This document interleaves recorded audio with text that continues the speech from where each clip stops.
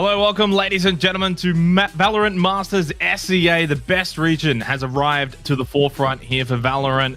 We're on the main page. We are excited to get cracked into some of the best Valorant the Southeast Asian region has to offer. I'm not going to be by myself. I'm the host, and of course, I've got an expert panel alongside me today, along with a couple of other casters as well off screen. Welcome, Vyminal. Welcome, Daks, to the broadcast. You guys are the experts.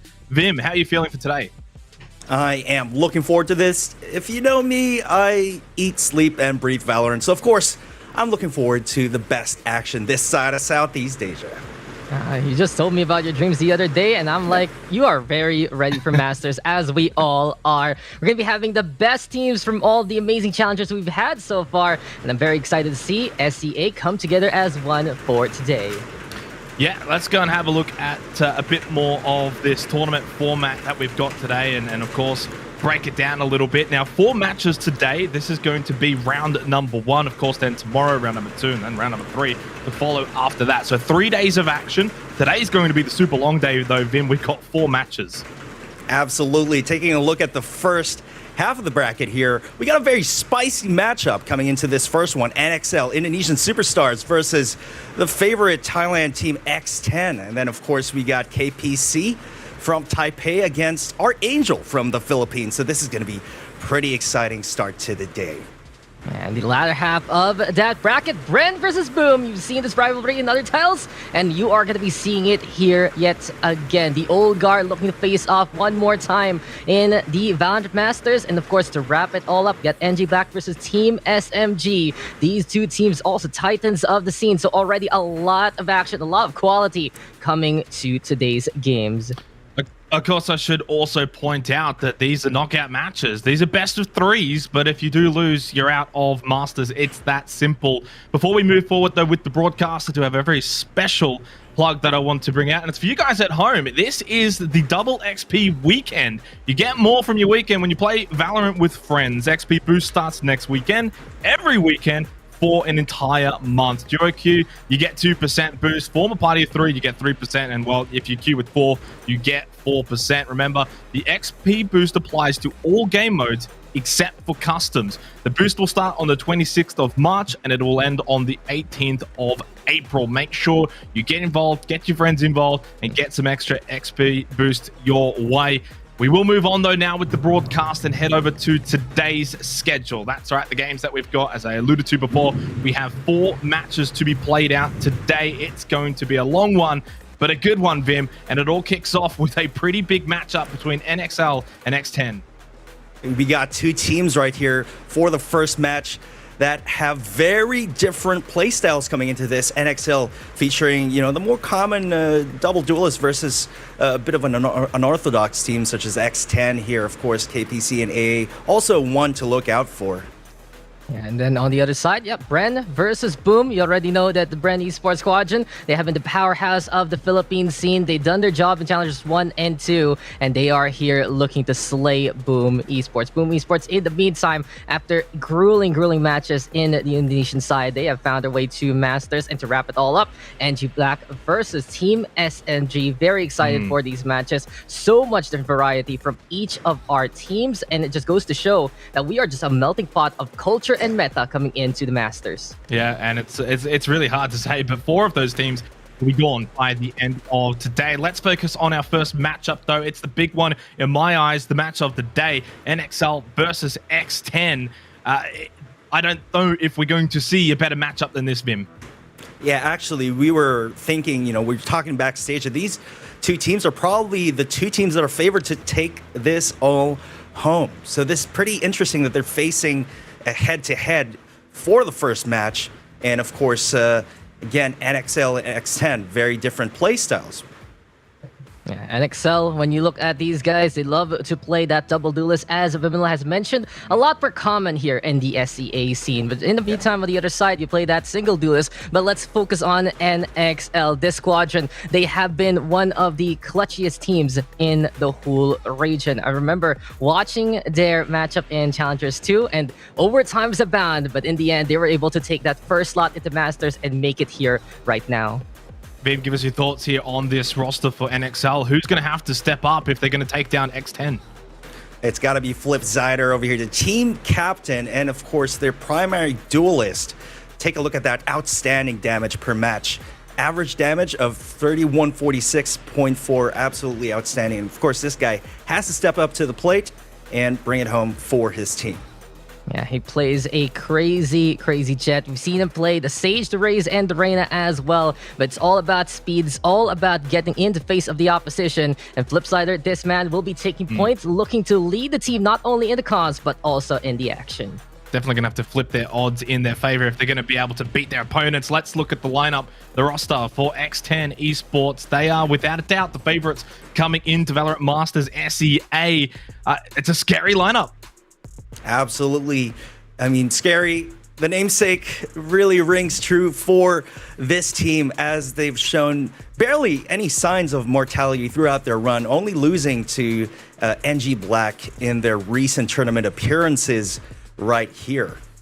Yeah, and when you look at this roster, besides Scary, of course, you got the Flash Master himself, Cruz, and of course, the Executor named Poo One Tap. These guys, they know how to really set up on the site. They know how to enable each other, and they're just so confident every single time they do battle and go for those takes. Speaking of battle, let's go and see what maps they're going to be battling on here in this best of 3. Of course, bans are out. We've got our map selections, and then there's the decider, as it is best of 3. So Icebox first up, followed by Bind, and if it does find a requirement, Ascent is there as the decider, Vim. Okay, taking a look at these map selections right here. No surprise that X10 will be taking Icebox here. They've been undefeated on this map with 100% win rate. This is absolutely incredible. You know, these guys are not afraid to go outside of the current norms, and you know, these guys are like round pegs and square holes. They're not afraid to dictate the current meta going into this one. Yeah, I too learned my shapes back in grade school, but on the other side, you see Bind there being picked up by NXL, and between NXL and playing that map, they love to vary their compositions. You see them try to play the Brimstone, you see them playing that Breach sometimes, Cypher, Killjoy, and it really is going to be interesting because they have so many different strats on Bind. I wonder what they'll bring out. Maybe even that Sage can be considered for this mapping. We've seen the maps, boys. What are the predictions now? Who's moving forward, and who are we saying goodbye to already? I'm going to go with a bold statement and go 2-0 for X10. NXL, very capable team, but I think that X10 is just on a different compared to pretty much most of the Southeast Asian region. Yeah, X10, they've been at the very top, and I have to agree with you. 2-0 might be the way to go, especially if you look at those maps. Icebox, undefeated. X10, very sure about that map. In the meantime, in Bind, they also have a completely set up strategy. They know how to line them up, go play that intel play, and it'll be interesting to see how NXL will answer back. NXL will have a good chance in that second map. It'll be interesting what they bring to the table, but that table might have already been reserved for X10 to move on. Yeah, I'm going to have to follow the same sentiment here. X10, for me, 2-0. Although there are 2 other guys we haven't introduced yet. They are going to be your casters for this matchup. Asurai, Ilustrado, take it away, boys.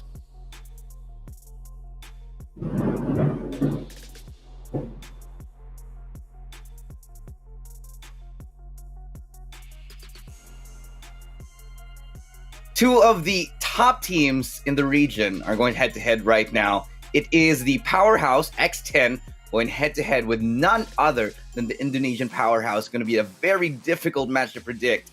And the 2 top teams of their countries are going to be heading off in the quarterfinals. This is a tough one to call, Asurai. We heard the panel predictions. I'm going to ask you first. What are your thoughts on this one? Honestly, I have to go with like what Vyminal said, where he thinks it's going to be a 2-0. I feel like X10 are a team that kind of got denied their shot to be the first one to represent the Thai region because it was, I believe, NG.Black that took it away from their hands. But they immediately swept it under by doing like a Groundhog Day thing where they fought everybody except for NG.Black coming into Challengers 3 and just swept the competition. I think with that, they kind of have prepared themselves mentally that they're going to have to step up a little bit, get out of their comfort zone, and perform like they never performed before. Now, looking at NXL, which is, again, like you said, right, the team that's going to be coming from Indonesia, they're probably the strongest team that came from that particular country. They're kind of like a team that's really strong, but not well rounded off, if that makes a little bit more sense. Because they have such explosive players, you know, with what the panel has said, but I think they fall off on some of the maps here, especially I think on maps such as Split and Icebox. That's why maybe we're seeing Icebox right here. I don't know what's going to be the kind of dynamic to that. And just to add another thing is that X10 also plays a really good Sentinel comp, especially revolving around a Cypher, which could really help out this first game coming into Icebox. Yeah, I think it's going to be tough, especially since we got Icebox to start with. I mean, X10 is absolutely phenomenal on this. It's going to be a tough one to call, but you know I'm all about those numbers. I'm going to put it out right there. I was actually leaning towards a 2-1, but after we saw Icebox go, to X10 in the first pick, I'm going to say X10's got this 2-0. What about you, Asurai? Yeah, like I said, I think X10 also has a really good chance of just being able to take away from this game. But you never could really know, because I think right now in Southeast Asia, the way that we kind of dictate the region's meta is how good the entry fraggers of each team is. Because that's always how you start off the matches, right? With amazing entry fraggers. And I think both of these teams have those in space, especially with NXL having Flipsider, and I believe for X10 with Fox, if I'm not mistaken. But in any case, it really has to depend on these guys, because I feel like Icebox is a map is very attacker-sided, because you're able to spread around the defense of your opponents. They can't really control the map depending on the composition they get, so it can lead to some really cheeky plays from the attacking team, whoever starts first. Yeah, it's going to be a tough one to call, but let's talk a little bit about the history of these teams right here. When it comes to X10, we know that they're an absolutely dominant team in the region. I'd say the equivalent of Bren back in the Philippines. True. However, there is a lot of background to these teams. They have gone head-to-head before. Now, one thing I do want to point out is if X10 does go through and they meet Bren in the semifinals, it's going to be sort of a rematch of the Sea Fire Championships, where they did meet last time, where Bren actually made an amazing run, going all the way to the grand finals, undefeated. Every single match was a 2-0, only dropping a loss in the grand final to X10, where X10 actually claimed that victory in a 3-2 final scoreline. So these teams definitely have some history with each other. But if I'm not mistaken, this is the first time really that we're going to be seeing the top team of Indonesia heading to the quarterfinal or any actual face-off up against the top team of Thailand. So this is going to be a real show of what the power levels are like between the two countries, because it has been it has been growing quite a lot over the past couple of weeks. We haven't really seen a lot of regional tournaments. This is really the first time in a while, ever since, I don't know, the C-Fire League, the E-Fire League, and maybe Valorant Pacific Open, but those were ways away. This is the first time that we're really going to see how good and how much these teams have grown in the past couple of weeks.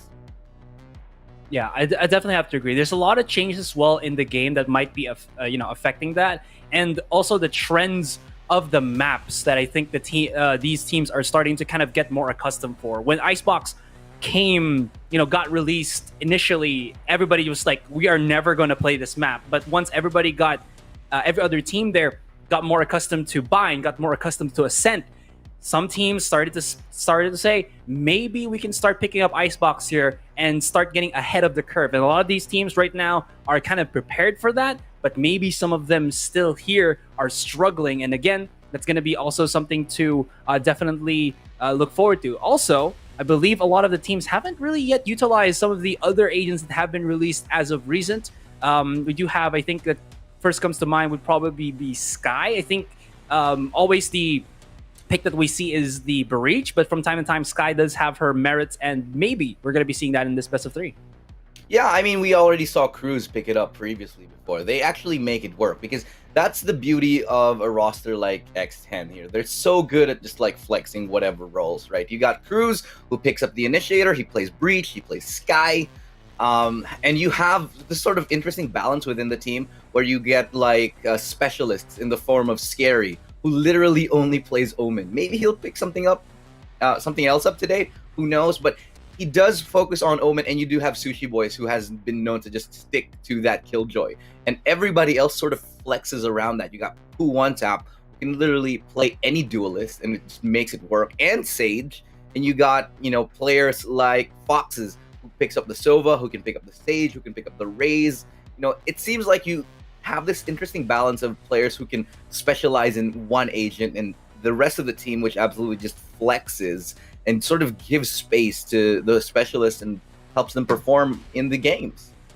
Yeah, but maybe that's also kind of like a thing where it could be the weakness of X10. They're very, very flexible, but they might be a jack of all trades, master of none.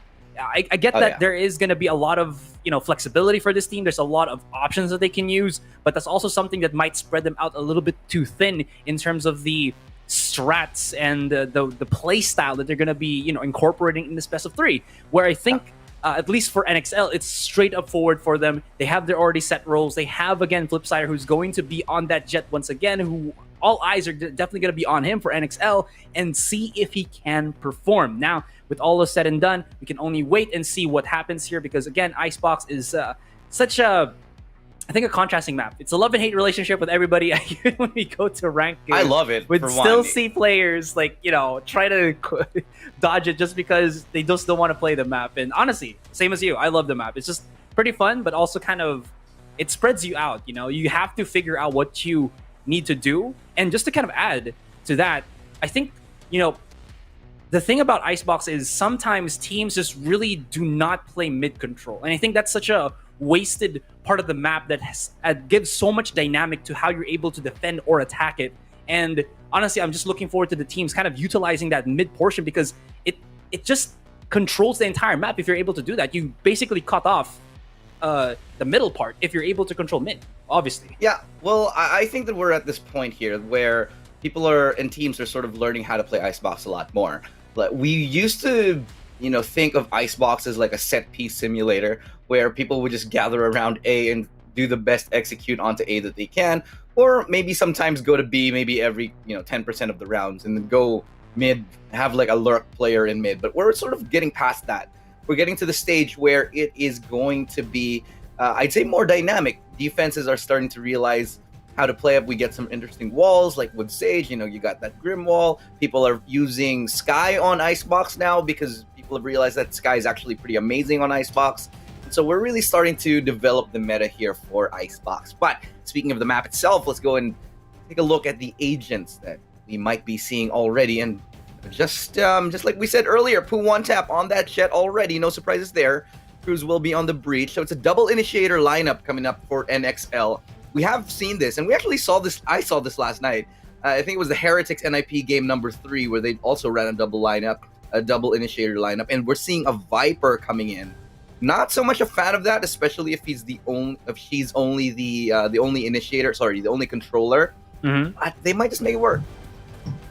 I mean, I do really like the Viper. You don't have to always use your toxic wall at the start of the rounds to set everything up. You can use it in the middle of the round so that it's not predicated it's not kind of predictable where you're gonna go, right? Because everybody can see on the minimap where the line of the Viper is, and you can just play around that if ever. Same with kind of like if you've played in any map against an Astra, if you see her stars, you play away from it. It's kind of the same thing where if you play against a Viper, you see her utility, you just play away from that. But we'll have to see. X10 is going to go once again for the Cypher, which I really, really do like, because this allows you to play away from the site compared to a Killjoy who has to be in the perimeter of her utility. Oh, yeah. The Cypher can just leave it and, have basically full coverage if the camera doesn't get destroyed. On Icebox, I'm going to agree with you. A Cypher, for me, is just infinitely better than a Killjoy here.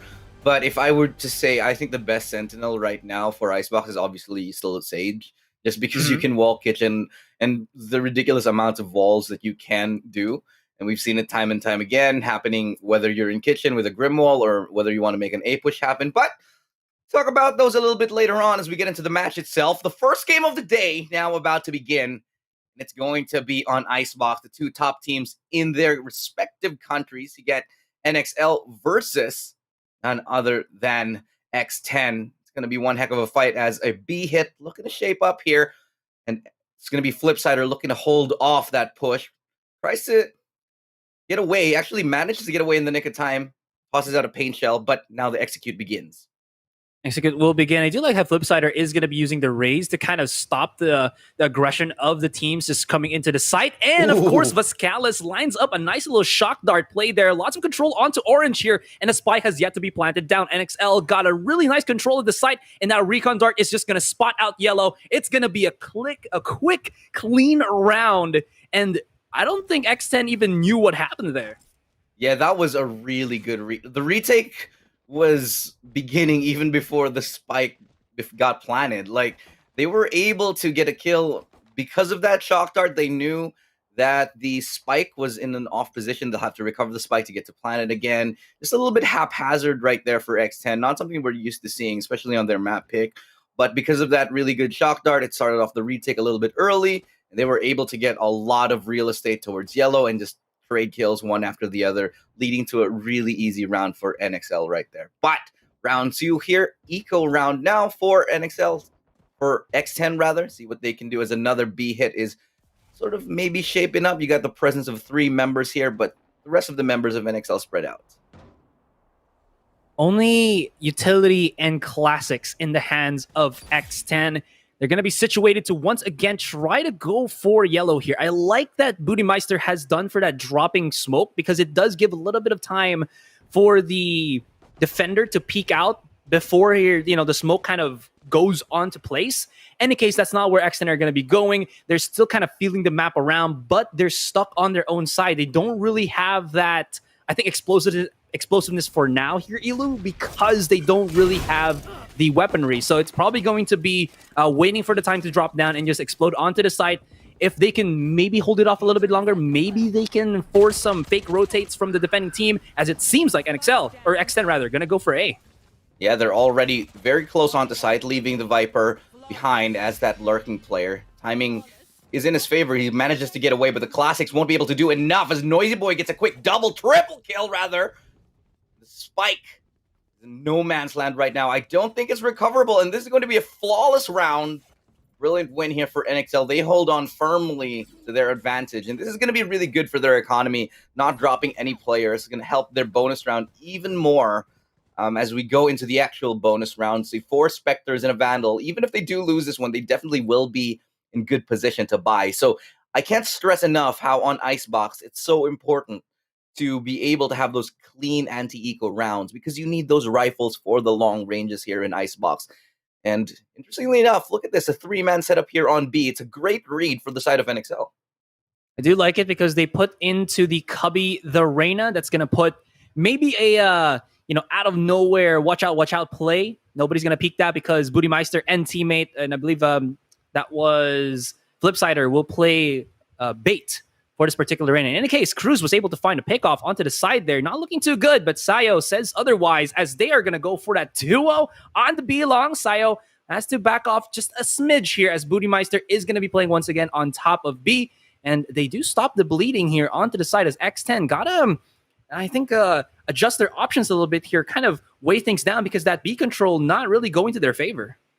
Yeah, it was a really early read right here for NXL. It's a good way to start the game, knowing that there has been actually just straight up feeling them out, figuring that there might be a lot of B presence early on. They pick up on that. Be a rotation towards A. They're leaving their jet over here. Poo one tap to do some work towards B. Not sure I'm so much a fan of this, especially when there's a Sentinel like Killjoy over onto the A side. You really need that duelist to be able to open those angles for you. But with 30 seconds left on the clock, they're just going to be walking straight into A, trying to make as little noise as possible. And the rotation call is now going to be coming in for Poo one tap. Going to be breaking that alarm bot as well. The spike's going down. Flash just for good measure. And that's going to be beginning the retake here. But do note, Cruz only on 16 HP. It's a 3v4. Not the easiest of sites to hold A site. I did like how they kind of approached the site here, but they used a lot of the utility already from Cruz just to kind of hold that thing off. And like you said, it is going to be on a lower HP metric here, so it's not really going to be up to Cruz. It's going to be to Poo one tap to at least clutch this out. It's going to be against Vascalis, who is only on the Spectre, but maybe, just maybe, picking up this Vandal will say otherwise. And that spike, was it? Oh no, it's not planted down for Poo one tap, so he has to rush right in, and I don't think he's going to have enough time here. It's going to be very close, and X10... Poo one tap with the clutchies. Wow, Poo one tap there had no business winning that clutch, but he still pulls it out in the end.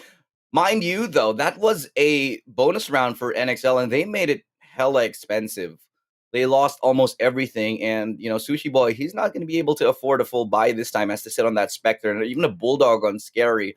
So that bonus round, definitely well worth it. It's going to be a tough round economically speaking for them, especially NXL. They have one Spectre, sure, but on a raise, I'll be happy to take that.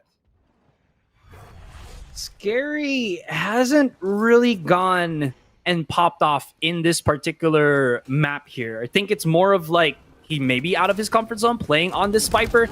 Also to that same regard, maybe has to be the one to just kind of defend and everything. I do like how they do have like this double smoke play where they use the Cypher cage as well as the wall just to make sure that they can get that spike planted down. But at what cost, as Noisy Boy was able to sneak the one off onto the probably the better agent to have for post-plant, which is the Sova. This is not looking too good, and the 4 versus 5 is going to be in the favor of NXL. Noisy Boy is going to be spearheading the charge here as Pooh one tap drops down from pipes. It's not going to look too great for him, but Seo, it's 2 kills. Scary though, where the hell did he just come from? He just gets 2 as well as a kill with his lineup on that Viper Snakebite.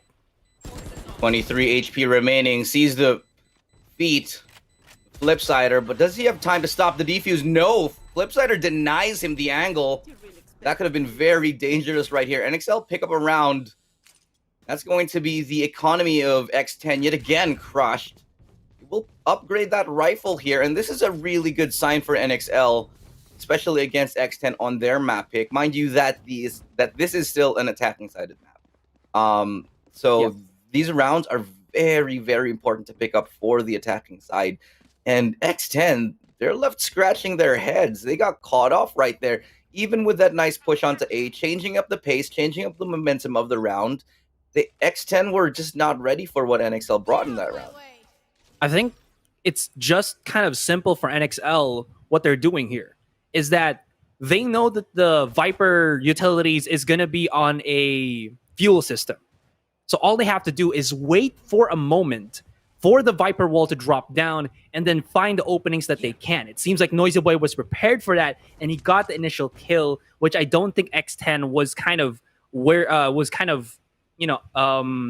waiting for. In any case, like you pointed out, right? I don't think X10 was prepared for that. And right now, they're going to have to try to make something happen with a lot less. They do have Flipsider, who is, or sorry, not Flipsider, but Pooh One Tap, who is going to be with his blades, and he does find 1 kill. So maybe, just maybe, this take on the A side with a different toxic wall could be the chance for them to get it back, even on a thrifty round like this. Yeah, but this is looking quite dangerous as Pooh One Taps find a second, almost finds a third right here. With only a pixel to work with, he manages to make it happen. He gets 2 kills, and that's 2 really big kills. 3v5 retake, but X10 virtually nothing in the form of weaponry right now. So Sayo, he's quite low on HP, but if he manages to get those kills, be able to... Oh, but there goes the Rolling Thunder coming up onto A. Gonna buy them a little bit of time. Pooh One Tap getting onto site right now, making the classic work. 3 kills for them, and this eco round just might go in their favor. Scary finishes it off, and that's X10 to close out the round. And what a great victory for them. They will save their economy and bolster it. Right now, they can afford everything they want and more. And the other side, NXL, they're picking up scraps right now. They have nothing. You know, it's hard being a caster because you feel like a fool where you kind of feel like you're able to understand the one round, and then the next round, it just goes to the wayside. X10 figuring out that even though, Noisy Boy is the one to kind of always figure out how to play the site, he's the only one playing on the site. So if they can get the kill on him with a fast enough fragger like what Pooh One Tap did, he opens up the entirety of the site. And what's good about that, though, is even though there was the retake that was coming from NXL, the big flank from Scary coming into screens could have at least proven fatal for those who got hit by the Rolling Thunder that came out from Cruz. And now we're seeing X10 kind of start creating these avenues for them. And like you said here, NXL going to be picking up some scraps as they don't really have the weaponry. But Flipsider with the Marshall could prove a little bit of a thorn in the side of X10 here if they go in the open and push in onto B. Still lethal. I mean, at any range, if it is a headshot, it is a kill. So the Marshall, not a bad option, but going to be leaving him a little bit worse for wear in terms of the economy. But let's take a quick look and see what they're going to do, as it's going to be a 5-man push towards B. not really a lot of resistance on the other side. They do have someone coming into flank, and that's going to be their Omen. It's going to be an interesting push, especially if he can get over those traps. But no, decides to fall back, abandons the idea of a flank right now. But Sayo getting up close and personal, takes down Poo One Tap. No trade available as he picks up a Vandal, ready for the upgrade. Sayo still on the warpath right here as he gets 2. Now it's a 3v3. He loses that duel against Scary, who finds 2 quick kills. Now it's going to be a 3v2 retake. Only Vandal and a Marshall for this retake do not favor their odds, especially after that kill. But Voscalis might have something to say about that. No, it's Cruz to end the round. It's going to end up in a 3-3 scoreline right here. Very, very good round for NXL.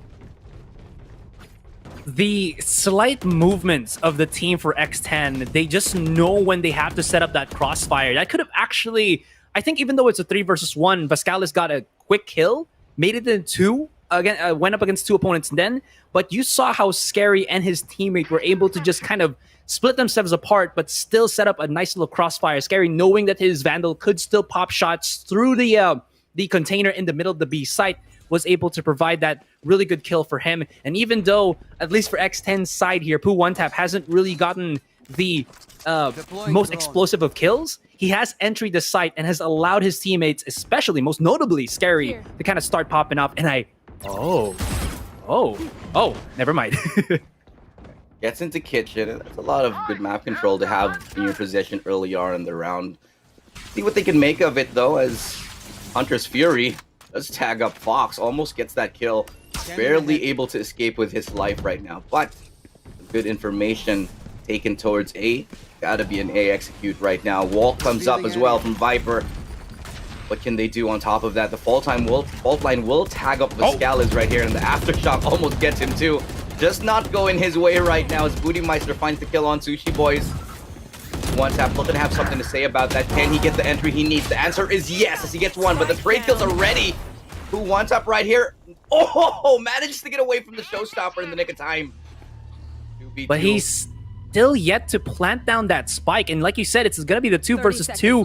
KJ, Noisy Boy, has already activated his lockdown of his, and it's going to be very, very scary. But Poo One Tap is hungry for the kills here. He's not going to be able to get that one. And where in God's name is Scary? He had to wait for the lockdown to dissipate before he charges right in. But with 15 seconds left on that timer, he has to charge, get the spike down, and even try to deal against 2 opponents. If he can get the one on the Killjoy, that would be great. Maybe the 180 onto the other, but it's not going to work out. NXL come out of that unscathed, but still winning the round. The really great defensive hold for NXL. They're just showing us they're quite formidable on defense. They seem to be ready for almost everything that X10 is throwing their way. The only round that I'd say completely caught them off guard was when Poo One Tap just went on a rampage and took down 2 players and won them an eco round. But still, X10 unable to find the momentum after that win. So we'll have to see whether they can change up the pace right here, because for now, it looks like NXL has a great read on what X10 is doing. Looks like they've done their homework. Flipsider nearly getting a kill, nearly getting caught off himself though, but is able to fall back to safety and rejoin with the rest of his team. Oh, lots of pings on Nest there. Not going to find anybody. And as they make sure that no one is going to be on off angle, Fox immediately uses his Sova drone. And this is why Sova is such an important, I think, agent in Icebox. Because Icebox is such a big map that Sova drone is kind of like a, well, not kind of, but is a free ability to just scout out the entire site. In any case, there it is, the Toxic Coliseum. That's how I like to go about it. It's very, very painful because look at at the HP of Sayo. If he doesn't get a kill here, it's going to be brutal because it's going to be one bullet to take him down. And one after the other, NXL crumble. What can they do? The Toxic Coliseum is already here and they have to push through it. Scary though, he's not going to be able to spot out this one from right behind him as he was picking on top of him. And now a chance, a hope and a dream. If Bootymeister can get the 1 tap with his Vandal, maybe he can just clutch this. He is pushing through here. He's about to spot out one to the left, maybe to the right. It's not going to work out in the end. And X10 once again come out. But it's been a back and forth and no round has been flawless from both of the teams. Yeah, it's definitely a brawl here. Both teams just really going at it, basically slamming each other's faces into the walls round after round. Bootymeister with a great triple kill to find in that round, but still denied at the very end by that crossfire. really quite well done. And like you said, having that Sova on a post-plant situation is just so invaluable. The moment that recon dart comes up, Bootymeister gives away his position and the double peek comes in. Teamwork starting to really shine through here for X10 for the first time, truly. Well, maybe second time. We're starting to see NXL on that weaker buy, on this eco round. See what they can do with it, however, as the Buckies and the Sheriffs now come up. Now, never forget, I mean, do not underestimate the power of a Bucky, especially on Icebox. There's so many corners that you can just get into, so many nooks and crannies that you can just find to get those multi-kills. I do have another call for the Bucky, you know. It's the basic Bucky bro, you know, because you're a bro when you use the Bucky. Right. So you're a Bucky Chad. Yeah. Yeah, no, I'm for only that. Chads use the Bucky, and I feel like at least at one point in our lives, we've been a bro or a Chad, you know what I mean? I mean, whenever you pick up the Bucky, you just get 20 times more manly points. That's just how it works. Yeah.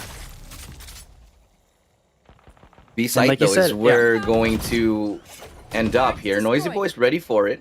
The L drone coming in to scout his position out, making sure that the angles are cleared up, but it's going to be a full rotation, nearly full rotation, 4 members gearing towards B now for NXL. Going to be a good read here, as the orb will be picked up as well by Poo One Tap. That's going to give him access to that ulti really soon. Already has it. Blade Storm now coming up here as they make a full rotation towards A. So it's just a little bit of a fake, just a little bit of map presence. Sushi Boys will retain control over A to make sure that they do have a safe transition towards it. It's actually a really good read right now. Only Bootymeister up on pipes. These footsteps are going to be heard pretty soon by Bootymeister, and the rotation should be merited by the rest of NXL. You can already see it. He only has a Bucky in tow, so he has to back away, drop down to the ground part of the site, and hope to God that he can be able to pop off a shot. He sees one to the side. He does some damage with the Bucky, but in the end, he's going to get tapped and not really get that nice little takedown. Only to the 2 members. Noisy Boy. No, never mind. Sayo. He does have a Sheriff, but yeah, Sheriff can only do so much if there's like 5 people just shooting at you. Yeah, not really much you can do right there. I mean, no Sheriff magic in this round, but a little bit later on.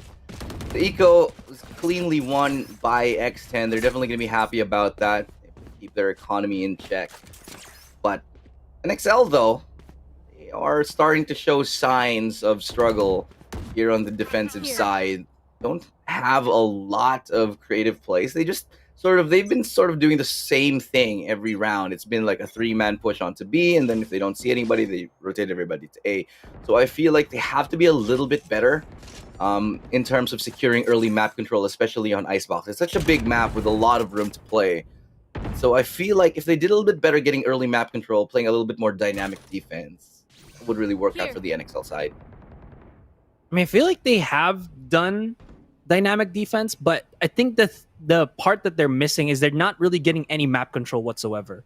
That's what I think is allowing X10 here to kind of dictate, like you said, right, the rotations from NXL while they're on the defending side. And maybe aside from that, NXL just a better attack-sider team. In any case, they're going to try to take the site here, and Sushi Boy was able to just creep his way there onto Maze there, and he's going to get a nice little bit of information as Neural Theft comes out. Ooh, 1 tap right there from Noisy Boy. You heard that from across the map. Takes down Cruz. Spike making its way towards A. And definitely going to be an A plant. Recon Dart going to be destroyed, but so will Vascalis. Go down right there. Boo 1 tap swinging from the side. He finds a 3rd kill. Securing the round for NXL. Keeping us in a 6-4 at the end of it. It's starting to look a little bit dicey here for NXL. They are unable to string the round together now because X10, they're looking like they're warming up. Like I said, a little bit of playing too far back onto the site, not getting the information that you need. Yes, there was a point. Okay, hang on. You are checking the replay here real quick. But I mean, this was a very straightforward play. I like how Poo One Tap was just under rafters. You always have to check that left side. It's just very, very deadly.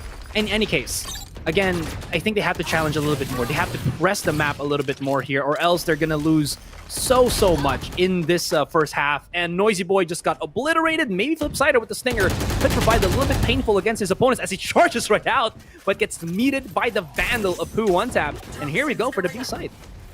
Yeah, getting caught off in that close angle is basically a death sentence. I mean, unless you're like a Jet who can dash out, or maybe a Llerena who can dismiss out if you get a kill, it's just, playing that close angle is a death sentence if you can't get anything. But the Scalus, for those one taps, not going to be able to find anything at all. As it's another clean round here for X10, and these guys, they're starting to look dangerous. Even when they're B-head with their A presence. You know, the last round, the round before this, they just sort of walked into A and found those kills. Just goes to show that they're really in the headspace of NXL right now, just knowing how to play that offense. Whether it's just a straight-up contact play into A or just a full execute, they're getting those rounds. They're making sure to keep X10 on their toes, and sorry, NXL on their toes. And they sort of just figured out how to make them dance. I would like to point out that the way that X10 are able to do this is that they're not really flashing to force out agents out of corners. They're flashing so that agents won't re-peek these corners and that they can take away the utility that the Sentinel for NXL, which is only Noisy Boy on this KJ, is. Because you saw it. Cruz would always flash as the breach onto the site just so that his teammates can destroy the alarm bots, the nano swarms, and then they have free control of the site, because I feel like X10 just has a nice little cohesion when they push in. They always check out their corners first, and when there's no utility that can really stop them, they're basically, well, unstoppable. Yeah, and that's the beauty of the double initiator lineup. You have all that utility to just get onto site and clear those angles with the recon dart, with the flashes. And you have even more intel with the Cypher. There's like double intel plus the breach to help you clear out those angles. It's just so much map control that they're garnering for free. Speaking of getting control and garnering for free some kills here, the B site, no one is going to be there because they were afraid of the Rolling Thunder, but Poo One Tap dives deep into the B site. Spike will still get planted down, but they executed or expended a lot of your utilities, their ultimates as well already. Too quick, too close. But the Sushi Boys and Cruz doing some damage, but Flipsider has found himself in the back of enemy line. And look at that, he almost takes down so many of them. But where did that just happen? We need to see that POV from Cruz, because he just held against everybody as Flipsider came in to almost take out the rest of the X10 squad.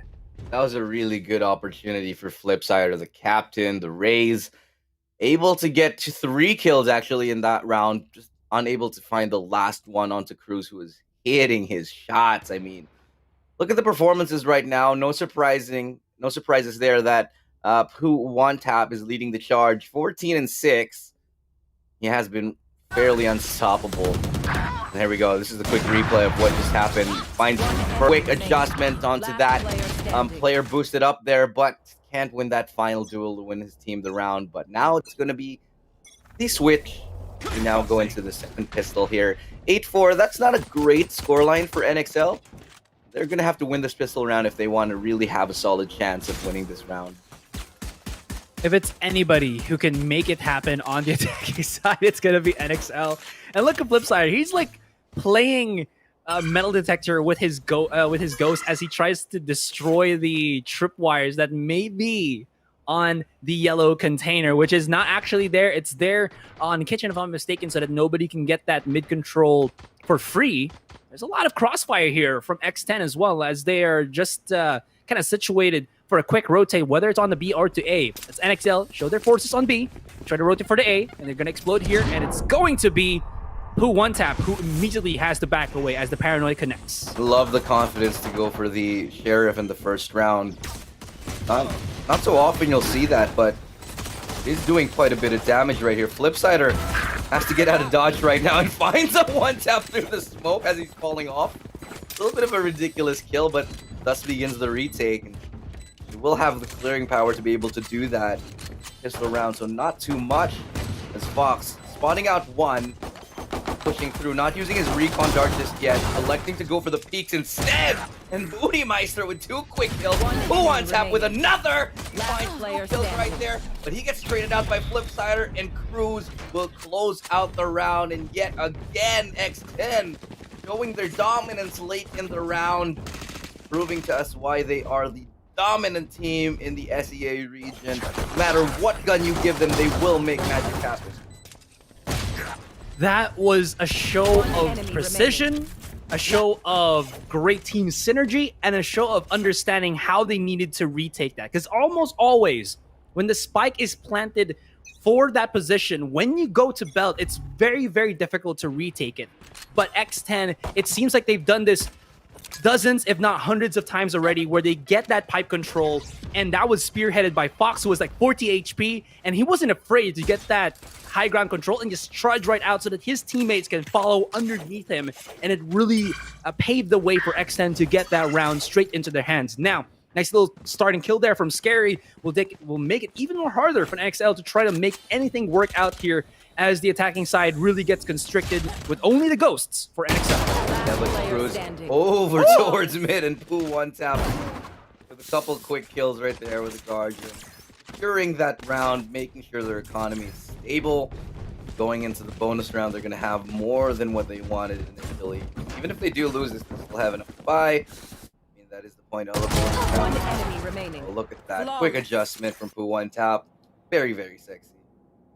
I feel like you should have to, maybe Riot will try to rename the Guardian, because I feel like it's not something to guard you anymore. You know, I feel like it's called the Oppressor because of how the changes have gone. It's very, very cheap. It's high wall penetration. There's a lot of aggression that can be done with this particular gun if you use it correctly, and it seems like Pooh one tap and Scary are just doing that. Yeah, like, oh my god, like you said, Pooh one tap with a Guardian on a warpath. This is a full buy, mind you. A full buy for NXL, and they just got demolished by that quick hit onto B. But Sushi Boy's ready for it as well. And man, X10, I'm just gonna say it looks better right now. There are pros and cons when you either go for KJ and Cypher, and you're seeing a lot of the pros come out here for Sushi Boy. They can only destroy his tripwire, and tripwire doesn't give that sound far away like the Killjoy does. You have to be very close to it, and sometimes you can't even spot it, and you get still tripped by it. And of course, Cypher, I know, right? Anyways, just to finish off what I'm saying, Daggers, man, is it's really difficult. It allows the Cypher to just play like God in one of the sites as a defender if you're not able to figure out how to go around his utility. It's very, very difficult. I agree. I mean, showing right now that X10 have it all figured out right here for Icebox. NXL right now, they don't know what to do up against a team like X10 here. Upgrading his weapon, Sayo, up close and personal, will be able to get that kill, and this is looking great for NXL right here. The quick hit onto A, the spike going down. It's all falling into place right here. Flipsider landing his 3rd kill. This should be another round on the board for NXL. Gary will get tagged up. No chance for a kill, and it's a flawless round. NXL bite back. Well, talking about how it seems a little bit too grim for NXL, but a quick flick on that trigger just to go straight up into a site. No more trying to figure stuff out and just brute forcing their way in works. And I think this is where NXL really do shine. They do have that double duelist composition, and if they can just traverse the landmines of utility that's being dropped by Sushi Boy and Scary around this particular map, maybe they can utilize Sayo and Flipside. Because you saw, they knew what they had to do, even with the few amount of moments that they had to think about when they were taking the A site. So maybe NXL can go back to their roots and just try to brute force their way in. Although, the kind of difficult thing about that, though, is X10 as a team, they're very, very decisive, and they can adjust on the fly. If they lost that one round, they'll figure it out and start to understand what they need to do on the second round. But they found success on A, and they're not shy enough to stop that progress. They're going to go and get it again. Sushi Boy's looking to stop that progress. One enemy remaining. Quick kills, and the only one member of NXL here. Gal is, what can you do? You find one, Good headshot in a 1v2, but Cruz will not get that opportunity. Match point right here for X10. They're looking Match point. unstoppable on their map pick. That is filthy sick. Poo One Tap is at 20 kills already as a Jet. Now, I don't want to take away from how good Poo One Tap is playing here, but he doesn't usually do this like amount of pop-off because his teammates are always there to kind of just, you know, play average on terms of the kills, just spread out the kills along this entire X10 roster. But Poo One Tap has done a fantastic job at just being very aggressive during their attacking phase, and now on the defending, he's just able to lock down the site and crossfire, and now Flipside takes some very substantial damage without a healer. 70 HP is, Yikes. well, never mind, 2 HP is where he has to play with. Yeah, hasn't even seen anyone, and he's brought down to 2 HP.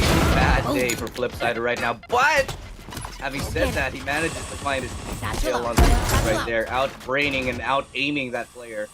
Now, heading towards A, though, is going to be the call. Lurking towards Kitchen. Still Flipside are looking for an opportunity. But Sayo has crept onto site. Boys almost got caught looking the wrong way, but they know where he is right now. Manages to hold on for a second longer until he's taken down. And Flipside on 2 HP is making it happen. He's gotten 2 kills already on that floor. Now it's a 2v5 retake, which is, I'd say, nigh impossible. Well, let's make it into a expensive round. All right. Okay. I'll take I mean, it. you don't even have to hit headshot him, right? He's at 2 HP, but it's fine. We'll take it. Style point. Box, can you actually Player standing. pop a shot there? No, it's the floor is too thick. Yeah. I mean, Poo One Tap, though, with that op, he's going to hold on to that. Definitely going to save it, but it has to be said, Poo One Tap is actually a crazy guy. He's just insane. Like, the way that he entries every single round, the way he's able to buy space for his team, he just does so much, and they're not going to peek this. They know that Poo One Tap could be on the other end of it. He's not going to give up anymore. Nice. He's also using the Twitch Elder exclusive Flame. spray. Yeah. Oh, sorry. I was about to say the spray. Spray, okay. Yeah, I would never say nice to the Elder Flame just because I hate it. I mean, I have the glitch pop already, man. So I kind of see your merit there. At first, when I bought the Elder Flame skin collection, I was like, yeah, this looks pretty good. And then the other ones came out. The arrow operator, and then the glitch pop operator. Yeah, like, and then you never get mind. buyer's remorse because something cooler came out. Yeah, I know. Oh, you can... Yes. Oh, dude, that is just nuts. Poo One Tap running out towards mid with the Blade Storm. Doesn't even give a crap if he has an op or not. He uses the blades anyway to secure that early kill. And X10 Scary gonna find another kill towards yellow here. And secure the site firmly. The desperation Hail Mary towards A is the call here, but Sushi Boy's absolutely primed One and ready enemy to get that remaining. kill. Has the ulti as Spike well, knows where down Noisy A. Boy is, and it's a 1v5 for his life. Pascalis, Flawless. I know it. No way. Defenders win. The timing, the nuances on the site. I like how Sushi Boy was just hiding on top of the site right there to the left on screens and just baited his own utility. When the Llerena came in and popped the shot, he was like, I can expect it. Peeks out, gets the headshot, and then everybody else from NXL just came crumbling down. Now that was I would say a shaky start for X10, but once the rounds kind of progressed a little bit further, you saw them adjust a little bit more, and when they swapped sides, that's when it kind of went to the wayside for NXL. They could not get any more rounds other than 6, and that was just GG for game 1. You know, X10 showing why it was their map pick, brought so much to the table, and it has to be said, Poo One Tap, my God, what an absolute beast. He just played out of his mind in that game, just showing us what is to come in the upcoming games. It's 1-0 right now for X10, taking the first blow against their Indonesian counterparts, and it looks like the pain train's not stopping for them anytime soon. But what is stopping right now is us, because we got to take a short break. My name is Ilustrado. This is Asurai. We're your casters. But we're going to be taking a short break, and when we return, it's going to be game number 2.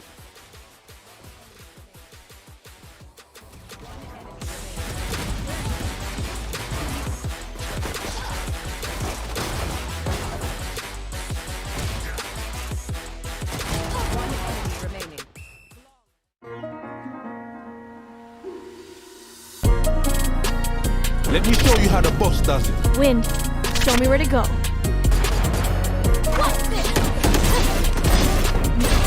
One enemy remaining.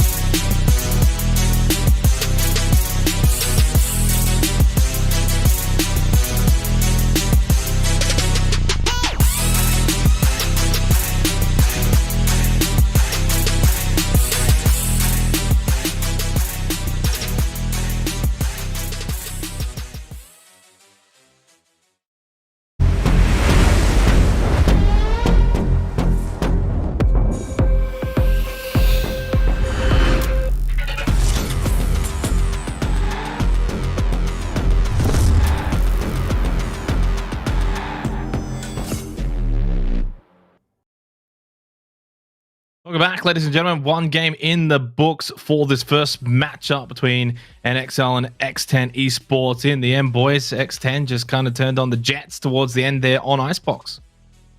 Absolutely. It was just a masterclass coming in from X10. Pool one tap showing that as a lone duelist, you can fulfill your duties as a duelist for the team, creating a lot of space for your team and keeping that aggression in check. That was just such a show. Yeah, exactly. Classic X10. They found their footing. They went off to a pretty slow start, in all honesty, but as soon as they started getting those wins, they got more and more of that confidence. Poo one tap on that lone duelist, as you mentioned, taking point, taking names, taking clutches, and from that point on, they were able to feed off each other. We just saw everyone and anyone on the X10 squadron find ways to get those kills. You get Cruz able to play the clutch, Scaries even able to find kills here and there, setting up all that poison and more. And we can really see from X10, it's all about dominating in every single round. They find ways to get into the site, ways to go for the push, and you can see them punish the opposition because of their movement.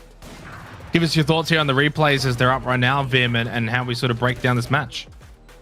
I mean, taking a look at this quick replay right here, it's just, you know, trade frags, of course, you can expect them to be lightning fast at this level of Valorant, but again, it's just X10 with more surgical precision in the end. And NXL, they put up a good fight. It really was just NXL at the start, and then it became blow for blow, pound for pound, really fist fight there. But suddenly, X10, they turned it up into the latter half, especially into their defense. There's a Cypher being set up there on A side, able to just catch anyone there. But then again, at least NXL, they would decide to actually push on in and get kills like that. Flipsider, remember that part where it was that last round, right, of the first half. He just went in, tried to go for the flank, tried to go for the clutch, but then you saw Cruz turn around, get that takedown. MVP performance though from Flipsider. Really good stuff from the Rays, but Pooh one tap, he's on that duelist for good reason. You can see him really getting those kills for the team. I think it was you who mentioned him at the start, Vim, as well. Pooh one tap. I mean, the stats don't lie. He was a menace.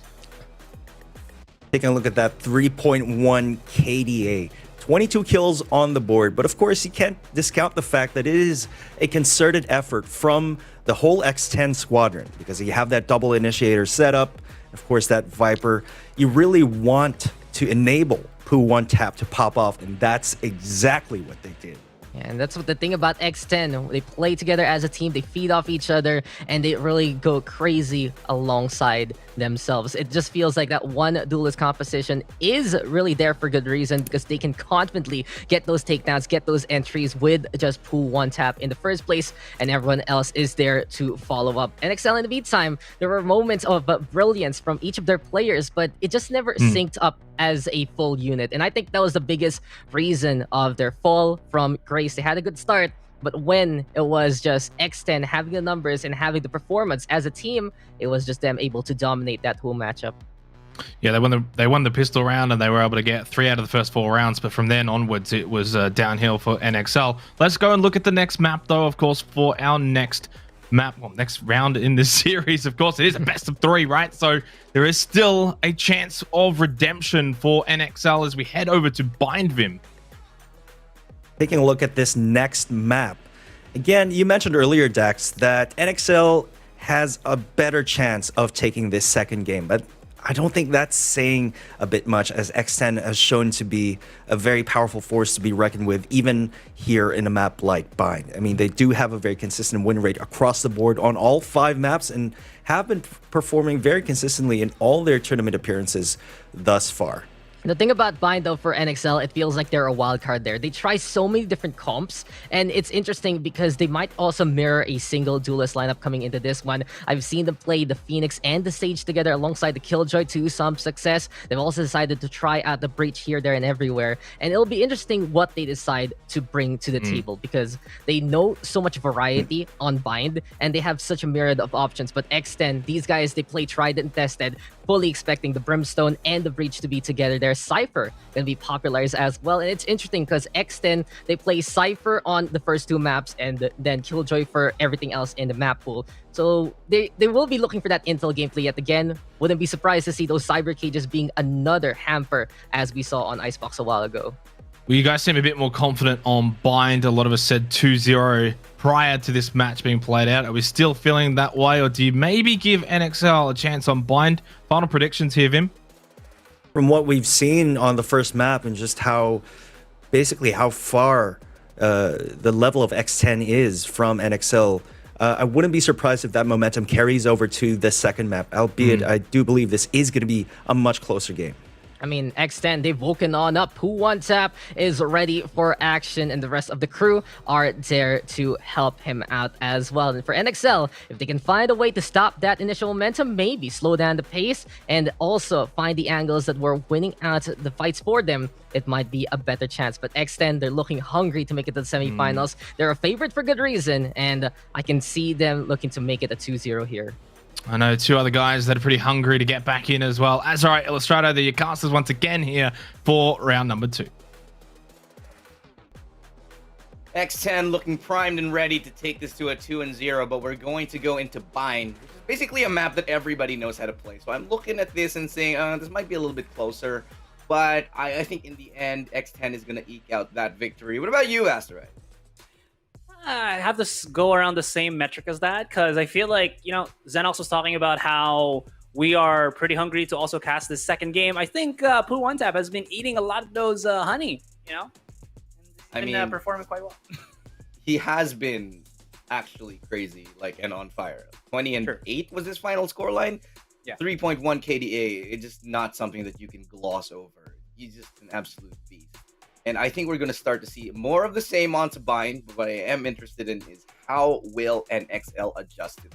They need to find a way to shut down one tap. They need to find a way to play around him, because for now it's just like they don't have any answers. And going into Bind, sure, it might be a little bit better, a little bit easier to contain a duelist like him because of the structure, because of the nature of the map. It's a little bit more close. Crossfires are a little bit easier to set up, unlike Icebox, where it's like aim duels all around and it's like wide open angles. So I feel like this is definitely going to be closer. So if I'm going to make a prediction, I'd say around 13-8 for you can write this down, Twitch. About 13-8 for X10, I think. I probably would go along those lines, but even though I did say that I believe that X10 will be able to take this 2-0, I feel like Bind, like you said, as a map is pretty much known, or not pretty much, but very known through all the teams that are competing here. So I feel like there is a legitimate shot, probably even a 50-50 here, that NXL can get back, because we did see some of the rounds that NXL did win. The Flipsider as well as Sayo were just popping off, especially as a duo duelist. Could translate that going into the Bind map. There is already some hot hands that are, being shown by the X10 team, not only from Poo One Tap, but also from their Cypher as well. And Scary, who was playing the Viper, if I'm not mistaken. But I believe that NXL still have a legitimate shot at this, and if they can at least get this to a Game 3, I think Game 3 is also going to be a 50-50. But all depends, because there is that X10 cohesion, that X10 lockdown that we see in the maps when they get on that defending side, because more so than not, Ilu, it's Sushi Boys who just locks it down with his Cypher. Yeah, that Sushi Boys locking down A site in a pleasure to see. Something we saw earlier on, but see if they can manage to pick up the pieces yet again. Pardon us while the names on the very top are swapped for now, because NXL is actually on the right side and NXL is on the left.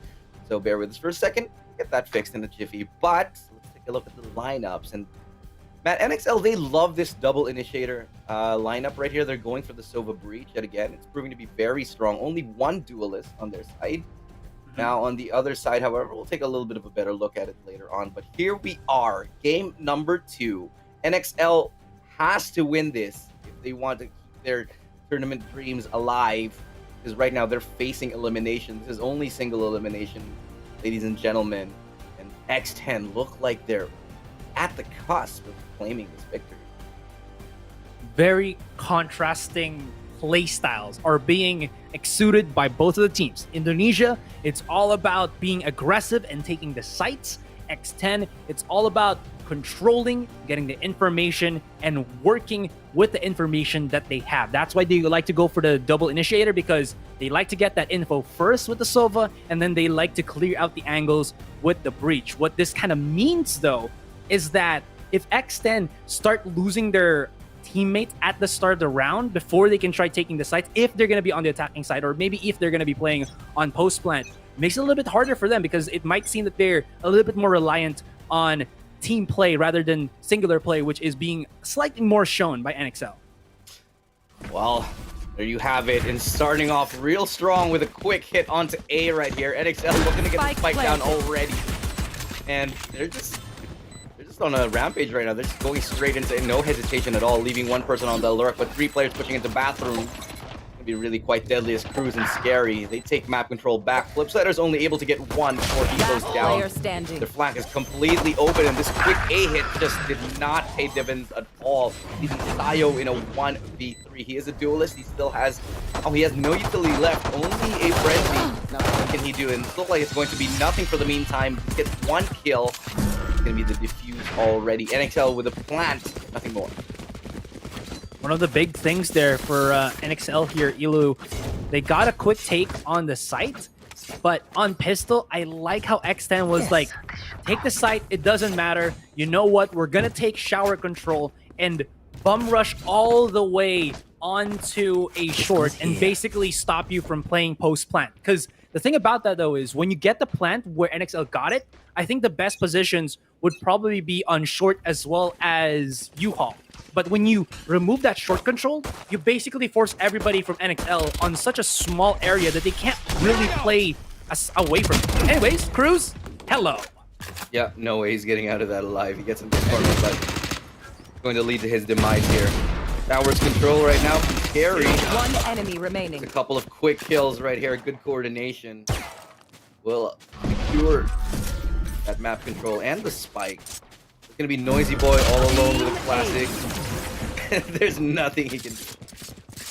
That's not even a 50-50. If you try to go to the teleporter, it's like 5 looks, right? Oh, maybe 4? Or wait, how many is that? Let's say like 8. Because like it's forward, back, left, right, and then front forward, front left, or front right, then, you know, it's too many angles. This is the whole array of angles you have to check. Going into the teleport death sentence, basically. So was that aftershock and spray down from a bit of a nice pick-me-up kill. One enemy remaining.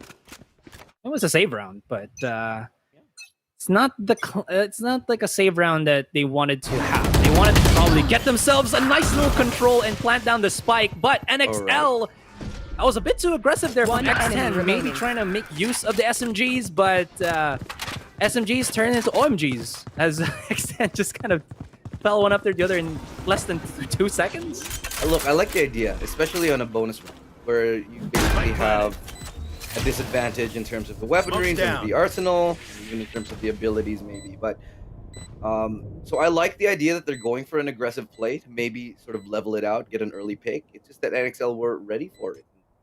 This is going to shape up to be their first round on the board. So good work for NXL for now, but they need to keep this clean. They shouldn't lose too many players to Fox right here, because it will damage their economy going into the later stages. Ooh, Fox gets spotted out here, and he has to try to run away. Maybe he can at least hit some body shots, because yes, you don't get the kills, but if you can connect like a body shot, that's what, 50 damage, I think, with the sheriff. So that's still your opponent having to expend 1,000 creds just to refresh their shields. So that's something to point out for those who might be wanting to at least make a little bit of dent on the economy of your opponent. If you don't get the kills, just hit the armor, or the shield rather. Make it a little bit more expensive by them rebuying that. Yeah, it's still 1,000 credits at the end of the day, and that stacks up. I mean, credit score is important, guys. You got to build up that credit score. If you want to save up for the housing loan, maybe. But who one tap getting aggressive in showers with a 4th round off this early on. Really good way to open up the match here and keeping them on their toes for another pick towards mid. Not going to be anyone peeking him anytime soon, though. That just makes it so much more difficult for NXL, because the only way you can really stop an Opper, which I think is kind of like the main issues, right, that will always show when you're up against a sniper player, is that you need to either flash or expend some smoke so that the Opera cannot see you. And even then, Jet can just like updrap over and get like a nice little high angle just to spot you out. In any case, losing their flasher as well as their only duelist is gonna hurt the case here of the rest of NXL as they're gonna try to take the B site, but can. Yeah, tripwire cage, hello. One enemy remaining. Full B hit towards B long, and the lack of presence elsewhere bites him in the back, giving X10 complete control over that round. Didn't have control over hookah, no more angles to peek aside from that one, and I think that push was a little bit ill-advised from NXL, considering they didn't really get that much map control, nor did they get any information beforehand. So I feel like walking into a site like that without any pickoffs, without weakening the defense first, definitely gonna bite you in the back, and it shows. Probably NXL here.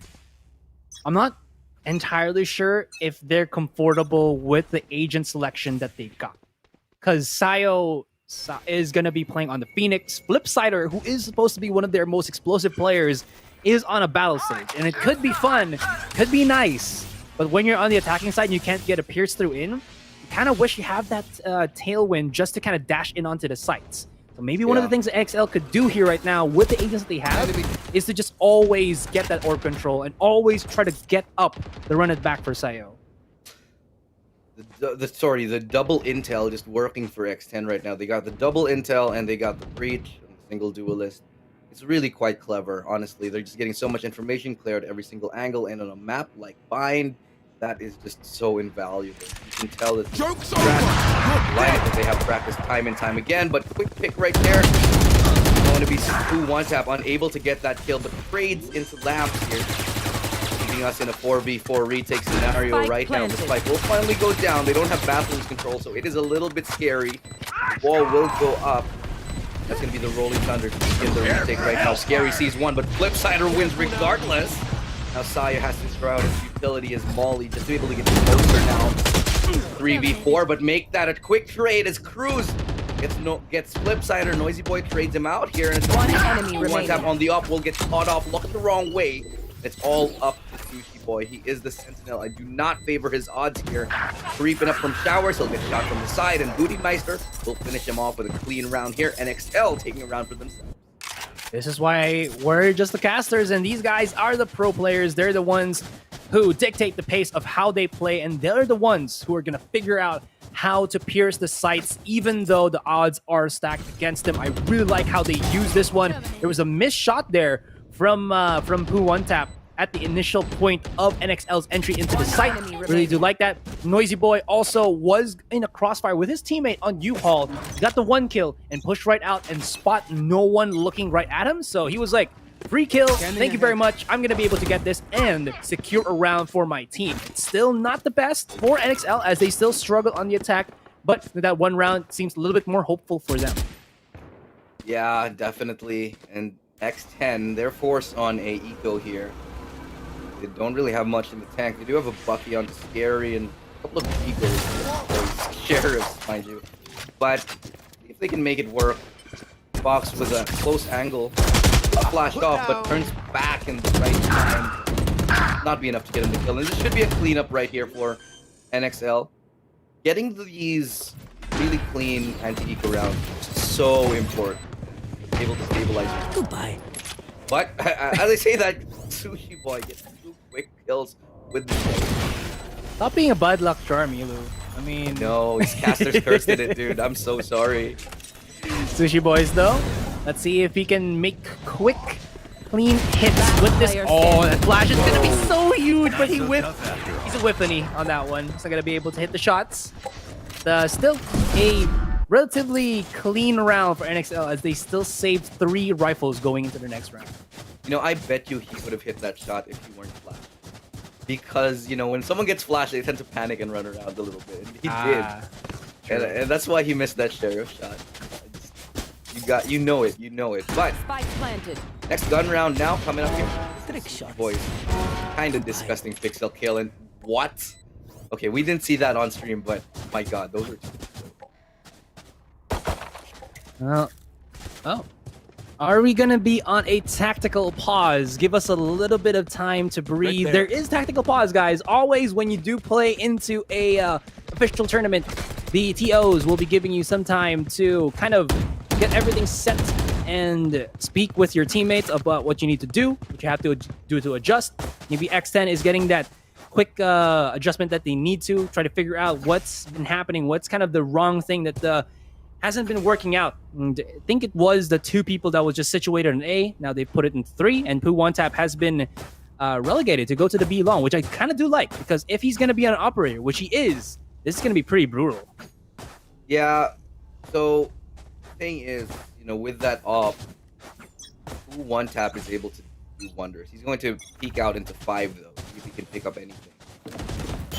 He does get spotted out. Yep, he gets 1. Tailwind out. That's going to be a quick res in the information given as well. So it works out still in the end for NXL. Of course, back the Opera, but they force the res in return. Now, gets spotted out. Sushi Boy does get spotted out. That's going to be the Hunter's Fury deployed. Sushi Boy gets 1, but traded out real quick. Pooh One Tap unable to do anything, and Noisy Boy is making it happen. 3 kills for him. That's going to be the sight relinquished side of X10 right here. Tayo, though, is really low on HP. 14 to be exact, and that's the lockdown going to be deployed. It's going to be a tough retake, but an even tougher hold here for NXL. Can they make it work? No, Noisy Boy gets caught reloading. Again, what is it, 13 seconds for the lockdown to activate. You don't have to be afraid as retakers when it's so near its duration. In any case, Sayo was almost gonna whiff the spray control on the recoil control on that Phantom, and OMG, that could have been a lost round. But Mistakes but were Cruz abound. whiffed harder. Yeah, true. But Cruz whiffed harder. That was not the. Well, that wasn't the shot in the goal.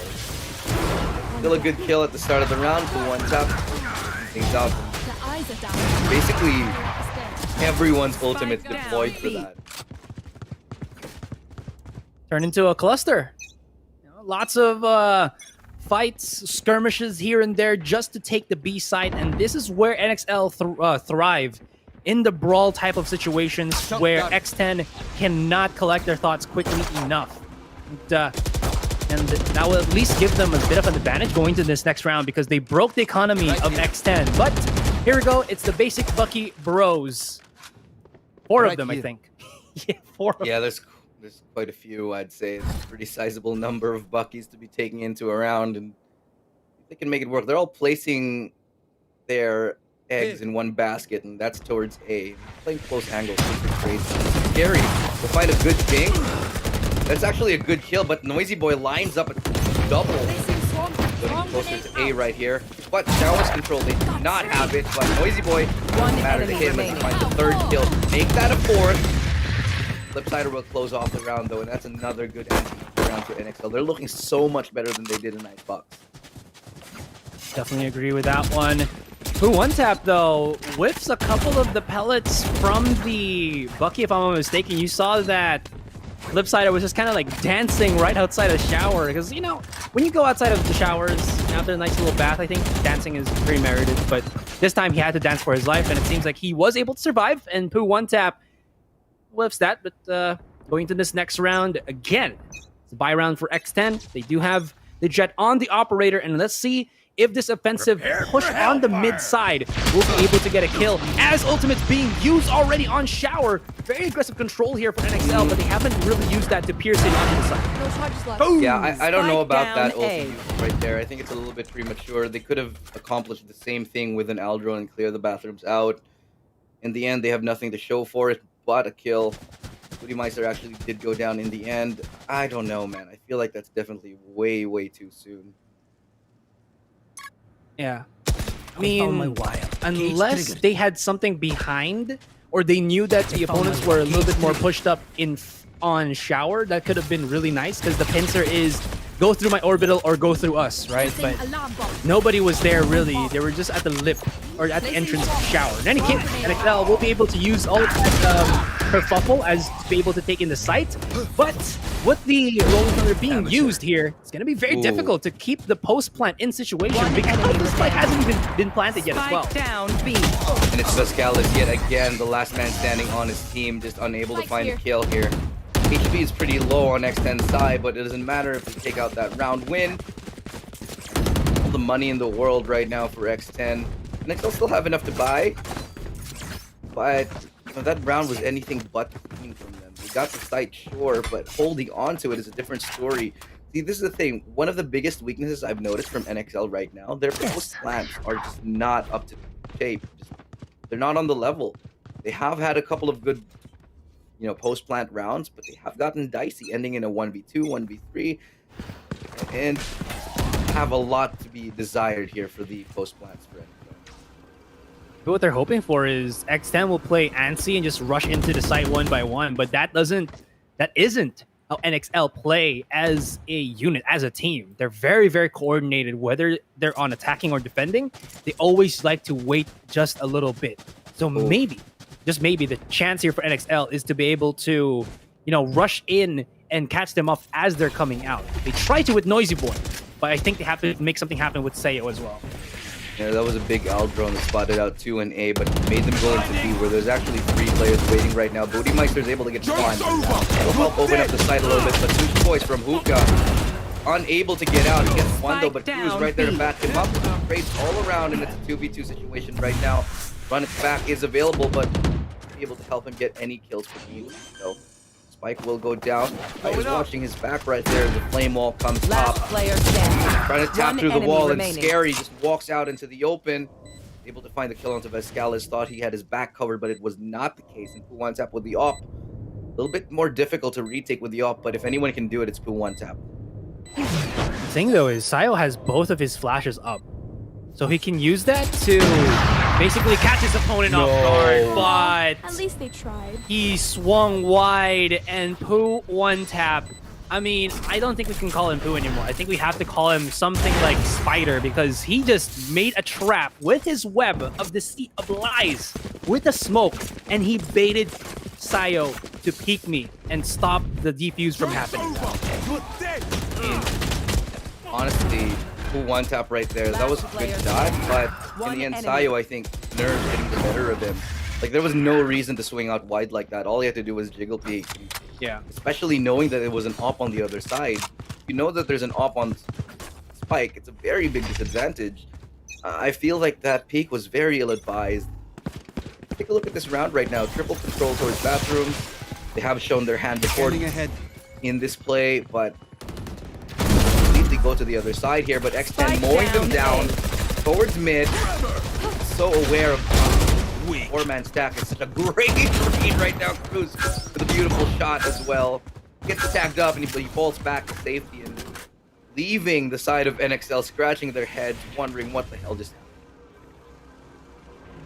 Need to see the first interaction of that maybe in a replay later, but you saw that the Molotov, the Molly from the Brim was just expended to such a great degree. Nobody could really push through that as NXL. I mean, if you had a jet, maybe, right? But again, with the maybes out of the board here, they couldn't really aggress through all of that utility. There was also flashes and the fault line because both of the, I would say, the lookalikes, the breach and the brim, were able to just stop the bleeding into the site.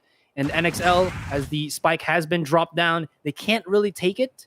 So I think the play here is just to kind of try open things up. Oh no! Does he know? Is he gonna He's not gonna know. Oh, he did not know. Oof. Yeah, that's the second time Sushi Boy's done that, and he hasn't gotten caught off yet. Might be able to stop him now. Now that that position is given up here, but it's got to be a save here for Voscalis. And one thing I do want to talk about is, we're talking a lot about regional. So we talk about Thailand, and if there's any country in SEA that has a really good chance of going up against teams from Korea, teams from Japan, like the Vision Strikers in Japan, Thailand probably has the best chance to do Last round before the switch. Philippines maybe, but the Philippines has always just been so hit and miss. So I feel like there's still a bit of a gap, but the gap is starting to close in. I mean, a couple of months ago, NA and EU, they were just so far ahead. You have teams like Vision Strikers right now, and one thing I'm really excited to see is how they fare against the team. How Vision Strikers go up against other teams in the region. Hey man, we're all waiting for Masters 2 as well as Champions, just to kind of see everything, because that's what we want. The culmination of all of these regions, not only from our own, but from others, just to kind of see the differences, the power levels, like you say, at it, and definitely no way shot from Poo One Tap. I mean, he only showed his shoulder, his elbow, and it still got taken off. Okay, that's a good trade kill in response to Voscalis punishing Poo One Tap for being a little bit too aggressive right there, and that's a big scalp to find. You get Poo One Tap off the board, your chances to win the round just skyrocket, especially on that op. He's so lethal. That's going to be the call to rotate. They have been running this 4-man A stack for quite a while, for maybe 3 or 4 rounds now. It's time they go into B, and that's going to be the call this time. They do have enough utility. They do have the smokes, and they do still have an entry to be able to go in, only losing Flipsider this earlier on. So I actually favor NXL's chance this round, but they're taking a little bit too long, a little bit too indecisive with this A hit, and now it's a full rotation here for X10 towards that B side. Mind you though, if they can get the kill on Sushi Boy, that would be great, but both Hunter's Fury are being used here, and it seems like trades will be happened. 30 seconds left. Oh no, Sayo though is already on the cubby. Maybe he's gonna get flushed out there, but that smoke will at least keep him safe. Nobody is gonna be able to spot him out as the smoke does blur out the vision. Ultimate will be used by Scary there to stop this spike from being planted down once again, but this 2v2 situation is gonna not look too fancy. Maybe NXL can find the Last one pick player here first, but standing. as Fox goes into pinch, I don't think he's going to be able to make something happen as Vizcalis and Sayo just work their magic in the back of B. Yeah, Vizcalis with 4 kills that round, definitely coming up big for his team. His performance has been questionable up until this point, but now he's definitely showing what he's made of. And I do want to talk about Cruz. Look, he's at 14 kills right now. He's been phenomenal this game, even as the support, even as the bleed, going in, he's making things happen, winning his duels. Now on the other side, still wondering what's going on. Poo One Tap is only at 7-7. Hasn't been as effective, and this is what we talked about during the break, right? It's much easier to shut down a star player on a map like Bind, where you can crossfire, where you can get aggressive map control, and that's really what's been happening with Poo One Tap. He's been sort of attenuated. He's been sort of neutered a tiny bit in this map. Yeah. Again, hasn't really shown to be the downfall of X10, but it has allowed NXL here to kind of keep things a bit more fair. Now that X10 is going to be on the attacking side, they have to make good usage of Poo One Tap. Let's see how this pans out as Vizcalis has to back away. We'll use his drone for the moment, and he spots out everybody else coming out here. Flipsider, though, he could deal some serious damage with this frenzy, but do you know, NXL knows, or sorry, X10 knows that there is somebody here on hookah still. Yeah, they haven't cleared it out, so it's got to be a possibility. A matter of when Flipsider pushes out is going to be the question after all, but Flipsider here now has an opportunity to work his magic. Going to be just 1 kill for him in the meantime. Has to reload, and he finds another. A good succession of kills right there, and that's going to be a round for sure for NXL. It must be. Yes, it will. Flipsider will close it out with 3. The Molly still takes Vizcalis' life. Maybe Flipsider there can douse the flames with the with the orb. Actually, it's not really ice, I believe, the element of Sages. It's crystal. So, not really. I don't think it has that frost capability, right? One enemy remaining. Not, but look at that. Flipsider, hello. And it's tiny angle at the very top. Just sees the shoulder, but that's more than enough for him to take the kill. It's the next step here. 7-6. There is going to be no buys for X10 here, but they're going to use that smoke to kind of wait on the outer side. Just wait a little bit, be a bit patient. Maybe just rush on to A here. NXL, if they do have a wall, or sorry, not NXL, but X10, they actually don't have a wall. So they're just going to try to maybe brute force their way, play all that contact. And if Sayo mistimes this curveball, he could actually be in a world of hurt. But thankfully, he does have Noisy Boy, who's there for the cross. Yeah, that's the flash, and it's good. It gets 2.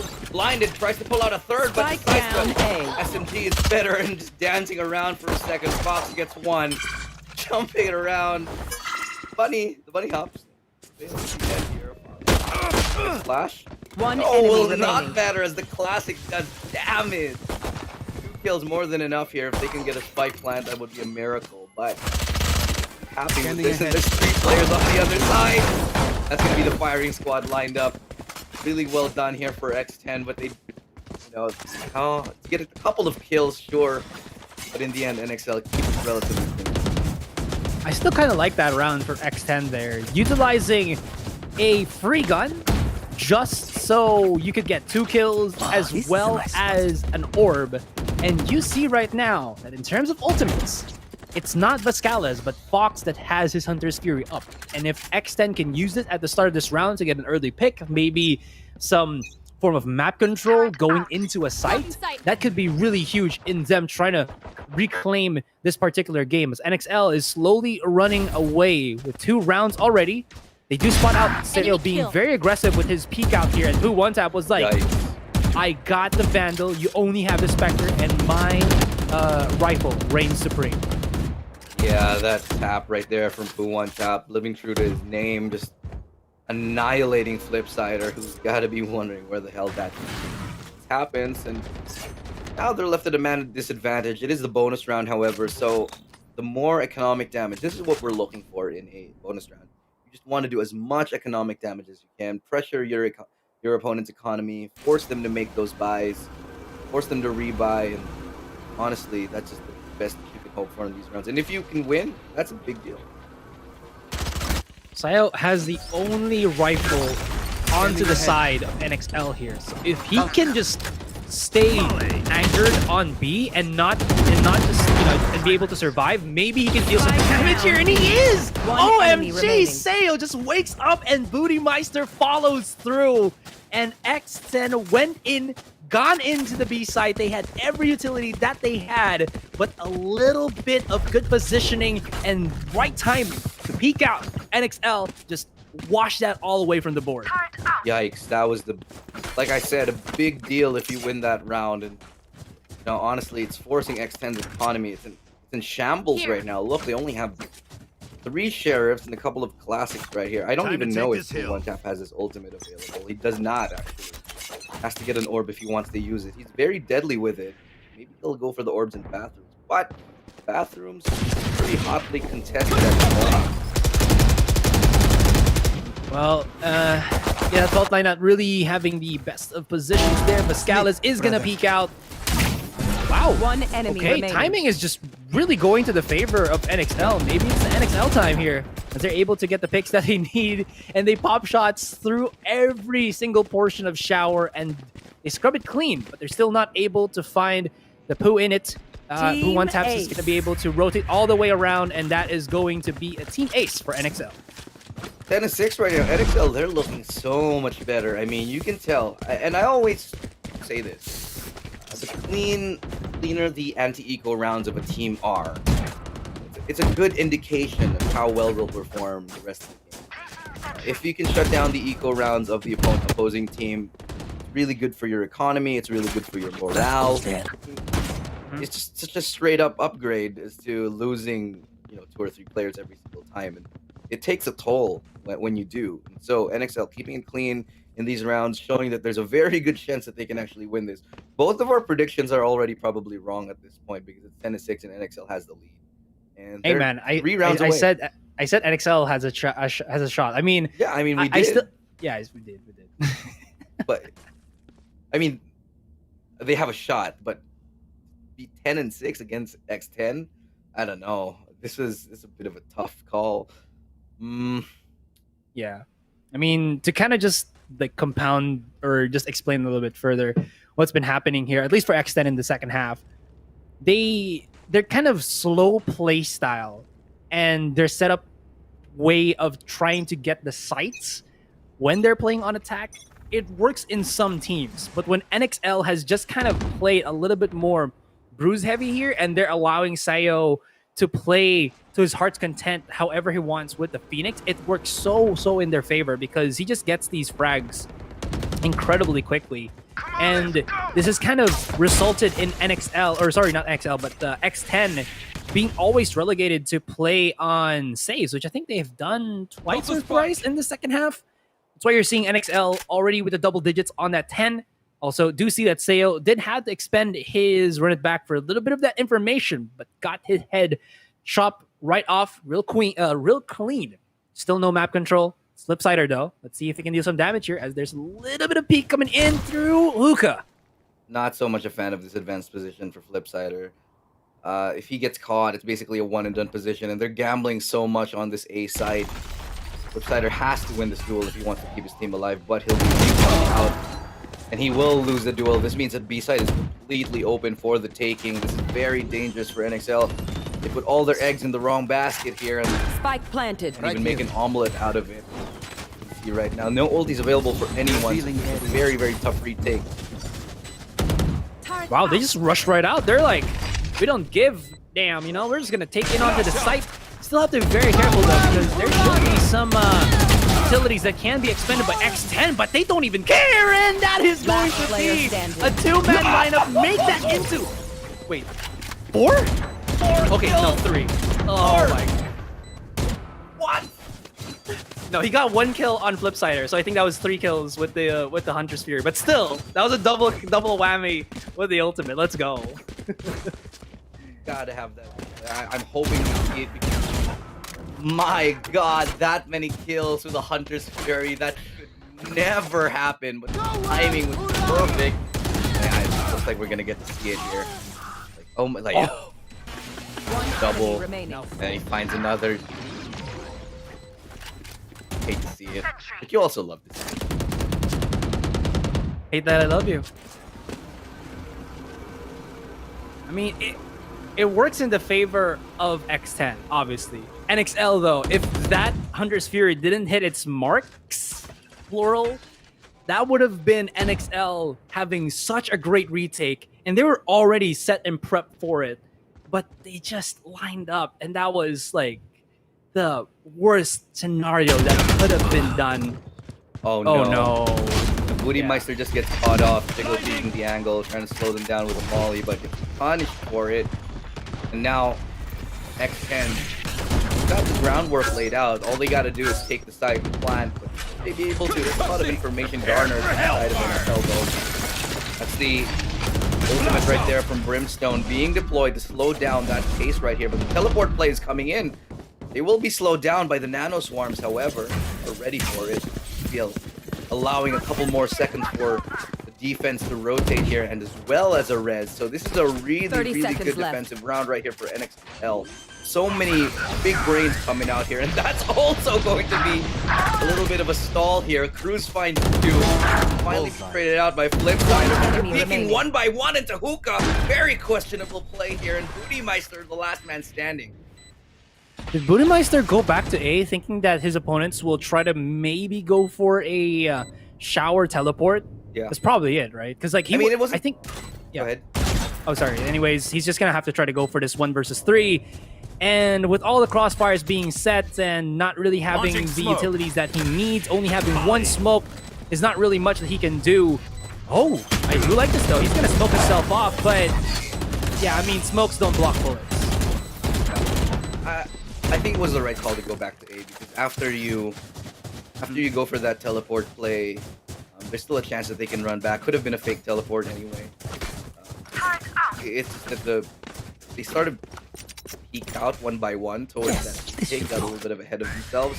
I feel like a little bit more composure would have been in the books here for NXL. As you can see, they're sort of just one by one. Very, very strange to me. I think it's definitely the nerves coming this late into the game, into the second game of the series, why they did that. But it goes to show a lack of composure goes a long way.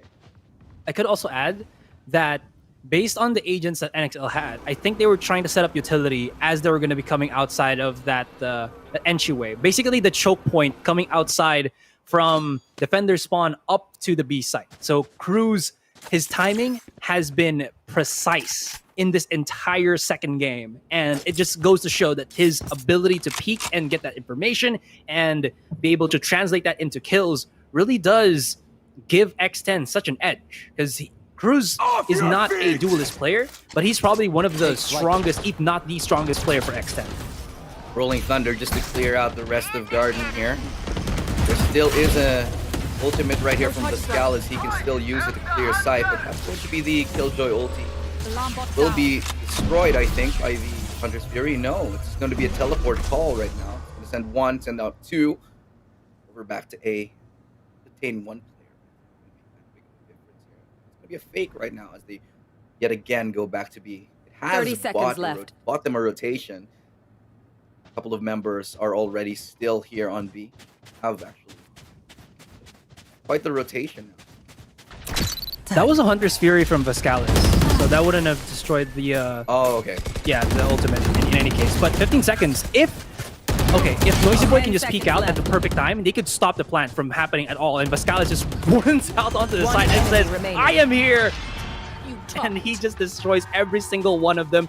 Noisy Boy, cherry on top. He could have maybe even given the ace to Vizcales, but NXL just woke up. That wasn't supposed to be a win for them, but just a good amount of grit from Flipsider as well as Noisy Boy was enough so that NXL's other team or other members could have rotated and helped them stop the plant. And X10 really expended the rounds. Playing with 20 seconds left onto the clock to take a site is nice short of suicidal, because you just don't get the time to clear the angles and plant safely at the same time. Revealing area. Yeah, I think they were running the clock a little bit too thin there. In the end, they had like, what, seconds left to get spiked down. Hesitating a little bit too long. Scanning ahead. This wall in showers is just so annoying. spend so many magazines just to be able to get it down. I mean, it'll go down eventually, but the time that you buy with it is worth it right now. So X10 kind of scratching their heads, trying to figure out what they're going to do. It is 8-11 right now, and they do have to win this round. Otherwise, it will be match point, and they don't have the economy back up after loss. That's true. We started this day thinking it's going to be like 2-0, but that's the beauty of going into these really high level intensity moments. But Poo one tap, he did that on the previous map and he'll do it once again, but he was able to pierce the sight and everyone else. X10 comes in blazing. Foxy really wants to get the skill onto Boomeister, but it's scary to pick it up. But still, Noisy Boy is gonna be the left to defend this one. And with his positioning being spotted by the Neural Theft, there's very little that he can do. Even adding the cherry on top, which is a stun on that fault line, makes it even more difficult for him to try to push in onto the site. He only has his turret here, so maybe he'll just try to breeze his way. I like the first kill, but the second will not happen. Hey, X10, man, they're making this comeback happen. It's 9-11 right now, only 2 rounds separating them. Still really wondering when Poo one tap will be coming into the equation. He still hasn't had that much impact, even on his entry into Lamp. Instead of pulling out his weapon, just goes ahead and smokes. I don't know if that was a misclick or something, because he saw the Phoenix right in front of him, like looked straight at Sayo and was like, here, have the smoke, man. Chill out for a second. I don't know what happens when you try to smoke him. Is he not gonna like be able to like spot you out and not hit a shot if you actually use your Cloudburst to separate his vision from him to you? In any case, that is such an aggressive push out here from NXL. They're just rushing right out and saying, we have ourselves shower control. What is X10's adjustment here, as they still do have the spike somewhere on market? They gotta pick it up, but they still do have some time to rotate and figure things out. Rez is available there for Flipsider, and he's been stepping up in the few rounds, but a little bit farther back. He's fought off a couple of times. I think I've ever seen a really rounds from him. Boomeister though, not going to get caught off this time. Tries to spray through the smoke. He actually finds the kill onto Poo one tap, who has yet to find true impact on this match here. Trying to get up close and personal. We'll find nobody just yet, but we'll find Boomeister. Scary finds 2. Be the site open for the taking right now. It's going to be a 3v2 retake. The defense was good enough to buy them some time. 30 seconds left. Scal is still here in Lamps, being a thorn in the side, and the double teleport play now coming in and head towards B here, and it's a very crucial. Oh, that shock dart right there. The double rotate back to the A site, and after 10 seconds, you're like, nobody's there planting. We know what's up, and Bascalis had the mentality just to spot everyone out. He will use the recon dart just for sureness, that his opponent will not be able to sneak around left and right, and Bascalis push it to match point. That recon dart from Bascalis was absolutely disgusting. He knows the timing of it perfectly. If they go to teleport and showers, knows when it's going to land a beautiful shot around. So much easier for him and his team. Retake was so good. I mean, the whole so good. Boomeister really stepping up to the challenge. Unable to win that last duel, but he's done enough. He gets 2 kills on the defensive hold. This is match point right now for NXL. X10, they're on the ropes, and they don't have a lot of money. You have Fox on a Bulldog, who one tap doesn't have exactly very much. Fortunately, they do have the ulti on Scary. See what they can do with it. Who one tap? It was a hit or miss for him. If he got the kill on Boomeister outside of U-Haul there, that would have been such a great start for X10 to get the A site. Granted, of course, the other members were kind of being stopped by the Molly. If he just got it, that would have given them so much control in the entirety of the A site. In any case, though, there's going to be the use onto the Hunter's Fury, and Fox got to play the cha-cha as he tries to dodge in the Ring of Light. Will he be able to... Ooh. Okay, he's able to do it. That's going to be the Hunter's Fury to maybe kill. Get that Sova. Yeah, and they do. 2 ultis expended just to trade that kill towards the red. So a lot of value in it. Scary. Come back and get that kill onto Noisy Boy, who was playing a little bit smooth now. Could have gotten it. to an advanced position. He gets one. Spike Expect down, Poo B. one tap. No is the answer to that question. One enemy remaining. However, and Poo one tap, they haven't communicated this position. I think it's a little bit strange to me, but again, he gets the kill, walking through the smoke. Booty Meister be taken down with Spectre, and X10 keep their dreams alive. That was just very, very quick. Oh, and I guess you do see some of the benefits of having a Bulldog is that it's still a relatively strong gun for such a cheap price. If you can just hit your ADS first tap shot, it works out in the end. But the definite MVP for that one has to be Poo one tap here. Able to use his teammates as entryways for getting nice little frags. He had to at least bait one and then bait the other, but that doesn't matter in the end because he's still able to procure the rounds, secure the kills, and like you said, keep X10 afloat in this second game. Still need to be able to push this 2 more into overtime, but it might look a little bit better. Still, NXL buying up with full weapons and full utility. Yeah, they still have a little bit of money in the tank, and honestly, I would have elected for maybe a half buy in this one, considering that Pascalis is only on an Ares, but make it out into long. Not exactly the best idea, but for the time being, they do have control over Hookah in the form of Flipsider. Not it out just yet. But... Off your feet! Oh, and that's going to be the Rolling Thunder now. That's going to be deployed towards B. Could be a fake though, because they haven't really full committed onto this side, and not a lot of information. The Sova is locked out of Hookah, so that's a lot of information denied. Flipsider gets that kill onto Sushi Boys. That's a big scalp to find. Still has control over Hookah for the time being. Will get spotted out. Yet again, he'll be good out of position, and Fox will finish off that kill. 2-1 tap, timing in with a kill for himself. Sayo still alive, doing work. Two players left standing on both sides right now. 2v2 retake. Spike has not gone down just yet. Turret will be dropped. This is looking like it could go either way. One enemy remaining. Sayo. Oh. That's not the position that you really want to be in. Noisy Boy doesn't even have his ultimate there. And it seems like Poo one tap gets the 4K. I do really like how X10, even though it seems like it was such a grim situation, they could have rotated, maybe use a teleport in the site. They stayed on one portion of B, waited first for Fox to come in, take away at Flipsider, who was in full control of Hookah. And once they got that, the B site seems a little bit more eased up, a little bit more open, and they were able to claim it. So good communication and just understanding what they had to do in order for them to take the site and not even need to rotate. Yeah, honestly, I really am questioning that buy. Didn't have all that much in the tank, and still had another round to play. And now they're completely broke. NXL, they don't really have anything. It looks like we're going to end up in a overtime here as, you know, X10. They're finding the rhythm here late into the game. And honestly, we were saying Poo one tap, when is he going to show up? Well, that's how he shows up. 4 kills him in that round, bringing us basically to the brink of overtime.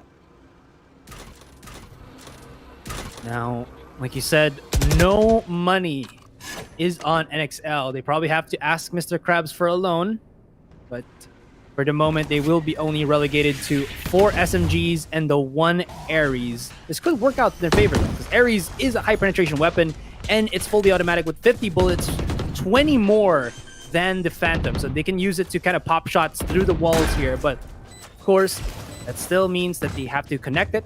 In any case, what? Oh, that was just a quick X10 plant, and then it's going to be a retake for them, and this is going to be great because they saved up 2 shock darts as well as Molly lineup. That's going to burn so much time. Yeah, it's really quite dangerous. Everybody now onto the site. The retake now beginning, but it's a tough one. People dropping down left and right. Poo one tap will be taken down through the smoke right here. Vascalis has a chance, but not enough. Burning in the Molly. Sayo just doesn't have it. It's going to be overtime right now. And Sushi Boys get 3 kills in that round to secure us the first overtime. The Masters here in SEA. 12-12 right now, and all leveled. X10, they do not want to go to map number 3. This is this is technically a historic moment. First overtime in Valorant C Masters. What do you know? Look at this out. I mean, they were trying to retake with as much as they can, but this is also what we see if you guys watch, you know, Valorant Challengers Tour in the Philippines, where Bren likes to play post plant and lineups on bind, where they have a brimstone to just line up a molly and basically burn. How long is it? Like 16 seconds, I think, for a molly to stay. Just a super long time. Long time. The first round of overtime now is Nai, who one tap going for that naked operator. See what he can do with it. Looking like he's going to reposition towards A and put yet again most of their eggs towards that A side. Take flight. Have one tap holding down that showers of short angle. You're going to be able to spot few of the members here for NXL. They've been expending a bit of their utility. Noisy Boy, I think, has also used a lot of his own just to flush out these corners. And it seems like an A take is going to be where we're at. They've already used about a minute or half of the time already, so they have to go in or have to go broke. There's going to be some first contact with Cruz right there, but with Who, One Tap, and Scary as the dominant duo here on the A site. NXL, they got their work cut out for them. Here. Yeah, they've been making this 4A stack really work for them, and it's honestly paying dividends for them in the meantime. NXL, what are they 30 going seconds to do? left. They're going to tap Who One Tap. That's exactly Spike what's going to happen. down Rosales, he's been popping off here. Trying to find another one, though, before the teleport play really comes in. Could be a fake because they still have one person remaining. towards A, and oh no, Rosales just doesn't get away. Now they know where the last person is. He went through the teleporter, and 14 seconds left. They have to commit. Definitely going to 10 be heard seconds right left. now. Voice, no? Yeah, got full information on where Bootymeister is. In the next round here, X10 on the brink Switching of taking us to a sides. 2-0. Match point.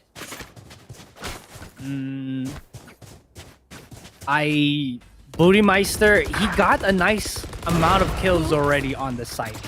And trying to rotate this late into the game, that 10 late into the seconds left. round, when you still haven't gotten the shutdown on Sushi Boys, who is a Cypher, who locks down the B site.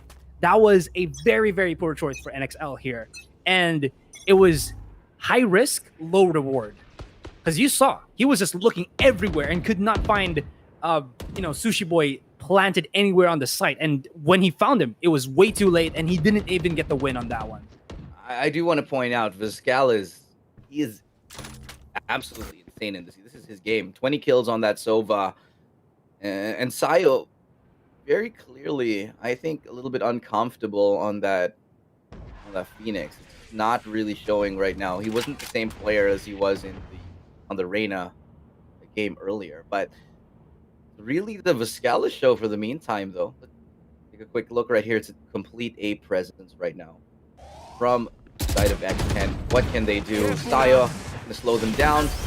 Got a volley. Will be revealed. Could be sprayed through the box. Stay alive for the meantime. Good flash. Buy them some real estate here. Buy them some time. A really good shock dart as well to force him out of that position. Low at least, and there's Spike nothing planted. he can do. Sushi Boys takes him down from short. And Alice, though, gets one. They'll not trade it out here. And One tap enemy slow remaining. on HP. Noisy Boy, the last person standing. And he's not going to have a chance. And Attackers that's win. going to be it. X10 are going to be taking out NXL. The 2-0. What could have been a 2-1. We could have seen map 3. Just not today, because X10 were ready for that overtime. They got it, and they're taking us to a 2-0, going to the semifinals. It was, I think, NXL at one point there losing steam in the rounds that they needed to be able to bring back the momentum in their favor. And it kind of goes to show they weren't able to read properly what X10 was setting up, or either other than that, they were just not able to take the site as cleanly as they would have wanted to. And I think you pointed out already, Sayo seems to be uncomfortable with the Phoenix, or he's uncomfortable not having another duelist with him. Yeah, it just seemed like in the earlier games he was so comfortable bouncing off with someone else. But on that Reyna, he was able to make so many plays. I do want to give props, however, Rosales. He was very quiet in game number 1. Did show up in a big way in game number 2, but he needed everybody else to as well, though. X10, they were ready. They rose up to the challenge. It was a great comeback. What was it, like 5 rounds apart, 6 rounds? Not 100% sure. Definitely we'll take a look later. But they brought us to an overtime and to a 2-0 victory. Just a little bit of a show of what we're expecting to see throughout the rest of the day. The top Indonesian team has been knocked out. That is going to be NXL. There's still one more Indonesian team, and that's Boom Esports. Will they be able to take revenge for their countrymen? We'll find that out later on in the day. That's the third game of the series where Boom will be going up against Bren. So that's definitely going to be an exciting one. But in the meantime, we do have to take a break. Again, I'm Ilustrado. Asurai is my partner right now. We'll come back later on with the panel for the second game.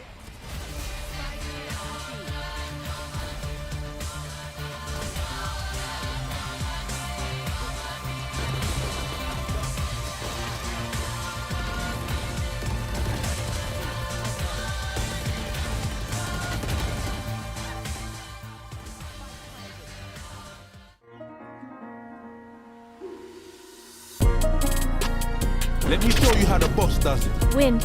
Show me where to go.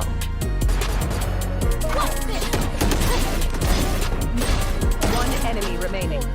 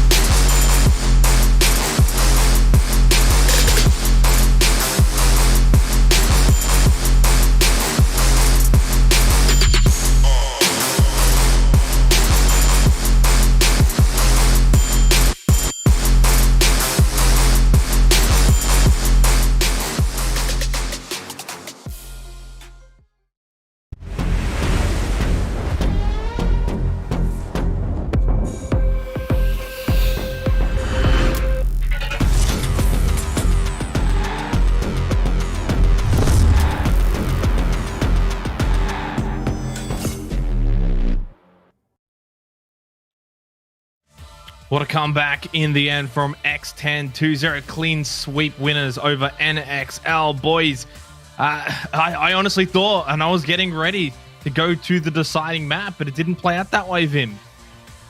I was expecting pretty much the same thing. You know, we were calling it 2-0, but initially NXL just looked so damn good in that bind game.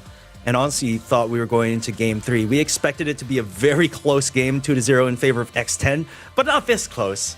But in the end, it's just X10 eking out the victory, 2-0. Yeah, X10 keeping their cool, calm, and collection, making that overtime happen. And for Team NXL, they really stepped it up in that game. They were really that wild card. They brought a single duelist to face off against a team who always plays that single duelist in every single map. And we saw them really fight for their lives. But guys, it's just a bit poetic. I'd say for NXL, they got into Masters by winning in quadruple overtime in their challengers. And unfortunately for them, they're eliminated in overtime at the very end of this quarterfinal. Definitely felt like when the going got tough, we saw Poo One Tap really stand up, Vim, as we sort of look at the highlights and the replays from this second map and what ended up being a great map in the end. NXL had some really good defensive crossfires. It was really tough for X10 to sort of bounce back over there on their offensive phase. But yeah, I have to agree with you there, Zenox. In the end, Poo One Tap was just able to step it up and do Poo One Tap things, just like what he did during the Icebox game. But he was really quiet during the earlier half of the game. Yeah, and that's the thing for Team X10. It wasn't Poo One Tap at the start, but instead it was the likes of Cruz, and basically Sushi Boys was saying, please come into my lair of little shiny things, and it was just so easy for him to use that cipher to be a big pest. But NXL, they adjusted time and time again. They showed up, moving around the map, moving around into different sites to force out X10 in those rotations. But I gotta give it to X10 because it felt like their amount of ultimate value was a lot better than NXL. You'd see the Brimstone, you'd see the Sova, you see the Breach get a bit more out of their ults. Both Sovas though being an MVP, Vasquez really stepping it up for NXL. For Foxes, I just love how calm he has been all throughout the game. There was that point where the spike was almost defused, but he said no. Hunter's Fury lineup is here. Don't worry, guys. I got it. Is able to eliminate the diffuser at the nick of time, get a quad kill for the round, and just goes to show that X10, even if the pressure is there, they are ready for it. Both Sovas, the MVPs, the stats are identical as well. Everything was extraordinarily close in this second map. Unfortunately, though, for NXL, when it just came down to it in the crunch time, Vim, they just couldn't keep up with the pressure from X10. Agree with you there, Zenox. It goes to show in this case that not necessarily just the duelist who gets the top frag most of the time. Again, it's whoever gets the most value out of their kit. In this case, it was both Sovas. It was really a tale of getting the most value off those recons, off those Hunter's Fury lineups right there. Multi-kills abound for both of these Sovas, definitely doing their job for their team. Honestly, if one team didn't have a Sova, that would have been a completely different outcome, completely different story for that game. Yeah, the Archers, they showed that the bow and arrow is still useful in this day and age, and they did an incredible job there. But if you saw that little stat, all about getting those frags. It was a frag fiesta kind of game, all about wiping out the opposition. But when we were at overtime, it really felt like X10, they had it in the bag. They were just so secure of what they needed to do, pelleted the opposition, made them low, caught them out, and took the win, moving them to the semifinals.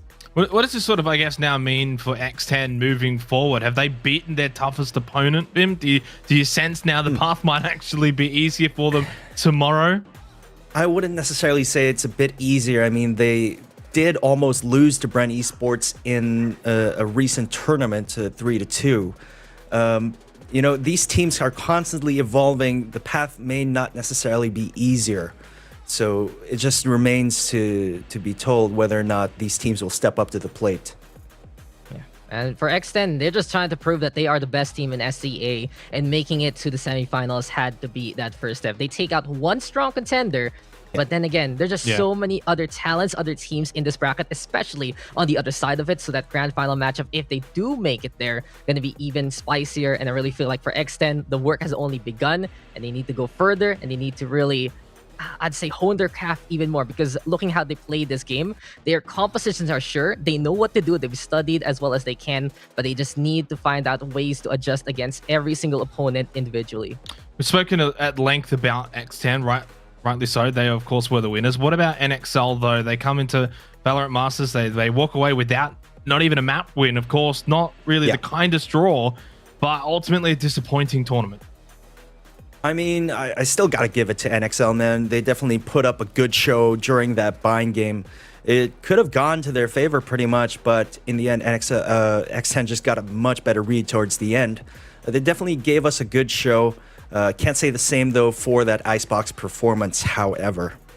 Yeah, and just for NXL, it really felt like the writing was on the wall as soon as the map draft came. It really was a difficult set of maps for them to play against X10. And of course, you're facing off against X10 in the first round, so it's already a tough task. But NXL, they need to keep their heads up high because the way they got into Masters was already one of the grittiest we've seen in the region. Like I said, quadruple overtime against Boom Esports in Challengers #2. So for them, it's like, okay, sure, we lost to X10, but we still know we are a really, really tough cookie in the SEA scene. The Indonesian scene can be super proud of them. They really gave it their all. And in that Vine map, they just found ways to bring out the clutch from every single player. So if they can get that more, if they can squeeze it out and make a nice NXL juice for them to, refresh on and look into the future, I think that has to be the key to their kingdom in the near future. Definitely feels like had the draw gone a different way, we might have been seeing NXL move on to tomorrow with how they performed. Certainly should be very admirable with their expectations moving forward as a team. Of course, so we've got an interview coming up from our winning team. It is going to be Cruz, who's going to be joining us here from X10. Firstly, I'll just start it off with a nice simple congratulations. And really, how are you guys feeling after that matchup? It was really tough. For the second game, it was really tough. Well, we were prepared for them, but I didn't think they would put up such a fight. It was really tiring, but it was a really good game. Yeah, you guys did absolutely amazing during this entire series, especially that comeback. I mean, it was definitely not looking your way at some point in the match. But I just gotta ask you guys, Cruz, it's just, you guys stand out a lot from the rest of the other teams in terms of agent compositions, in terms of play style. Was that something you guys did on purpose, or did that just sort of happen as you guys meshed together as a team? When we came together as a team, it's more of like everyone has their own role, and I want to bring out like the Individuality. Individuality of each one. So like I'm like a support player, so I would always play the support role, whereas there's a lot of support agents, so we all have our own roles, so it doesn't matter what comps we play, just everybody is in their own role, so it works out. That's why we came up with this comp. Awesome. Incredible. And I just gotta commend how you guys played it out on Bind, came back, made it overtime, and won it out very, very cleanly. So how do you guys keep your cool in those situations? Because it really feels like your mental fortitude as a team is really one of the highest we've seen in the SEA scene. Like as the team captain, we've played Bren before, and we were down like 3-9. We were down 6 rounds. They were in the lead, but then I told my teammate that this game is round per round, so there's always going to be a chance for us to come back. Just keep our heads up and keep on going. That's all we thought, and we always said like we can still win. That's all our mentality at that moment was. So it was really good. That's why we pulled it through. You guys obviously should be extraordinarily happy with that performance, 2-0 against a very good opponent as well. Looking forward, I guess, to tomorrow. What are the, I guess, internal expectations for yourselves as a team? For us, we just expect our teammates to do our best. Doesn't matter how the results comes out. Just do our best, have fun, and hope we put up a good fight. That's all. Awesome words. Thank you very much for coming on and chatting with us, Cruz. Best of luck for tomorrow. Thank you very much. Very well spoken and very well played in the end from X10. They come away victorious against a very strong opponent in NXL, and it just sort of sets the expectations, I guess, even further for them this tournament as one of the favorites. Really seems like a cool and calculated approach for X10. It just goes to show, even the post-match interview, they definitely know what they're doing, know what they're getting into, and it's just the awareness that allowed them to stand out as a team here in the SE. Yeah, It just sounds like they're so cool, calm, and collected the whole time. The way they play it out, the way they take it round per round, it really feels like that they know who they are, and they're just so confident in their position right now to be the best, to beat the best, and try to win the whole thing out. So the first step taken there by X10, we'll see how far they can go, especially as we get into the semifinals tomorrow, man. Yeah, so we're going to start to turn our attention, obviously, a little bit forward here and start talking about the next up a little bit and obviously the day to come as a whole. Moving away now from that last matchup, we're going to be heading on to KPC versus ArkAngel coming up very, very shortly here. So we turn our attention and our gaze to this new matchup now, guys. It's like one and done and dusted. On to the next one straight away. What's the thoughts here, Vim? GG go next. KPC versus ArkAngel. This is a tale of two underdogs, in my humble opinion, coming into this Masters series. It's just, KPC not having the best of their run in their challengers. ArkAngel can definitely say that they haven't had the best run either, but it just was a different story for ArkAngel in the end, in the last week of our challengers here in the Philippines, and they were able to come out on top. But in terms of power rankings, in terms of power levels, I do believe that these two teams are on the lower end of this spectrum. Yeah, for KPC, this team, they were known as looking for sponsor, and they found it in KPC. You can really see that this squadron has been trying to really grind their way through challengers, twice the runner-up, and in that third one, it was a little bit funky, but in the end, they got the redemption, and they won it out 3-0 in the grand finals. But it just goes to show that for KPC, their whole roster is just all about keeping it pretty simple. Looking at their agent compositions, they just like to play pretty much the same thing. They have a usual core of 2 duelists, if I remember correctly. They have that Omen, they have that Sova. Sometimes they do play that stage to change it up for maps like Splits and maybe even that Breach. But besides that, it really feels like that they know what to do. As we saw there for Berlin, Ray is really something he knows how to play.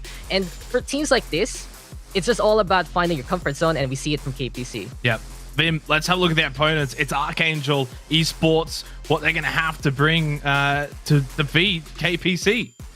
ArkAngel, they went through a huge sort of glow up during our Challenger series. Again, similar to KPC, they tend to keep things simple in terms of agent compositions, very straightforward, relying a lot on their duelist, especially Ching here on that Jet.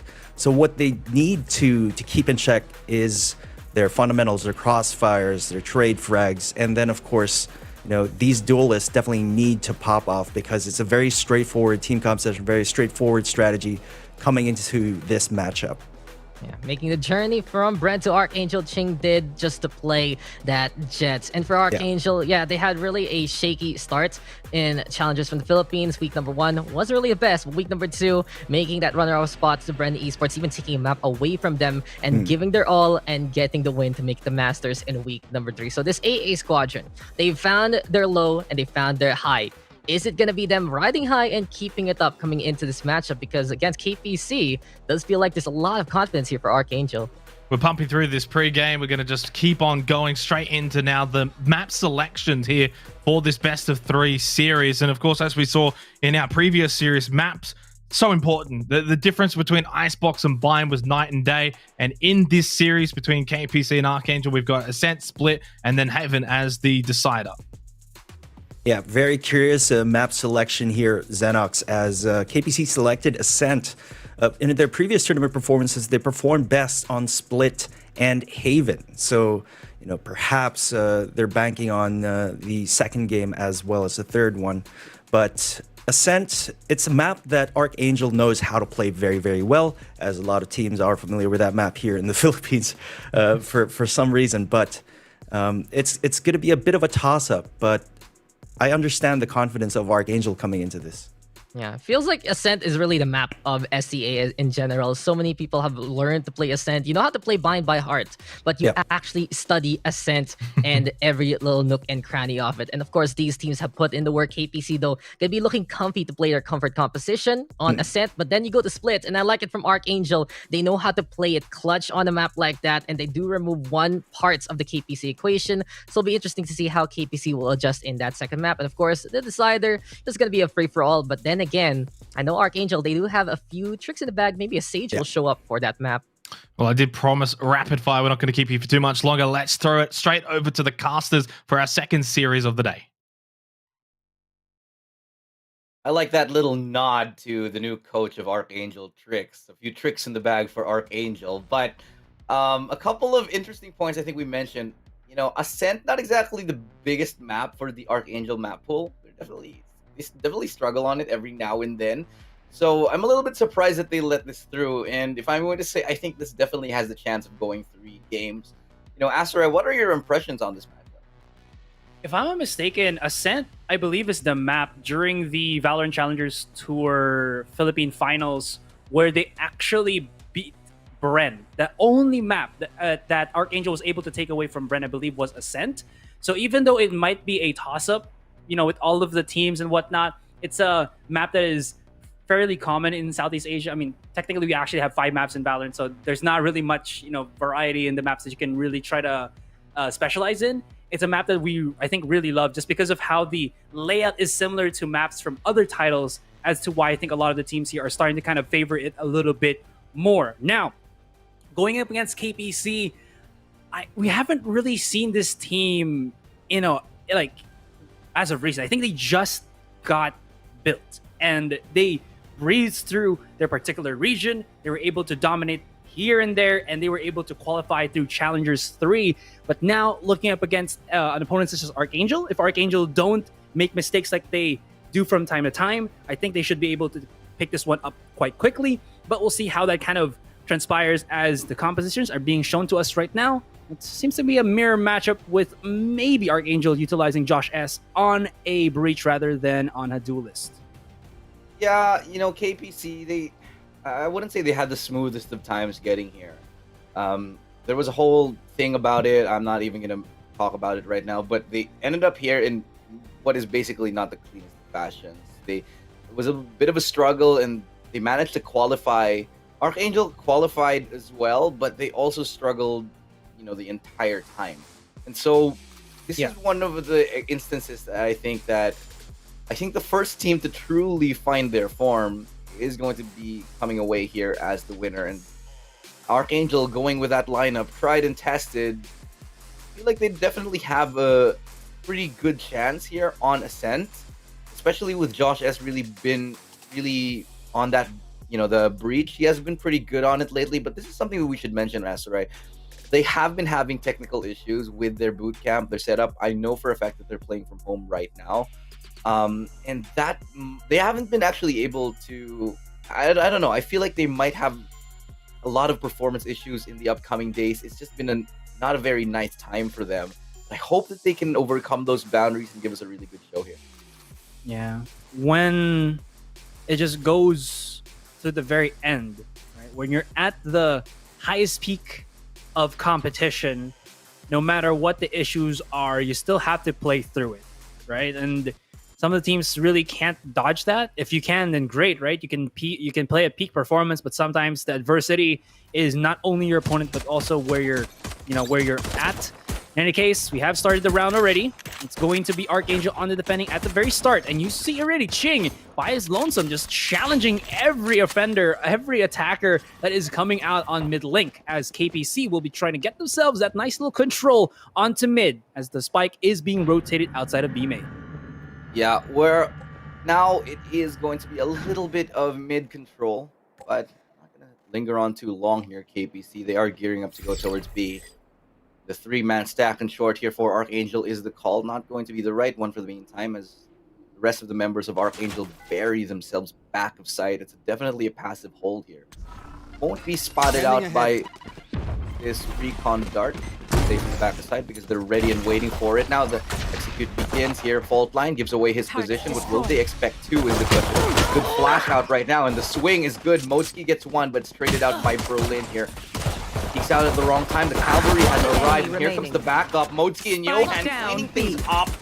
That's going to be a 1 versus 3 clutch at the very end. Can he make it work? It's going to be a tough ask, especially on a pistol. But winner prevails in that duel, bringing us to a 2v1. A little bit of an unnecessary peak, but they do have the spike in their possession.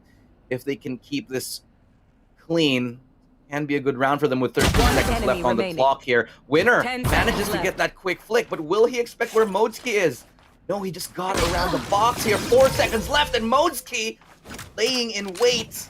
3 kills for him in that round, surviving all the way to the very end. Next, ArkAngel, first win.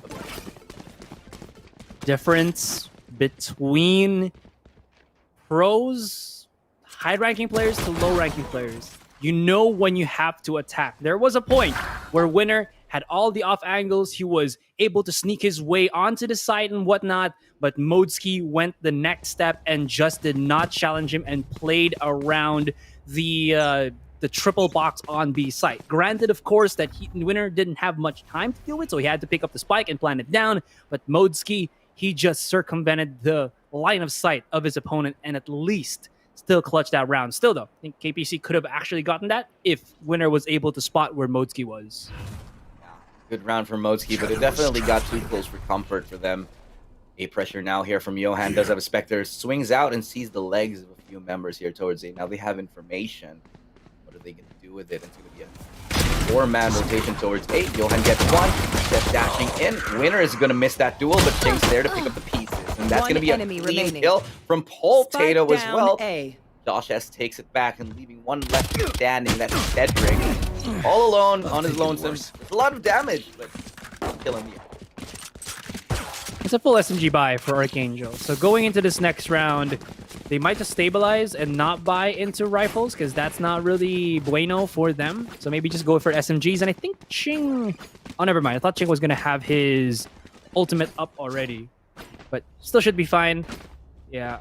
Oh, they're actually going to buy. Never mind then. So they are going to try to challenge here. Okay, let's see how that pans out as 5 seconds before the third round starts. Yeah, they're going for a couple of rifles already. Ching has 1. Johan and Carl, they have 4 spots. They lost a couple of members, so it was pretty expensive. Look at this player right here. Ching, he's going to be going all the way into Link. Looking for an aggressive peek here. Johan, they have taken full control over the territory outside of B, but he is ripe for the taking for KPC. Swings out, Berlin. Going to find 1. Sees 1 on Hell. Unable to get the kill. Modesky hanging on right now with Berlin.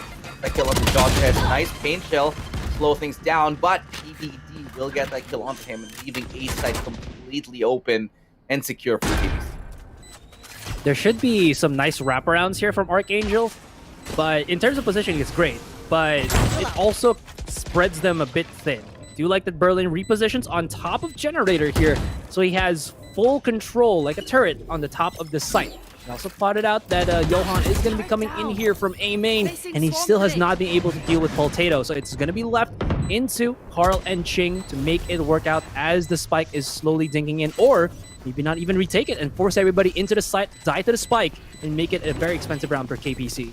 I think the save is the right call here. They invested quite a lot into that. The 2 Vandals will be... Sorry, Vandal and the Phantom, rather, will come in handy later on. And I definitely think it's the right call because they cannot really afford to lose that much. I mean, they are pretty much broke here considering how much they invested, but Modesky had enough. So he will be able to buy up a rifle, and I think Josh S can go for half armor and full utility on top of the rifle as well. So definitely the right call to make. Only Carl sitting on the SMG. Should be a good round for ArkAngel. Decent enough buy for them. Their gamble to go both of their riflers to rush out of B main could have worked if only I think KPC wanted to challenge, but KPC showing a lot of discipline here, a lot of just patience and waiting about where their opponents are going to be going and just figuring out where to go after that. Allowed them to win that round pretty much flawlessly. In any case, they are going to be challenging the A site here, or B site here rather. And Josh S, are you ready? Because here it comes. Yeah, B site is the name of the game right now. Josh S burying himself deep into the side here, tunneling his way in, but KB's Berlin ready for it. Modesky's right there for the trade, but trades all across the board here, leaving Johan left standing as the last man on the ArkAngel side. It's not going to be pretty in 1v3. Standing in his way is going to be a turret and as well as an alarm board, so they definitely know where he's coming from. It's going to be tough ask for him at all. Call might be the ideal call here. Yeah, that's going to be his position given up already. 3-man crossfire. I just don't think there's any way he can get into this. Before ArkAngel did their rebuild with joined by Josh S and Ching. Johan has been the crucial clutcher for his Archangel team, so maybe he can dig deep, try to go about his same play there. Starts it off strong, will be able to use the paranoia, but his opponents have gone and set up a really sick, really well-placed crossfire, and Johan, just too much for him. Yeah, the trades were just too good for KPC in the end. Archangel struggling a little bit. But one thing that we do need to note about Archangel is that they're a team that wakes up late, literally and metaphorically. In the game, they will take a few rounds to lose and sort of learn and figure out how their opponent plays and sort of wake up. And one thing that has always been a determining factor in how Archangel plays is how long they can endure. They have a lot of endurance. They've been playing this game for a long time. They come from other titles. They know how to hold on to big deficits. This might be one of those matches where, Archangel will come into the picture a little bit later on. Well, they can't not, heat up very late, because I feel like KPC is starting to also do the same thing, and that's just not really looking too good. Winner was almost there to take off one of the heads, and Johan still challenging around his smoke. Will have to pay the price as PBDBJ, did I say that right? PBDBJ is able to take him down. In any case, they're just going to charge on right through, and Josh S, he whips out the classic because his Bucky is not at that range. The basic Bucky bro. One enemy remaining. Yeah, and Shing just gets decimated right there. Scalp ripped clean off by that shot. Leaving Modsky with a Bucky. Going for some exit frags. Can still do economic damage. Any kill he gets is quite a blow to the economy of KPC.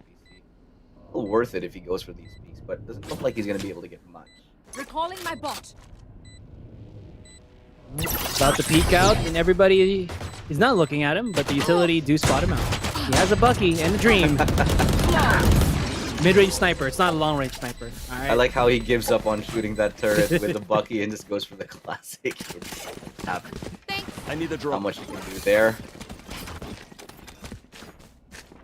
3-2, and KPC starting to look even more edged here. Granted, though, of course, that was Archangel on a weaker buy. And now they have finally come full circle where they have Carl on an Odin and Shang back on his operator. So we'll have to see where they situate these particular weapons. It's going to be both on the B side. That could be hairy, though. Is he going to set up for maybe an aggressive B main play and a one-way smoke on the A site? Yeah, they haven't really been making the right defensive moves here, Archangel. Trying to get Shing onto that operator, but no one's going to be peeking him now. Op on the retake, not exactly the best thing, but it's going to be an A hit straight up. They're already onto the site, actually, and without much contest in here. Be planting that spike here, Cedric, for that shock dart. Spike planted. Hitting something up, definitely, but it can be a 5v5 retake, and with an op, I just don't know. They have to get quite lucky. There is a Rolling Thunder and a Lockdown available. How are they going to use it? Both lockdowns going to be deployed now. Going to be the Hunter's Fury to maybe destroy one of those. Jing misses a sitter of a shot. ABC cleaning things up here. Cedric manages to get Modsky as well, leaving Johan yet again all alone to a 1v3 situation. I feel like I've seen this before. The deja vu all over again. Not the kind of deja vu you wanna, feel again. If that makes sense. Yeah, definitely not, especially if you're Ching. I mean, it's just like getting flashbacks. No, I'm not gonna. Maybe he could have saved the op, actually. Did he have the positioning there to save the op? No. I don't think so. Yeah. Anyways, to just kind of break it down for these past couple of rounds, Archangel, this isn't the way that we see them usually play. Oh, that was a great highlight from Winner, but it's gonna finish off. They've been just giving away these sites very, very, willy-nilly, where they've given A freely, and on B, you've said it already, Modsky as well as Josh S plays at the back of the site on B, and just nobody helps them as the oppressors or the attackers come in. And this is where you don't want to really allow your opponents. It's okay to play retake sometimes, but when you're giving the sites so many times and KPC can just position so well to play after that, it makes it into a very just not so good dynamic. And Johan swapping weapons.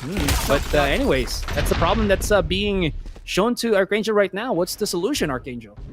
Yeah, you know, I feel like they're gambling a little bit too much here on Archangel's side. A couple of those rounds, especially when they had an off, they could have just held defensive positions. They got Ching in an advanced position, could have just left him there and rotated everybody A, but the A hit was too quick for them, and Archangel really not used to maybe this pace of KPC, who are just hitting them again and again, blow for blow. Maybe B one more time here. Johan's going to be teleporting to the back. Carl gets one through the spray right now. Carl swings out. He gets another. That's a good hold from him for the meantime. But BBJ getting two as well. That's going to be the showstopper, taking down Johan all the way to the back. Going to be the rolling thunder deployed as well. 2v2 retake. Now Josh S gets one. Fault line coming in. Trying to go for that. Ching's right there for the backup, and that's a double kill for him. Archangel fighting back, showing signs of life here. They are not done. Archangel has a completely stacked roster here. Whether it's Modski, Ching, or Josh S, you know that these guys can pop off when the team needs them to. And that simultaneous double take coming in from both of them, able to surgically retake the B side, that was really, really good. Though, KPC, very aggressive, almost actually taking the side itself fairly cleanly on there. And in any case, they should still be able to buy up. They got plenty of cash to buy this one and into the next. What's the strategy here? It seems like Archangel are starting to get more control around the map, not still pushing out too far, but they're starting to hold more of these forward angles. I feel like they should not let Ching on the off for the meantime, simply because I feel like he needs to warm up, get his aim in. And just goes to show in the past couple of rounds, he was hitting his shots with the rifle. Actually, I think he was on the SMG right there, but oh. Okay, 61 HP onto Johan. Backup is coming. The bait and switch. Old switcheroo. Will it work here?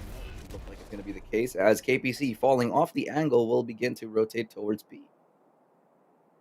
Where's the alarm bot for Modski there? I think usually you see the Killjoy putting the alarm bot in mid, right? Oh, they didn't have money, I think, for it. That's kind of bad though, because this would allow Winner to just do this. He can. Oh, there it is. No, there's an alarm bot in mid. Okay, there we go. I was kind of wondering where it was. Oh no, maybe that's the alarm bot of the attacker. Oh, well, who knows now? But what I do know for certain is Ching will get that kill though.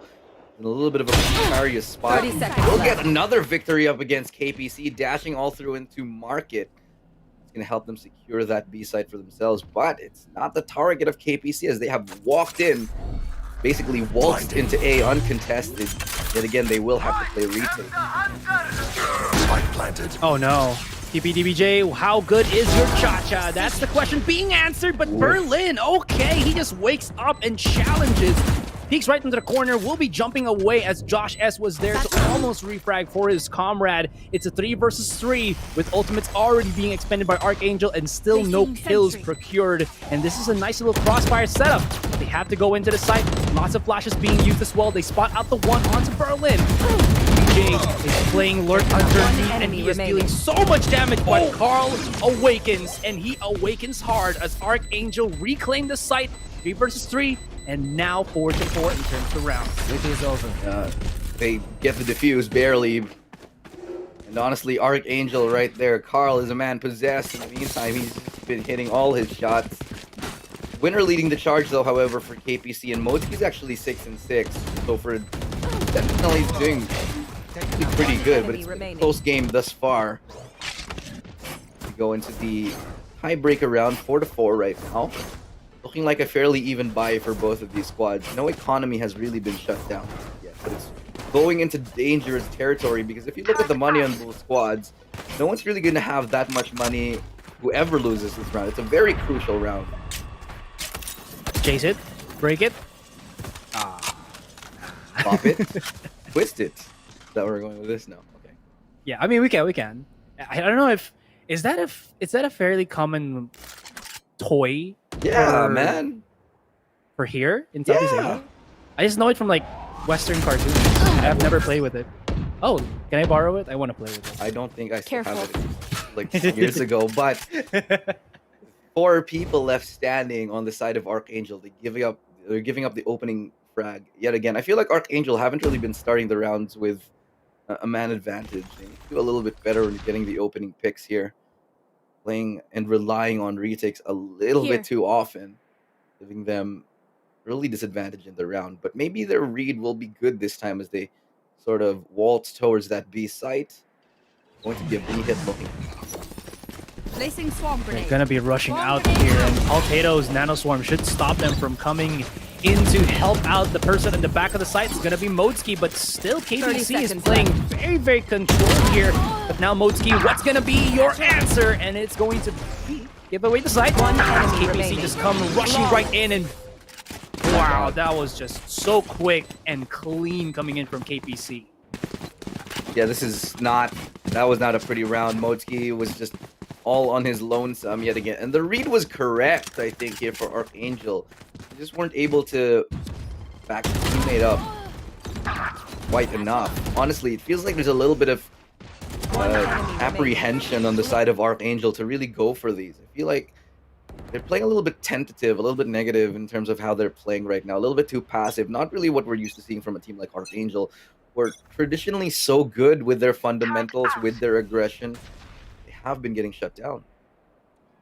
They've given mid control every single time here. That's the first time that I see Modski put his alarm bot on mid. So these past couple of rounds, KPC has understood that they need to get that mid control a lot more. Johan's going to be challenging this, but smart decision would be just to back away because he does still have a lot of his utility.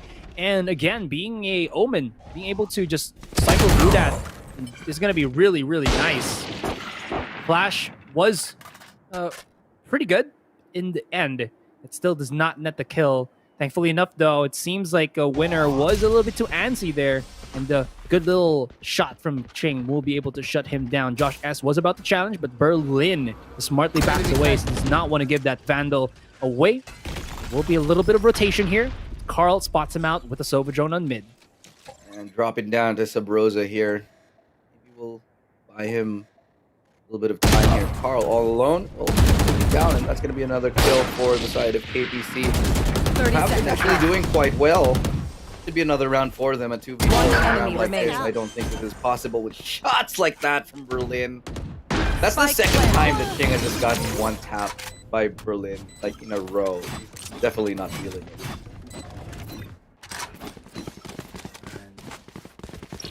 APC is showing to us that their particular region is just, also to be respected.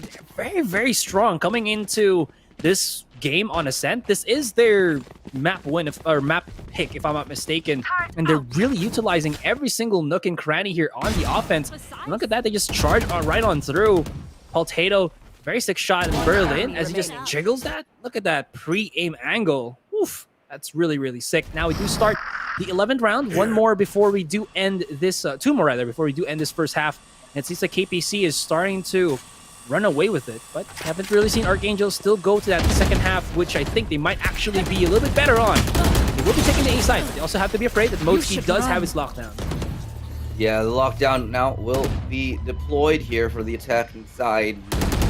What ArkAngel respond to with this one? Berlin is just fearless. He's going to push all the way up here with a showstopper to the face. He gets two, and Berlin finds a double kill with the showstopper. That should basically almost secure the round here for KPC. The aggressive play, the boldness, the courage from this duelist Berlin has just been so difficult to deal with from ArkAngel. Oh, he tried to throw a nade over the wall as well, but it bounced out and he cannot get away, but he does have his satchel charge to be able to just vamoosh onto the A main, as 4 members of KPC are going to be here to go for the challenge. They still have the lineups and everything else, and it's going to be left into the hand of Ching, who only has the one op shot left into his chamber. He has to back away, and does he even have enough time to survive? Oh, he does. That was close. Last round Paltato before the almost switch. takes his life as well. That was a good opportunity, but Ching with the op just able to do work, but honestly, Ching needs to do a little bit more to get the opening picks, I think. Look at this. It's so pretty. Completely caught with their pants down. Carl and Josh S never saw it coming. Player standing. Well, I mean, it goes both ways, right? Where a Killjoy ultimate will make you sometimes overly aggressive as the defender team, but as the attacking team as well, you can aggress with your own KJ ultimate. It's not only to take the site, but it's also to give you opportunities. Get out of my And way. to be honest, Berlin has been a master of just being able to utilize these opportunities to allow KPC to start running away with these rounds. A 3-round lead is not the easiest when you're, again, in this type of tournament, but they're able to procure that. They're able to make it happen, and they're looking to make it the 8-4. But now that AA has another gun round into this last round, into the first half, we'll see how they translate this one, as ultimates will be expended already. That is going to be, I believe, Carl expending his, but he cannot get the kill. Yeah, I don't know about that. It seems a little bit questionable to me to be using that early in the round, but AWP, however, is available for both of these jets here. Who can find the opening pick first? And if I may say, ArkAngel have been very much struggling with getting the opening pick. And look at this full rotation right now. Well, not full rotation, but this rotation by Ching. He's going all the way towards mid. It's actually a really good sign for KPC here. They get the smoke towards short. They're going to set up another one towards heaven. It's going to be another A execute. And nobody's going to challenge. Once again, it's just these smokes. I feel like these smokes are made of toxic clouds. There's not even a Viper here, but ArkAngel has yet to really challenge through it. They have Josh S. They have Ching. They can use these flashes to challenge. It can be used on the higher parts of the wall, but once again, KPC is just here to kind of take the site freely, and it's all about that post plan, which ArkAngel have yet really to get into their favor. There's one round where Carl just popped off, but in the end of that, it still hasn't happened ever since. Now they're going to try to challenge once again, and Motsky is going to be spearheading the way here, and maybe, just maybe, a hope, a chance, a dream. The Motsky, 30 HP. He spots out the one to the right. Can he get the one to the left as the clock is ticking? It's not going to work out in the end, as 8-4 KPC ends strong in the first half. Took a double peek to end the round here, and 8-4 is the scoreline. ArkAngel grasping at straws, trying to figure out that defensive side. Maybe on the attacking side they'll do a little bit better. It's still not an impossibility that they do win the game. I think it'll have to be the pistol, though. If they don't win the pistol, I'd pretty much write this off as a victory for KPC. But ArkAngel, they are pretty much struggling here. They cannot find the groove. It's just like Jin can't get the opening picks. None of them are playing very safe. They're playing very smart on KPC's side, and ArkAngel they're just responding. They're doing the dance of KPC. They're dancing to the groove of KPC. There's just nothing they can do, and KPC is just happy to take it and run with it. Berlin and winner. These double duelists for KPC just come out flying out of nowhere, and whether it's us not being able to highlight them well enough, they're highlighting themselves pretty damn good, as winner just went out on short. The way that Ching did it on the pistol round in the first half, and he's able to just get these kills by himself. What a challenge and what a shot from the duelist jet coming in from KPC. Yeah. A going to be the choice of sight yet again. Johan getting a good kill, but the trade too quick. 2 pickups right there for PPDBJ. Spike will go down, but it's a 1v3 situation. He might just even fake this, honestly. They're probably going to let him plant, if I'm being honest here. But if I were Modsky, I would for a kill, but not even going to happen as PPDBJ gets the better of him and gets 3 kills in that round. 9-4 right now. It's looking dire for ArkAngel. Motsky putting out his turret there, gave that audio cue to PBDBJ that, well, I'm here almost trying to sneak my way to A heaven, but I'm going to put out a super loud whirring turret that's going to be just giving buzz and giving you that information that I'm there. Sure. And Motsky, I kind of like the play that he did. I think he could have even sneaked his way onto the B side if he did not use that turret. Well, KPC, though, proving everybody wrong for the meantime. I think KPC is pretty much a team that flew under the radar of everybody. Modsky having to play a little bit more passive, getting a little bit frightened by that little boost, having to fall back, and it's a game basically of pistols right now for ArkAngel. It's going to be a tough uphill climb if they want to win this game at all. mean, it could work. Their opponents are on Spectres and shotguns. They can make some magic with these double sheriffs. There's a hope, a chance, a dream for Archangel to win. But they're really pushing the clock without getting that much map control. And from showing their presence onto the B site, they did not hear that the KJ was there. And they're still going to try to go for A, where they still have no information whatsoever. So it's going to be all up to Ching and maybe Josh S to take the site. Going to be very risky, though, because, I mean, KJ is still there, and none of her utilities has been used just yet. So now it seems like it's going to be another hit on the A. 30 seconds left. Archangel just dashing on through. Good paranoia to slow them down. Will they get the spike? That is the question. Paul Tato getting that kill on the Ching. Up close and personal with Bucky, and they're just doing work. Going to town on Archangel. Punching downwards in that round. 10 of 4 right now. Don't know what you can really do about that. And Archangel definitely struggling. Trying to grasp at anything they can hold on to in this game. Scratching their heads on what is just happening. And look at the kills already for KPC. 17 to winner. PBDBJ with 12 and Berlin with 13. And the only person in Archangel that was able to get himself 2-digit kills is Modesky with 10. That's a problem. Like, if your Sentinel is the one doing like most of the killing, that's not a good sign. And you know, Archangel, okay, they usually wake up in map number 2, so maybe we'll give them that, but it's just not looking very pretty. I mean, things not really hitting the shots. You know, the communication seems a little bit off, and they're getting faked out right here. Fortunately, Carl is able to do something. He gets 1. That's going to slow down the pace of that push for now, as finally the lockdown will end. B-side is the target of choice. Nova's onto the site here, and they really are gonna need to dig deep and basically use everything that they have right now. So the lockdown was really granted, really well utilized. Oh, also hit onto Ching, and he should be very careful here, but there still should be some time and moment for Archangel to be able to win this one out, although modes keep playing by his lonesome onto lane is not going to work out in his favor. Chingo does get a nice little wall bang because of the recon dart coming in from Carl, but at the end of the day, they're still at the back of the site, and they have to push out because that spike is way too near them.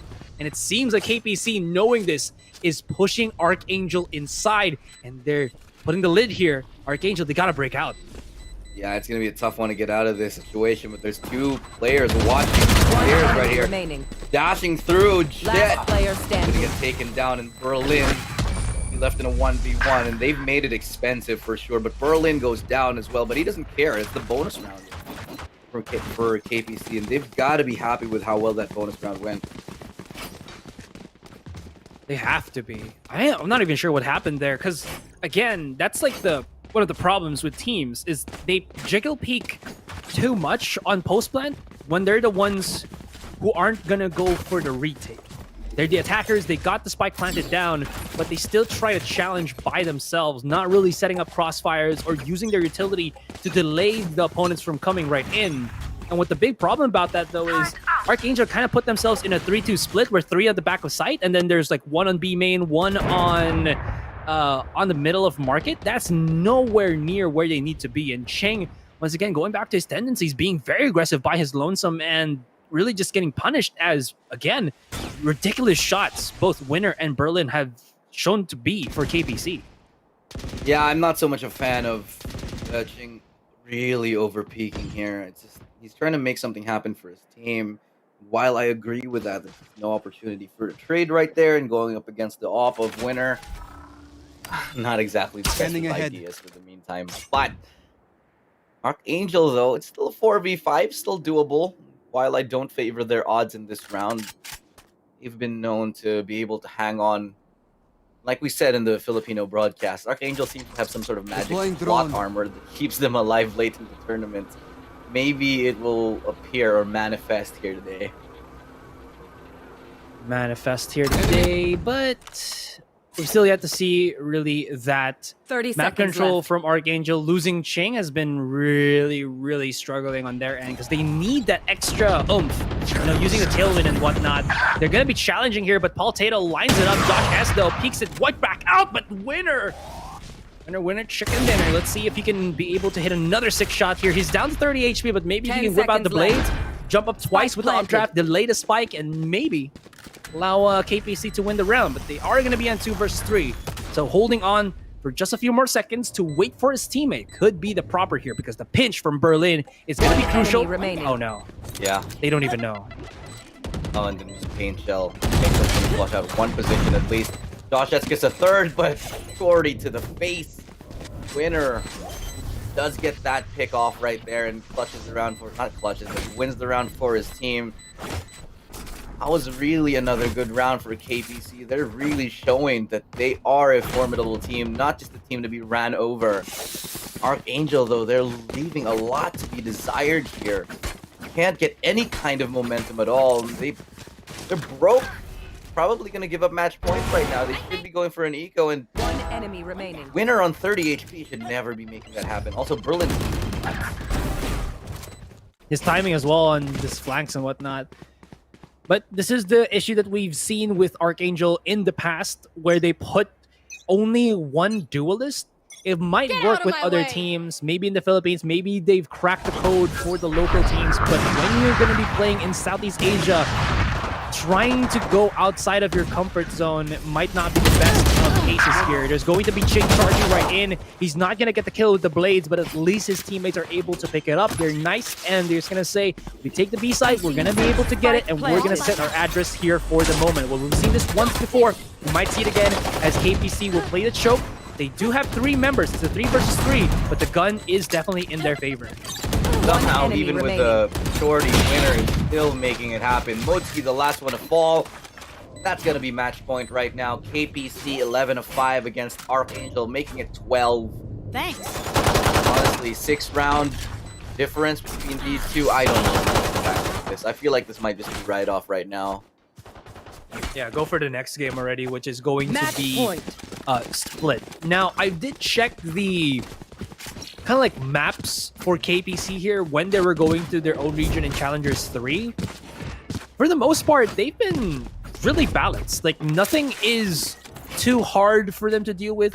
They've had some successful, actually pretty good win rates on all of the maps that we have here as of the moment for Valorant. So at least going for a split, unless there's something different that ArkAngel go into the mix, I think KPC should be looking pretty fine going into that second game as well, granted if they are able to get the kill here already. Aftershock will be utilized, Paranoia is going to be there, and Josh S lines it up perfectly and says, PBDBJ, you will go to wine and I'll make you drunk, and just get bamboozled by that one.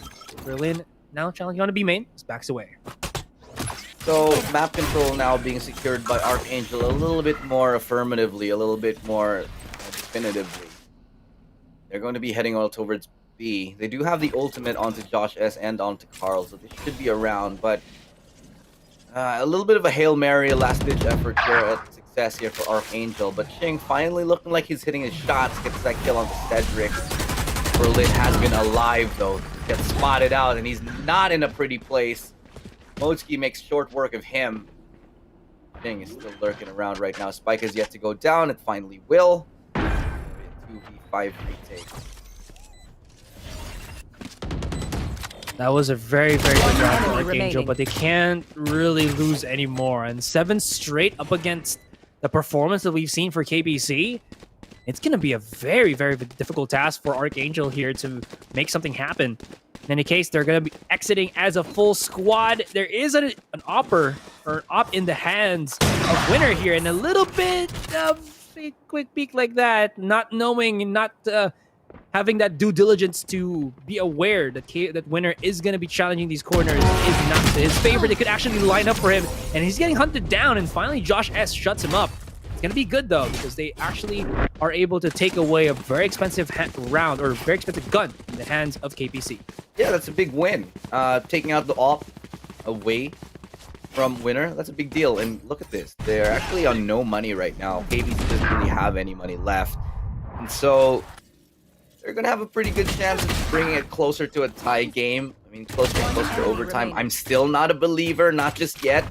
Maybe if we get to 10, that's still 4 rounds away. So I'll suspend my disbelief for the meantime.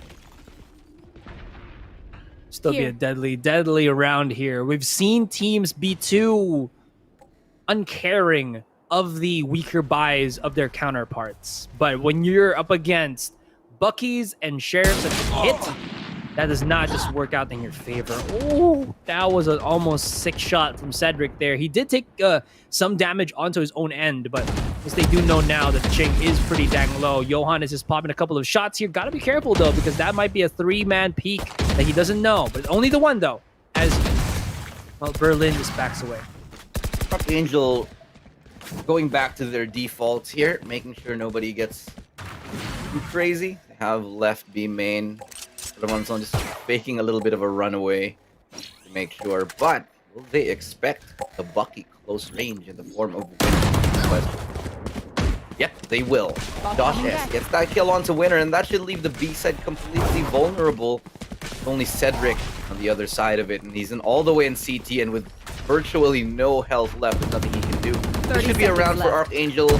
Should be at 12-7. Closer and closer. Do we actually get to an overtime? Well, there is a countdown to this, Ilu, but for the most part, still not yet over. KPC have built a pretty substantial lead, so they have some rounds to expend for themselves. Johan finally able to shut down Cedric there, as they did have a nice little cha-cha somewhere else along this map. In any case, they do know that Berlin is going to be here in the corner, and they got to be careful because he can take some heads with the Sheriff if they're not cautious enough. Johan is going to be in a 1-versus-1 up against PBDBJ, as he does have Sheriff picked up. And Berlin, he's rushing into the site here. He will get stunned, but somebody has to try to challenge him right now, and this could be an expensive round. Modski had the challenge, and Berlin is insane. Yeah, lands a good kill. Actually manages to bait one back into side. Does pretty well on it. But honestly, the duelists right now for KPC, Berlin and Winner, they've been performing 6th gear. Pretty good right here from them. Impressive. Johan's able to close out that round, get that kill rather, but I'd still say a far cry from being a close game. 12-7, 8, 9, 10. Yeah, I had to do the math in my head. I'm so stupid. 5 rounds. 5 rounds. 5. I counted on my fingers. This is how many rounds that is. You know what? It's a tactic that they've taught us when we were kids, so it's fine. At least you still remembered how to use your hands. Oh yeah. the bare minimum is to be able to finger count. I'm proud of that. Well, they know where Winner is though. Does he have an off? Yeah, he does. He does have an off, and he's given away his position now. ArkAngel, what do you do? What's the response here? Do you give up B main? It looks like they're just going to avoid him completely. They're gonna wait for the smoke to dissipate on mid and resupply that smoke deeper, so maybe Ching can force up. He's got to be careful because he's just the one to peek out on the entirety of that mid area, and if he's not careful, I think PBDBJ should be just rushing right in. But again, there's a lot of options with this smoke, but it's not as long as Brimstone, so they still have to make the worst. They're pushing the timer, Ilu. 40 seconds on that clock, and they still have not gotten any kills that they need. They still haven't rotated a spike anywhere. And the clock is ticking, so this one play that they're going to be doing, it's... Oh, I don't think they're going to get baited by that at all. I don't know about this. 24 seconds left, and the spike is still where? What are they doing? I'm just not convinced about this. It's a double fake right here, and they're going to hit towards A. 15 seconds left. See, I don't even think he has time to run. He has 10 seconds to get on the side and plant the spike. It's going to be close. I think he still has time. No, he has to jump right now. No, he has no time. Oh, wait. No. It's going to be close. It's going to be close. Oh, my gosh. Defenders win. That was a little bit ridiculous. I'm sorry. I'm gonna be saying I'm a little bit disappointed with that last play. They ran the clock way too short. They could have just kept it on Modski at the very end there, and I feel like that was a lot of tilt in their favor. I don't know, a lot of pressure. The fake didn't even really work out that well, and even when they entered onto the site, I don't know. ArkAngel just looked discombobulated completely. Discombobulated, disfigured, the shell of their former self, at least for that first game. They look extremely shaky, and ArkAngel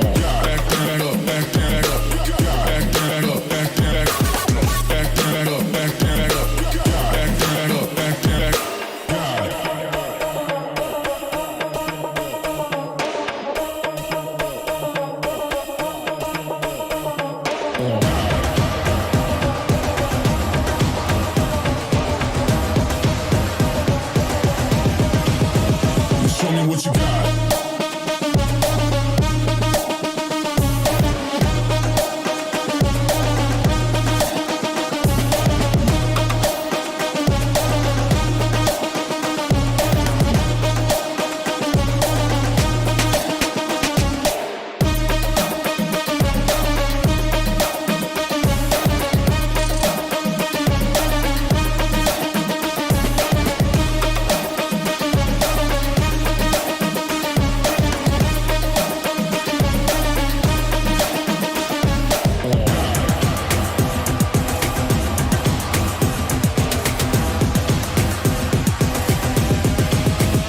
Show me what you got. Down, up, back, back, up, God, down, up, back, back, God, down, up, back, back, up, God, down, up, back, back, God, down, up, back, back, up, God, down, up, back, back, God, down, up, back, back, up, God. Ain't no reason to back down, so step it up. God, down, up, back, back, up, God, down, up, back, back, God, down, up, back, back, up, God, down, up, back, back, God, down, up, back, back, up, God, down, up, back, back, God, down, up, back, back, up, God.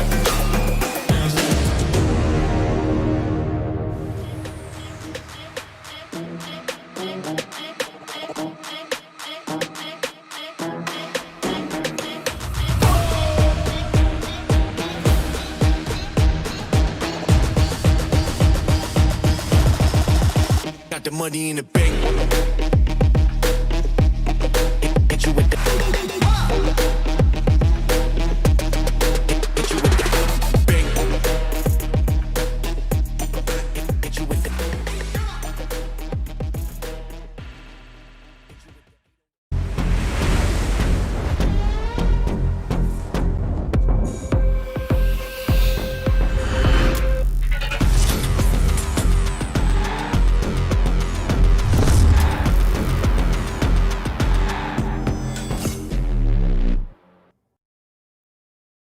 First map in the books of this second series of today's matches here for Valorant Masters SEA. Welcome back, guys, from the break. Of course, got the lovely experts here on our virtual desk, Vyminal and Daks. 1-0, Archangel. Not off to a good start in this series. Obviously, it's going to upset you boys. I'm very, very upset about the outcome, to say the least. You know, honestly, I was favoring Archangel coming into this matchup because, you know, KPC exhibiting a very familiar playstyle here in the SEA region, and I was expecting Archangel to be somewhat prepared to face more of the same. But in this case, and I'm pretty sure you're gonna agree with me here, Daks, is that Archangel seems to be experimenting at the wrong time. Yes, this is a very interesting composition from Archangel, and you don't usually see them play that single duelist comp, and pretty much the setup could not wind down to the knockdown. Instead, KPC, by their powers combined, looking so comfortable. Looking at some of their stats in previous tournaments, you know, their composition of choice here is really that Raze, that Jet, that Omen, and that Killjoy alongside the Sova. And lo and behold, we just saw them on their comfort zone. We just saw them dominate and just some crazy stuff. But Berlin making that showstopper count, the aggression there from KPC. And that's the thing, KPC, very proactive and feeling really in their element. Archangel, in the meantime, there are strides, there are clutches, but it does feel like they're a little bit in their head. They're trying to make this composition work a little too much, and it does get in the way of their playstyle. It does get in the way in their play, and it does get in the way of their focus. Vyminal, what does Archangel need to do to now sort of counter this map loss? I mean, taking a look at the next map here, and seeing as how fierce the performance is from Berlin, and of course KPC winner right here, they need to stick to their comfort zone. They need to stick to what they know they've made work in the previous tournament encounters, and now is not the right time to pull up some new experimental lineups that you are not as comfortable with. So I really do believe that Archangel needs to stick to their comfort zone here. Yeah, and if you look at KPC, they're so comfortable right now. 3.3 KD on Berlin, 2.2 on Winner, and just some crazy stuff all around. They knew how to play the map. They knew how to play their agents. It's really just textbook here from KPC. Yeah. And this is what I was talking about a while ago. For KPC, they came into Masters not really expecting to make it after the results of their semifinals. But lo and behold, they are here. They won at the grand finals that happened in the first place for their region. And then they just say, okay, let's stick to our playbook, and it's working. This is why, guys. You look at your textbooks and you're like, okay, gotta read that, gotta study that, and gotta learn it. You don't open a completely new chapter out of nowhere. And for Archangel, it might be time to turn it back a page and figure it out as we get into the next map. We saw all 5 objectives there in that stat going the way of KPC, yet the score was 13-7. That could bode well, I guess, for Archangel potentially going into the next map, I guess. Vyminal, it's do or die now, right? It's series point already. Do or die indeed, as this is a single elimination. Of course, KPC only needs this to secure the series. And honestly, this is a map pick selected by Archangel, but perhaps they are unaware that KPC's best map is arguably Split, as they based on their previous tournament performances, this is their highest win rate map. Now, this time around, they're still going to be bringing pretty much the same lineup that we see them play time and time again. You know, that Raze having a lot of value in a map like Split, especially. So let's see if Archangel is going to go with their comfort zone picks here, or do they have something up their sleeves? Could work, could not work.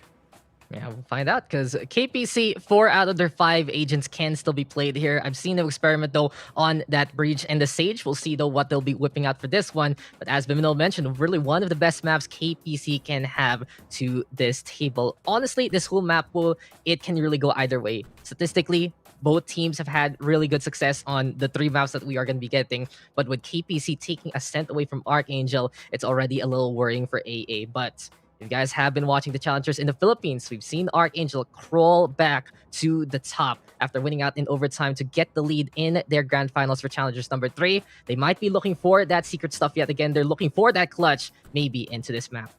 Well, they're going to have to do it now. If they don't win this next map, they're out of Masters already. Map is ready, game is ready, casters hopefully are ready. We're going to throw it back over to Asurai and Ilustrado. Now we're ready, but the question is, ArkAngel, will they be ready for what KPC will be throwing their way? So 0-1 for them at the meantime. Doesn't look like the prettiest of pictures, not the best performance of ArkAngel, but if there's anything we know about ArkAngel is that they do have this strange plot armor that they can always tap into later into the series that maybe we'll see later on today, Asurai. Yeah. Archangel's motto is translated into English is fly Archangel. So maybe they can spread their wings coming into this second game and finally, like do that, slap themselves in the face and start to kind of wake up a little bit, because that was not the Archangel that we are used to seeing as of recent. They're more decisive, they're more aggressive than what we saw, and maybe they neutered themselves, putting Josh S on reach. Now coming into Split, are they going to be bringing back the dual duelist, or are they still going to allow Ching to play by himself? Because I think he needs somebody. He needs a wingman when he takes the sights. So, in my opinion, ArkAngel, they were... I don't want to sound mean, but I feel like they were trying to play too smart. And we know ArkAngel, they like to play fast and they play hard. I feel like they were thinking too much, especially in that last round, which just ended up really weird. It was like a B fake that was kind of an A fake. Like, I don't even know, and they didn't even have the spike. I feel like they're thinking too much. And if there's anything that ArkAngel excels at, is responding to the other team and hitting them faster, hitting them harder, going quick, throwing in those 1-2 punches. And we haven't seen them do that at all in the first game. They're clearly suffering for it. Take a look and see if it's going to be any better now.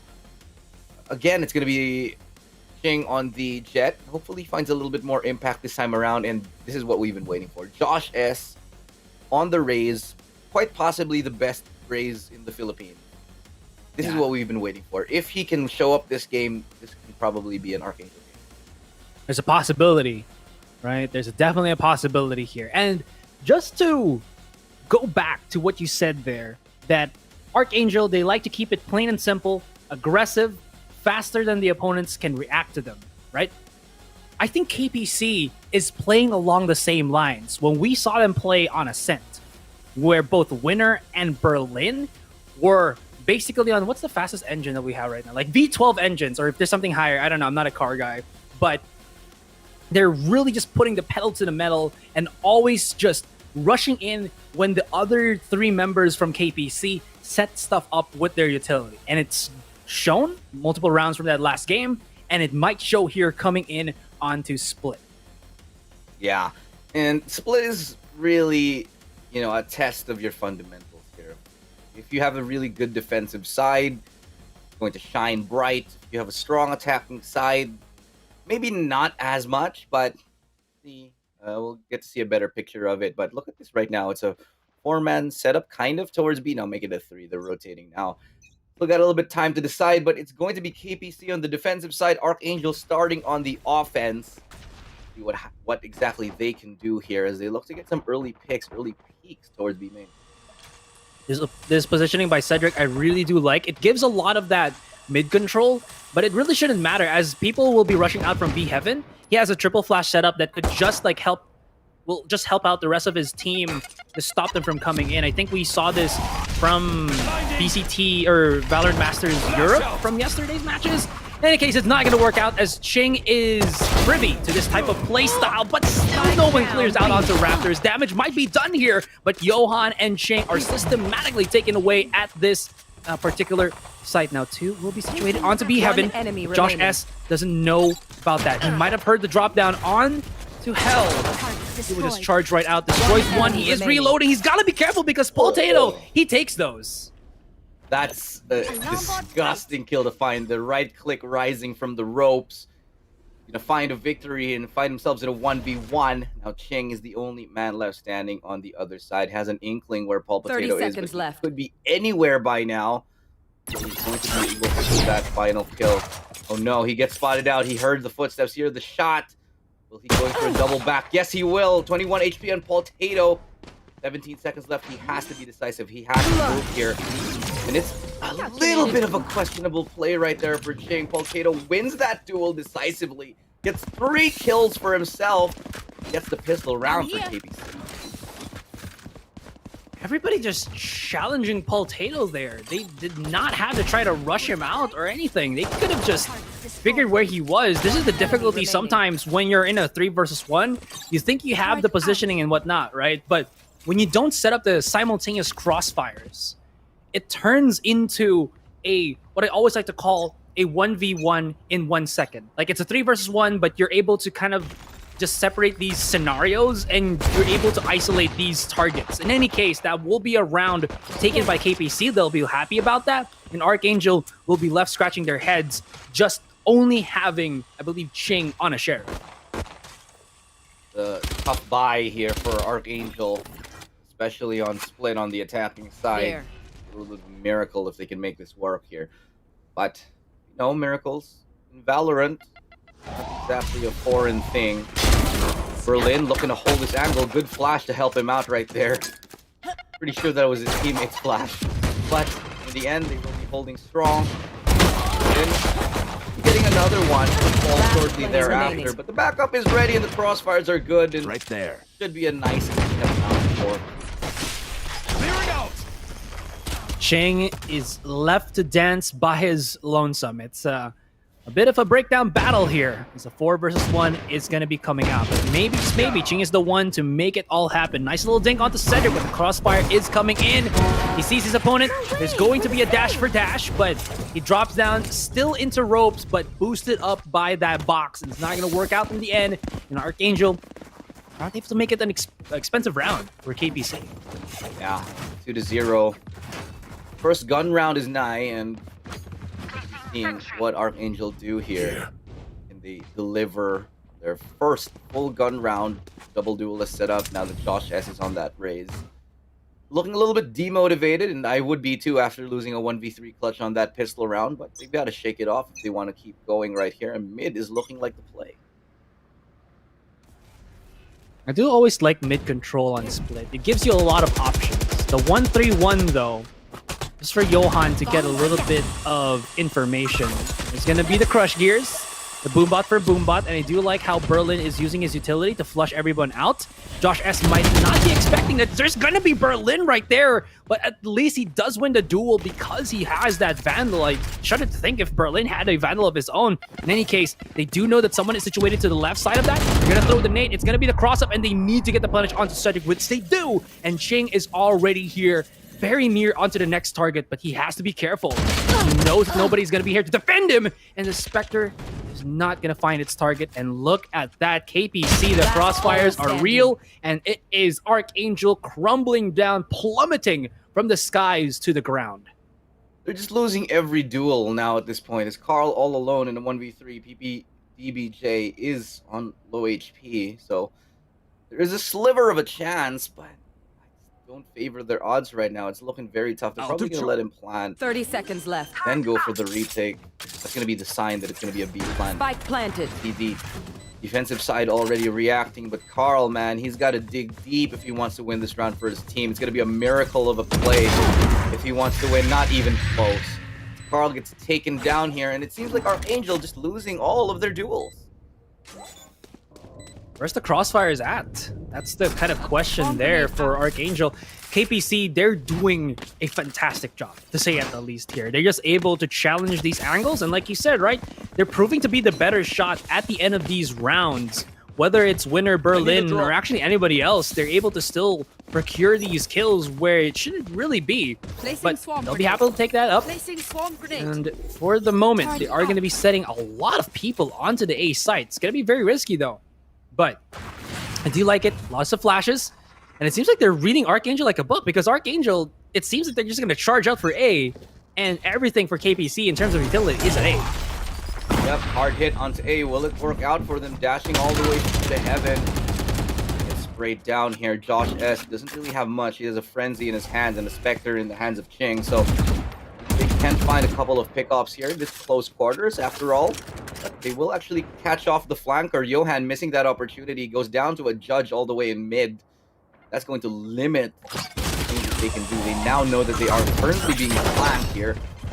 need to go for a play right now, and that's going to be actually towards mid here, but they're aware that this is definitely a possibility, and so Berlin is already looking for it. He only has a judge though, gets one tap, but not going to get a kill for the meantime, though. They're going to avoid this fight. No, they won't. They'll go for it.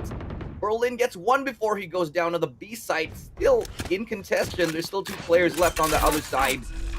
Will they be able to get the plant down at all? No. Spike down Answer to B. that. Carl going down here without a fight right now.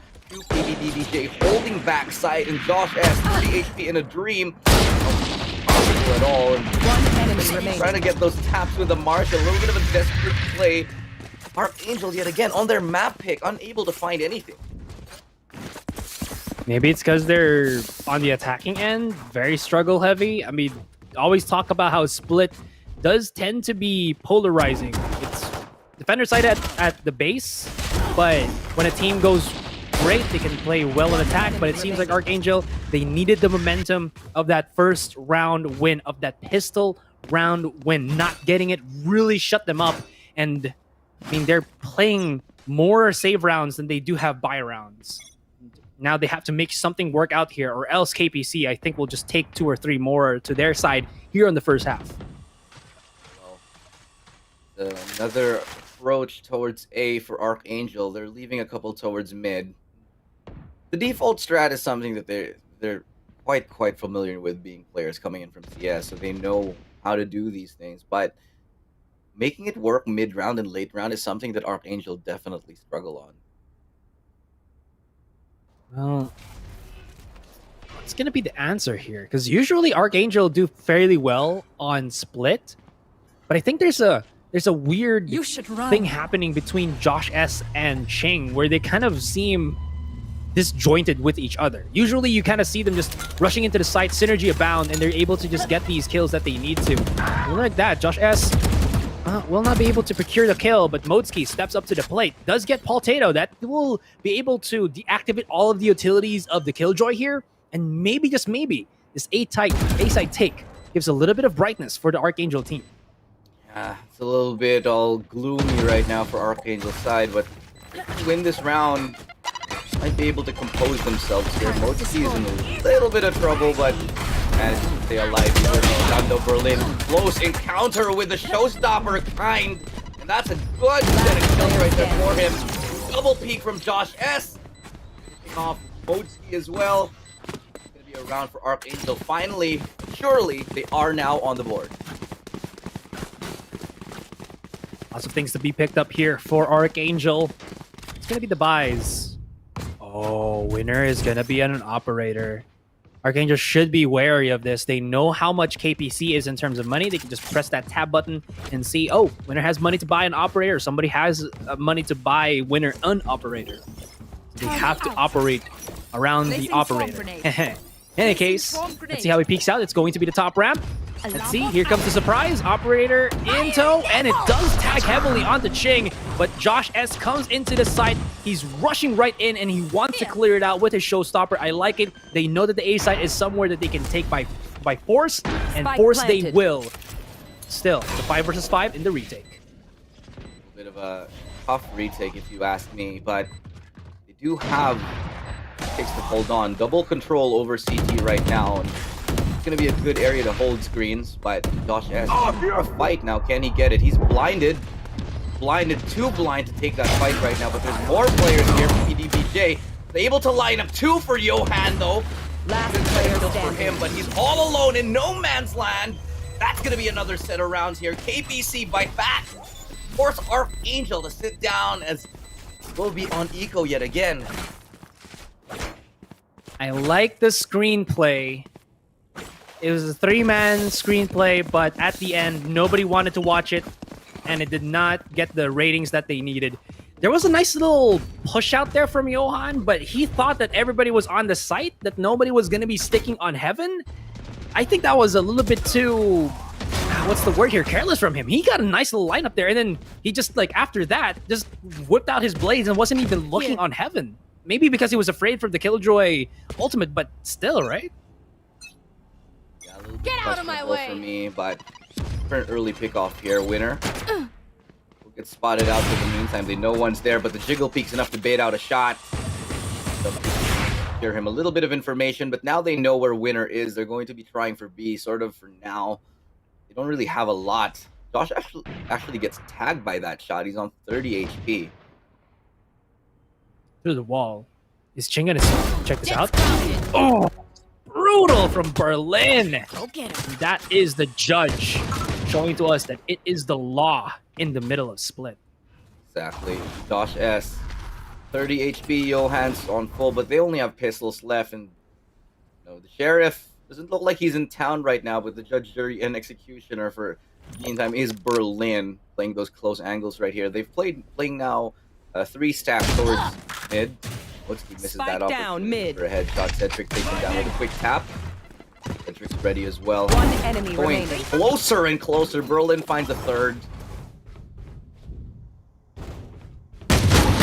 They're gonna just try to go through here. 30 Johan seconds left. deals some damage, but his positioning has been exposed. He's gonna try to at least procure a second, maybe get a third, but today Archangel really struggled in that one. And this is looking very much grim for them. They should still be able to buy up into this next round, which I really do like, but Berlin here. Ching was like, I peek you, but judge at that range is fatal. One enemy remaining. He even finds a third. Yeah. Berlin is just so quick, man. It's...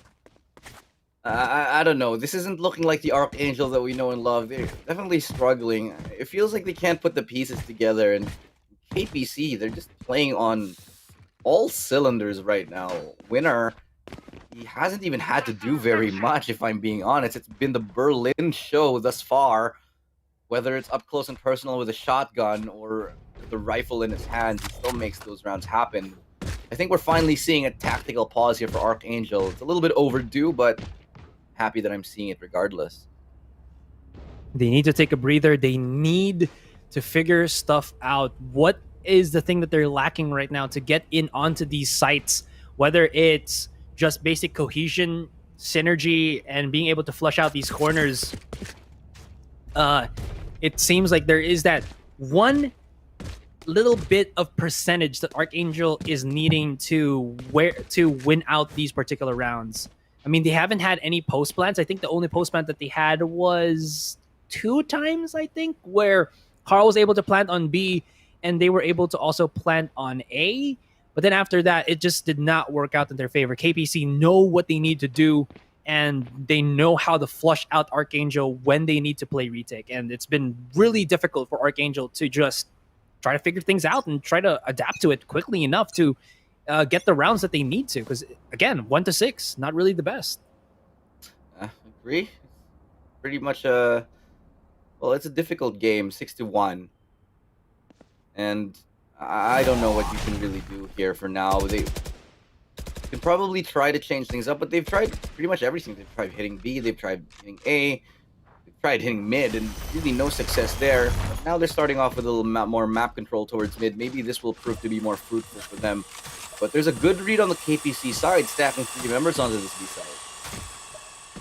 There's a flash ready, if I'm not mistaken, by Cedric here, if ever, but he doesn't need it because Berlin is just charging them down. If he's like ballsy enough, he can actually even use his ultimate if he wanted to, as the flash does not connect, and maybe an opening for Archangel here, although Cedric activates his own, gets punished by Paltato, and there's no way they're going to be able to get the B Heaven site here, as oh, what? What? Through the smoke. No way. That is a vacuum cleaner shot if I've seen one. Ooh. That is 30 seconds left. From what? You've got to feel awful about that if you're on the receiving end of that. He was pretty much walking, I think. Well, he made a little bit of sound, I guess, but still. That definitely does not feel good. Archangel scratching their heads, don't know what to do. Left of the round. Can't win a single duel, and I don't know what's going on. Maybe they're having ping problems. Maybe it's just playing online. I just don't know, because Archangel, they can't win a duel right now. Maybe they're still adjusting, not being with each other in a, in their own area. You know, they're playing a little bit farther from each other than they were before. Oh my goodness, what a shot from Paltato. I don't think he hurt anybody. He just like reflex shot onto the entrance of mid-mail, and it just did not it is just connected. That was just fantastic. And 6 Yeah. round difference, and KPC are running away with this one even more than the Ascent map. This is looking honestly quite terrible for Archangel, and they haven't really found pretty much any success at all. On top of the post plants being really rather questionable, they have struggled There. to get onto sites. I mean, You should when they do run. get on the site, even after they have it, it's still a big, I don't know, you know. But now they're going to deploy an ulti, maybe hoping it's a fake, I guess. But Winner's still here. Backs away. Winner does get disrespect. The operator is not going to work out in his favor. There's going to be one in the back of side, which is Paul Potato, or Potato rather. Have to respect that KPC is a very aggressive team, and every chance that they can to just challenge after utilities have been used, they will just peek right out. And I think Archangel are starting to warm up to their kind of play style, but it's still not enough to stop them at the seam. As Johan gets taken down, there's going to be multiple frags coming out here. And a big shutdown to Berlin is a step in the right direction, as Winner is left to his own devices. Head peeked out, and Modski is saying, I'm going to spot you, and I'm going to take you down. That's another round for Archangel. Took long enough. They finally managed to scrap together one. All it took is a Killjoy ultimate and a couple of good headshots. And maybe looking a little bit better for Archangel. They need to tap into their primal instinct and really just find those kills. Because Now there's going to be multiple frags here. And a big shutdown to Berlin is a step in the right direction, as Winner is left to his own devices. Head peeked out, and Modski. I can hear myself also in this replay and like roar. Warble, gobble, gobble, gobble. I like the slow motion sounds. Makes me sound like a. Makes you sound like I'm. Placing swarm Oh, grenade. slow-mo. Swarm grenade. Blocking sight. Any case. Oh, we missed that one, but I mean, it just goes to show how quick Winner is on those aggressions, right? Once again, was there any use of fault line? Yeah, I don't think there was. Oh, there was from Carl, but it still's not enough to challenge Winner here. Berlin, look at that adjustment coming in from him, but Modski picks it right back out. That was definitely good for the side of Archangel here, as they're able to stabilize. That could have been worse for Ware, but Modski, one of the previous duelists for Archangel, has to be brought back to like another role, because it's gonna be Josh S and Ching playing as duelists, but it works out in the end. Paul Tato is just gonna be once again challenging them as they come out onto the site. Is there gonna be anyone here? Ooh, that was close though. They could have teleported if it was greedy enough, but at least now they know it's gonna be one farther away from Archangel here, and they can set up a post plant. It's Modski and Johan, the oldies of Archangel. Got a lot of experience, got a lot of understanding with FPS games, and for safety, Modski activates the lockdown. And the lockdown's going to buy them a little bit of time, but definitely not enough to prevent a full replay. So, Johan with a cross One absolutely enemy miffs remaining. that shot, but Modski's right there to pick it up. 4 kills for him right now, and he's giving away his position. Johan with a should be able to get this, but it's Modski with the ace to keep Archangel's dreams afloat. As they have picked up a 3rd round and taken a Herculean effort from Modski with 14 kills. Absolutely leading the charge. Everybody else really rather quiet here. Ching is on 2 kills, Carl is on 2 as well. And if I'm being honest, Archangel, they need to step it up a little bit more, but this is a good sign for them. We're starting to heat up. Modski is and will be one of the best clutchers for Archangel. Again, people will say how good Ching, Josh S are, but there is some relevance to adding Modski into the roster of Archangel. He really just delivers that experience that they need to. In any case, Archangel might find their 2nd win here as Modski starts everything up. Josh S is already going to be on the push. Gotta be careful here though, because there is going to be that boom bot and is chasing him down. My goodness, that could have been really, really bad, but they used the audio cues, the distraction, quote unquote, for Archangel here, as Ching was, there's somebody who's going to be pushing with this boom bot, isn't there? Somewhere behind us, and he spots Paul Tato. Now we do have a 4 versus 5. Archangel, they slow down the pace, but Josh S is here by his lonesome. If he can challenge and get the kill on Berlin, this will definitely ease the take of Archangel into B. 5v4 hit on the side, that's pretty good. The dash in is pretty decent from Ching right here. He's able to get into this relatively safe spot, but nope. Cedric forces him out, flushes him out as well. That's good paranoia to counter it, and that's good 2 kills right here for Player Archangel. standing. But taking it Spike back down, just B. as quickly. It was denied by Cedric. 4 kills for him. And he gets another round for Last KP. round before This the much switch. closer to eking out a victory against Archangel. They did not communicate that Cedric was on default. Ching already spotted him. Nobody challenged him. And in the end, it was all Cedric, the Cedric show. He just held his angle as hard and as long as he can, and he persevered and basically won the King of the Hill on the B side. He was like, I am B! Any case, last round of the first half. There is going to be still some buying power for both of the teams, but definitely Archangel is on the weaker side. Only putting Modski to the Bulldog and Carl on the Spectre. Josh S is going to be trying to clear this out, bouncing the boombox to the right. He's going to be able to spot it out, and Berlin cannot hit the shot that he needs to. He thought that he had enough bullets to destroy the boombot. That was really good as a start for Archangel, and Ching whips out his own blades. He really wants to get it, but the God spot for Cedric is going to be there. Beautiful stun coming in from Cedric, or from Carl. Did they expect PPDBJ? Oh no, that's 2 good kills from Paul Tato though. Blocking sight. Getting a little bit ahead of themselves, Archangel, with that play. There's, mind you, there's still 1 in B main. PPDBJ is still lurking out there. Will be planting the spike shortly. Force them off into a weird spot. Position is now given up. Last player PPDBJ is remaining. flashing himself out, but he's fully blind, and he's around. KPC just outsmarting Archangel completely every single time. Switching sides. Bragging aside, have you kind of noticed that PBDBJ, as the Omen for KPC, is nuts when he times and positions his paranoia?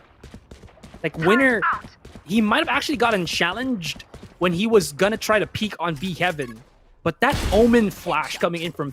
Oh, Josh S even had his own ultimate there, and look at that, the timing. Remaining. He peeks out, and then Winner just comes right off, gets so much damage onto Johan, and PBDBJ was just like, I'm gonna end this off, get myself a nice little 3k, and he does. What a play from this particular Omen. And this is very scary, but if Archangel can win this second pistol round, maybe, but it's looking all KPC from here on out. Looking like it's pretty much the end of the road here for Archangel unless they pull out a miracle. Not strangers to miracles, sure. Johan getting that one kill. Josh has the crossfire, holds strong as well. Just finds another. Johan finds another as well, but Cedric is there. And that's a round for Archangel and hanging on by a thread. But they do still hang on at the end of the day, 9-4. Is KPC gonna go for the force buy? Or are they a team that's gonna be controlled and pristine? They know they have a couple of rounds. They don't really have to force this because, again, Valorant compared to the other titles out there is it only needs 13 rounds to win. People are gonna be saying obviously Asurai, duh, but it makes it so that even if you end at a 9-3, you go to the second half and you get your fourth round, you get your fifth round, and then it seems like again every single one of those rounds become a little bit more manageable and easier to do. Nice little off angle there. Actually, no off angle, just some good timing peek there from Ching as he was playing on top ramps. PBDBJ is going to try to get this mid control with a classic, but still gets the much needed respect that the members there of KPC will be giving him. Nice setup on that crossfire, and this is where Archangel are starting to show their fangs here on the defending side. Alright, 4 rounds is what separates these teams. This is starting to look a little bit more doable for Archangel. Hopefully they can keep the ball rolling and really tap into their inner selves to find the kills that they need. They are starting to win duels here, however, but KPC, I don't think they'll let their foot off the throttle here. They've let an eco round go and they've let the pistol round go as well, but the first gun round is what will really tell the first test. Tell us the true tale of how Archangel KPC will go for the rest of this half. Definitely agree. With the Spectres being used already, look at how quick the members of Archangel are zooming past into the A site. Now Modski is gonna be by his lonesome on A. They're gonna try to pinch him down, and he only has a Spectre, but maybe he can make some damage here. He finds the one, and he's just trickle picking, and he's doing so much, and this is what ArkAngel needs. Modski playing into the B site or A site and just holding his own, and the members come in flurrying. This is 4 people from ArkAngel who upgrade their weapon freely. No creds used just because of what Modski did on the A site. Yeah, that's some shopping to be done at the end of the round. So well played for ArkAngel. They win their bonus round, and that's going to be a big swing, forcing KPC to eco. And this might just be a 9-7 at the very end of this. So, you know, ArkAngel, they're making it happen. This is their map pick, however, so this isn't entirely too unexpected. But ArkAngel having the fortitude, having the strength to hold on, really good sign for them. See if Paul Potato can hit one of those 6 shots that he needs. He's gonna challenge once again through that smoke, using it to at least the fullest of fruitions, and he's gonna charge out to the aftershock, but he got the awe in that one. Look at this, KPC was able to sneaky beaky their way onto B Heaven. I don't know if Johan is gonna be able to spot that. Oh, he might be boosted up on top of Rafters there, so maybe, just maybe, he's gonna hold him on out. Carl does get the consecutive frags here, but still KPC is going to work. They did hear the positioning of Ching there. He dashes right out and just charges right in. He knows the pacing, he knows the tempo. Where's the last one? It's Berlin. And without a shadow of doubt, Carl is going to take that last kill in the round, bringing us closer and closer to a tie game. ArkAngel, they're not done just yet. Modski's hanging on, 17 kills for him. He's really, at the moment, carrying ArkAngel on his back, doing some heavy lifting as that Sentinel, and his task is nowhere near done. He has to hang on the defensive side for a Sentinel on split. Such a vital role. Going to have to jump up huge here. We're waiting for Ching and Josh S to really step it up, as 2 of the duelists are sitting at double digits with this scoreline right. Target destroyed. So nice, you just gotta accept that. You don't have to try hard. It's a 5 versus 5. If one of your teammates that's not you is top fragging, just let them be and assist them. If that's how it is to win, why not, right? And it seems like ArkAngel is using that particular fact. They're just using a lot more of these duelists to get that information, rotate a lot faster. And I do really like the setup onto the A site. It gets a lot of lockdown because that alarm bot is gonna and just get spotted. He tries to push in a little bit more forward. Berlin will alert the members of ArkAngel that they're coming in here. But what's the ultimates that KPC can use to take it onto the site? It's only going to be the Rolling Thunder, but even then, Shing has his own op, which says deny on the A side. Yeah, Modski looking to hang on here. He gets the tap. Shing gets the second kill. This looks a lot smoother, excuse me. But Last player standing. finding 2 entries, finding 3 entries. Josh S is right there to bring it back, though. It's a 1v1. It's going to be the Omen versus Raze.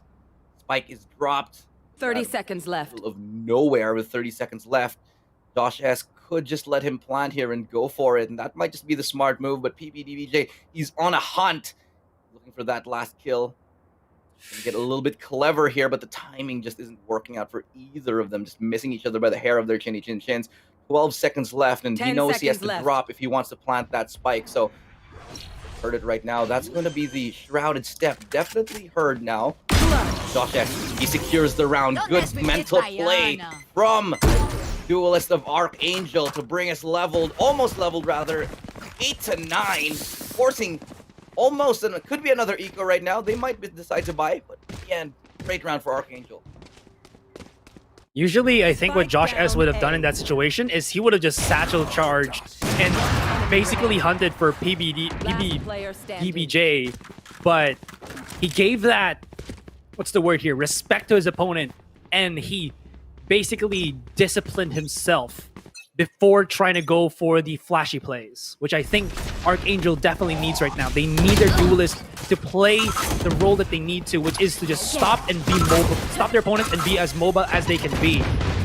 And I think Josh S is showing that right now. He's playing a lot more defensive here, and it's working well for ArkAngel's side. They are just stopping every form of aggression that KPC want to do on their attacking. A good sign here. If they can keep this clean, they can really build up that economy, but KPC is shown to be quite lethal on these sheriffs. However, Josh S looking to get up one personal. Good flash.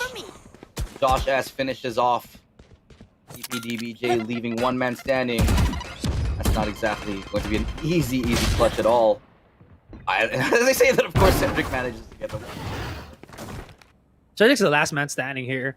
He only has a sheriff, so maybe you don't really have to chase him down. Just stop him from getting the Vandal off of the hands of, or off to the dead body of Josh S here. He would want to try to challenge, but Ching is there with the operator.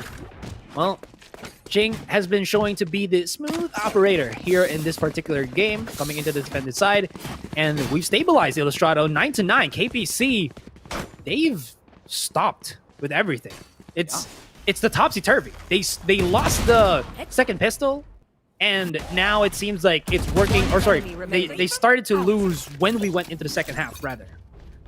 We've managed to find equilibrium here, 9-9. Both of these teams are actually neck to neck. If I may say, this actually favors ArkAngel.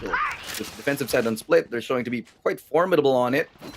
So whether they can hold on to this momentum, that's the real question. Showstopper not going to be able to do that much, but Ching will get that pick off into mid. A lot of presence here towards B and mid as well, so still a lot of time left, 1 minute and 20 seconds. See what they can pick up.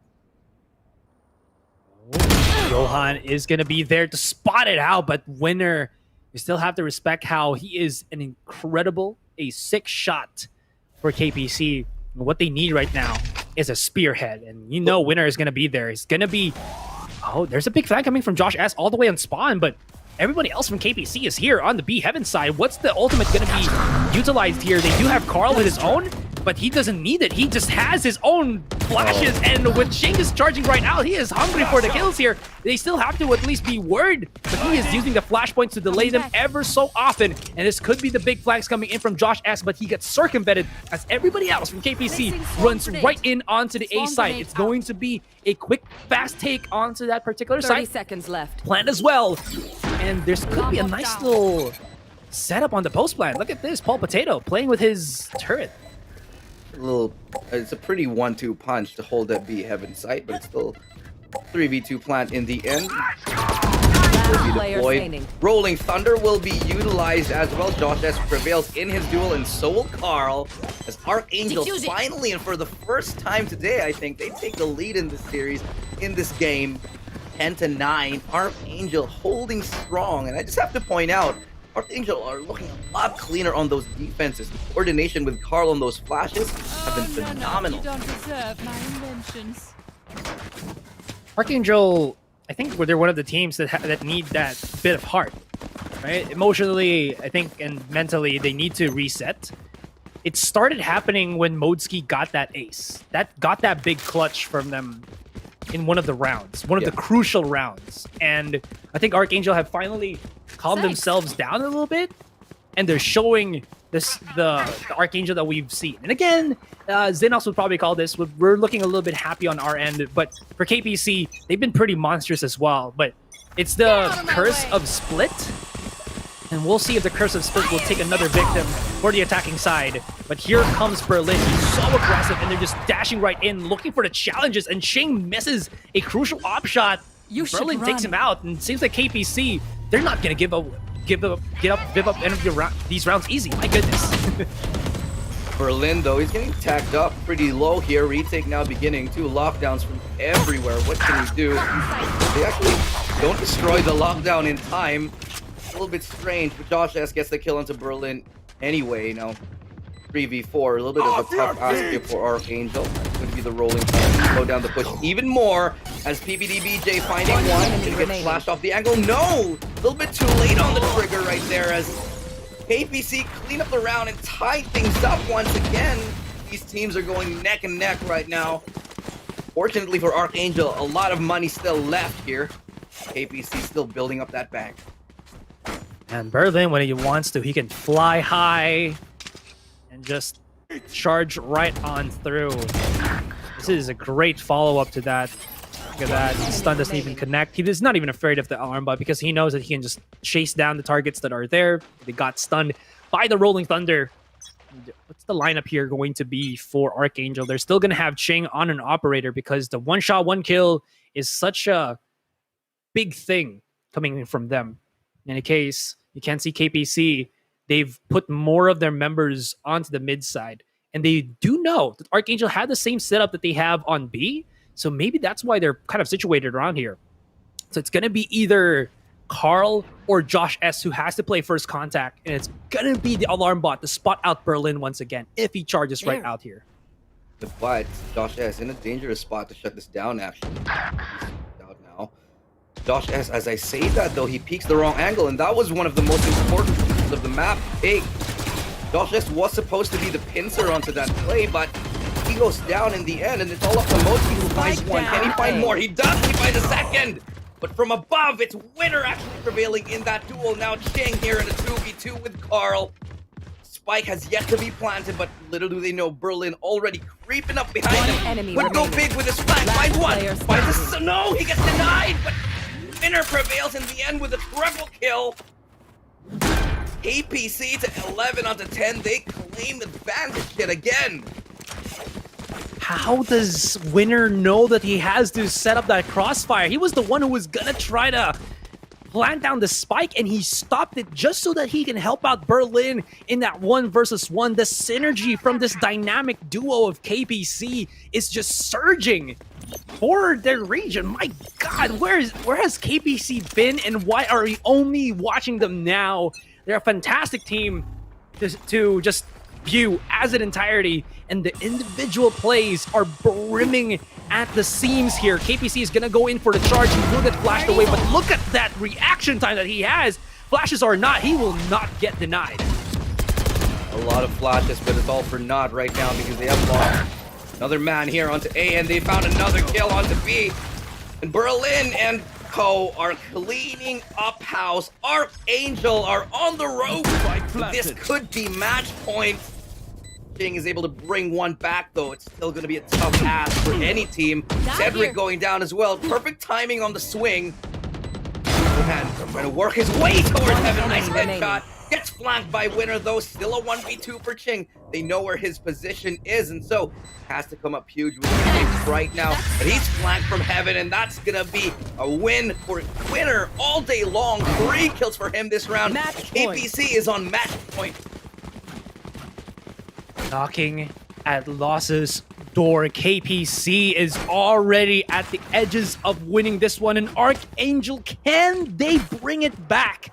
It was such a slow game from them on Ascent. They look incredibly shaky. Even at the first half of Split, they did not seem like the ArkAngel that was supposed to look aggressive and dominant. They have been shut down time and time again, and KPC are just showing up. What is going to happen here? They do have money for ArkAngel, thankfully, but the momentum, the understanding on the attacking side, KPC, there has to be some form of adjustment right now for ArkAngel. They can't always give that mid control, but they are, and it hasn't worked out into the end. And look at his pincer play. Let's see, though, if Ching can finally challenge the 1. If he can win that, that's big. No, he's in trouble here if he gets peeked. Unfortunately, he doesn't have the timing. Spots one out, is able to dash out just in time. He'll get peeked from 2 angles, and Ching goes down. A little bit of an over peek for him for now, and BBDBJ gets another kill, getting closer and closer to the victory. This could be a 2-0. Motsky goes down as well, and KPC, they're doing it. They're about to take down ArkAngel. Could this be a 2-0? It's looking very likely. Get out of my way. They do. Josh S and Johan's the last remaining basket for ArkAngel. Johan gets one, but there's so many left on the side of KPC. They have to dig deep. And they even get close. One enemy remaining. KPC falling back to site. They find Johan, and it's all up to Josh S. One of the best raises in the country, but I think this is too much for him. He gets dinked through the wall. Gotta be frustrated with that. He gets fully flashed as well, and this has to be the end here. ArkAngel blinded, stunned, and destroyed by KPC. Going down 0-2 up against KPC. Amazing work for the... Oh my God, for the Taiwanese side, well done for them. Asurai, what a game we just saw. And for a moment, you thought ArkAngel could have taken us to game 3. It was just not. Again, one of the most toughest things is trying to figure out what you need to do on the attacking side on Split nonetheless.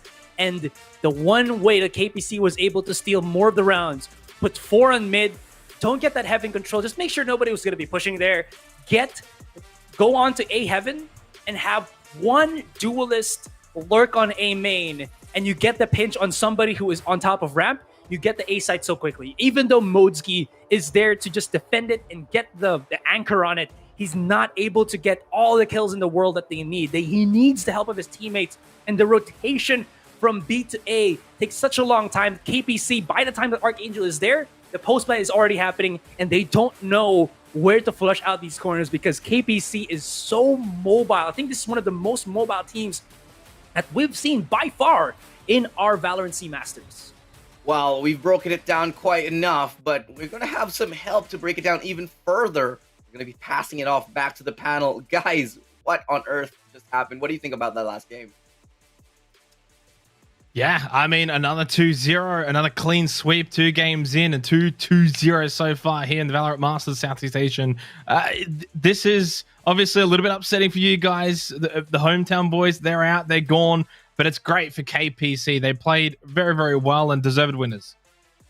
And this definitely did not go the way I expected it to, but KPC really proved to everyone why they're here in Valorant Masters. Definitely deserved to be here and had a really great performance throughout this entire series. We all know why ArkAngel lost the first map. They felt like they were very uncomfortable with their agent compositions, their roles, and during the second game. And this is what we were hoping to see, Daks, that ArkAngel would go with a lineup that they were very comfortable with. Just goes to show, though, for KPC, it really was just them looking to manhandle competition. Seems like a little bit of a mute there for our fellow broadcaster, Mr. Vim. But besides that, it just looked like it was a mirror matchup to behold. Both teams looking to overpower one another in their own styles. KPC looking very comfortable. ArkAngel looking comfortable in their roster as well. And really, the chapters of the classic ArkAngel comeback could have been there because you got the multi-clutch once, you got the momentum being shifted in the second half, and you saw ArkAngel take the lead, but KP says, no, we can do the same old thing. And really, it was just that wake-up call there from Winner, because it was just more or less the Berlin show for quite a while. ArkAngel found the shutdown and really stopped that raise in his tracks, but now Winner came online in that second half, really found those kills, really found those targets,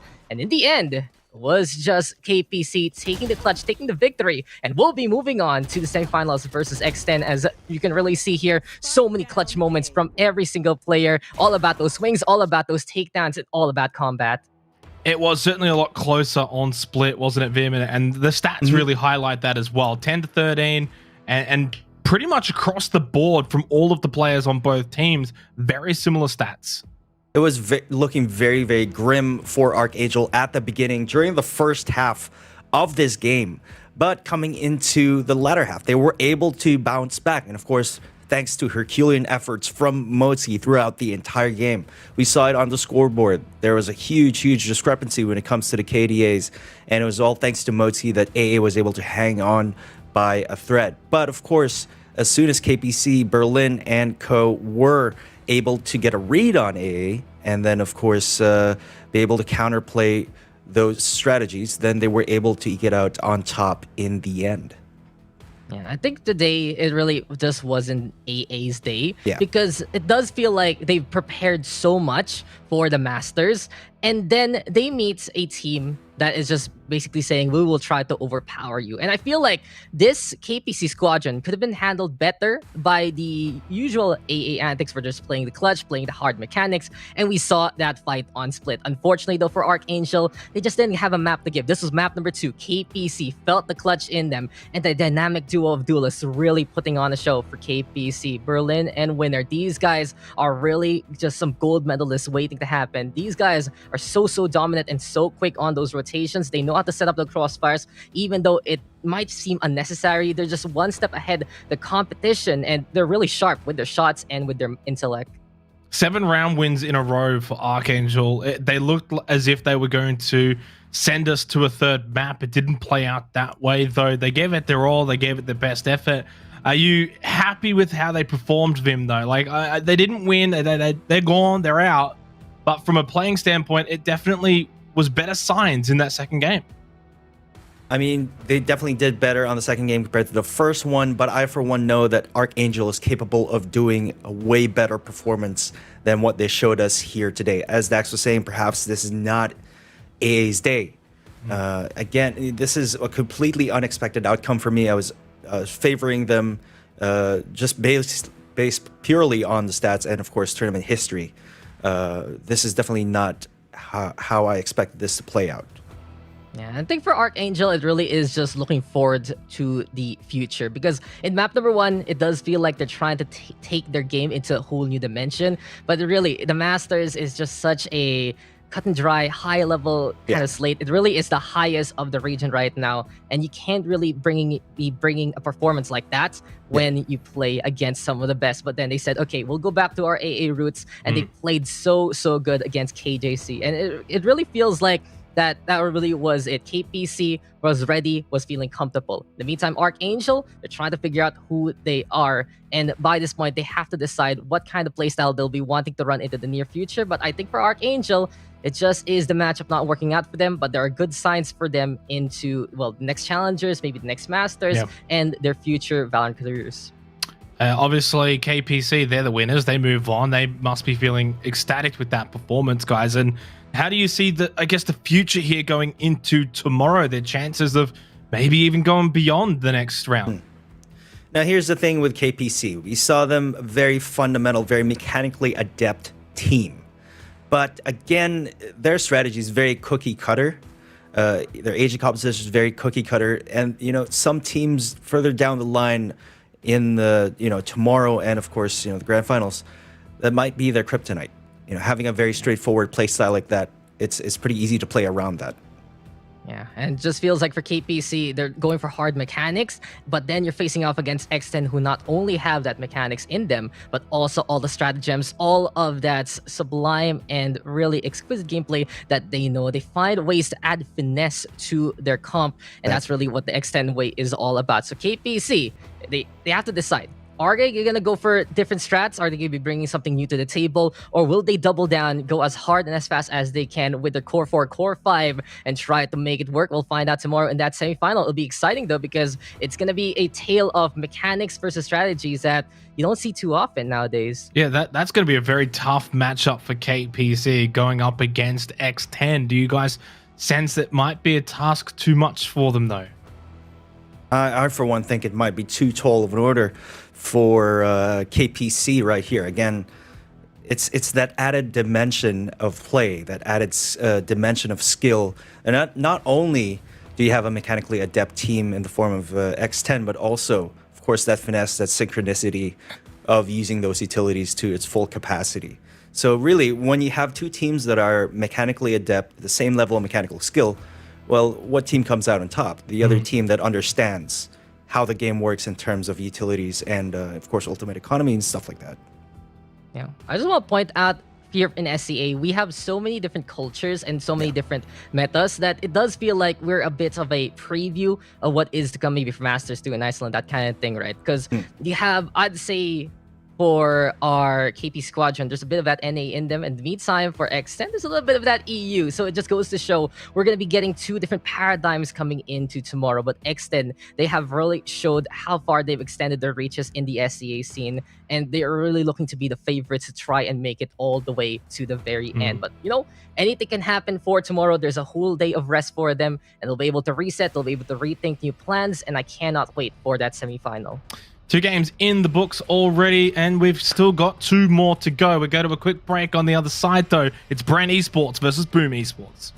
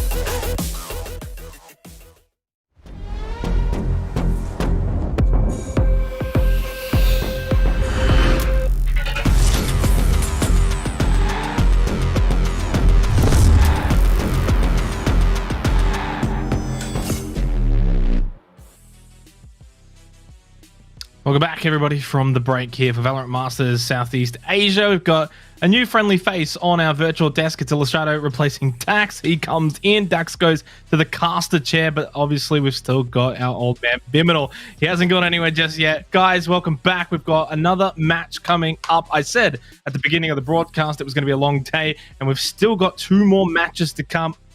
Up next, Bren, I should say, versus Boom Esports. Oh, this one's going to be a spicy matchup. I know a lot of you guys out there watching have been looking forward to this. I know I have, of course, have a soft spot in my heart for this Bren squadron, but they're going to be coming up against a formidable opponent, Boom Esports, who recently stood toe-to-toe with NXL, only losing to them during their challenges. So I'm actually also a big fan of not just Bren, but also Boom, because these guys go way back. We talk about legacy esports teams in the SEA region, and Boom, one of those teams. I have been a fan of these guys ever since CS days, and they have a lot to bring to the table. They're not the top team in their country, but even though they're not really on the top of their game just yet, this should still be a really interesting matchup. I think Boom have the upper hand here, but Bren has been showing their fangs as well. They might be able to take down Boom Esports. Could very well. This might be the matchup that does go to 3 maps for the first time today. I get that feeling. Vim, do you get the same sense? I'm gonna have to agree with you there. This might be perhaps the closest matchup we have today. Again, it all boils down to whether or not Bren can play to their form as they did a month ago, a couple months back. I mean, they have faced Boom before. They're not facing each other for the very first time here. Taking a look at this Bren lineup over here, Humi, the newest addition to the roster, has he adjusted well enough to play on the international stage? That is a big question because, I mean, last time that Humi stepped up onto the international stage, to say that he had a bad performance would be a little bit of an understatement. One of his maps, he actually had 3 kills. I think that was on Icebox or Split. I'm not 100% sure, but he did have a very underwhelming performance compared to the rest of his team. That was his first really big international experience in terms of, Valorant. Maybe it'll be a little bit better this time, hopefully, but can't really be too sure. Welcome there with a 217 ACS, 15 average kills. Certainly another one to keep an eye out there as well for Bren Esports coming into this series. Their opponents, though, of course, Boom Esports, are they slightly favored here?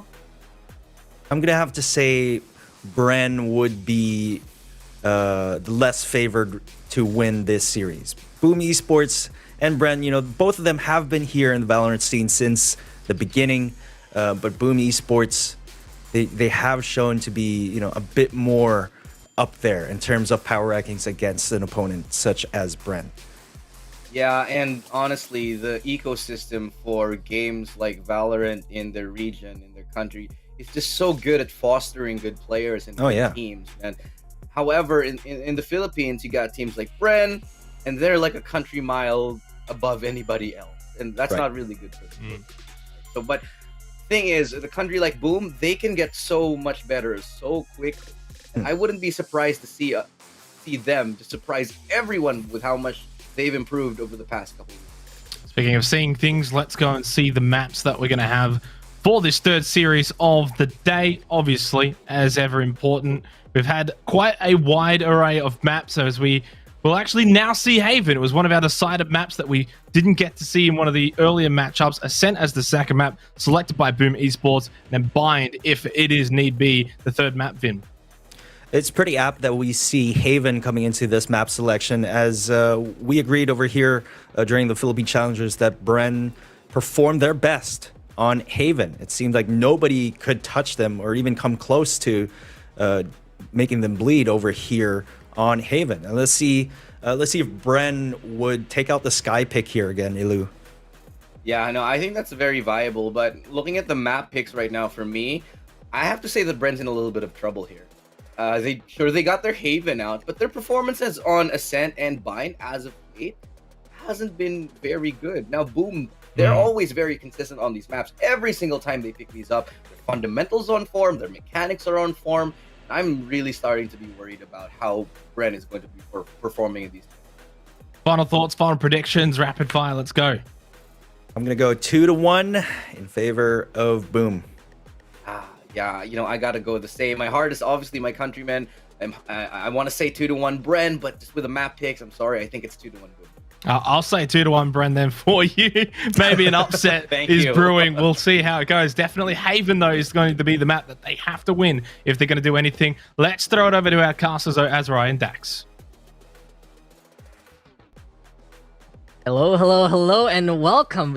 Gotta say, though, non-believers in the panel there, Asurai, already saying no, Boom's gonna get it over Bren. But that's an Asurai. We are gonna be your casters for this one, and this is really gonna be an amazing matchup coming our way. These two titans meeting each other in Valorant Masters, a long history as orgs looking to face off, but we are gonna be finally seeing it now. Incredibly though, we have Bren, top 1 Philippine scene, top 1 Philippine team, and they've known really how to dominate the local side. In the meantime, for Boom Esports, within that top 3, always contested heavily, but they made a really good statement for themselves in Challengers number 3. They found their footing, and they found their way here in the playoffs.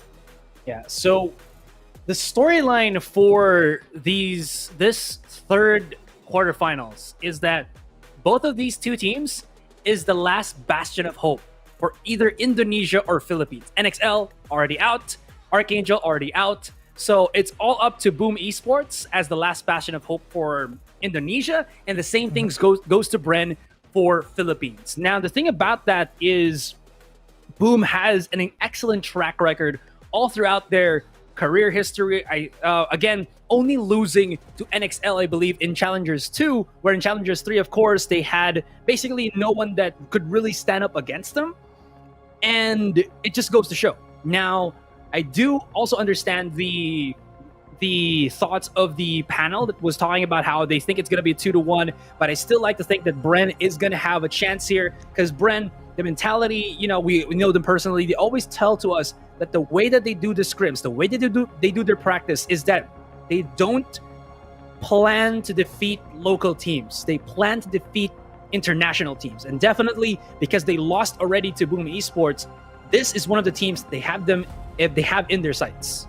Yeah, that's the thing. They're always looking to play in the regional aspect, to play in the global aspect, and they're gearing up with that double intel composition to play it out. Sky, though, gonna get picked up there by Boom Esports instead. Gonna be interesting because they do like to whip out the guiding lights to find the scout, to find the flashes, and make it work. Both rosters, though, very, very notable on a map like this to play that flash-based composition. I'm really excited to see what is to come. We got Boom Esports and, the 2 Kings, I'd even say the 5 Kings are in that roster. Bren Esports, in the meantime, staying strong together into the regional scene yet again. And really, the last hope for both scenes right now, Philippines versus Indonesia. One country will be going home after this series. We'll find out in just a bit, but Haven is going to be such a good start to this set, Asurai. Wanted to point out as well that I think Bren has not had the best of times on either Bind or Icebox, but all throughout the career right now, or their at least most recent matches for Boom, they've had a stable win rate across all of the maps, and even having a 100% win rate on Icebox. Granted, that Icebox games that they had is only 3 spread across 3 tournaments as well. So, but still, a little bit of stats here and there. It won't hurt anybody, but seems like somebody to hurt everybody is going to be the rush onto A Long, as 3 from Boom is going to be challenging Bren, and NC Slasher is right here on the charge. Yeah, here we go, the Boom Cinematic Universe, and NC Slasher able to get 3 so far. Quick run on in, and Borkum in the meantime saying, okay, everyone else is dead except Humi. Time to plant this spike down, but here comes Ear on the hunt. Asterisk does get the hunt down as well, and Bren Esports already falling quickly to Boom. What a start, what a blitzkrieg here from the Indonesian squadron. I mean, it's in their name, Boom, right? I mean, you won't say Boom and then just be unsurprised by it. It's all about that shock and awe, and it seems like Boom are going to be starting it off incredibly strong here. And I just want to point it out that in Haven, we don't really see the Spencer playing on arrays. This is we've seen the Spencer in the past at the early renditions of the Bren roster when they were still in, I think, what was it again? Adroit. He likes to play on Rays, but he's usually played on the Sentinel, and they've kind of mixed things up. You got the double Seni with Dispenser and Dubstep. I like this. That's interesting, actually, with Borkum on the Cypher this time. Usually, right, he is playing either that Sky or that Phoenix. Even the Breach just needs that flash into play. But then again, if Bren says, let's bring Dubstep and Dispenser back as a duo to play the duelist, might as well. And you can see that the duo has gotten the job done. Adern King and Blaze do go down. NC Slasher, though, does get on the board. And NC Slasher, he's ready to bounce it up yet again. A lobby control here for Boom Esports so far. But Jesse Bash on the Bash, so clean and so good with that kill. Here comes the push onto A, and Bren looking to set on up with the Cypher as well. We're going to be charging in on this one. Asterisk will be putting a pause into the take of Bren onto that A site, but there's a lot of utility, a lot of being able to clear the site here. They spotted already the Cypher, and he's going to charge, maybe trying to get that control on Hell to isolate the fights. It's not going to work out in the end, and this force buy from Bren. It's not only Boom that can go for the shock and awe, as Bren goes in hard on that second round. Yeah, classic second round steal there by Bren Esports. Go for the force buy, surprise the competition, and get the kills with their clutch. Anyway, good impact immediately by our twin duelists between the Jet and that Raze. But then again, for the side of Boom, they're going to be looking to play your favorite gun there, Mr. Asurai. We got the Buckies into play. Gotta say, though, that I like that Bren has whipped out the Raze here. I've noticed on the Indonesian scene, they do love to play that Raze a lot. And I guess they're going to be going for nade, get that zone, try to play it out. Showstopper can be clutch as well. But right now, Asterisk might be putting a bit of the expletive here because it'll be a big surprise through the smoke. Nobody's going to charge right in. I think Bren knows. They know. Yeah, for the most part, I think Bucky has just turned into a gun that's so popular now that everybody's just, how do you say here, is just worried about it. Even on a full buy, you can't be rushing into the site willy-nilly. You have to use utility or something just to spot out if your opponent is going to be buying that shotgun, because it's just ridiculous, especially that right click of it.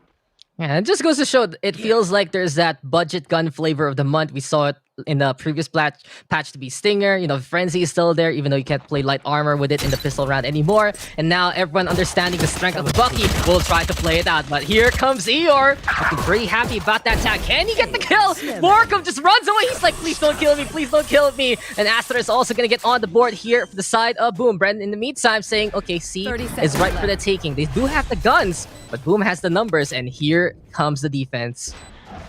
It's gonna be Vash into that site by his lonesome with a Spectre. He might actually get...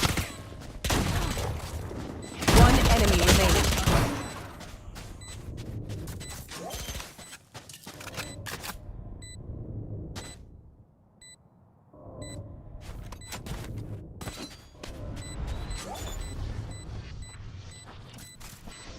Oh, was that important?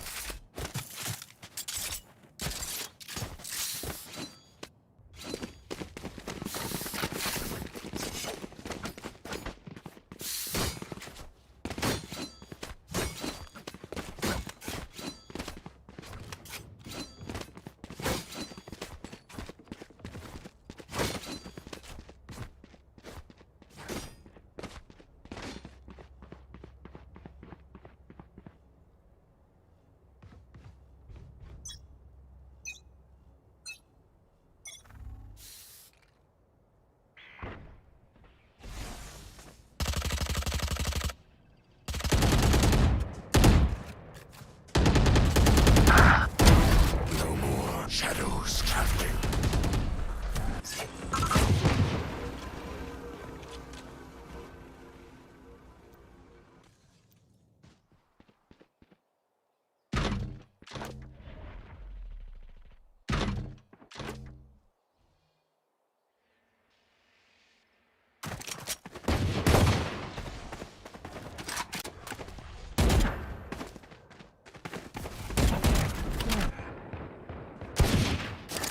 Cage triggered.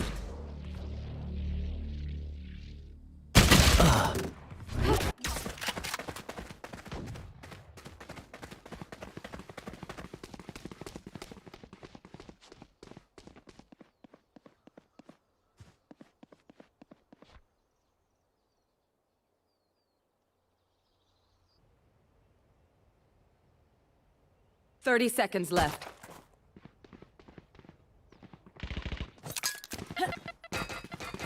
One enemy remaining.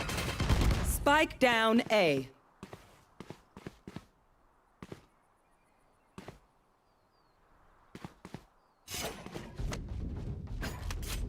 Ten seconds left.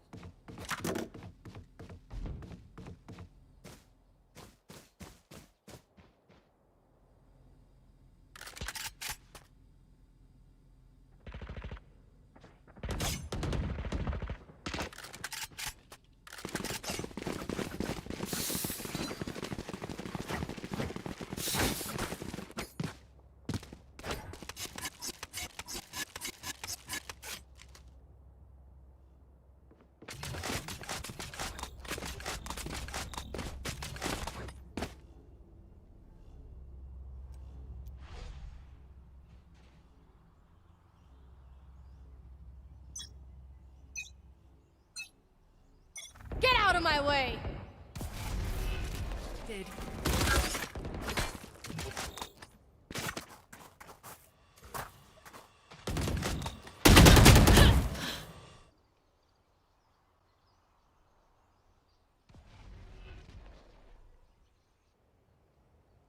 Where is everyone hiding? Here. Careful. Go get him.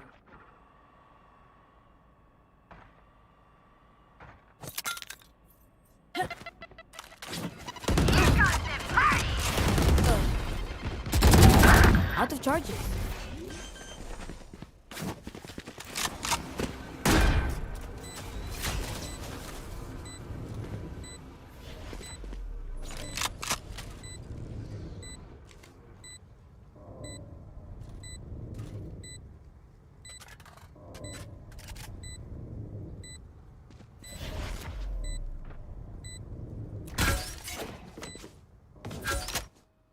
Shadows traveling. Weapon here.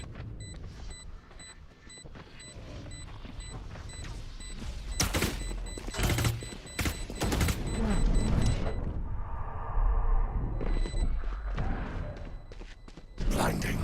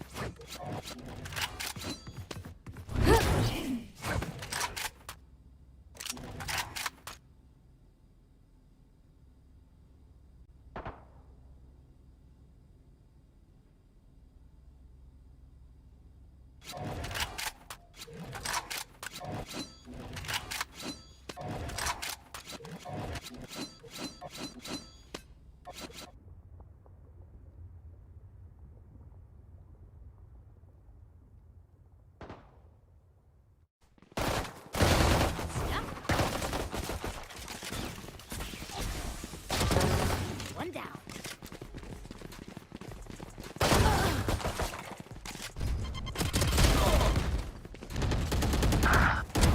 No more shadows. One enemy remaining.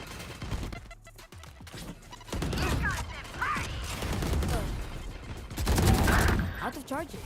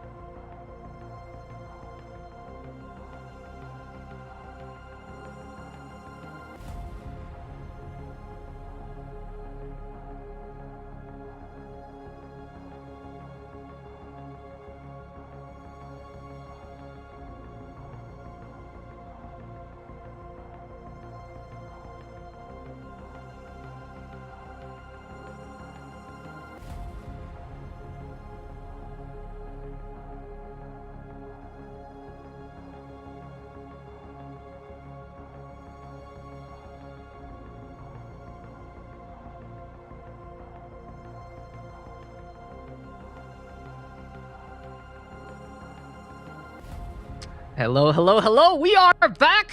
Banished from the Shadow Realm, no more. And this game is just heating up to be one for the Bucks. 3-2 right now as the Bren Esports is able to bring one back. And it looks like it's going to be guns abound for these two teams. Mr. Asurai, operators looking hot. And this match looked to be even spicier than that. Yeah, we weren't able to witness some of the few rounds there, but we'll try to translate for you. NC Slasher, when we still had you guys on that pistol as well as the third round, he seemed very, very dominant as well as just confident with how he plays. The amount of precision flicks that this guy has just shown to us in the few rounds that we already see him is nigh but amazing. In any case though, Opper for Opper. But Dubstep will be the one who's on the receiving end of a shot now. You don't see that every day, but Boom still able to show it once again to Bren. Yeah, NC Slasher getting the upper hand there by that point, and it really was just goes to show you got confident in your shots. You can really play as far as you can here on Haven. Boom has said, Bren, your home base, your spot of the map, not really going to be anything we respect whatsoever. They've been charging on in, and they found ways to pick apart the competition. But then again, Bren, they lost their operator shirt, but they can still try to make this push happen. Guiding light though, confirmation that one player is here by A-Long. Borkham going to get blinded. Can't really do much. The spike though is nearby. It seems like Bren will try to force things out here on the site anyway.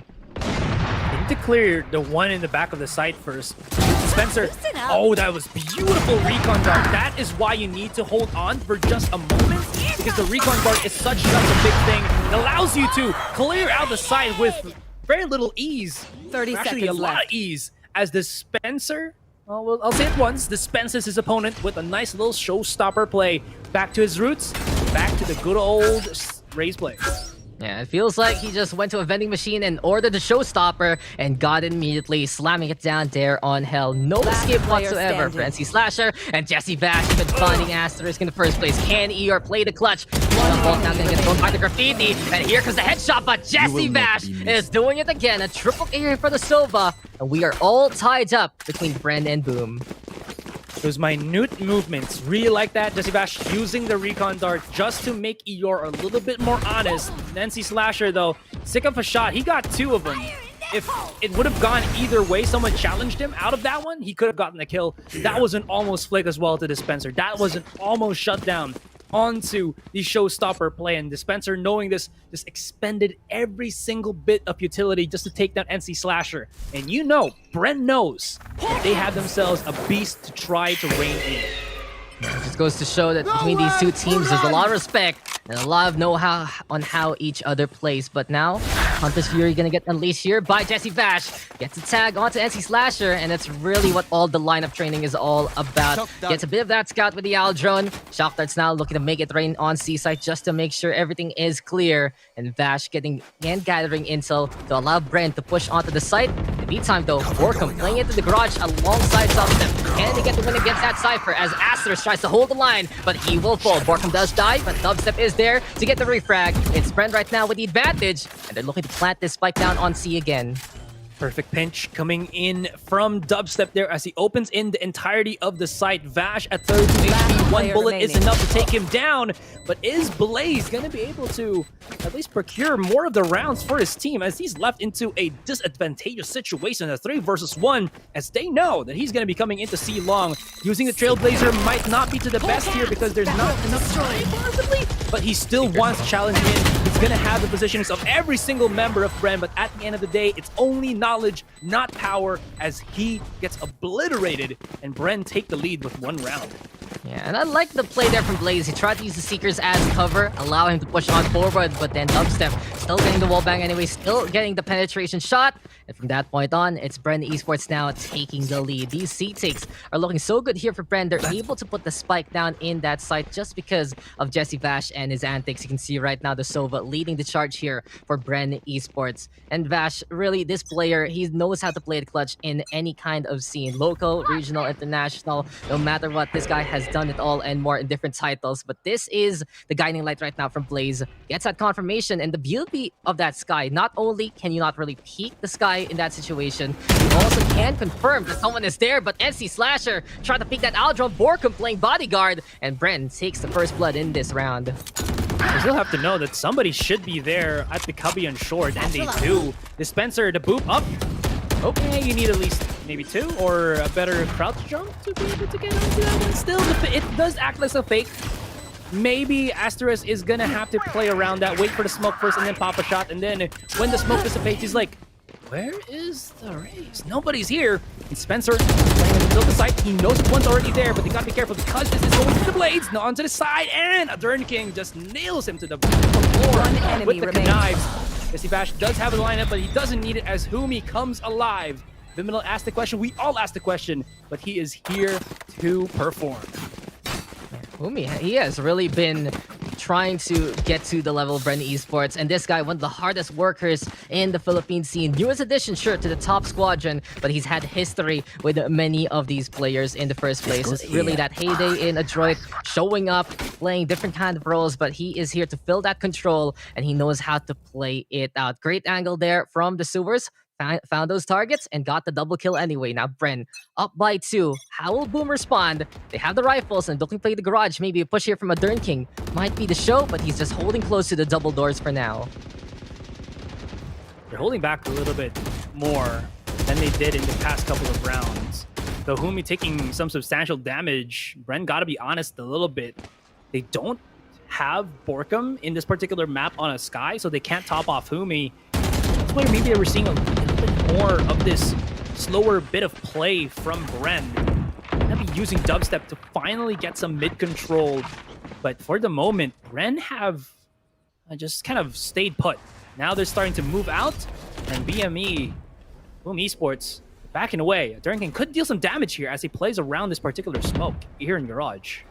Yeah, he's just hiding there. And the thing here for Bren, they want to play that Intel game. They have the Sova and the Cypher for good reason. And they're also going to be playing that Raze to try and flush things out in the first place. But now, on the other side for Boom, it's Eeyore waiting around, set up on A site. He has the cam hiding in the corner. Tripwires are there as well. He doesn't care about those smokes. As soon as one does get tripped up or he gets a tag anyway, it'll be easy picking through this window. Now, Spam does come alive. And Bren Esports is running out of time. ER popping the cyber cages already. Bren saying, okay, it might be trying to rotate here from the shadows into play. Humi is able to scout things out. And on the C side, Bren Esports is at it again. Seems like Jesse Bash has already infiltrated. But Blaze is waiting by the link. Does get the takedown. Asterisk is there as well. And Bren Esports, their plan has failed. They have gotten a kill onto NC Slasher in the middle. But besides that, it's going to be a round held together by Boom. We've seen that done by Archangel. We've seen it done by Bren now. We've seen it in other regions. It seems to work there, but teams in Southeast Asia, they don't get faked on by quick rotations like that or, you know, fakes onto the site. It doesn't really work out. They will not over-rotate, at least these teams, and it shows. Bren, with the double fake out, does not turn out to be successful. In any case, that's going to be them slapping their heads a little bit because they thought that maybe some of the members of Boom Esports or all the members were already looking for A. And even then, a quick rotate onto the C side isn't really quick. It takes a lot of time. It's a far, far journey there, Mr. Asurai, and it just goes to show when you rotate just like that and your opponent is ready for it, they're able to set up that crossfire, they're able to set up their stations, and now it's Eeyore here showing up yet again saying it's time to go to work, gets the scan and finds the tag, and does get one, make that through two. It's looking Drew here for the Cypher. Can he get one more? Dispenser in the meantime, catching out NC Slasher. Looks like Brent has found an answer for the Raze, but can they answer back against the Dern King and Blaze? Yes, they do, but Blaze catches out Borkum. Here comes Eeyore yet again from above, playing that watchtower true and blue. As Bren Esports right now, it's all up to Dispenser. It's a 1v2 situation, but Eeyore is just looking so happy in his spots. It's 4 for the Cypher, and we're all tied up now between Bren and Boom Esports. Well, that's why Eeyore's playing to his name is E-E-Y. Actually, no, I thought it was E-Y-E. But, you know, he's playing above. Lots of eyes on the A side. It's also peculiar that Dubstep did not just dash right in to negate the effects of the tripwire, or maybe he just didn't have enough time for it. The double tripwire set up as well on A long. I don't think Bren was prepared for that, and Eeyore, well, now a while ago we saw Pooh one tap, now we're seeing Eeyore. Where's the other rest of the Winnie the Pooh squad? Yeah, just eye in the sky there for Eeyore, and you can't spell Eeyore without the I. I think that's what we're going for, Mr. Asurai. Yeah, thank you. But enough about that spelling lesson, because we are going to be getting a lesson in pick potential, because we have Bren right now scattering on around. The Jet though down into sewers. Dispenser in the meantime with the pain shells to flush out the back of the default here on A. But still, Boom is ready for it. Cloudbursts are going to get thrown right now to obstruct that vision. Bren Esports, they're playing it really slow and steady. Boom already rotating their sky there, and maybe a flank from the Omen as well. They haven't had any chances yet to really take the A side successfully. Always left to at least one member to try to go for a big clutch. But Bren really want to force the occasion here because they do have some lineups that could work out here in the end. The thing about that though is they're still gonna try to make the boom happen, and the boom pow for Dispenser works out. I don't even know how Eeyore was spotted out there, but honestly, Bren's gonna be just fine taking that in spades. In any case, there is that boom, that satchel play, maybe to fake out the A heaven take once again. For the moment, Bren got the numbers advantage, and it's down to Asterisk and NC Slasher to try to force them out. And with all of these utilities being thrown out of the wazoo, I don't think it's going to be wise for them to try to make anything happen. In any case, though, they still want to go for that challenge. Yeah, and NC Slasher on the high ground with the operator, but it does feel like Dispenser was anticipating the dash there. On the target, hit the Cypher as well as the Jet, and right now Dubstep hitting the head of NC Slasher there, taking him down. Asterisk though waiting on the other side of that connector, and it seems like this Omen will get one exit to wrap up the round. I think it consumed though, interesting enough. He did have a gun still, but maybe doesn't want to take that penalty. In any case, here we go. Bren Esports gonna be up by 1 as we get into the last round of the first half, and it really feels like that they're trying to find ways against one another's movements. A while ago, Eeyore getting success. There, Dispenser just finds the Cypher, sees the Jet coming that way, also says thanks for the 2-for-1, and it really was just Bren saying thank you very much. A-side is theirs for the taking. This is a nice spot. The one time that Eeyore doesn't play Heaven is the one time that Dispenser hits a fantastic 2-for-1 ultimate play. Who doesn't like to see that, right? In any case, this is going to be an aggressive push by a Dern King onto mid, but Borkum knows what's up. And you know what? A cherry on top, you know what's a great gift for the summertime season? It's a neural theft to figure out where your opponents are. Yeah, and a little bit of that intel, figure out where everything is. Don't need to look at that glaring sun, as it's going to be another A-take here for Bren. They're trying to make this push happen.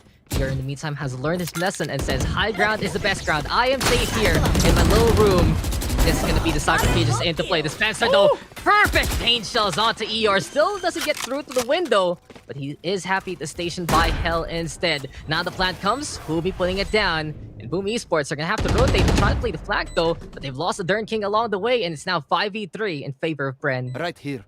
Smash will be able to get control onto A main, and what's best about that as well is that since Dispenser, rather Borkum, is still alive, that tripwire will just get so much information if somebody goes for that big flank.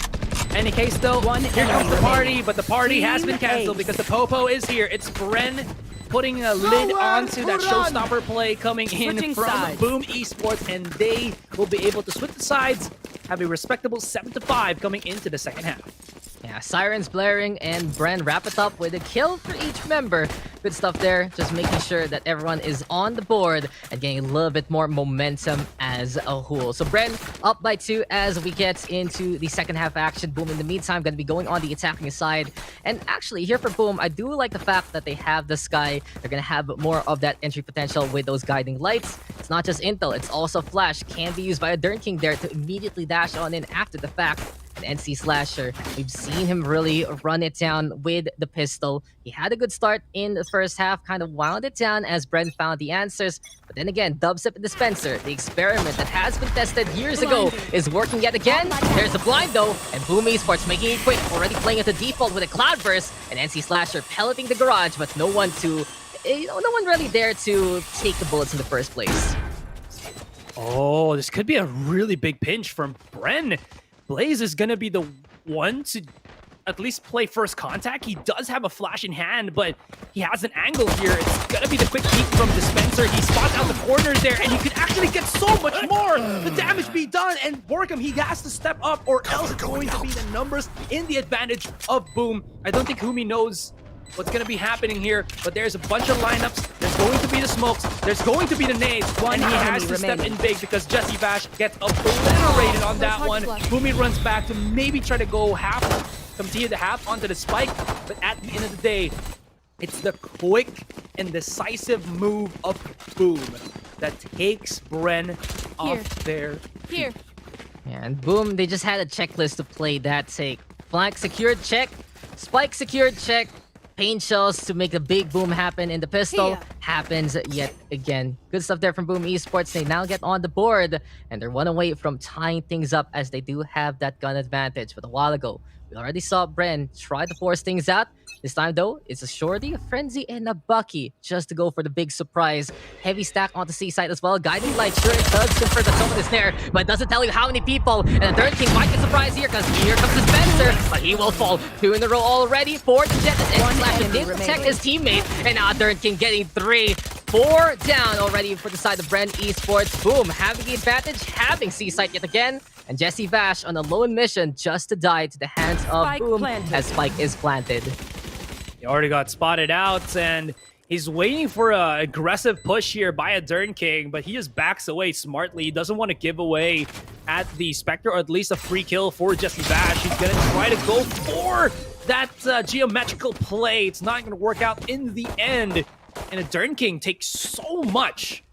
Again, talk about how this is the tale of 5 kings. Honestly, I think this is the tale of 2 kings. Blaze as well as a Dern. They show to be such a dynamic duo. And even though it's not always them to get the highest of frags, they can explode in some of these rounds and give the edge that Boom need to get the 1-up against their opponents. Yeah, you make a good point there. The 2 kings indeed of Boom. Blaze King, or Blaze right now. The Intel King playing that Sova, or in this case, playing that Sky. During the meantime, Wind King just so quick on the movement, really making that jet. But I gotta say, they have to be rubbing off to the rest of the crew. All of them kings in their own right, in their respective roles. And that's the thing, they look so comfy in playing what they need to do. As we see NC Slasher trying to back on the way. At least he's still alive, does take a lot of chip damage though. Dubs up in the meantime playing into the middle. Here we go with a bit of that regrowth from the side of Blaze. For Bren, if they don't get the confirmation on the kill, there is a heal on the other side. You don't see it too often though, because it's just so quick on how these kills do happen. As I say that, Paranoia gonna get thrown. NC Slasher walks into the tripwire. Dispenser able to get 2 so far. Garage gonna get secured, but Asterisk is there, peeking it out. Gorkum and Dispenser now on the board yet again. And it's all up to the sky right now. Can Blaze make it happen? The bonus round will not go in favor of Boom. Bren will turn it around when they had the guns in their favor. That was a sick setup. You just have your tripwire there, and on the exit of the C tunnel, going into C site, so that even if Dispenser gets blinded, if you get caught, if you get tripped by the wire, he can still shoot you through the Paranoia. That was fantastic. Borkham did not rotate from his spot on platform, knowing that Dispenser would be in trouble. He sets up the crossfire, and this is where they play through it with conciseness and grit, and it works out in the end. Bren get a straight-up round. Very close for comfort, but they still win in the end.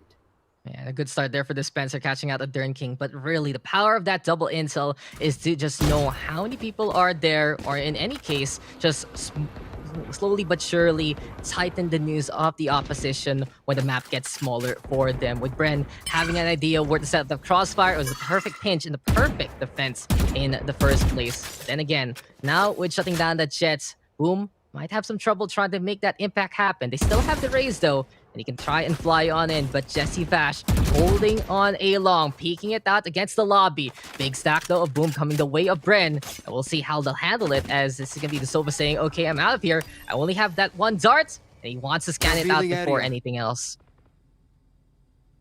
Get that information. Lots of the members of Bren are actually tagged down. Granted, the Dern King is already out, but there's still a Trailblazer that's going to give away their position, and this is not looking too good with Bren utilizing all of their utilities already. 30 seconds left. 3 versus 4. Going to be a tough hill to climb for the Bren members. They're going to be coming outside of spawn here. gotta be careful, because they still have to clear out all these angles. And even though Borkum does have a camera, they're still well hidden. Paranoia for Paranoia, he's not gonna be able to spot out the one, but Kumi steps up to the plate. Maybe he can get another kill here as his classic reigns true, but Blaze Predator comes in from Graffiti and paints a bad picture of Kumi as he shuts it down. And once again, we've evened up. This is only game 1. This is only game 1, and we are just so close in terms of the scoreline. Gotta say though, Blaze, apparently he's quite an artiste. If you look at how those Seekers look like, they're kind of abstract art that allows you to know exactly where your opponent is. Humi though, really stepping it up, and really the main concern of Bren is how Humi could acclimate, and he has done such a good job so far getting kills in those situations. Unfortunately though, it's Blaze with the clutch to make it 8-8 here for Bren right now. They are gonna get in a bit of a trouble in terms of the economy, as we hear the Blade Storm now getting popped by Adern, who in the meantime having Bucky Dispenser, the only one with a rifle.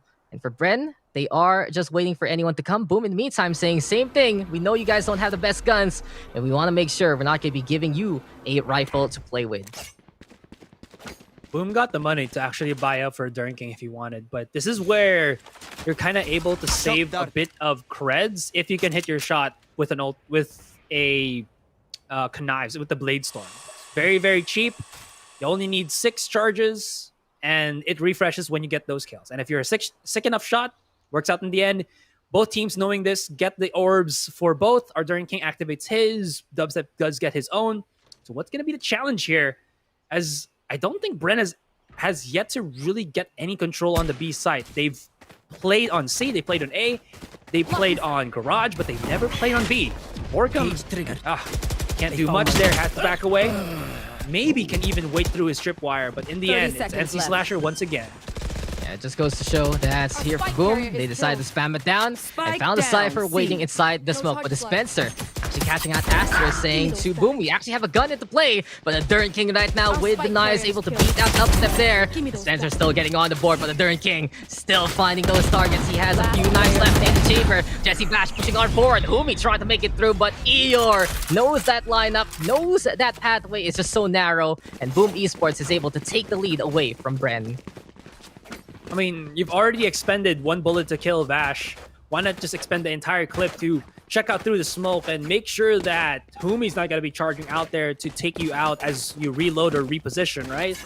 Makes it an easier trade, easier round win for Boom Esports there. And now we're kind of seeing the Cypher pickup here for Bren prove a little bit underwhelming. As it seems like Boom, all they have to do is dash and the tripwire, no more. Cypher Cage doesn't really do much, but that was a weaker buy.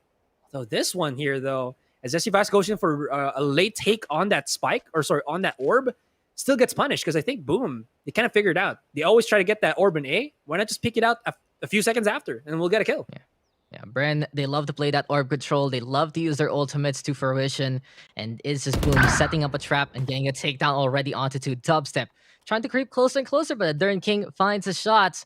And goodbye and good riddance to that jet. Dispenser is still waiting though on the other side. He's witnessed his comrades fall in front of him, but he doesn't want to give away his position. Does Boom have an inkling in this? Yes, they do. The Ray's gonna get caught out. Clean as a whistle here for Boom so far. A site is ripe for the taking. Flatburst now gonna get thrown as well. And here comes Boom scouting things out, making sure everything is a-okay before they put that spike down.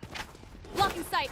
Borkum and Humi, they have to save. I don't see any scenario where they can try to play retake here and just be able to win. It's a 2 versus 5. They don't have 30 seconds left. utilities for a straight up Spike retake. planted. They only even have just like Humi with a paranoia, but even then it does not work. Boom knows this. Even if not, they're set up for a nice little post plant as well. I think what they're gonna try to do here is maybe just play a lot more of the fakes. Use a couple of the smokes here for Humi, just so that maybe they'll play a little bit more honest outside of A house. But for the moment, for this round, Daks, Bren Esports losing. Yeah. Yeah, at the very least, we see for Bren, they are going to be safe there by Seaside, by the window. And they're gonna at least have some rifles for the next round. But it's interesting to really note here, Asurai, that you mentioned it a while ago, B just hasn't really been contested. And I'm gonna say that Boom doesn't even bother with it as well. Sure, they keep an eye out just in case there's any kind of push, but most of the action has just really been onto the A side, that C side. And with Boom winning out the fights in direct combat like that, Bren is just gonna be saying, okay, we had the numbers, but we couldn't get the shot.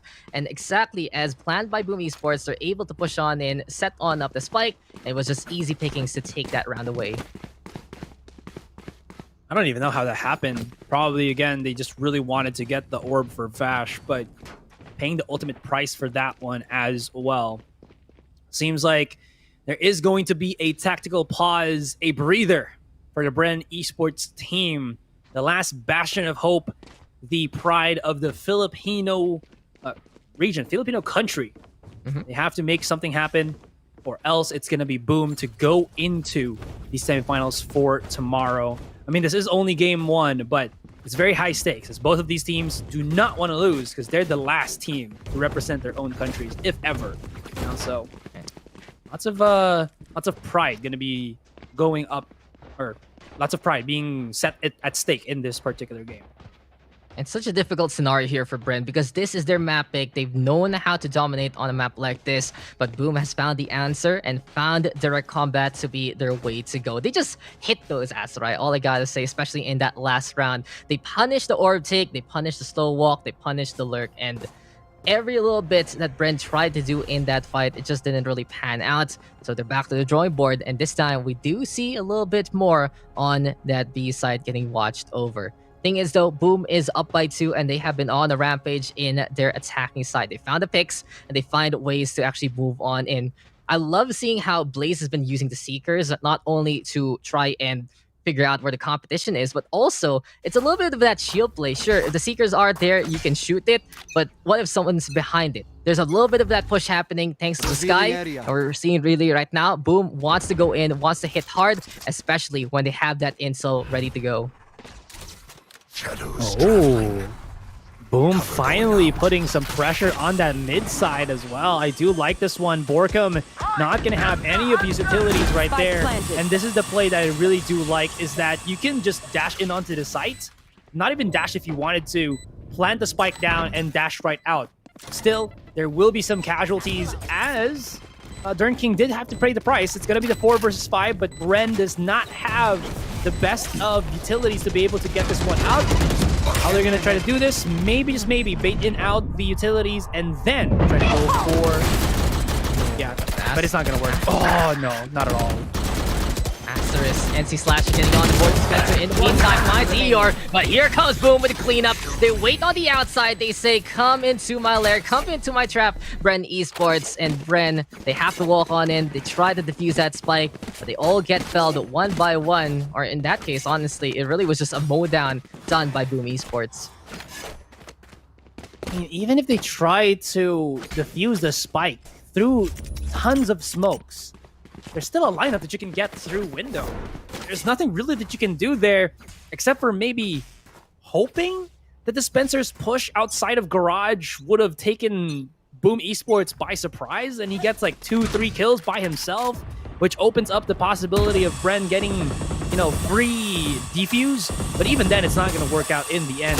Spencer does have a nice little up play there, and he backs away, uses his ultimate, and nobody gets taken down. Just minimal damage as well, to say at the least, as NC Slasher tagged down to 40. He does get healed, of course, with the Sky. Tend to forget, Sky is also a healer, but when you do have those situations, it's nice to have. And Humi, even nicer there. Eeyore gonna be able to fall to the floor as the Omen finds a way to protect that B site and secure the middle for Bren so far. But the job isn't done, and Blaze is making it even harder for Bren because here comes Boom Esports already setting up on A side. Guiding Light yet again, connection onto Humi, confirming someone is there on the other side. But Jesse Bash, he sees NC Slasher, finds a way to hit that target after the recon bolt. Spike though is planted, and there's a bit of a push from Blaze. He gets another one. Paranoia gonna connect onto him, and there we go with the blind frenzy. Seems like Dubstep cannot see anything, but now as soon as he does get his eyes back, it's gonna be a Dirt King falling, but Blaze will rip it away from him. Asterisk now down below. We got Dash and Borkum trying to play two different sides, but Borkum with that Spectre SMG in hand, just able to run in position and get that takedown. Very, very close for Bren, but they'll be able to survive and only be down by 2 after this round. I gotta say, even though that was a final kill for Borkum, Dubstep, with how he approached that fight, even though he didn't get the first kill onto Blaze, if I wasn't mistaken, he still got the second kill on the teammate of Blaze there and provide enough distraction and time so that Borkum can freely come in onto the A side from behind and not really be scouted out properly by Boom. So all of this being done by Dubstep, and he's starting to heat up as well with 13 kills into this game. Still is an uphill battle. 3 straight rounds to force into overtime is nothing short of brutal up against Boom. And you see it once again as Dispenser peeks out. It's a 2 versus 1, and in the end, they can't really do much. And I like this because Boom, as soon as they charge out, they get the kills, they take some damage. It's all about the heal from the sky. And just, it really neuters what Jesse Vash is trying to do. He loves the lineups, and he knows how to put his opponents at a critical state. But in this case, with the regrowth, it's just easy heals from the sky to bring them back to almost full. Even though there's no armor, it's still better than nothing. And the Dirt King shut down a while ago by Dubstep. This time, he was able to push on forward by A-Long and catch out Dispenser instead. Vash, though, in the meantime, Aldron is there. Interesting dash by the Jet. Gonna get spotted on Alto, trying to fake things out. But Vash saw that one coming. And with a witness like that, it has to be a Dirt King backing on away. Might be C, though, right for the taking here for Boom. But someone is just on the high ground. It might be Humi looking for that last surprise. Can he do it here? Waiting for the drop down, waiting for the push, and gets the first one, but Eeyore will find the refrag. That's too early maybe for Humi. But then again, still gonna be a kill there for Bren as Boom looks to put the spike down. How many times has Blaze had his Trailblazer up? I think more times to count than none. And what this has allowed is, usually when you're going to be playing post-plant, you're not going to know where your opponents are, and you have to scout them out and wait for them. But the Trailblazer kind of flips that from the table, makes the post-plant proactive for you, and you just figure out where these opponents are. Vash knows that one is going to be playing on Gong, but I think a Dirt King should still give some nice little information, intel, on where one of the players of Bren is. Vash, knowing that he can't really do much, has to back away, save up the weapon, and hope that at match point from BME is only match point and not the match win. And Blaze really one of the stars of the show here for Boom. Even though he's playing things like Sky and Sova, usually he finds targets to take down, and he gets quick ultimates because of that. And a very proactive playstyle here being done on Haven also. Just have those Seekers, get that intel so you guys can run alongside it. Sure, the Recon Bolt from the Sova is nice and all. You're going to be able to confirm how many people are there specifically. But in this case, it really is just Blaze saying, okay guys, we're going in together. I'm going to set up the guiding light. You guys can push behind it. I'm going to flash them. You guys can kill them. And the Seekers are just an added measure to get even more value out of that. Now, Boom is on match point. Bren is at the brink of losing their map pick. Can they do it here? Can they reel it back? Bladestorm gonna get popped. Dispenser, though, covering fire for Dubstep to get that orb and unleash the Bladestorm. But the Dirt King still finds the target. And here comes the Jet looking for the spray down. It does get tagged, but no one falling after that skirmish. Man, how does he survive those? Nice little top off there as well. They're not going to have any scare that somebody's pushing through short as Vash, with his attention still looking onto the A-long area. This could be something where he could bring back his team if he can just get the kill on the turn. Don't look right behind him. This is an opportunity, a chance, a hope, and a vision for Bren to still keep the dream alive. Vash will get overwhelmed, and the peek from Dispenser is not going to be good whatsoever. 3 versus 2.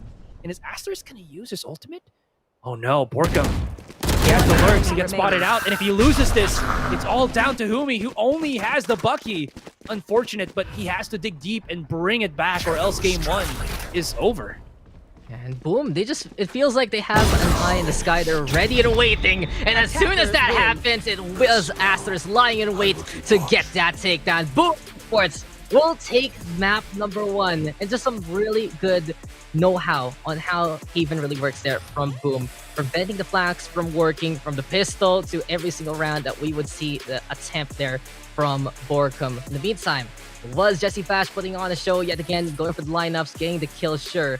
But with a Sky, that regrowth, you don't see the regrowth getting too much value too often. But in this case, when you see Boom Esports, that they're able to survive the volley fire, they're able to survive the fights, it's just placing, hey guys, come here. I have some band-aids. You guys are good to go, ready to fight again. Let's go win this game. It works out because all that I've seen Boom Esports do in attacking, actually even in defending, is to challenge the peak. And if they're able to trade blows, even if they don't die, right? As long as they can whittle down the HP of Bren, it's fine for them because Bren doesn't have the Sky, they don't have a Sage. So in terms of whoever can last the longest in that first game, it's definitely always going to be Boom if they can survive the initial bouts. And that lack of sustain there hurting Bren in the end. A little bit of the antics also. We saw ER with his Cypher Tower looking fine and dandy on the defense. And all in all, it was just Boom able to stay a step ahead against Bren after the blows came on from both sides. And that close matchup went the way of Boom as they ran away with it in the end. So game number 1 gonna be done for our third series of tonight. But we still got more to come. We'll be right back in just a bit. Don't go away. This is the Bat Masters between Bren and Boom.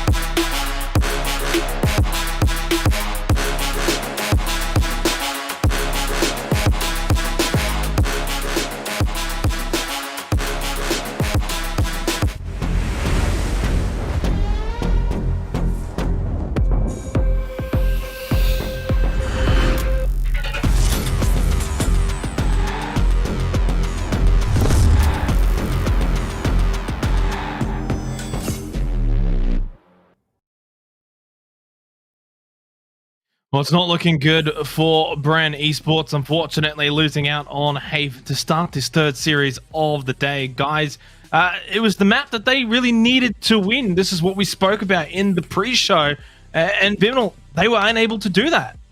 Yeah, we talked about this, that Haven is probably their best map, and we were really expecting this. If it were to go to a 2-1, then this would probably be Bren's map. Now, I really do hope that my prediction 2-1 in favor of Boom is incorrect. As I mentioned earlier, I do have a soft spot for Bren Esports, but they made a change. They made a change that had raised quite a few questions above my head. It's just Dispenser going for that duelist role. I'm sure, Ilu, you were thinking the same thing.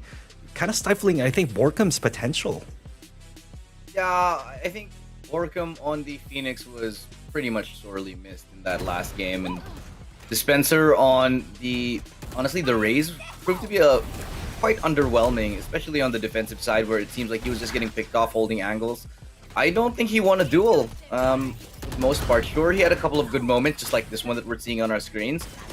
But I think on the defensive side, the cracks just really started to show. And after the A executes were done, which most of what Bren did, and on their attacking side, from the defensive side, it felt like there were so many holes that just were not plugged up by the by the Bren's defense.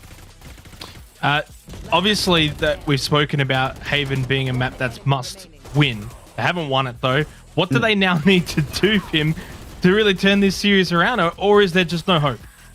I do believe, we say that Haven is Bren's best map, but that doesn't mean to say they can't play the other maps well as well. So, it can still go either way. They still have a chance in this, but perhaps it's time for Borkum to stay away from that Sentinel role. I mean, Dispenser used to be on that Sentinel. Dispenser is still being team MVP for them. Dispenser. No matter what agent you put him on, he's going to put on a show.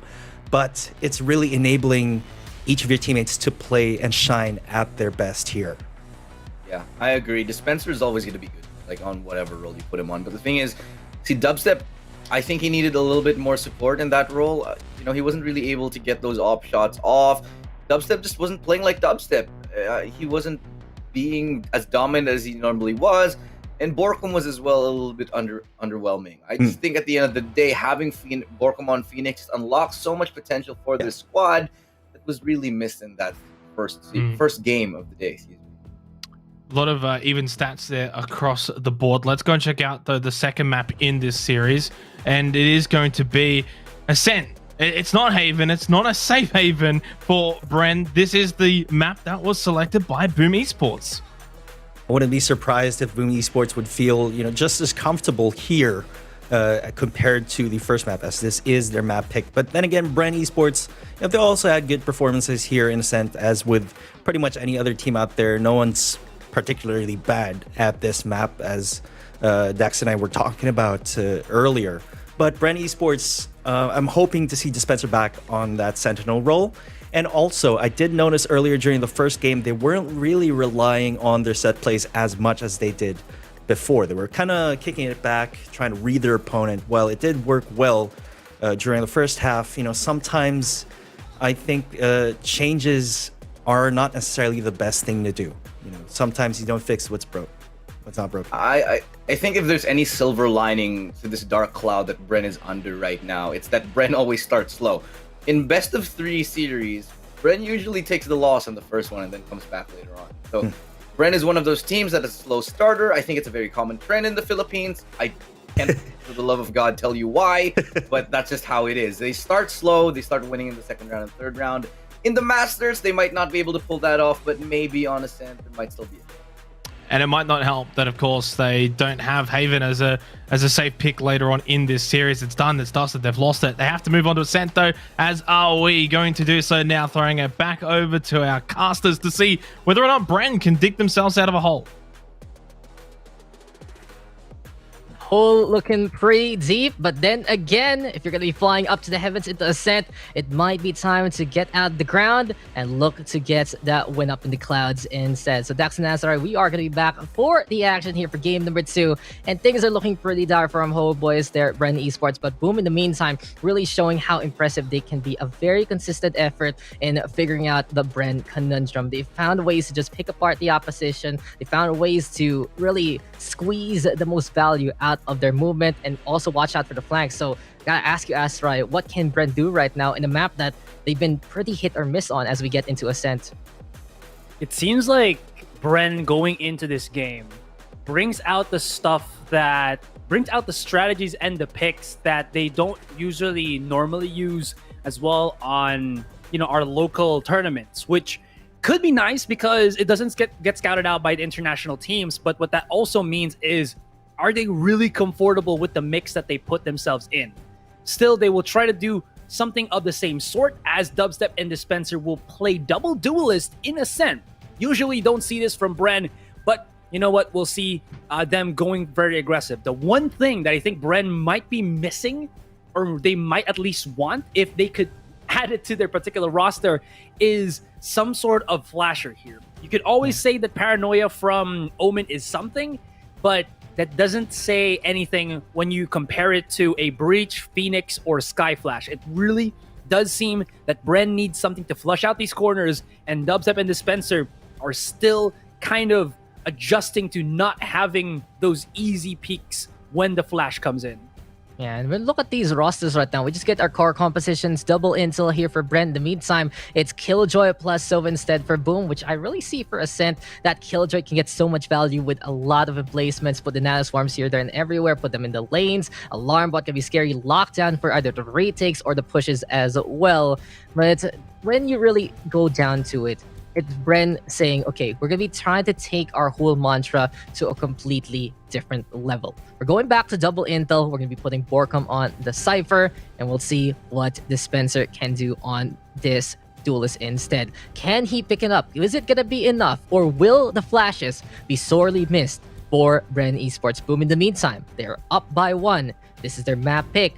They want to represent the country. They want to make it all the way to the grand finals, and taking down a Titan like Bren Esports would be a really good start to it in the quarterfinals.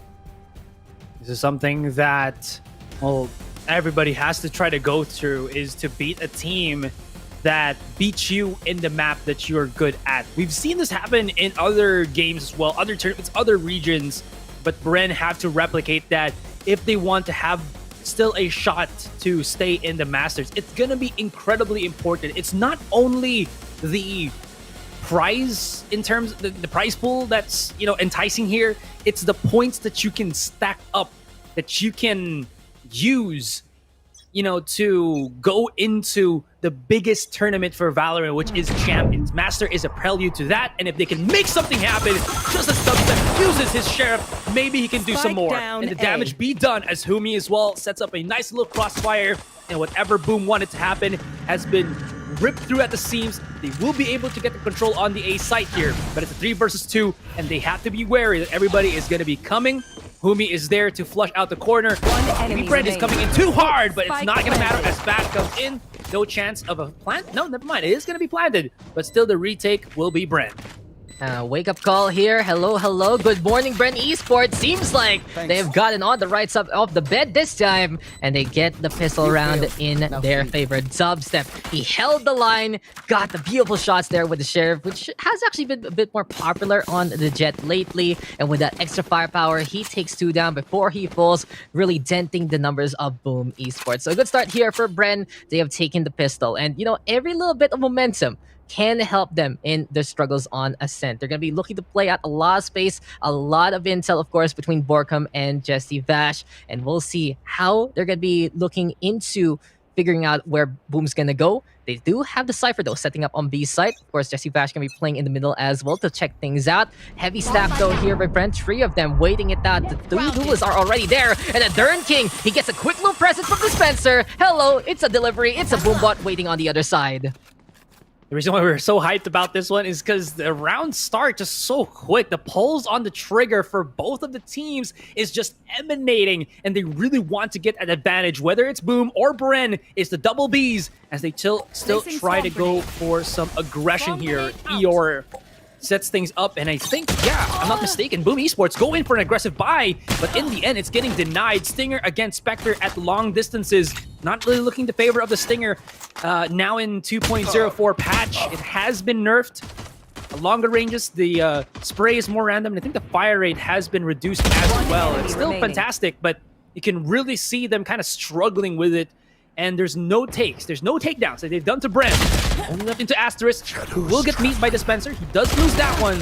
He does have the spike, so maybe, just maybe, he can make something work out in the end. As Asterisk uses the Shrouded Step. Baits some people in. He's not yet on the site, but that audio cue is baiting Humi to look into the other direction, and he's going to be left down with 69 HP. Nice. Pretty nice play there, though, by Asterisk. You can really see that he tried to make it work. Playing around that smoke, playing around that dark, but Humi finds the flick anyway and finds the takedown. But check out this replay. Dubstep just moving on around Asterisk. In the meantime, he says, this is the power of the Stinger, and it really works in close quarters. Finds the spray down onto the two duelists, but I gotta give it to Bren in that round. They knew how far they could play against Boom and be effective. You saw Borkum there whipping out the Sheriff of all things and catching a target in the middle. That range advantage helping out Bren to be up by 2. And Boom right now gonna be playing some of the Sheriffs, gonna be playing that Bucky as well, looking to try to find a few picks here and there. And Bren, they'll have to be careful. They don't want to give up the Spectres to the other side. I mean, both of the teams are basically on weaker buys. Bren just kind of recycling these Spectres that they have in hand. And what's kind of good is that if they can cycle these Spectres, go into the next round and win that next round, steal away the rifles that will be bought by Boom, they're going to be in such a great position in terms of economy. Anyways, though, Dubstep does spot out his counterpart in mid and impales him with the knives. NC Slasher playing outside of A main here will be using his boombot, but maybe, just maybe, as a way to gravitate the members of Bren onto the other side. But Bren still will not get fooled out here, and Blaze is hunting it down, but Dubstep is too quick, too aggressive, and now too on point. And what's going to be the option here? As Borkum is going to stay situated onto the B site, anchoring it, with the help of Jesse Vash having a recon dart at the ready. Yeah, and they're really just trying to distance the opposition from themselves. It really goes to show right now for Bren. They love these open sight lines, and they're looking to make it work. Jesse Vash even catching out Asterisk. Dubstep now with a triple kill, catching out Eeyore by the middle again. And all eyes on NC Slasher. Can he find the lineup? No, Borkum. We'll see him coming, and a clean win there by Bren Esports. 3-0 right now. Very good start here for Bren. Boom. They'll have to reel it back, and it might be time to bring out the big guns, and they are doing it here as the rifle buys are in order. But look at this, Asurai. Someone ordered a very expensive gun, and its name is the Operator. It looks like Dubstep says this might be the way to punish this full buy coming from the opposition. Can he use this now? Very shaky is an understatement. When he played the Operator on Haven, maybe with Ascent being a bit more open, a bit more wide in terms of the angles, he can use it to full fruition here. Dubstep, he's gonna get peeked out. He's waiting the angle. He knows somebody's gonna peek him right through, and he has to dash away. He might get immediately refragged, as there is NC Slasher and teammate already creeping up on short here. But as that boombot comes in, everybody got to set their sights a little bit nearer onto that short area. Boom has yet to really get more control onto the site, but they still have a minute or so to make something happen. And Dubstep, oh, I like how he's kind of just popping a shot in mid and then immediately rotate to short. That's the double fake for you. If they can destroy this Aldrone immediately. Oh, maybe. Yeah, got spotted though in Dispenser. No one saw that pain chill specific Dispenser, but Jesse Vash just makes it rain some lightning again, and NC Slasher are gonna get taken down. A while ago, NC Slasher with a beautiful swing to help out his teammate from getting sniped by the Operator, and you can see Adern King only getting nicked rather than getting taken down. But losing a member just like that to a shock dart, not gonna be the best way to go here for the side of Boom. Meantime, Blaze might walk into this one, sees the Jets. 30 seconds doesn't left. hit the shot, has to back away instead by the door though. Humi is waiting, and can he find the target? He tries to Spike TP on the way, but he will get down executed on the spot. Dispenser in the meantime catching out the Dern, but Blaze does find the target in return. It's 3v3 for now. And Bren try to play the retake. Will Boom finally get on the board. The shock darts are saying, Jesse Vash, no, you can't make it here. And Dubstep saying hello to the alarm bot, but we'll break it down as it's time now to see Borkham try to play the flank. Omi has been playing very, very passive and I would say afraid at that point. He wanted to reposition back onto Jenny.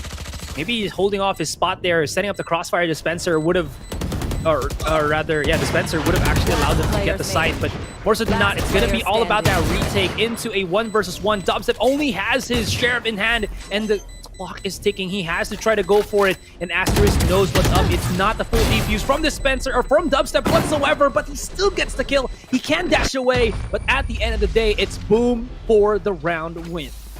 But economically, this is gonna hurt Boom because all of their members gonna get taken on down. And Bren, they've been saving up the money here. Now they're gonna be getting those buys, and they're gonna be ready to pounce against Boom Esports yet again. So sure, the battle won by Boom, but looks like the war gonna be more in favor of Bren as we get even more guns. And Dubstep, he is really stepping it up with 10 kills on the board, looking for those takedowns. He saw a while ago the Bladestorm getting value, and he's able to save up the operator as well. Boom in the meantime, it's a slow start for many of them, but you can really see that the tools and I'd say the steps that they're trying to take right now are looking pretty good. All they need to do now is find the executions, find a little bit more of that space to close down. But Dubstep doesn't care about any kind of distance because the Dern King already falls to his hand. You think?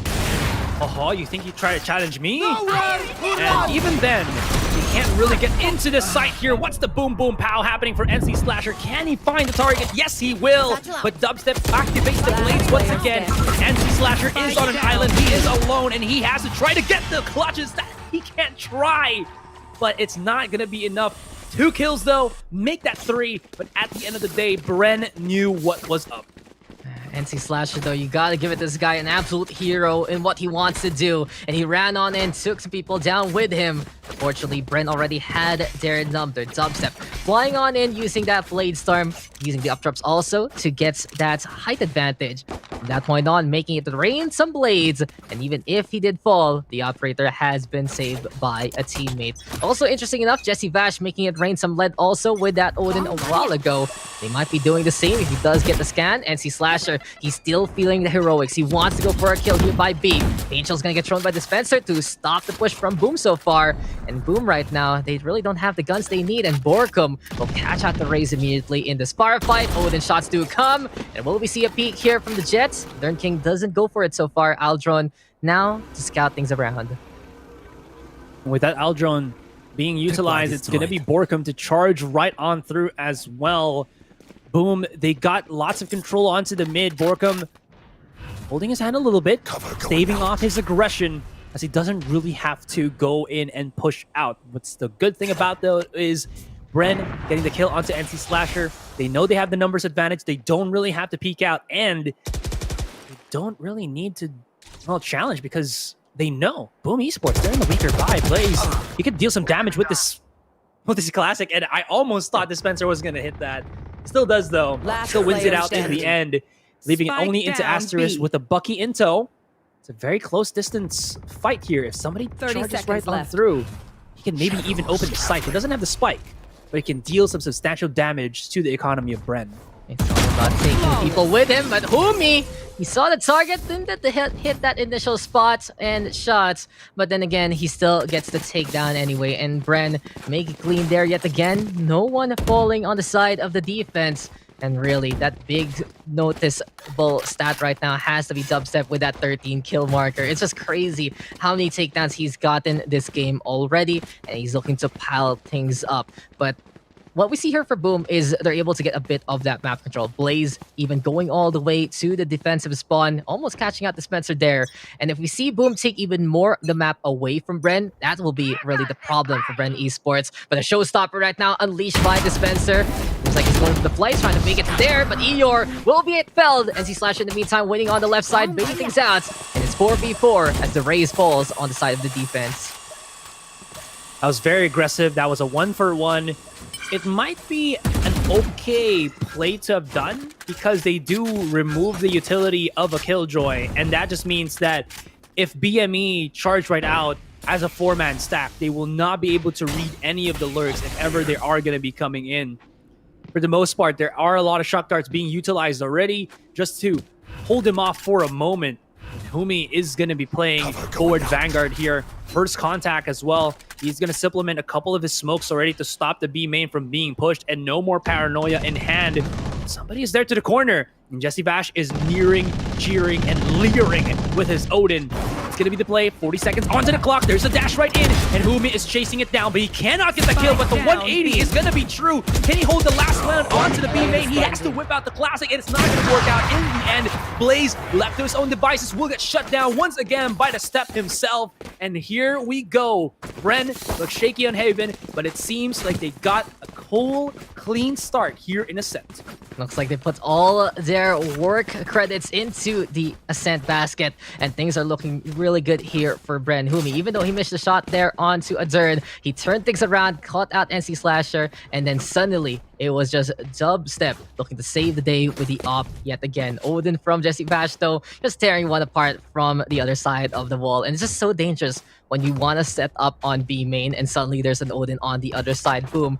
Unable to get the push to work out again. It's 6-1 in favor of Bren. But we've seen Boom Esports and the squadron come out of worse situations than before. And it really goes to show that as soon as they get at least 1, maybe 2 rounds in their favor and try to even up the economy, that might be when Boom can even up the odds in this game.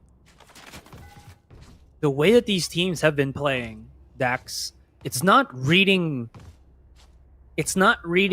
how the game might progress. It's reading how the rounds will progress. And I think that just shows how much more in tune these teams are in trying to figure out what happens per the rounds, which I think is the most important part. You can't figure out, you can't feel out just the game itself. You have to figure out how the rounds progress, because if the teams are malleable, if they're versatile, if they know what they're doing, they can play so many angles in so many ways that it's very difficult. But you've seen Dubstep, the entirety of Bren, react to the economy as well as the ult economy of Boom here. And every single time, the positions that they had, the plays that they've done is all there to shut down Boom before they can make something happen. And I do really like this from Bren. I haven't seen this in Haven, but here in Ascent, it really is starting to help them out.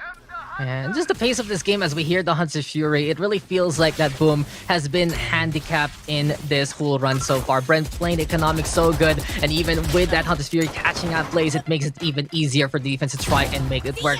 Darn King right now rushing on it, but the Spencer knew that was coming, backed on the way, got the headshot anyway. And this is really where just Bren is able to shine, survive some of these firefights, and make sure that their guns aren't taken away by the opposition. We saw this start things off in the first handful of rounds, and I gotta say, Asurai, I'm trying to count how many times that Boom has had a full buy in this map so far, and I don't think I've reached a handful yet.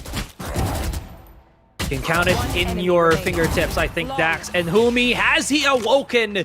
It's going to be against weaker weapons, but you know what? He takes those, and that was just a great play. The greatest one of that particular round was the Spencer's movement. Again, the reason why I always like the Spencer on a Sentinel is that he just knows the positioning of his opponent, and he can use that to read and exploit their weaknesses. And he does it once again in mid, up against a Darn King who was coming out with the Jet, with the blades. Granted, I do miss his Sentinel, but his Raze is now looking pretty fine coming into Ascent.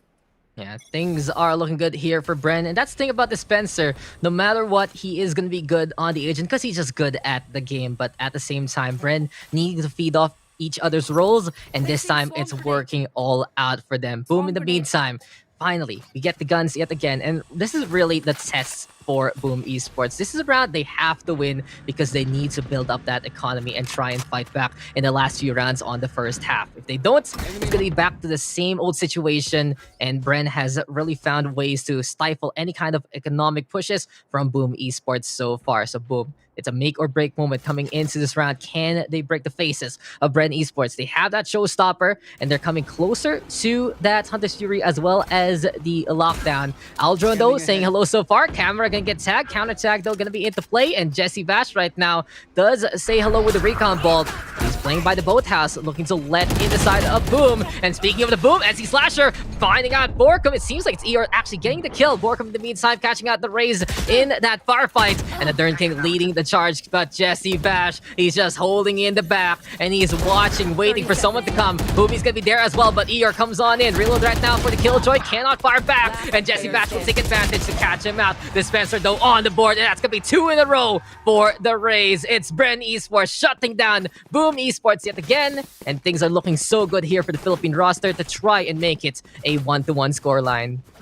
How many seconds, did you see how many seconds Boom had there when they got spotted so many times, like 3 times on B main? I think they had maybe 30 on the clock, and they were just like, yeah, screw it. We're still going to charge onto the site, but everything was utilized to stop them, to delay them for as long as possible. Borkum, being the insane shot that he is, was still able to get a kill, even through the pressure of a showstopper. And that ultimate from Humi, not going for the flank, but rather to reposition and play hand-in-hand with Jesse Bash in holding back the side of B, worked so well for Bren, and their defense just exudes here in the Ascent map. But still, BME will be able to buy up into the, what round is this already, 10th? But there's still going to be a big challenge here. I'm glad you can count there, Mr. Asurai, as we are counting on Dubstep to hit that operator shot, and the Dern King gonna fall there. Humi did die, but then again, beautiful detain here. Employed by ER, but Jesse Bash protecting his boys. And NC Slasher just did not know what hit him. Suddenly, a Sova with a gun. This was not in the cards. This was not in the books. And even though the spike is planted, Boom Esports right now, they are down to 2 as Borkum making the pinch work. Asterisk in the meantime, catching out Jesse Bash, but it's Dispenser and Dubstep, the 1-2 punch of Bren Esports, ready for action. Bren, round after round after round. It seems like they have neutered the wolves. Well, I mean, if you can see Boom, I think it's a wolf, right? But anyways, they've neutered the animal that is Boom from that first game, and they have neutered it hard. It seems like there is nothing that Boom Esports can do on their attacking side to get this back out. And the only thing that I can see right now is for them to get the second pistol and hope that they can reel in more rounds there, and hope as well that Bren cannot finish off the round even with this massive lead that they have taken in the defending side. And that spray is perfect right now for Boom. This is fine. They need to keep their cool, but just goes to show when you do force things out in the second round and you still lose, it does become a bit of a slippery slope. And this slope has really been quite treacherous for Boom Esports. We know how they can play things out. We know that they know how to really play this as smart as they can, as Blaze catches out Humi there. But they're really lacking on that firepower. Still though, they are going to have the guns this time, but the Spencer gonna get a triple kill anyway. Showstopper now into play. Doesn't get the tag though onto the Sova, and Blaze gonna survive, still hit that headshot, and it's 3v2. Odin Operator and a Vandal. Seems like Bren, they're bringing a whole emporium of guns coming in to this A site. Then again, NC Slasher quite the role already. Blaze in the meantime. They're looking to put that spike down. And the Raze doesn't care if he's quite low. Jesse Bash though sprays it down to get that takedown. And now this might be Dubstep seeing his target. And the headshot there to get the tap and to get the takedown. Bren is up by 9 as we are going into the last round of this first half. How do we go to basically a fiesta for Boom Esports? They were, playing Arriba onto Haven, and now they can't figure out what they have to do. Whether it's them utilizing a Dern King as well as NC Slasher, they haven't really found the openings that they need to, because Bren's dynamic rotation around this particular set map has been on point every single round. They can hope to maybe get this into a 2-10, but weapons are not abound. Utilities not abound. Not a lot of offensive ultimates that they can really utilize, and everything really just being struggling here. And you don't see those every day, but the Boombot kills once again. Yeah, it seems like ER just wasn't ready to shoot that Boombot down. And even though Humi did fall, it's still that 1-for-1 trade. And speaking of that one, Dispenser plays it yet again from the cubby, peeks on over. Pop Mid gonna go down. And speaking of another one, apparently These are just stories and takedowns waiting to happen as soon as sentences are finished. But this is going to be another death sentence perhaps for Boom Esports, because Jesse Bash is waiting by the rafters looking to mow down anyone who pushes forward. Shock Dart going to get thrown out as well. 2 remaining members here for Boom sticking around by a main.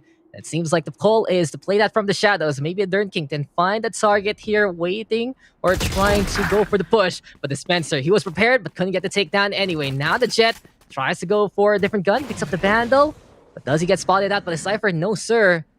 Question is, 30 since Boom seconds does left. have the spike here on B, will they commit? They're trying to play mind games here, Asurai. And it's like, Bren, what will you do to react? Where will you go? And who will you find? It's all going to be up to a Dern King. Or rather, Borkum, vice versa. Try to stop the flanks coming in. They spot out the one already, and he is going to get pincered in, but no! It goes into the favor of Bren here. If Jesse Bash cannot get this one, Boom win it. And that was the biggest mind game that I have seen in any of the teams that have played for today. Using the from the shadows, go into the B site, not plant down the spike, and let a Dern King shine.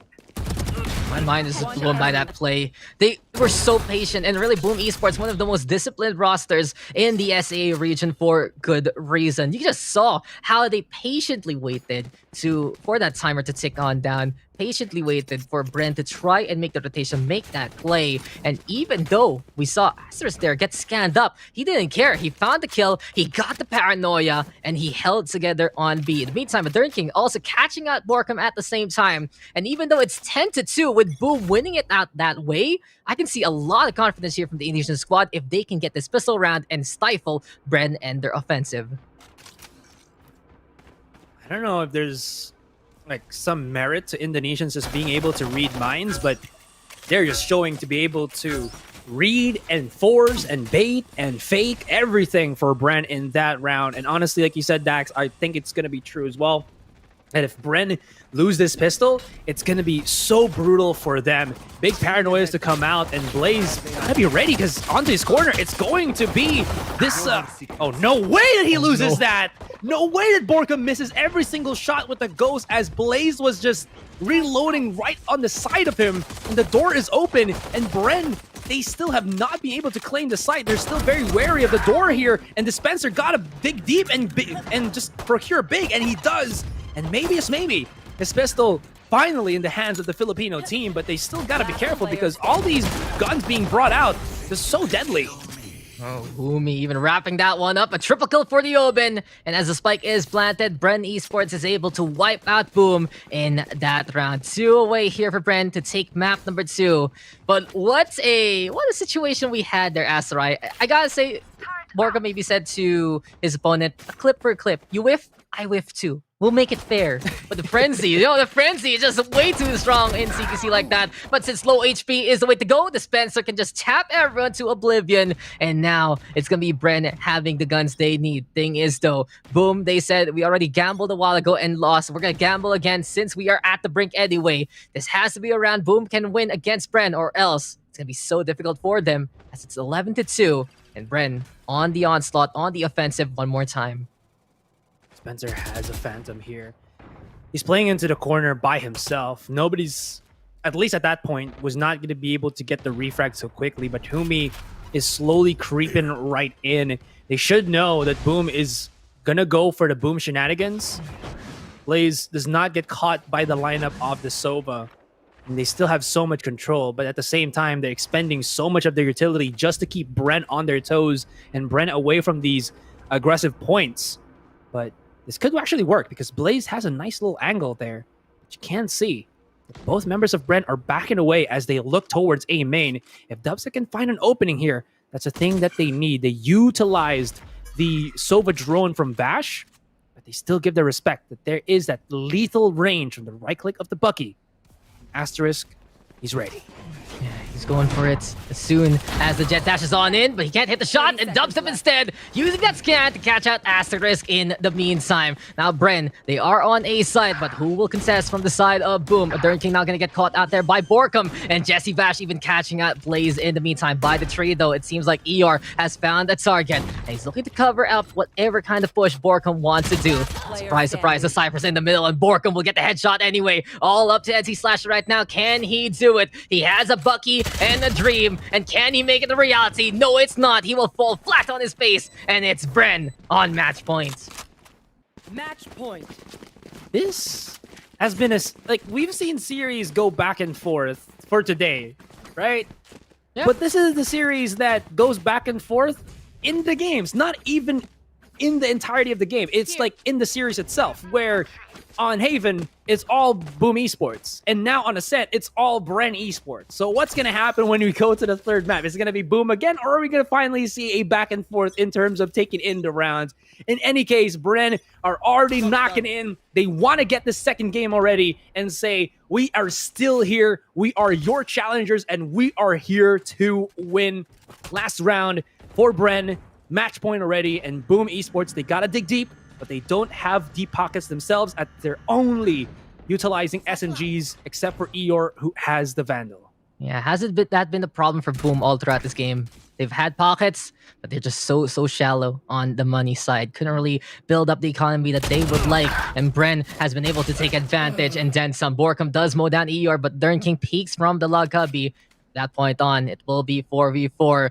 For Bren, though, that was just their lurk. They still have the full force to try and make it push onto A site anyway. So they'll be looking to see how this one's going to work. Aldron right now to get the scout. Blaze, though, mowing it down from the garden. It seems like for Bren, they got the intel. Will they rotate? Will they force things out? Seems like Dubstep. He's a creepy crawly there, Asurai. He wants to crouch around and push. Does he actually go through the smoke, though? Blaze, in the meantime, going to get hit by the paranoia. And patience right now from Arsova. Dubstep has to get that kill. It's going to be so incredibly important as Asterisk can anchor the site and basically crossfire with Blaze. 25 seconds on that timer, and Dispenser is hunting him down, but Blaze is going for the running SMG, and it's working, and Boom Esports survive for a round longer. They'll take it. They win a couple of rifles to go into the next round, and have they broken the economy of Bren? Not just yet. Yeah, there's still so much money on the Bren Esports side, and Rifle's gonna be abound yet again. Besides Vash, of course, sticking around with the Spectre. But Boom, they live to fight another day. They now have the arsenal that they need to try and fight back. And all they need now is position against their opponents. Gotta say, the patience play, though, from the Sova, looking really stellar. Just don't panic when you're in a corner like that. Hit your shots anyway. And it was just Boom Esports reinforcing at the right time, finding the mowdown and finding the movement that they were hungry for. In this case, though, it's still Bren on match points, and we'll see how they play it out. A might be right for the taking here again. And shock darts are coming from Blaze, trying to chip away against the opposition. Here we go. The setup onto the A site. Nobody is rushing through short. And Bren really wants to go in. Lots of lineups, no one to connect. He's setting up the angle here, but a Dern King is holding on true onto the site. If they push on this one, it's going to be Blaze to embrace them, but still, the shots through the smoke is coming in. NC Slasher and Eeyore to remain, but where is the last one? Neural Theft has given away his position, but Eeyore's going to be here on the top side as Dubstep goes in for the pre-fire, and he goes for the 3 versus 1, coming on top of Heaven, 2 on Hell, and what is going to be happening? Is he going to be Angel or the Devil? As Dubstep becomes the advocate of Bren. 13-3, we go to game number 3. And Bren Esports, they say money talks, and their economy have won them that game all throughout. It just didn't feel like a fair fight there, Asurai. Not because Boom Esports didn't have the skill, no. They never had the guns. Their playbook was so good. They knew what they wanted to do round for round, but did they have the firepower behind it? Unfortunately not. The gamble at the very start really costing them, and Bren kept hammering away against that. At the end of the first half, they just decided, okay, we'll force buy. We'll see what we can buy. We'll see what we can do. And even though they got a few kills here and there, it just wasn't enough. Gotta give it to Boom, though.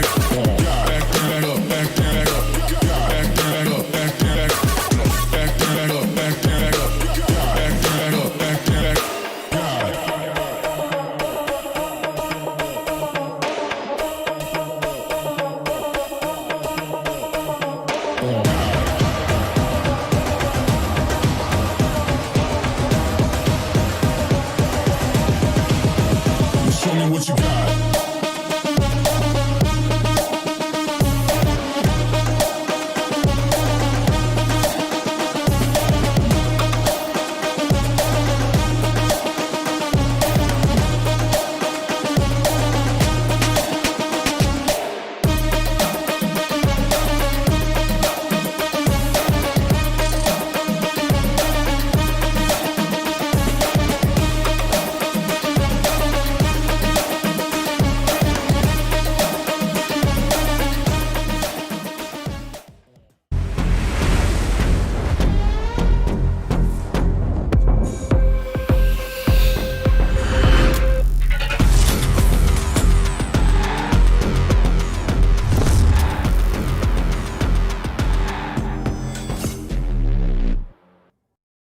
Well, we're all tied up here in the third series of the day for Valorant Masters Southeast Asia. I kind of predicted this. I said Bren 2-1, and maybe that's looking like that could be the way this series does play out, because, boy, that was an absolute stomping on the supposed map. That's not the favor of Bren. Vim, where was this on Haven? I'm asking the same question. I mean, earlier, Ilustrado, you were saying that sometimes Bren is off to a slow start, and that's what we got on Haven, but they looked like a completely different squadron coming in here into Ascent on game number 2. It was just Dubstep and Dispenser absolutely on fire. And they forced Boom Esports to go on eco round time after time, round after round, after they took that gamble in the beginning, forcing that second post pistol round. So, you know, honestly, I think Bren, they just woke up and they're like, yeah, we're going to play now. It's something that they do. And Dubstep being the man to lead that charge, at one point having 14 kills and the person next to him having 3. That just paints a little bit of a picture of how dominant Dubstep was once he got that op in his hands. And then shortly followed by Dispenser, who started wreaking havoc, like a man possessed in the second half. He caught up to Dubstep. He was like 16 and Dubstep was like 19 at some point. So this was a really good showing from Bren, taking the momentum by force and just making, look at that. Jeez, man, 4.8 KDA on Dubstep. That's just insane numbers. The guy next to him on Boom is Blaze, and he's at 0.7. It's just night and day. Yeah, it's disgusting how one-sided that map was in favor of Bren Esports, but I guess in a way now that we've seen them have that map and that performance, and the way that we've seen Boom perform on Haven, 1-1 is definitely about right, and it makes it a little bit difficult to predict what's going to happen on Bind. This is going to be one hell of a series. And earlier, Zenox, you were saying that this could be the first series that goes to game 3, and you were right about that. And you know, it could really be a toss-up coming into game number 3. But if Bren could ride off this momentum, then man, they're poised to win this. You know, momentum is a very important thing, not just with Filipino teams, but also with SEA teams in general. Like, I've noticed this, like, a lot of teams just really go off their gut feel. If they're feeling good in the round, they're gonna, you know, they'll be able to just dominate a map. And if they play like they're awful, then they just suck. It just happens. And this is one of those cases where Bren is just good today and good in this map. And if they can hold on to this momentum, this might actually be a Bren win. Could very well be. Let's go and look at the map, of course, with where it's all going to be decided. As it was alluded to, I did think that this was going to be the series that would go to the deciding map. It's Bind for this. I mean, I'm at this point, I don't even know how you guys are going to be able to figure out who's going to be favored here on Bind. Absolutely. It's definitely a tough question to answer at this point in time, but you know, we haven't seen Bren on Bind in quite some time. Let's see if they can actually innovate here and bring something new to the table, or are they going to stick with the same lineup with Borkum on that Sentinel role? I mean, it didn't really work so well on Haven, but on the second one, it worked pretty well for them. Let's see if they could repeat that success story over here in the third game. You know, honestly, my professional opinion as a professional analyst and caster is that I have no freaking clue about how match 3 is gonna go. Map 1 was just so intense, and it got to a really close round in the end, and then just Bren woke up.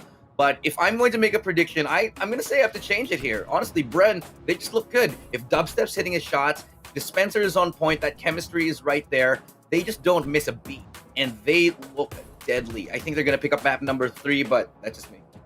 That's just you. I want your predictions here, Vyminal, as well. Are you sticking with Boom Esports, or are you going to switch up as well? My heart says Bren, but my mind says it's just a complete toss-up at this point, and it's just too tough a question to answer. So, yeah, I'll leave my prediction at that. All right, well, let's leave us at that as well. We're going to head back over to the casters to close up this amazing series over on Bind.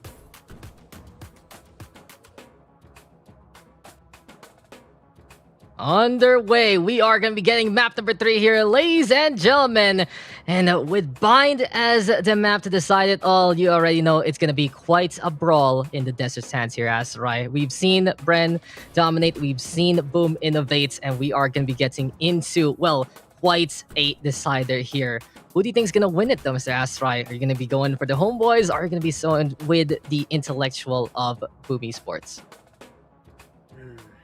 Honestly, again, I'm Filipino, man. So whichever team comes from the Philippines, I will probably have to say Bren, because they're the ones who are the final bastion of hope. They're the last standing team that we have right now to represent us in the Valorant Sea Masters. But in the actuality of the outcome, I have to go with Ilustrado. I have no freaking clue what could happen here. It could go back and forth. It could go hand in hand. It can go like super aggressive, super in the favor of Bren. It could go into the incredible favor of Boom Esports.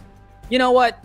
Frick it. Let's just go and cast this one out. Let's see what's gonna be popping from both of these teams. And it really seems that Borkum has been relegated or situated to play that Sentinel. He will be now on the Killjoy rather than on the Cypher.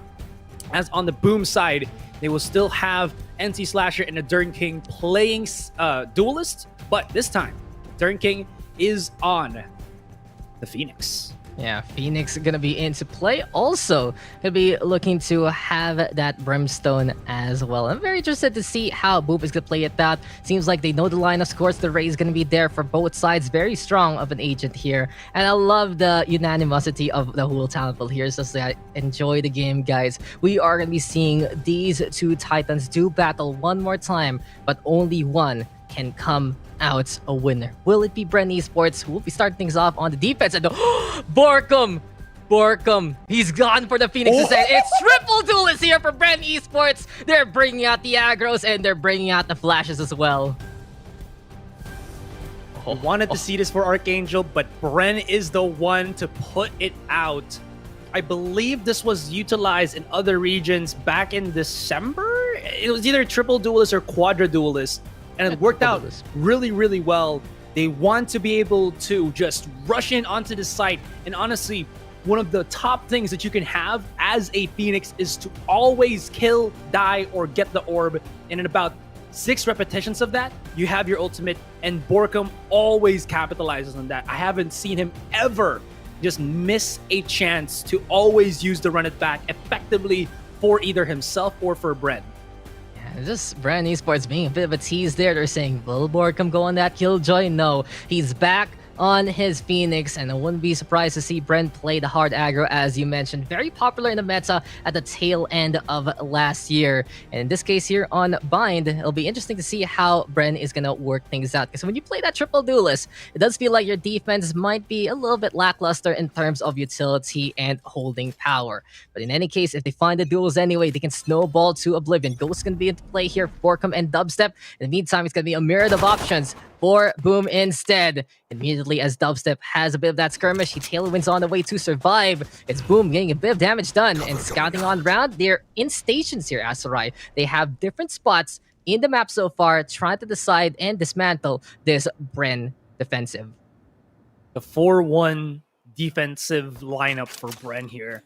They really want to set up the crossfires, but they're nowhere near where the members of Boom Esports are. Though I can see what's going to happen. If they know that Boom is gonna take the A site, they can always play teleporter to shower and pinch both shower as well as short. It has worked, I think, in the last series that we saw, but this could actually be another kind of similar play onto that regard, as Jesse Bash is gonna have to play Possum in the back of these smokes and just hope that he can maybe get a kill. But this one knows that one is to his close left, goes right out, and he just hits the mark with the right click right there. But it's all about the duelist as Bren comes in with the flurry.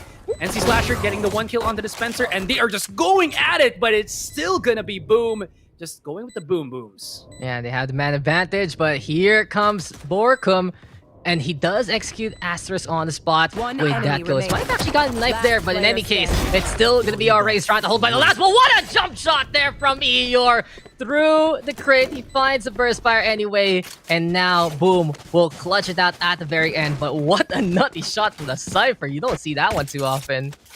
Did he really see, like, Dispenser, or sorry, not Dispenser, but Borkum there?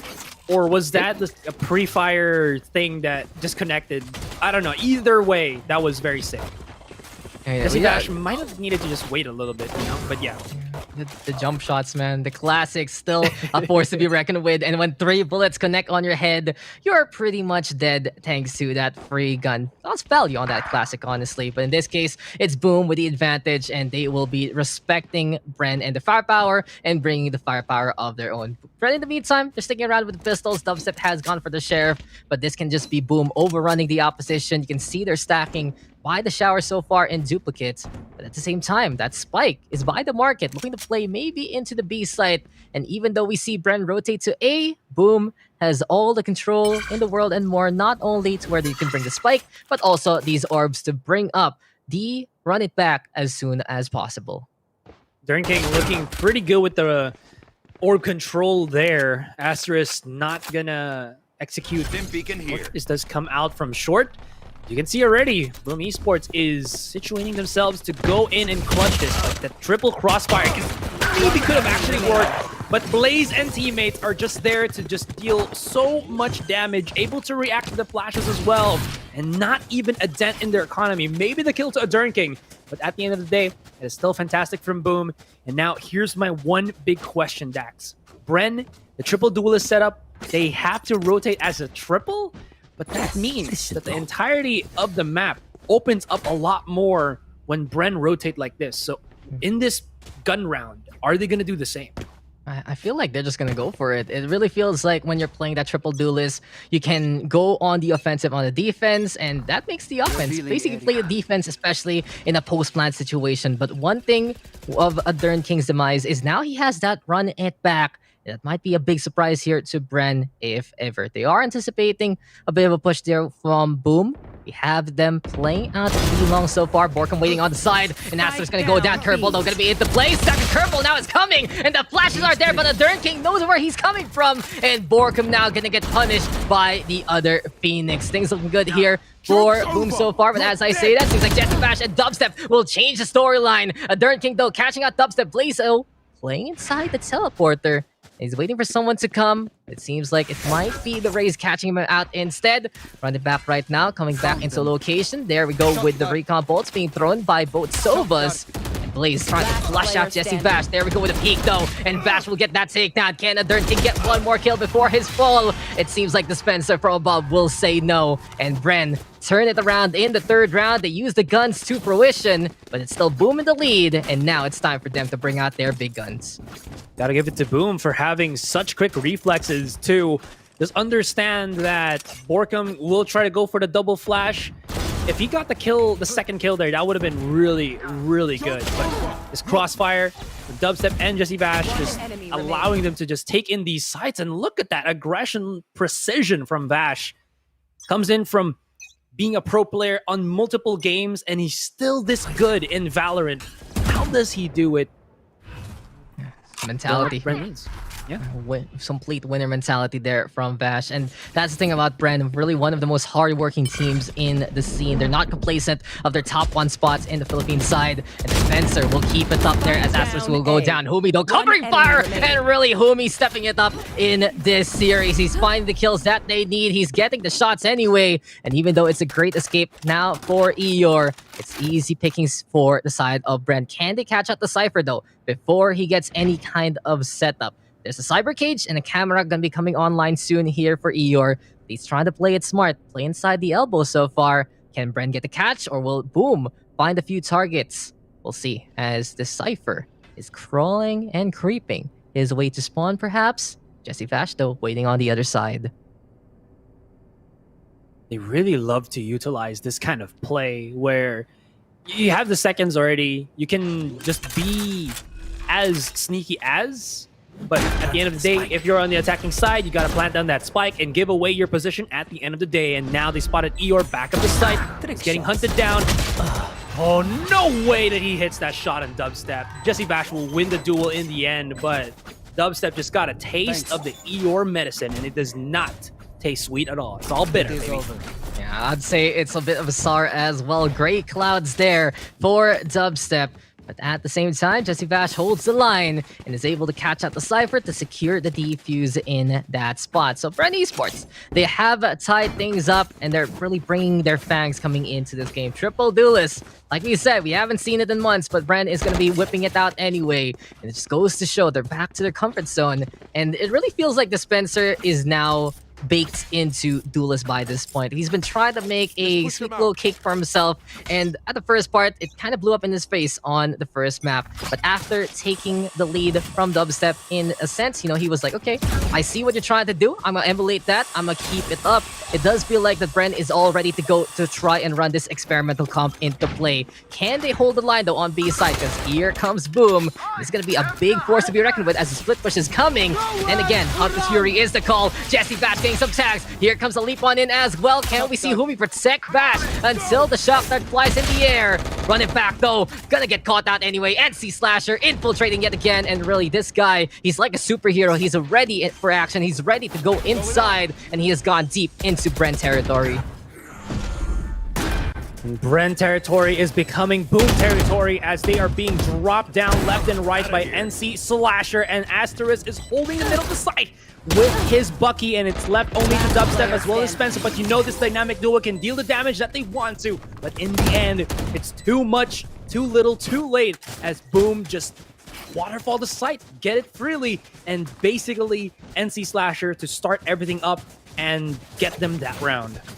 The decision making though from our Rays, as soon as they tagged down Borkum with the Hunter's Fury, it was just like, hey, can you go for this guy instead? And it really was just such a good adjustment from Boom Esports. They did force out the push against the Sova. They felt like there was someone missing and Humi was actually protecting on the other side. They got the pinch, they got the angle, and from that point on, it was just theirs for the taking on B side. So Boom Esports able to take the lead. We're seeing it again here, Asurai, as close as can be between these two teams, but Borkum decides to peek onto long. Blaze gonna go down. Adern King now with the refrag, and a really good step up here for Adern. He had such a tough time a while ago on the set. This time he's really popping up, but Dubstep, he sees the shot, he will take it, and the King will get decrowned now.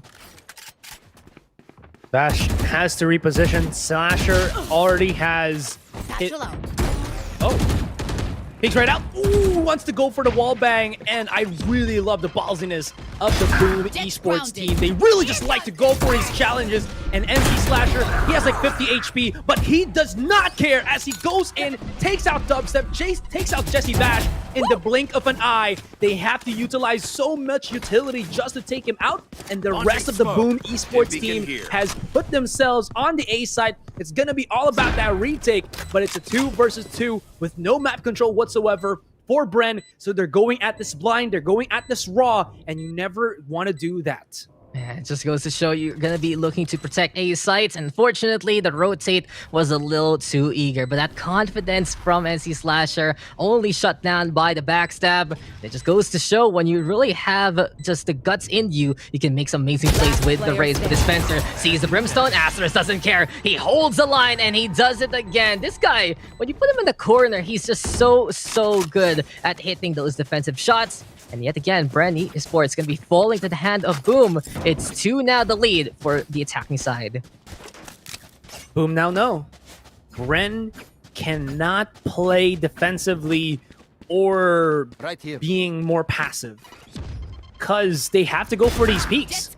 Check out this highlight. Oh, that flick is so sick. And he knows that Bash was right there because he put out an arrow and Bash was like, wait for me, I'm still whipping out my weapon. And Asterisk not gonna get fallen behind by his own brother. He just says, I'm gonna do the same thing, with a little bit pizzazz, and highlights abound for the Boom Esports team. Bren is just charging here with the classics that they have, and they cannot take away because Boom knows if we group up, we can beat them out. If we can wait a little bit longer, we can bait their utilities, and that's it all for us. NC Slasher. Oh, Orca, hello.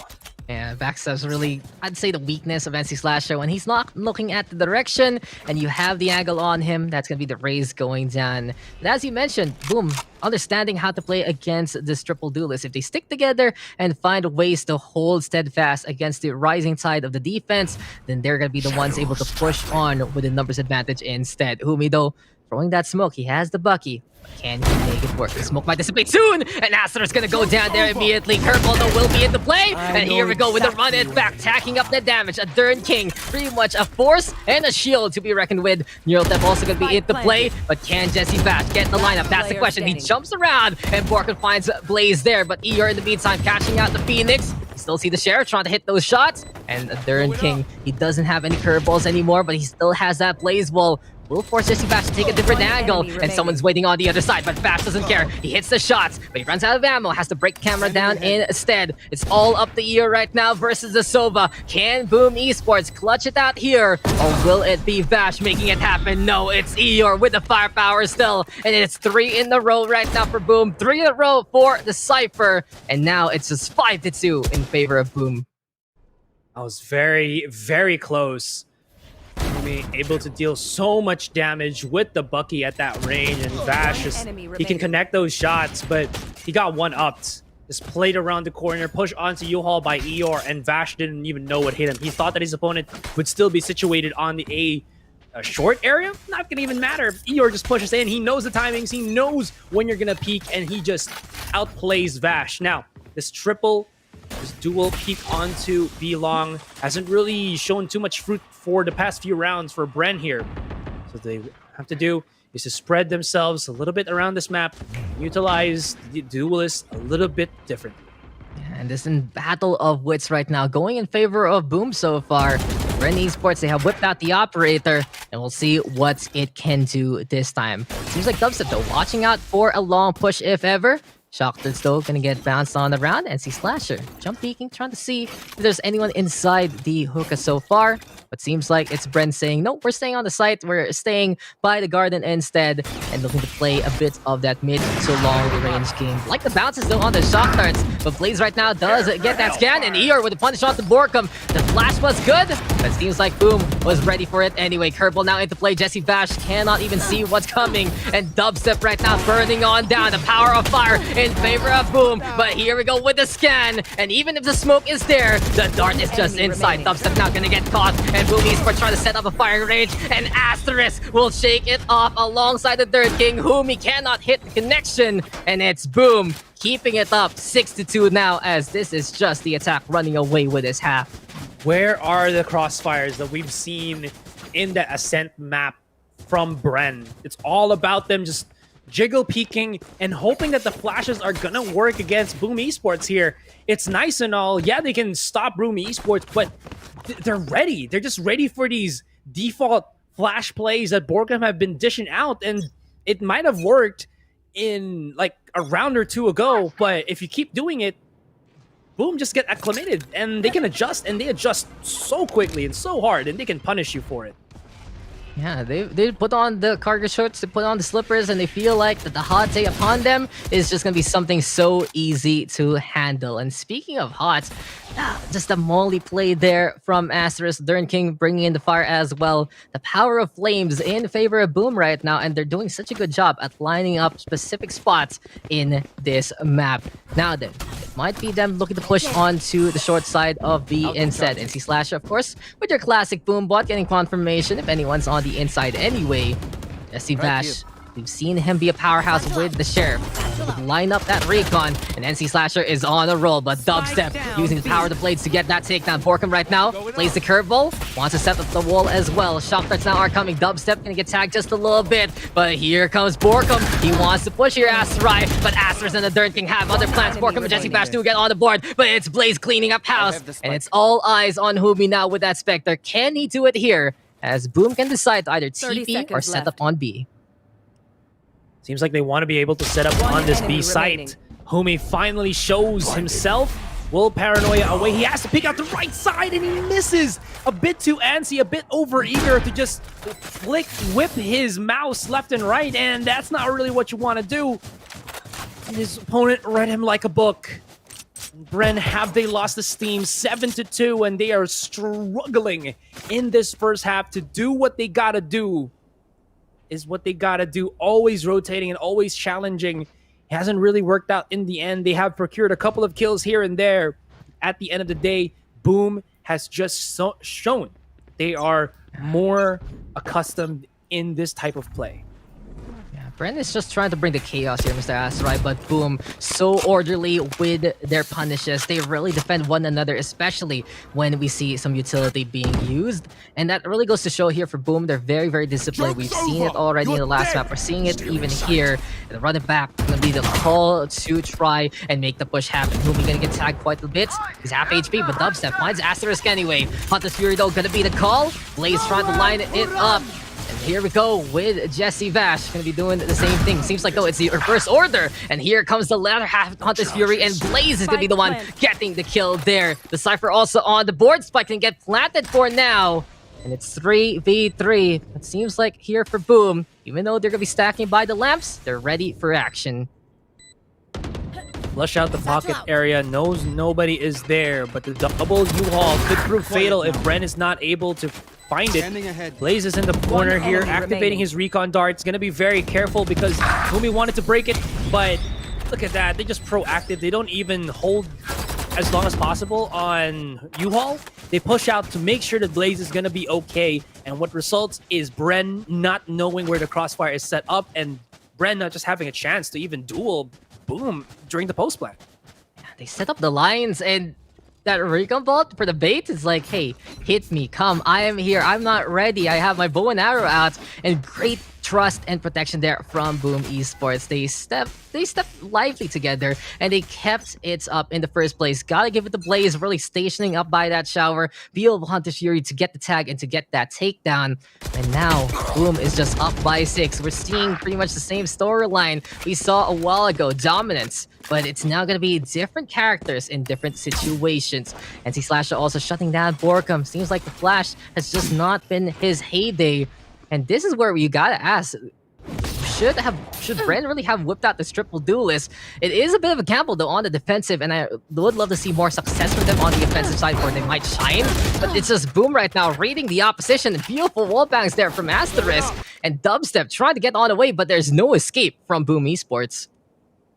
And Bren being picked off one after the other. That's going to reveal one. Charges right out, and Dispenser, he didn't even know what was going to happen there. He only had a stinger and a hope and a dream, but at the end of the day, he can't really connect the shots rushing out like that, can he? In any case, Boom have really set up the pace of this game. They're looking much, much more organized than the Bren team. And they're looking to finish off this first half very strongly. I mean, they still have another round, but still, right? In any case, Boomy gets charged out. He will be able to hit the paranoias, but he is trapped in U-Haul, cannot get out. It's the prison of his own making. And it's all down to Jesse Vash, who has a sheriff, 4 versus 1. All he can hope to do is just to try to take away the weapons and hope that that's enough coming into the next round. And there's even a tripwire too. Come on, that's where Jesse Vash just says, "Come on, really? It's here." Now he has to try and fight back, as here comes Boom Esports looking for the hunt. Can they actually catch up the Sova? No! Jesse Vash, he gets the ding, but is it enough? Not gonna happen. It's Blaze with the triple, just showing the power of the Sova on the side of Boom Esports. You can really see him stepping it up. 12 kills to his name. Great lineups, great volleys, and great Hunter's Furies showing up for Boom Esports. Bren, in the meantime, just not enough on that defensive firepower. They just don't have the utilities to hold back Boom right now. And they're gambling on these curveball plays. They're gambling on going for the peaks. And it worked out, what, once? And then Boom Esports understood how Bren was going to play it. So it's 9-2 in favor of Boom. But there are better hopes here for the Philippine Squadron if they do see them on the attacking side. But how far will they bleed? That is going to be the question. Boom, hungry to make it 10-2. Bren, try to stop this hemorrhage. Can they fight back, though? As here we see the guns. They have 2 ultimates also. And in the meantime, seems like Boom going to have the same kind of case. They have the Orbital Strike and Showstopper. Very potent in a map like this. It really would be ideal for Bren to get that 9-3. Because at the end of the day, it just helps them out immensely. From 10-2 to a 9-3, there's a really big gap there. At least allows Bren for a bit more breathing room going into the next half if they can. Double operator for Asterisk and NC Slasher. That's going to be pretty dang big. Bren has used a lot of their utility already, so maybe this is where Boom start to show up on the map once again. It's going to peek right out. They utilized, I think, or they expended a lot of the utilities already from the Bren squad at Darn King. If he flashes right here with the oh no. Oh, they even spot out Lumi. Nice little nade from Dispenser there to keep them alive. But they utilize all utilities just to help out that showering area. And then Boom Boom Pow is not going to be able to stop. Dispenser's not going to be able to stop that. Humi just falls with his comrade. And the A site falls once again. Yeah, they tried to hold it together and even put NC Slash and ER too low, but unfortunately couldn't get kills. And Boom still alive with 5. Spike now gonna get planted. And Boom, they tried to play that double off to punish any kind of push, but they have gotten the rifles right now, and they're making this take work out for them. Borkum though on the high ground. Can a Darn King get that pixel shot? Seems like though it's gonna be ER falling on down, and NC Slasher and Blaze will just wrap that one up. Boom Esports ends the half. Up by 8, 3 away to take the win in the series and move on to the semifinals and keep the Indonesian hopes alive. Can Bren Esports reel it back? Because this is their time to shine, their only time to shine. Triple duelist on the offensive. We'll see how far and how strong these stakes can be.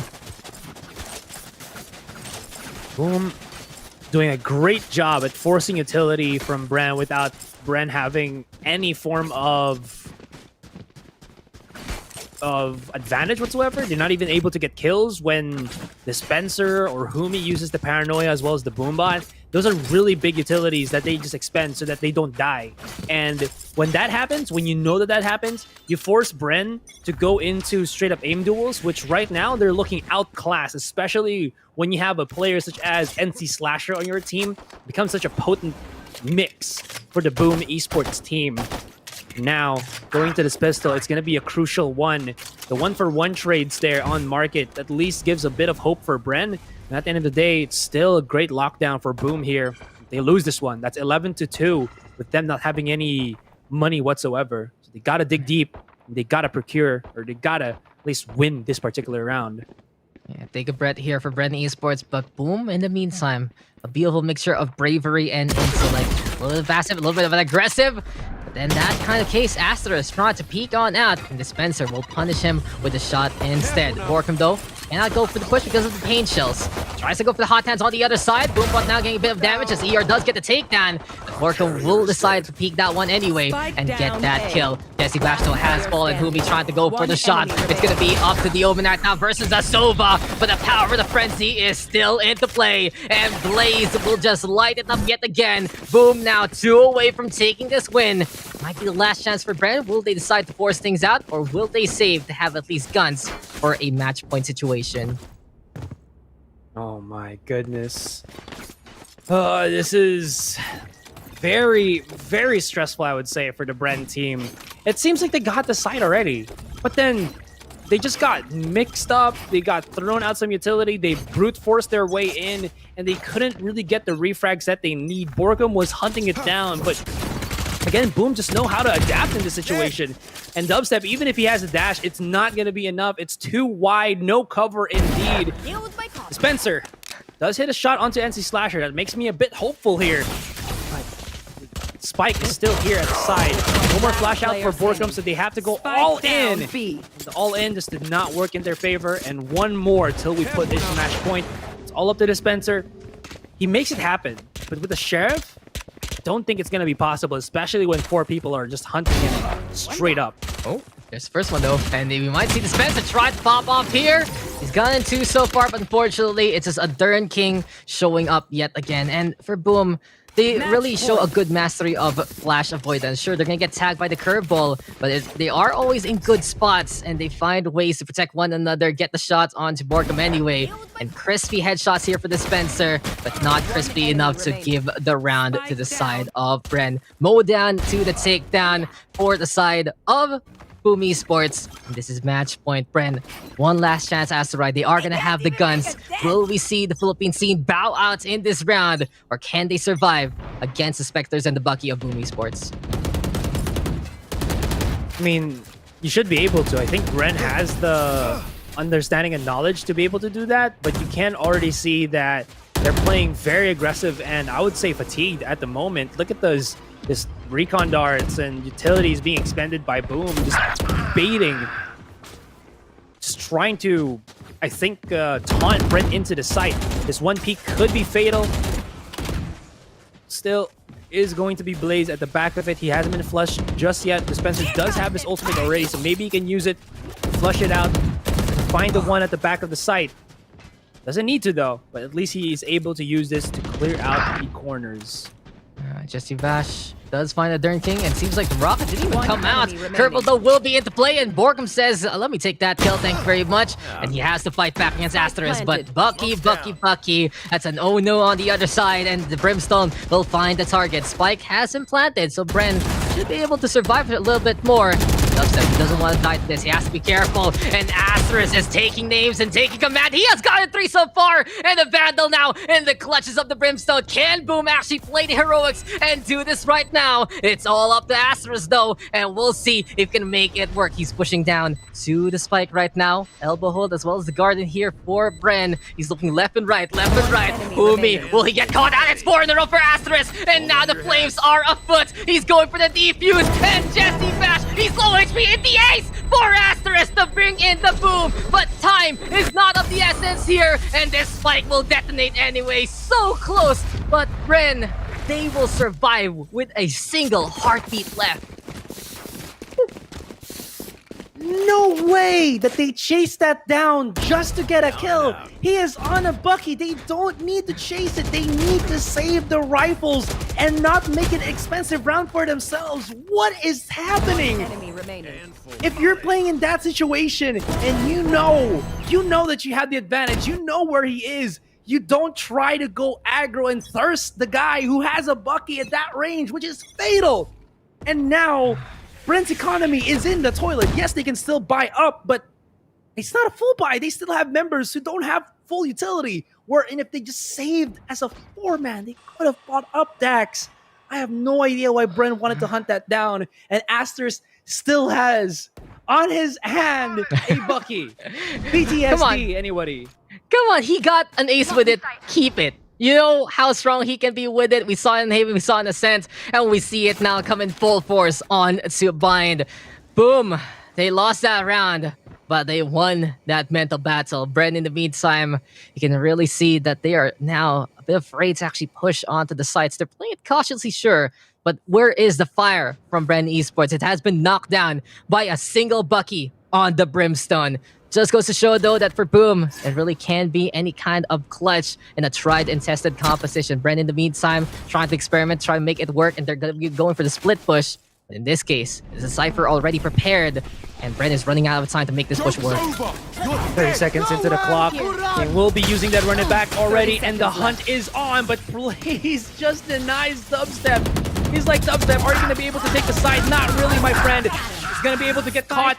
Trade after trade, and Dispenser is playing Anger. He has to pick up that spike already. 17 seconds onto that clock, and they have to rein it in. They're able to get it, but they're already taking the damage, and this is going to be a 3 versus 3 with 45 seconds that they have to deal it out. The big peek from NC Slasher, and he is hunting them down. Spots out the one onto Bash. He cannot get the win, and Boom is coming in hot. Borkum is the last man standing here, but where is he? He gets obliterated and just devoured by the orbital strike, and the hope of Philippines has been extinguished rather, and Bren lose it in such a disgusting manner. GG. Bren disintegrated at that last round, and Asterisk, he clutches it out again. Who said Brimstones can't clutch? Asterisk has begged to differ. And an ace with the Bucky into the rifle, an orbital strike to wrap it up. Boom Esports, they stood against the gamble and they won it out. Just goes to show, though, that we're seeing here in the Masters so far, Asurai, all of these new things are being brought out by some of the teams that kind of fallen flat in their face. More of the tried and tested, more of the really well-researched kind of compositions have been at the start of the show. And Boom Esports, they say this is how we know how to play Bind, and they are able to win it out in quite convincing fashion.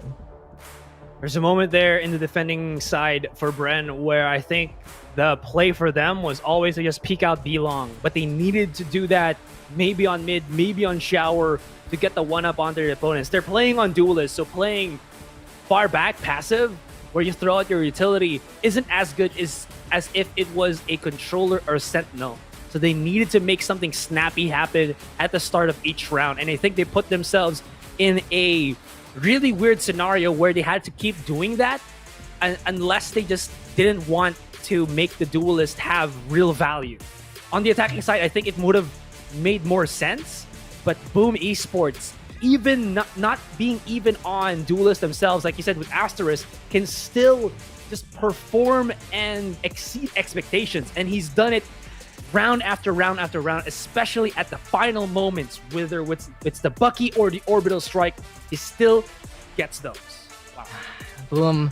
They protect each other to the bitter end, and this time the defensive play rewarded on both sides of the equation. What an incredible game we just witnessed in that Vine map, but it just feels like, Boom 1 and 3, Bren map number 2, but it's a best of 3, guys, and Boom Esports will be able to shut down the last Filipino hopeful. What a game it has been, and of course our panel is there to help us break it down. So we're gonna be tossing it over to those guys there, waiting it out after seeing all that amazing action that we saw in this series.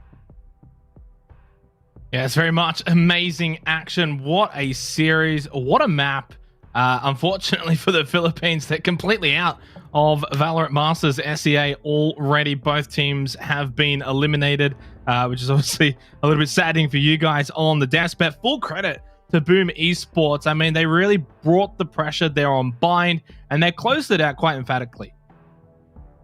It's just, again, we didn't know what to expect coming into this matchup, and we saw the same domination from map number 2, but now in favor of Boom. Whatever polish we saw from Bren in that second map was just not present this time around. Bren decided to throw a literal curveball with Borkum on that Phoenix for that triple duelist composition, and I think that kind of left a hole in their defensive efforts during the first half, and the momentum just sort of snowballed for Boom coming into the second one as well. Yeah, I agree completely. I mean, if you're starting on the defensive side and you're going to the duelist, I feel like there's a little bit of a disconnect there. We've seen people do it and be successful with it. This just isn't one of those times. The gap was a little bit too large. When you do this triple duelist setup, you normally hope to get a little bit of a better halftime scoreline so that you can make up for it. But if you end the half 10-2, then just coming back from that is going to be a very, very difficult task, especially if they have proper sentinels on the defensive side, which they did.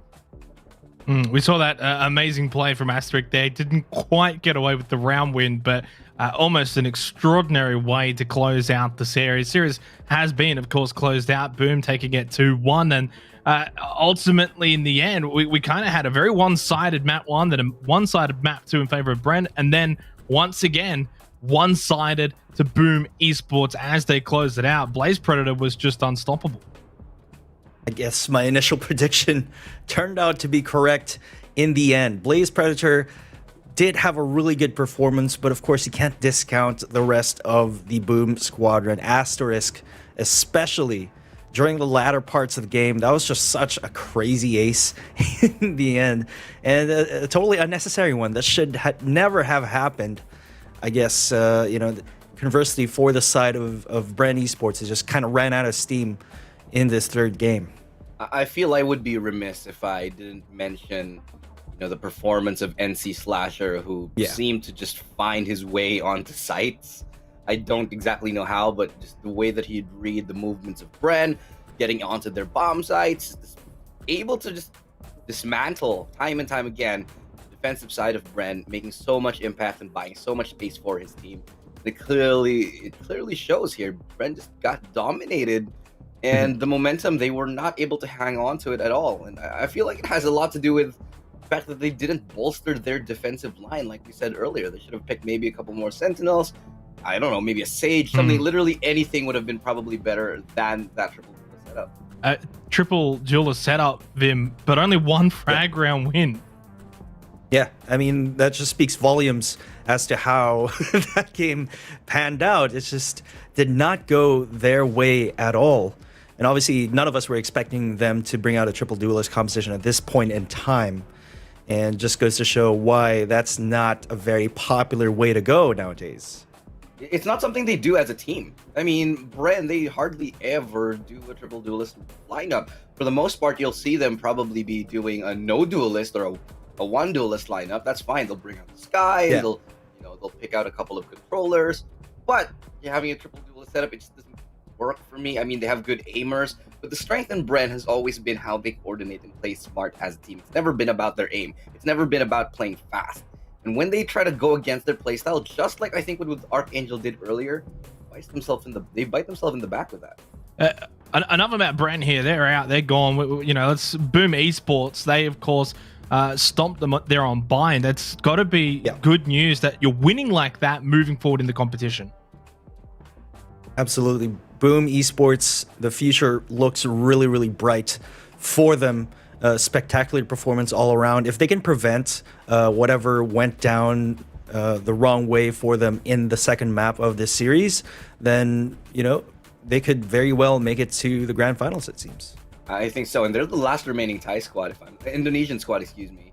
Yeah. And the hopes of Indonesia rests in their hands right now. And that's got to be a lot of pressure, but they're going into a semi-final, and it's not exactly going to be the easiest one. The winner of the next best of 3 is going to be, either one. It's going to be a tough match for Boom Esports, so they've got to be quaking in their boots a little bit. Oh, we'll see about that if there's going to be any quaking. What we do have coming up, though, is an interview with a Predator, Blaze, of course. Blaze Predator himself from Boom Esports as they victorious. Apparently not just yet, but it is going to be coming up. I'm very glad, though, that we're able to get Blaze for an interview, hopefully coming up very shortly, guys, because he was the one who really set that path for them to be able to get that final map. Yeah, it's usually the Sova that paves the way for the teams. Just tremendous amount of value if the Sova player is incredibly competent, such as Blaze Predator, then of course can really set things up, set the pace for his team, especially in a map like Bind. We saw that in the previous series today as well, and this was no different. Yeah, definitely. Opening up sites time and time again, just finding the opportunities and making space for his team. Blaze King, as he was formerly known, still showing why he's not just an amazing fragger, but also an amazing team player. And it shows the entirety of the match. It was just them bouncing off of each other round after round. It was never really a one-man show like it was the Dubstep and Dispenser show. It was not just him. It was a Dern King contributing. It was the entire squad of Boom Esports. And this is what makes them a really formidable opponent going later into the tournament. But for Boom Esports, though, where did it sort of go wrong in that second map? Because that was very much one-sided for Bren Esports. Was that just a blip? Was that just a mistake that we're not going to see much of from them again? I think it's an easily correctable mistake. It's just they made an error in sort of making that gamble economically earlier on during that game. And that sort of snowballed momentum for Bren. They just capitalized their mistake. And then it was really, they didn't really have the guns to fight toe-to-toe with the opposing team because they were forced to go eco time and time again. So maybe they should think twice about forcing that post-pistol round next time. I think it was a little bit hard to quantify because one of the X factors, I think, in that round was just Dubstep hitting all of his shots.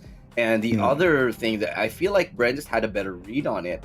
I feel like for now, Boom is maybe in a position to avoid, Ascent for quite a little. All right, let's head over to that interview with Blaze. Like I mentioned before, he's ready to go. We're ready to go. Firstly, congratulations, Blaze, on the victory. Must be ecstatic with the way you guys were able to close out the series so comfortably. Yeah, before we actually play Essen, like Essen is our pick, right? And then we didn't know that's literally coming. Like them playing very good on Essen, and then very beautiful play on defense.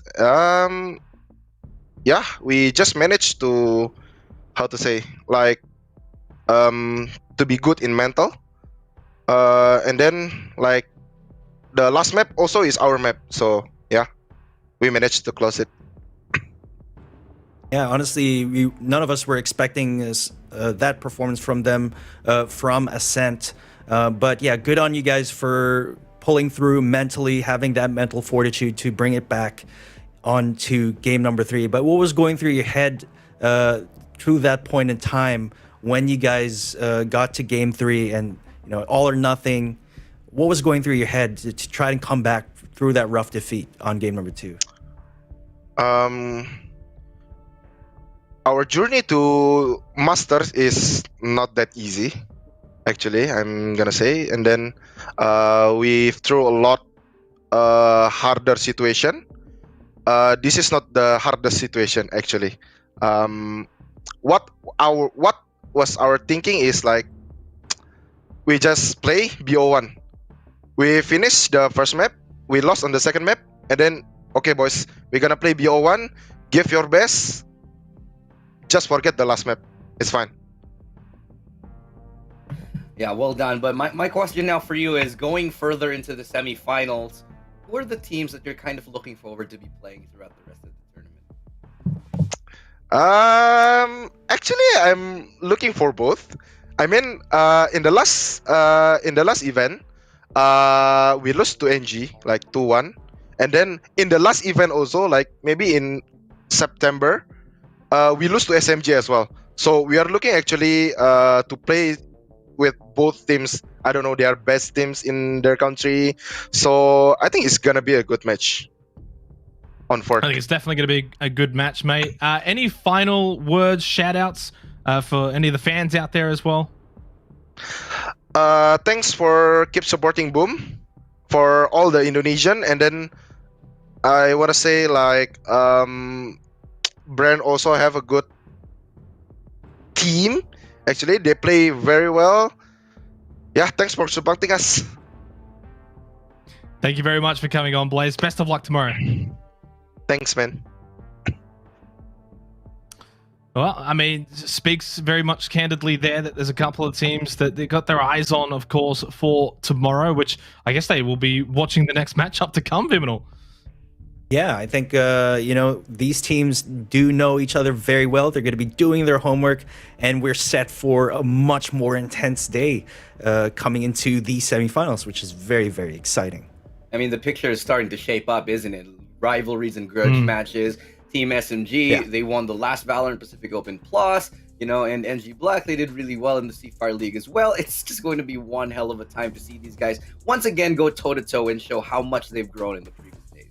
Let's have a look at the bracket for today as it has unfolded. Of course, if you've just tuned in, we did have 2 earlier matches. X10, KPC have both moved on to tomorrow's round number 2, as we just saw Boom Esports have eliminated Bren, and now we still have 1 match to play out. NG.Black versus SMG. I'll keep going to you, Vim, because you're my expert here. Is there any surprises here on the bracket as how it has played out so far? For the bracket, I'd say X10 was the favored winner for NXL, but the NXL gave them a really, really good fight. AA, on the other hand, was expecting the bracket to go into their favor, but KPC should pull through. Bren, Boom Esports, again, my heart said that Bren would take it 2-1, but then initially I did predict that Boom Esports would come out on top at 2-1. Here, for the last one, it's going to be NG.Black versus SMG. This could be a very intense match that could go 2-1 as well. I definitely agree with you. This is going to be 2-1 all the way here. SMG is a very formidable team. We've seen them perform a lot of the times, at one point becoming the contender, I think, for one of the best teams in Southeast Asia, and NG.Black as well. They're on that level. So I'm going to say this is going to be a 2-1 regardless of who wins. Interesting thoughts, interesting predictions, guys. We're going to go to a break. When we come back, though, of course, NG.Black versus SMG on the other side.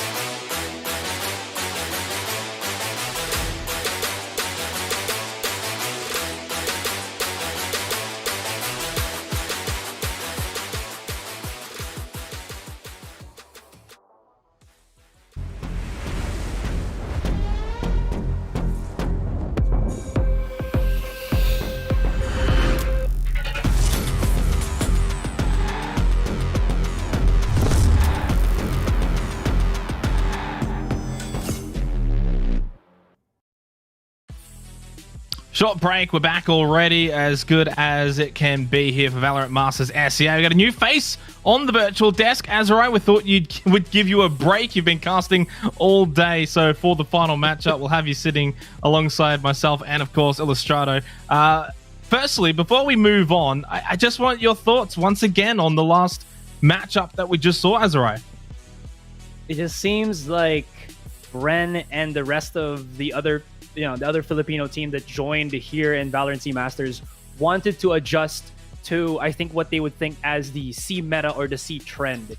But going back to where you're probably most comfortable at and just making sure that that is the type of playstyle that will be dictated throughout the game would have been the best option for either Bren or ArkAngel. So I was really surprised. I was actually excited to see the triple duelist, but it seems like Bren still had a lot of kinks to try to fix that kind of agent composition. They could have just gone for something, again, that was more accustomed to how they play, and it just didn't seem to mesh well for them. And the adjustment just did not look good. Ascent was amazing, but they still needed to win the best of 3. In the end, they couldn't, and honestly, I'm just going to look forward to the next time that they're going to compete. Yeah, I'm going to agree with you there, but, I just have to say, at the very end of the day, Boom just looked like the better team. There's just no going about it any other way. Boom was hitting their shots. They were having really good crossfire setup, no matter what site. They were winning the duels that they shouldn't win, and they were getting picks every start of the round. Almost every start of the round, they had the opening advantage. They got the picks early on. They were giving that up every single time. I mean, Bren was giving it up every single time. There's no way to come back from that because Bren, they're good at playing from the front. From behind, not so much. Yeah, Boom looked great. That was, of course, our third series today. We've got one more to come, though. Series number 4 of 4. It's going to be NG.Black versus Team SMG to close out today's matches. And the sentiments were that this could very well be another best of 3 that goes the distance.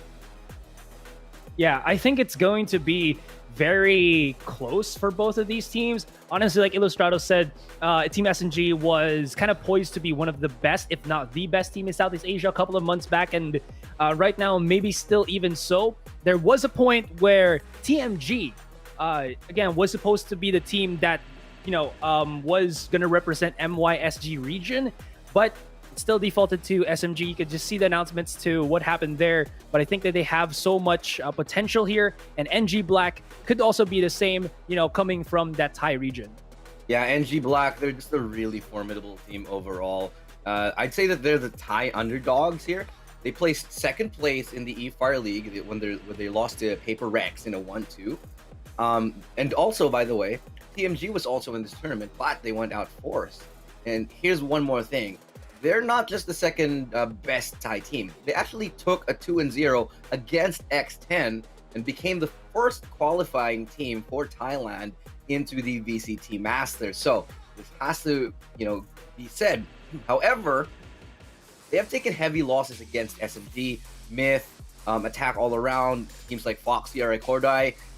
This is a team that has been known to be very up and down. Let's go and have a look at the roster for Team SMG. Gonna be honest, not a lot known myself here as they were late into, of course, the tournament. Asurai, what's your thoughts on this lineup?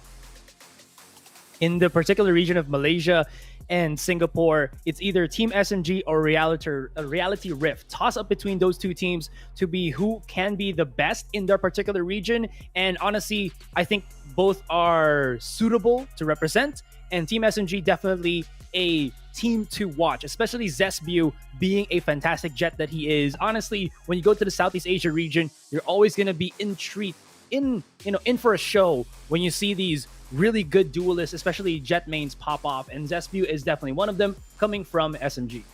Zesbu, we've seen him perform a number of times, and he's just one of the best players, one of the best oppers. Just so calm, so collected every single time. Reaction speed is definitely on point. Consistency might not always be there, but it's definitely getting better. I'm so excited to see him play again, because this is the first time that we're seeing SMG play on an international setting in what feels to be a very, very long time. And, since Zenox was actually asking the question earlier, this team always has revolved around Zesbu and how good he can frag. So this is what we can expect to see coming into this last series of the day. The other thing we're going to expect to see now, of course, are the maps for this final series of the day. And the maps that we will be playing on: Bind, Ascent, and Haven if required. Team SMG picking Bind. Are you happy with this choice, Asurai? I would say, yeah. SMG have shown to be a really proficient team in Bind and Icebox. I think in the past few maps, this has been really where they like to play against their opponents, whether it's their setups or just how they kind of feel around this map. It's been, I think, a really good showing for them. Ascent is just kind of, again, like Daks said before, Southeast Asia is map that we like to just play around. And the last one, maybe we'll see that come out, but I have no idea what's going to happen in Haven, actually. But honestly, I genuinely think that SMG, if we were under normal circumstances, I think SMG would have the advantage given the maps. However, we know that they were announced late into the tournament, so I don't know how much time they've actually had to prepare. I feel like this is going to be a very crucial factor coming into the series. Well, that's our thoughts from the desk. Now I want to hear what the casters have to say. As we throw it over to them, we head into our final series of the day. Here we are, ladies and gentlemen. Gonna be an exciting one as we will be wrapping it up for the last series of tonight's festivities. This has been an amazing quarterfinal run in the Valorant Masters SEA so far, and you are in for a treat because NG.Black versus Team SMG, two big names really in the SEA scene, looking to do battle yet again, looking to face off against one another. And Vyminal, any thoughts as we are going to be getting into this incredible matchup? Well, first and foremost, I'm pretty happy to be casting this matchup. As he said, this is going to be a very incredible, spicy, intense game, as I'm going to run out of adjectives to describe this matchup. But really, coming into this first game, this is Bind, a map selection by Team SMG. And quite frankly, this is their best map, 71% win rate, according to their most recent tournament appearances. And it's really cool that we have two teams that are not afraid to flex when it comes to their roles. SMG in particular, they're not afraid to go outside of the box as well, bringing out that Breach, for example. And then, of course, on maps like Icebox, they bring out the Viper. They play somewhat of a different style and compared to NG, which I think tries to keep things a little bit more straightforward. Yeah, and the thing about Team SMG is it really feels like they're very into their roles. You have one player who will pretty much play all the Sentinels. You'll have one player who will pretty much just play the Jets. And you're going to be having one player also try and figure things out. If you're going to be playing that second duelist, or in this case, we're going to actually be seeing Breach there. So Lexi going to be looking to play the Breach coming into this one. I was fully expecting a battle of twin duelists, but SMG, they have decided to try and whip out this enabler. And they're really looking to make Zespew have the best time of his life with those fault lines and flashes. In the meantime, though, seems like we are going to see NG.Black actually whip out the Sage instead. So goodbye to any kind of Lulu's predictions. Hello to more and more of these utility-based comps. Both teams have adjusted, and both teams know that they are now into regional warfare. They've seen each other before, and last time I noticed this one, it was SMG taking it. Will we see the revenge of NG.Black? And will they be moving on to the semifinals, or can Team SMG make it yet again? We'll find out as we are going to be getting into Bind. Great map, though, to start off the series. And Ilustrado also made a really good point earlier on. Did SMG have enough time to prepare for this matchup, seeing as how they were late to come into this tournament? But again, I really do like the agent compositions that we're seeing here today, especially in the regional stage, that teams tend to rely on more utility-heavy compositions instead of just relying on mechanics and aim duels in more duelist-heavy lineups. So yeah, we're in for a treat. Sit back, relax, and take down some notes, my friends, over there in chat. You know it. And we're going to be learning a lot from both NG.Black and Team SMG. And to answer you a little bit of the SMG conundrum, I was able to speak with them quite a little bit. And from what I know, they kind of lost a little time because of the abrupt nature of their entry. But they said they're going to be looking to whip out their playbook anyway. They could try to do their best because they expected to be in for a fight coming into, of course, the region itself. And JD Faker saying hello to the Brimstone there. Seems like Team SMG already pushing out the short, but Chalala finding that target. There we have the Killjoy playing by the triple box so far. Seems like though for Team SMG, they want to entry into the lamps. And will we see Zespew find that target? They already go for the TP as Egoist has made an entrance onto B side. He's by the elbow so far, and you might see someone coming there. Will the Sova meet him in pitch combat? Lammy Snacks though finds that kill, and Team SMG, they're on the hunt. They're on the warpath. Fall. Finds one more. But Zespew decides to play close to this entranceway. Spike can get planted, and NG.Black, they're on the other side trying to set things up. Shock Dart is there though, and Zespew might meet them. But Chalalala finds another kill on the board here, Vim. Seems like NG just playing out their man advantage here as Lamisax will take down JD Faker. Now it's all up to Foul to try and stall some time, but oh, he does get a kill onto Lamisax, but it's still gonna fall short to secure the round as Zelen will be able to defuse the spike. I mean, SMG Daks, I like what they tried to do. They tried to take control of lamps in a very straightforward way using that flash point over there. They didn't really succeed. Lexi went down. They went through the porter, tried to execute onto B site. I like the mobility, but NG was just able to back it up and answer back. Good infiltration though from Egoist, and that's one thing he can really do on that Sentinel role. Usually you expect the Sentinel to watch that flank, make sure that everything is a-okay on the attacking side, but he actually likes to play a different position, and in those situations he can actually play the clutch if there is a big surprise from that Killjoy. But for now, NG.Black, they take the first round, but Fall will catch that win there. Superbus gonna go down immediately to the hand of the Sheriff, and the Sage can't even go for the orb, can't go for the wall. And now Chalala having to defend the showers for now. I just love the names. Fall, Chalala. It's just such a symphony in some cases here. But it seems like SMG will be taking shower control.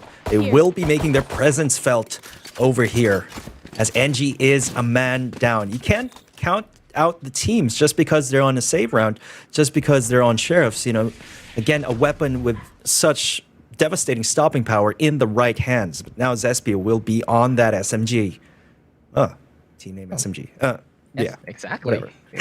Yeah, I didn't expect those puns to come out from you, but witty. What a witty guy this guy is. But you know what might be witty here would be the splash if set up correctly by Alexi. Good back out though already by Zelen.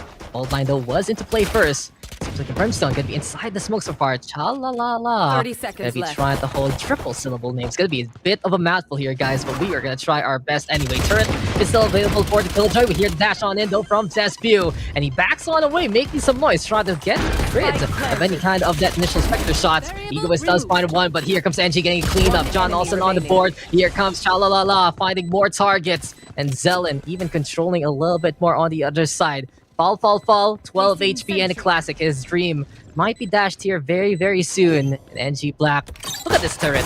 It's gonna say hello. And oh, he survived, but no, Chalala. The Killjoy will shut this one down. NG.Black takes a second round in a row. It was looking pretty dicey at the beginning of that round as they were able to get an early pick for the side of SMG. However, it's just Chalalala just really locking down that site, using that gun advantage and securing the victory for Team MG. Just really sentinel things happening over there onto default. You know, I'm going to give it to Fall though. He beat the turret, and that's a big thing with only 12 HP. I was actually expecting the turret to take him out there. Yeah, it's like, hey, here you go. There's a turret in front of you. Do I just die now? No, he fought back. That made the Killjoy decide to go for the push, and he is just one kill away from that lockdown. So seems like for NG.Black, they're looking to fortify a little bit more. Triple stack here on B side since the Sentinel is all the way in A. Good call here from the Thai squad so far. And Lammy Snack's gonna be there on the left side. Zelindo in the meantime playing at the back. SMG though, they have the guns this time. No more SMGs here, Mr. Vim. It's all about the rifles. They're stacking heavily onto B long. Yep, they're going to be poised to take this round as they do have the advantage in terms of firepower, but still anything goes. As looks like Lammy Snacks could potentially be caught off guard here.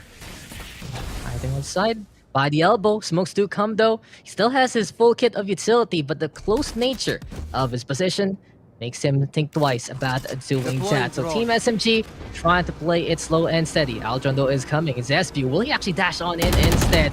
Might have an idea of where the Sova is. The Jet is just waiting for that opportunity. Scanto does connect, and here we go right now with Zats Stim Beacon. Beautiful Molly to try and force out the opposition. SMG is deciding to TP on the way, and really, you can really see here value of Brim on Bind, Mr. Brim.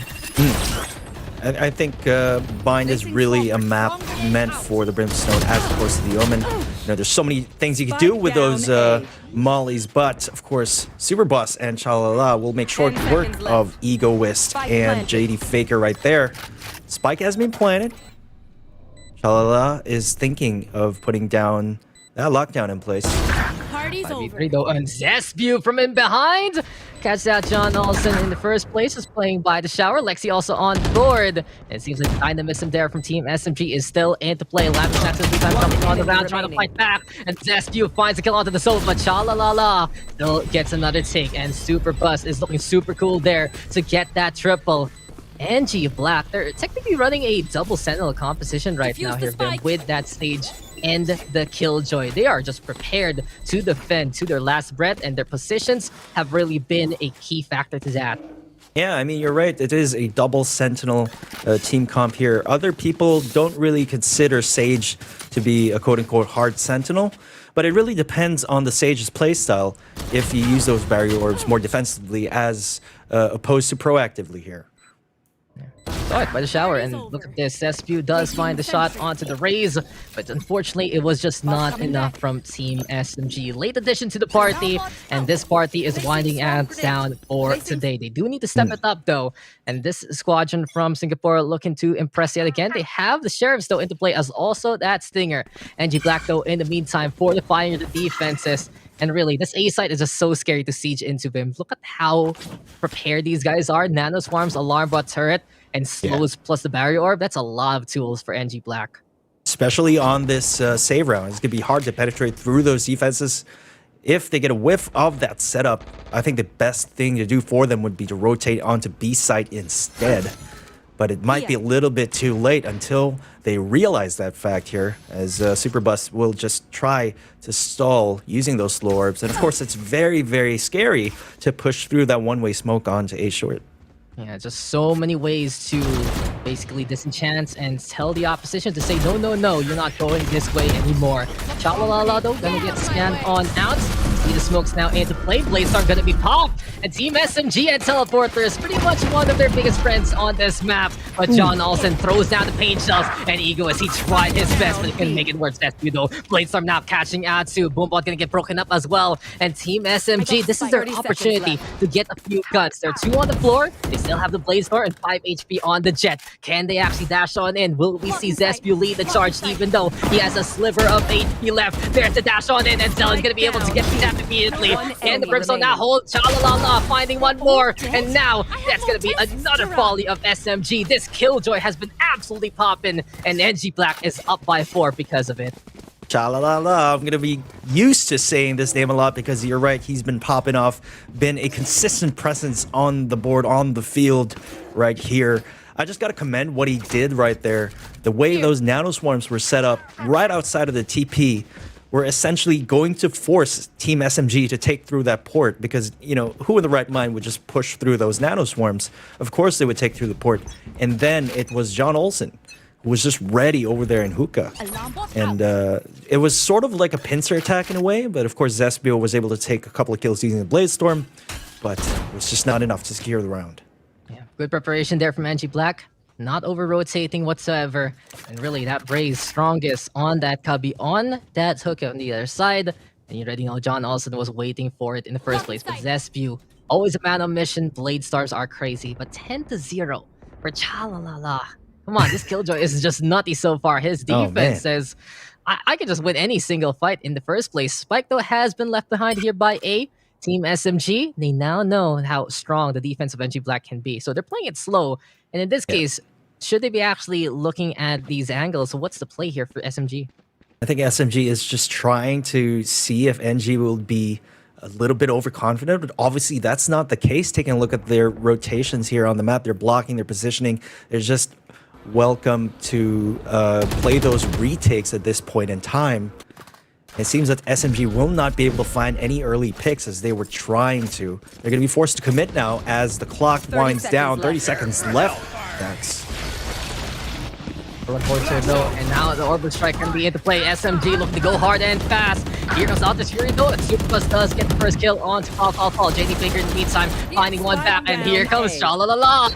Drop on down. Lammy Snacks though with that Hunter's Fury, and SMG they're struggling with the spike down. Lex is gonna get felled. John also is there as well. And it's all up to Ego as he finds one target. He can't play the clutch here for Team SMG, but Zalin will say no. And it's 5-0 right now. NG.Black, they are just looking so composed right now. And things are looking so good here for this Thai squadron. Yeah, conversely, not so good for Team SMG as they're going to be forced to go another save round. And it's just, they were not able to get any breathing room. They're not able to stop the bleeding. And this is really bad for them. Zespio top frag for them with only 4 kills. And of course, Chalalala, 11-0 on the board. That's just absolutely phenomenal. And the way he's been defending, locking down those sites has been quite masterful so far.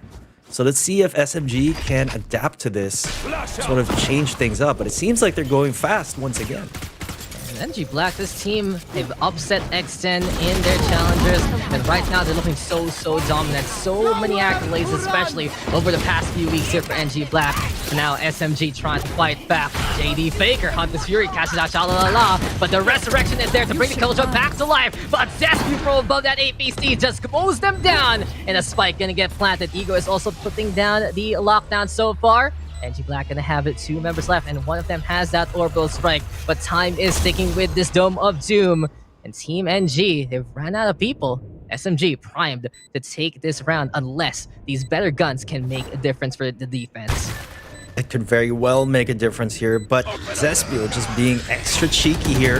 He's going to be evading that orbital strike. Ego is going to be taking down Lammy Snacks though. Fall, just readying that lineup. But he goes down. Team SMG, they finally get on the board, and that proactivity and speed finally working out for them. Just goes to show that when we see Team SMG decide to just say, let's go for it anyway, might as well go for the push without going for the teleporter antics. NG does have a difficult time in keeping up with that speed because of the jet on the other side. John Olsen, you see him taking point, especially in clusters like the hookah. But if he's not there to stop that push, that tide, then Team SMG, they can just really go in and go ham. Yeah, actually, that was probably the first round we ever saw that SMG just decided to hard commit instead of, do those antics with those hard rotates as well. So maybe that will, that's a bit of a signal as to what they should do in these upcoming rounds. It seems like they're gearing up for a pretty straightforward B split push from Hookah here. Oh, beautiful shot though. Zespio deciding to take point, and there you go. Just goes to show for Team SMG, they just need to win those aim duels on these sites, and they will be able to get this take. And there you have it, Zespio doing it yet again. Always the mental leader for this team. JD Faker planting the spike down. Now the Sentinels, their effectivity here, Vim, could be as good because the Nanos farms have been left behind by A side. There's a rotate, and Team SMG, they're waiting out that timer. But speaking of a timer, lockdown there from NG.Black. Chalalala wanting to set them up. Lammy Snacks still gonna get seen, and this Jets on Zespio still going ham, going hard. 3 kills on the board, but the Dome of Doom get the zone, and Zespio gets the 4. Can he actually get the ace here? The Sage has fallen. It's all up to the Killjoy now. And Chalalala says, this song is not one of my people's. This is not gonna be a good time whatsoever. And Team SMG, they gone for the hard commit again here, Vim. Gotta give it to Zespio and Lexi for being able to open up those sites. And Zespio just popping off, starting to wake up here. Perhaps he was just warming up earlier on during the initial rounds. But their chances of success seems to be directly correlated to whether or not Chalalala will be there when they make their initial attempt to execute the site. So it seems like the chances for success here for Team NG will be to get a better read of where SMG will be making their initial pushes. And if SMG is confident, they can actually try and beat back that triple stack on B and take that site anyway. But we'll see what the call is. Now, Team SMG has gotten a little bit of their experiment underway, and they've gotten the results also. A, takeable. B, takeable. They've gotten 2 rounds in a row because of it. This is going to be NG.Black struggling a little bit on the economic side. 2 Sheriffs, 2 Buckies, and the Vandal. But from what we've seen today, Vim, Bucky, kind of the best gun, isn't it? I mean, it pains me to say it, but the Bucky is just such an effective weapon in the right hands when used at the right time. Definitely not one to underestimate, especially during these rounds. But Faker will be wasting no time at all, taking down Chalalala, the lone agent with a Vandal on NG's side right now. Franco planted, but luckily for NG, that gun is on the high ground. So we will be seeing John Olsen take that anyway. John Olsen, I've seen this guy play before, and he isn't afraid to push, especially if smokes are there to cover his tracks. But in this case, for now, it's going to be them taking the high ground for the side of NG.Black. Team SMG have already retreated and are playing on the other side. Looks like Fall looking to set up that lineup, and the Molly just going to be by the feet of the Raze as he passes on through. Angels now for the zone. Heavy stack here for Team SMG, and Lexi going to be unleashing that rolling chunder. 2 in a row here for Eagles so far. The Brimstone also getting on the board, and seems like it's clean up from Team SMG. They just ran it back and ran it forward. They went for the push, pull, push, and that rolling thunder was the tractor they wanted to ride in. That point in time, they did have the gun advantage. They were aware of that and just went for it. It was very unexpected, perhaps, for the side of SMG to go all in through showers. You know, you don't typically see that a lot. So perhaps it was just NG totally unprepared for that. And Chalalala just going down instantly made it all the more easier for SMG to penetrate the A site. Team SMG, when they see their star jet pop off, the rest of them feel that momentum. They can really see it here. Feels like SCA is a region of momentum and morale.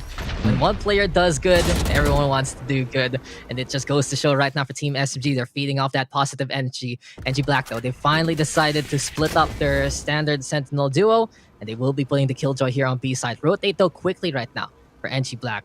This might be where Team SMG and their teleport antics might bear fruit, but a heavy stack on B short is not the best way to go about things. SMG right now waiting on the other side of the smoke.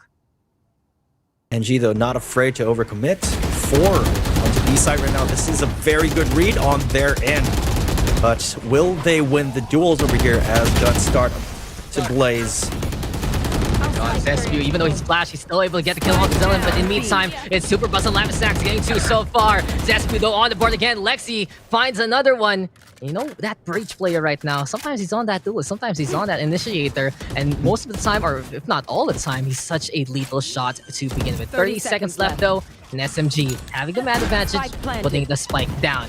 John also, though, Angel's gonna get thrown, sees the sightlines off the Zespew, and that dash a little too far off. The Raze does get the takedown, blast back into the peak, but Lexi is there inside the tin can instead. All eyes on Lammy Stacks right now, does get to stand by the garden, but can he do it? He's facing off against Egoist right now. He's waiting on the other side. Beautiful fault line, though, to force out the Sova. And in this case, Team SMG, they want to make the pinch, they want to make the sandwich. Rotate right now from our Breach, but Egoist will be trying to hold the line. Lammy Stacks, though, does get the ding. Can he find his time to make it to the spike? Fakes it out, though. And where is Lexi? By the elbow. That shot there from the Vandal will secure it. And SMG is 1 away from tying it up, Bim. Gotta give it to Lexi again.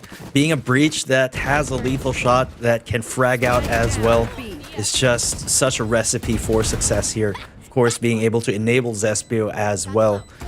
John Olsen had the right idea, just did not check the right angle at the right time. Lexi was able to take him out. It was a valiant effort to retake right there. But SMG, it seems like they were able to adapt and counterplay NG's defenses right now. They definitely need to go back to the drawing board for the side of NG if they want to stop the bleeding as of this moment. Yeah, exactly. And Team SMG, I think they woke up and they said, oh yeah, we're in Masters now. We're finally here. So let's try. Let's try to do our best. Doesn't matter if they didn't have as much time as they would like to prepare, because it seems like trial by fire is the best way to go about it. And what's better way to suit that fire with the winds of Zespew? He is just so quick on the trigger finger, so quick with that movement. And really, the brutality of this duelist cannot be unmentioned. But in this case, a Jet right now waiting for someone to peek. Seems like, though, we have Zelen to set up those smokes. Zespew wants to go in. He's creeping closer and closer. Distraction, though. Lexi finds kill off the John Olsen. There's the flash right now. Dash on it immediately. And that flash dash combo is pretty much the SMG standard for now. Zespew, I think, on the board again. He's gotten 2 so far. Chalalala finding his demise to Lexi. And this 1-2 punch for Team SMG is just working out combo for combo, round for round, Vim. their flawless victory for SMG. You know, they've been favoring heavy stacking, really tight angles, you know, those short lanes. They've been heavy stacking and then simply bursting using Lexi and Zespio in tandem, as well as the smokes from Fall. And it's working out pretty well for them. Again, it's something they don't typically expect, like 4 people coming at you from showers. You know what I mean? It's just, it's been working pretty well for them. Yeah, and the flash is just so effective. And not only that, it's Alexi also getting a good angle immediately afterwards. He still has the mindset of a duelist, fighting as soon as he sets up for Zespio. That point on, you can really see that he's second frag and 9 assists on that breach. So another round here, Team SMG might be their chance to make this push work and give them the lead of the half. In this case, Superbus setting up the barrier orb does get broken immediately as it hasn't been fortified up yet. Team SMG looking to play the same case maybe, but no lockdown now being taken away by Egoist. Bladestorm though gonna get popped here by Zespio, and here we go with Team SMG waiting to pounce. I mean, this was a good adjustment from Team NG, relegating that Sage to deny control of Shower, but lockdown was in place. They were forced to reposition right there, so this could be pretty bad for NG as they make their way onto the side here. Oh my gosh, that flick by Eagles!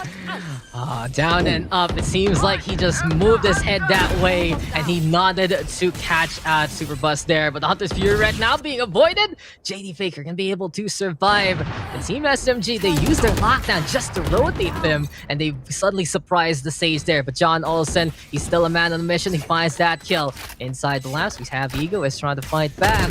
Will have to face off against the Fury of the Brimstone, and he still wins it out. Here comes Zellin and Johnson, who have fallen. Egoist has gotten 3 so far. Zespio though with that operator, and Lammy Snacks is there to try and clutch it in the 1v3 slate. But ultimates are available here for the Sova and the Jets. In this case, Lammy Snacks, he might not stand a chance. He is just backing on away. Another great take from Team SMG, and they've really unleashed their beast here, Vim.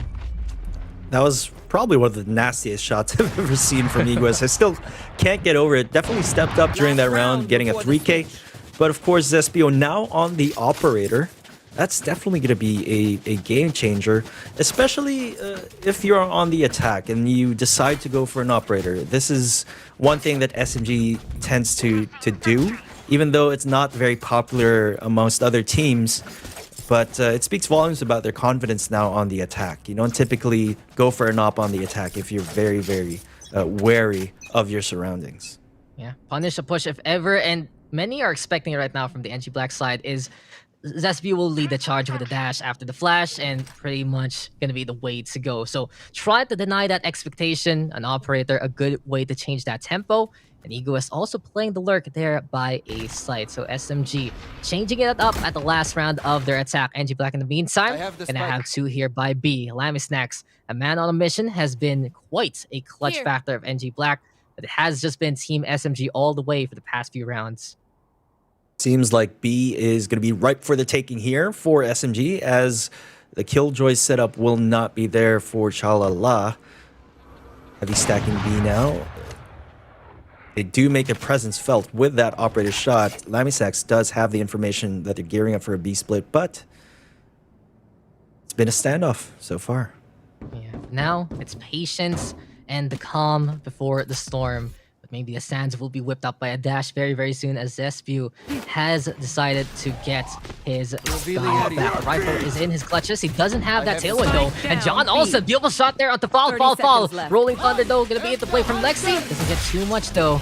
JD Faker deciding to try and guess where the opposition is. Hunter's Fury gets no connection.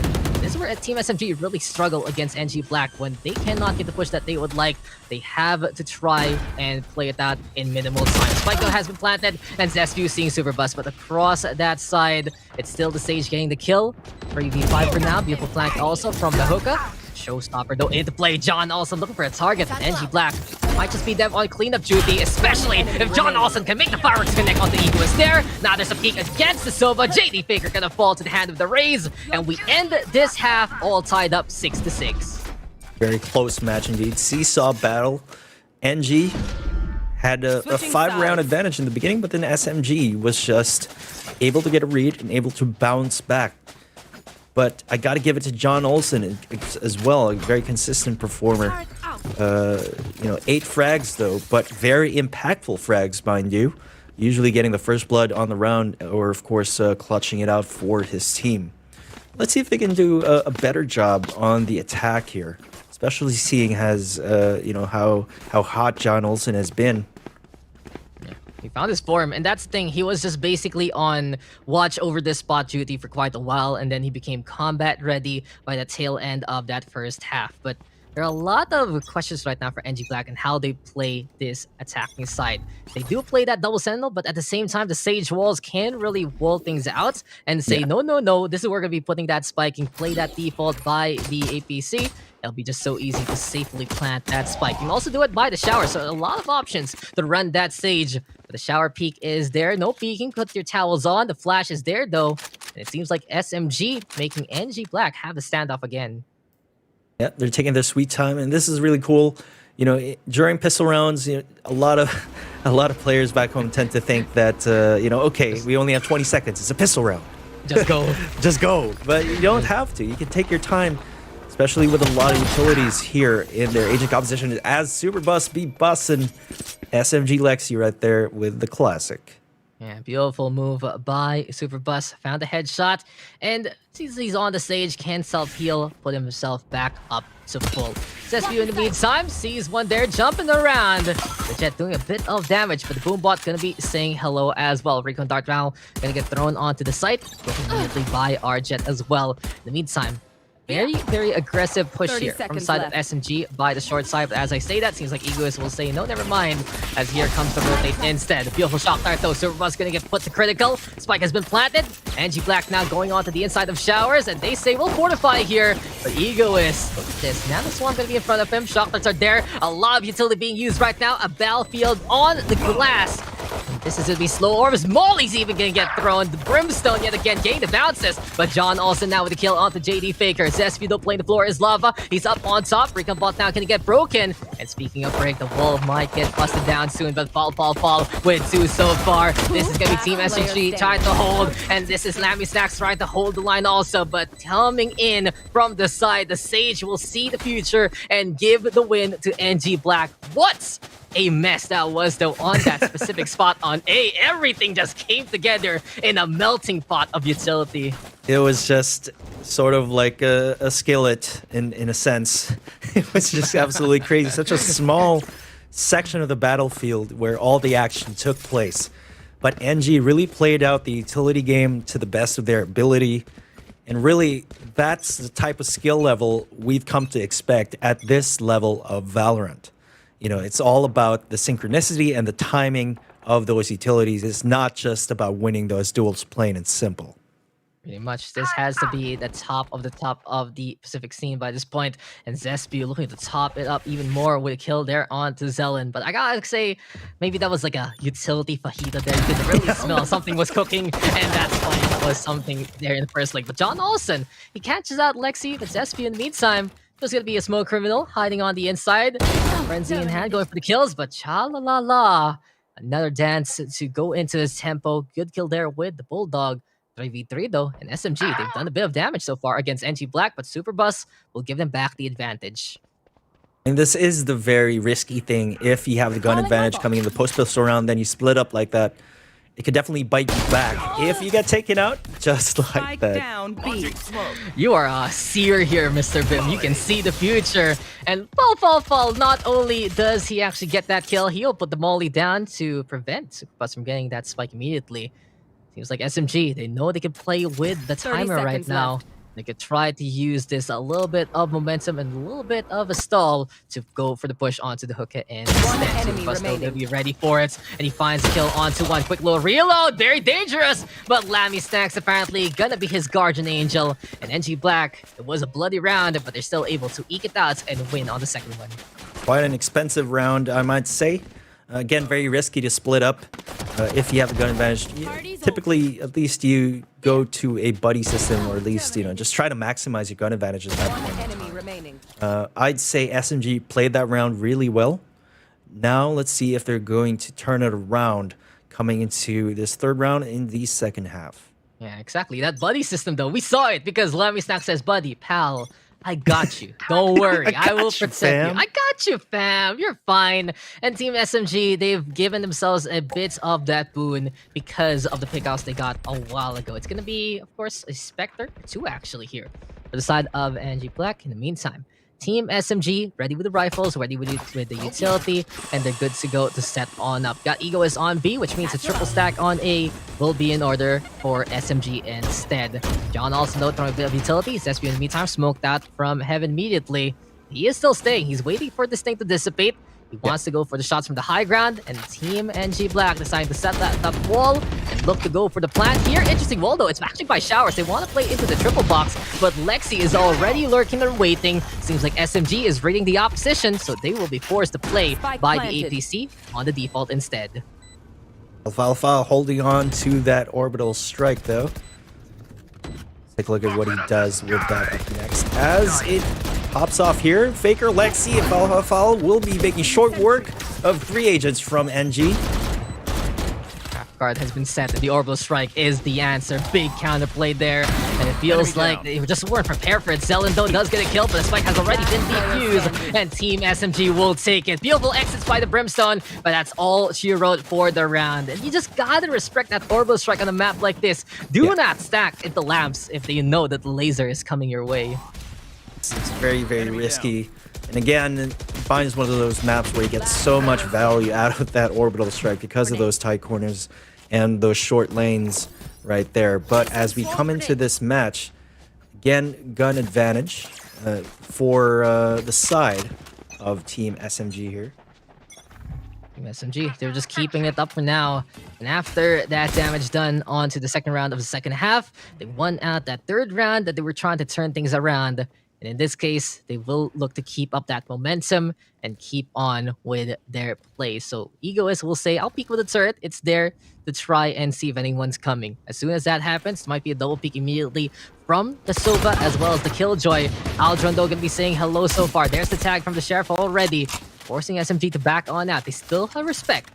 The lethality here of NG.Black. One shot can be one kill if aimed correctly at the right distance on that Sheriff. Playing it a bit slow as of this moment. Team NG trying to get an early pick here and there, maybe get a gun as well. Try and make something out of this round. But SMG are going to make use of that slow pace and secure the orb from Shower here. Exactly, and it's a bit different from what we've seen today. This is really the slowest series we've gotten so far. And it's only the first game. That's the thing.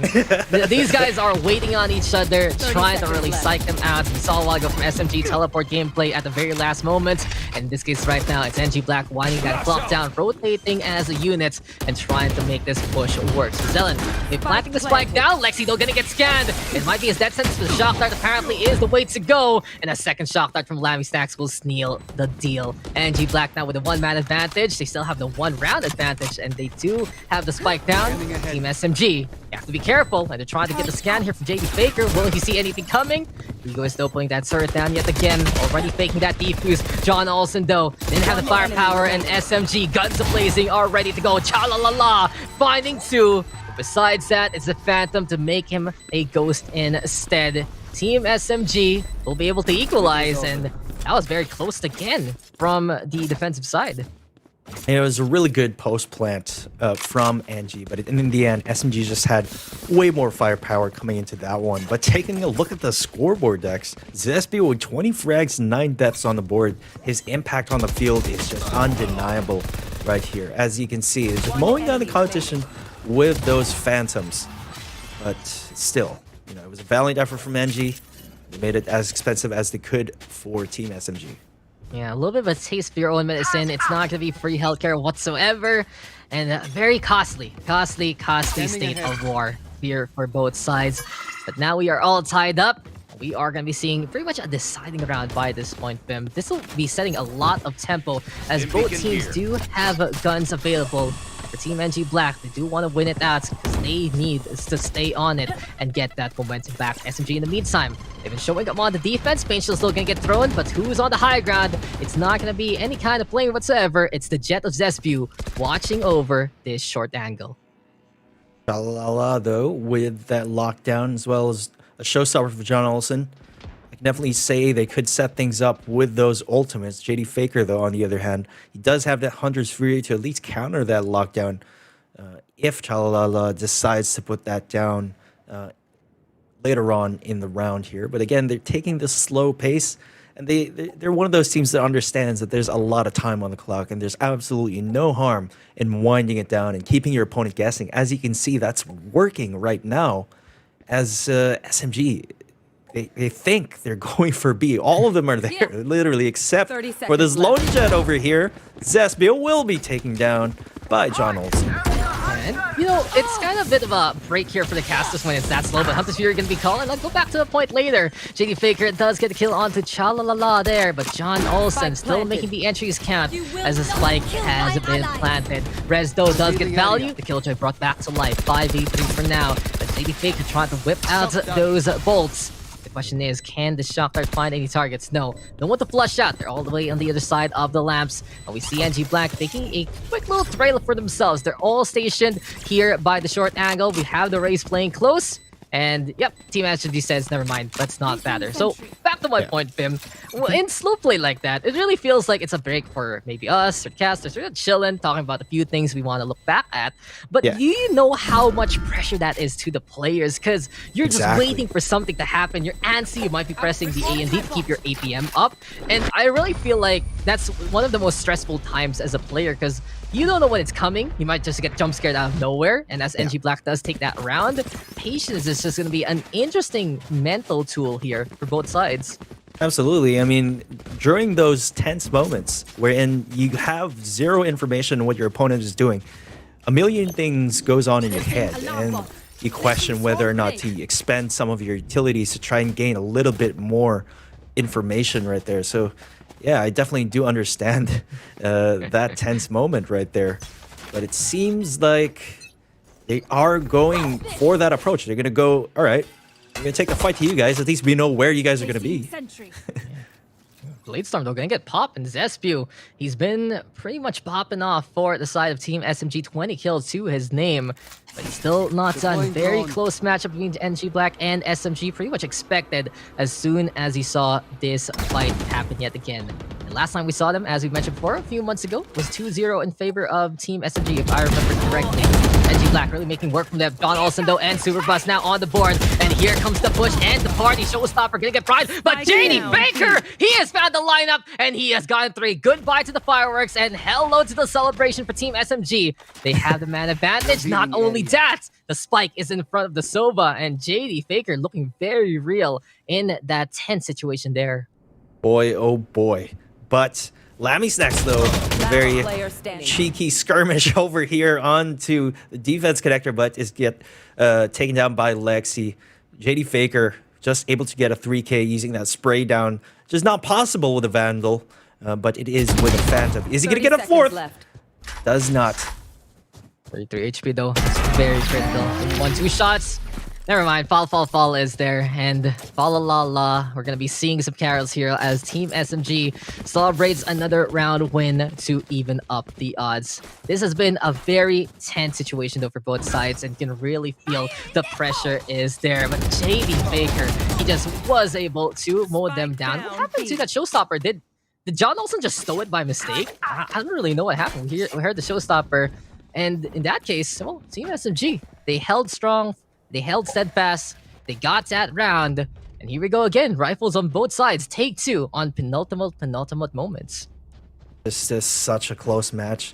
Very tense for both sides. But seeing on the scoreboard, it's just slightly in favor as well as economically for the side of Zespio and crew. But when NG gets the early advantage in the round, it's just one of SMG's members managed to clutch it out in the most insane ways, in the most unexpected ways, as we go into an unexpected technical pause. Really?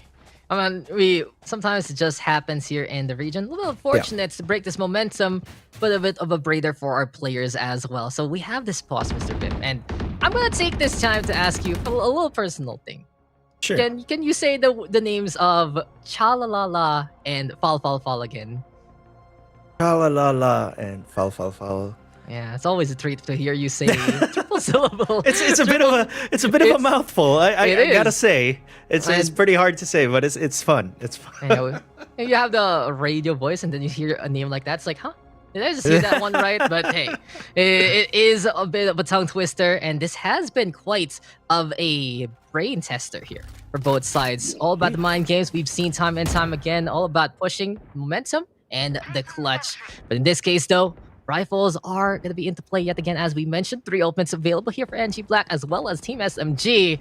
And one thing that NG.Black should not do would be to walk into that lamps. I'd say the same thing actually for Team SMG, because those orbital strikes, they might crisscross each other, and this sky going to be lit up by the fire tonight as soon as possible. Seems like they are anticipating that. They know very well that both Lexi and Fal have those ultimates online, so they can't really do anything. They can't really jump to anything drastic just yet without gaining sufficient information on where those players are going to be. So it seems like for the side of NG, they're going to be committing to a 4A, 1B type of defensive setup. And SMG, I think they have the right idea here. Yeah, they have that lockdown, so they can kind of trust Egoist in this case. True. Will he play it in the post plant, though? That's the question. Will he let Team NG.Black set that spike down, or can Team SMG actually put it down to ward off the competition? 28 seconds left, and that's when he pulls the trigger. Dome Doom is into play, but the Hunter's Fury gonna be unleashed there. Seems like for Chalalala wants to set it down as well with that spike. Orbital Strike now gonna be into play. There's the lockdown to set up as well. And Team NG.Black, they put up the tools they want for destruction. Can they find their way to destroy SMG? Seems like though the defense is trying to come on through at the outskirts of this dome right now. And look at Team SMG. They're just waiting. They're at the starting line. Ready, set, go. And the Rolling Thunder is that target, is that rallying call. They're just rushing into the long so far. Lexi finds a kill onto one. Fal also on the board. JD Figure says, space created. Time for me to go for the spike defuse. But the lineup is there. Can he withstand the fire? 1 HP could have actually made it. But NG.Black, they knew the DPS would work out in their favor, and they will take the round. But oh, John Olsen and Chalala celebrating a little too early. Also caught in the blast radius, but it was so close. JD Faker, he was how close from getting that defuse. What a lineup, though. Just what a round. Literally one count away from getting that defuse. But again, that Molly is just absolutely devastating, and probably the most annoying thing coupled with the Nano Swarm in post-plant situations. It's just that Brim Killjoy connection. Just absolutely annoying. And NG really knows how to make it work. Despite the lockdown, they were able to keep their cool and still exchange a volley of their ultimate abilities and plant the spikes. That went really well. Let's see, coming into this next round, if they can replicate that success as they're gearing up, it seems, for an A-side execute. And speaking of gear, they have the gun advantage as they have those rifles. But when you look at NG.Black and their comp, I really feel like that's that kind of comp where if you let them put the spike down, you're pretty much screwed, because Shock darts, Nano Swarm, Molly lineup, so annoying. Pain shells. That's a no touchy my property kind of situation. And NG.Black, if they do set it up yet again, they have that gun advantage. They also have the right intel. They're rotating to B where no one is home. Seems like Team SMG, they're putting their eggs into this one basket, and it might be cracked immediately. But Egoist, Bucky again, catching out Lammy Snacks. That's free gun for them, giving them a bit of firepower to fight in a 5v4 slate. That's going to be huge. It really, the Bucky is just a gun as a vessel to get a better upgrade in these types of situations, it seems. What do you mean? So the Bucky is the gun. The Bucky is the gun. But sometimes get used as a vessel.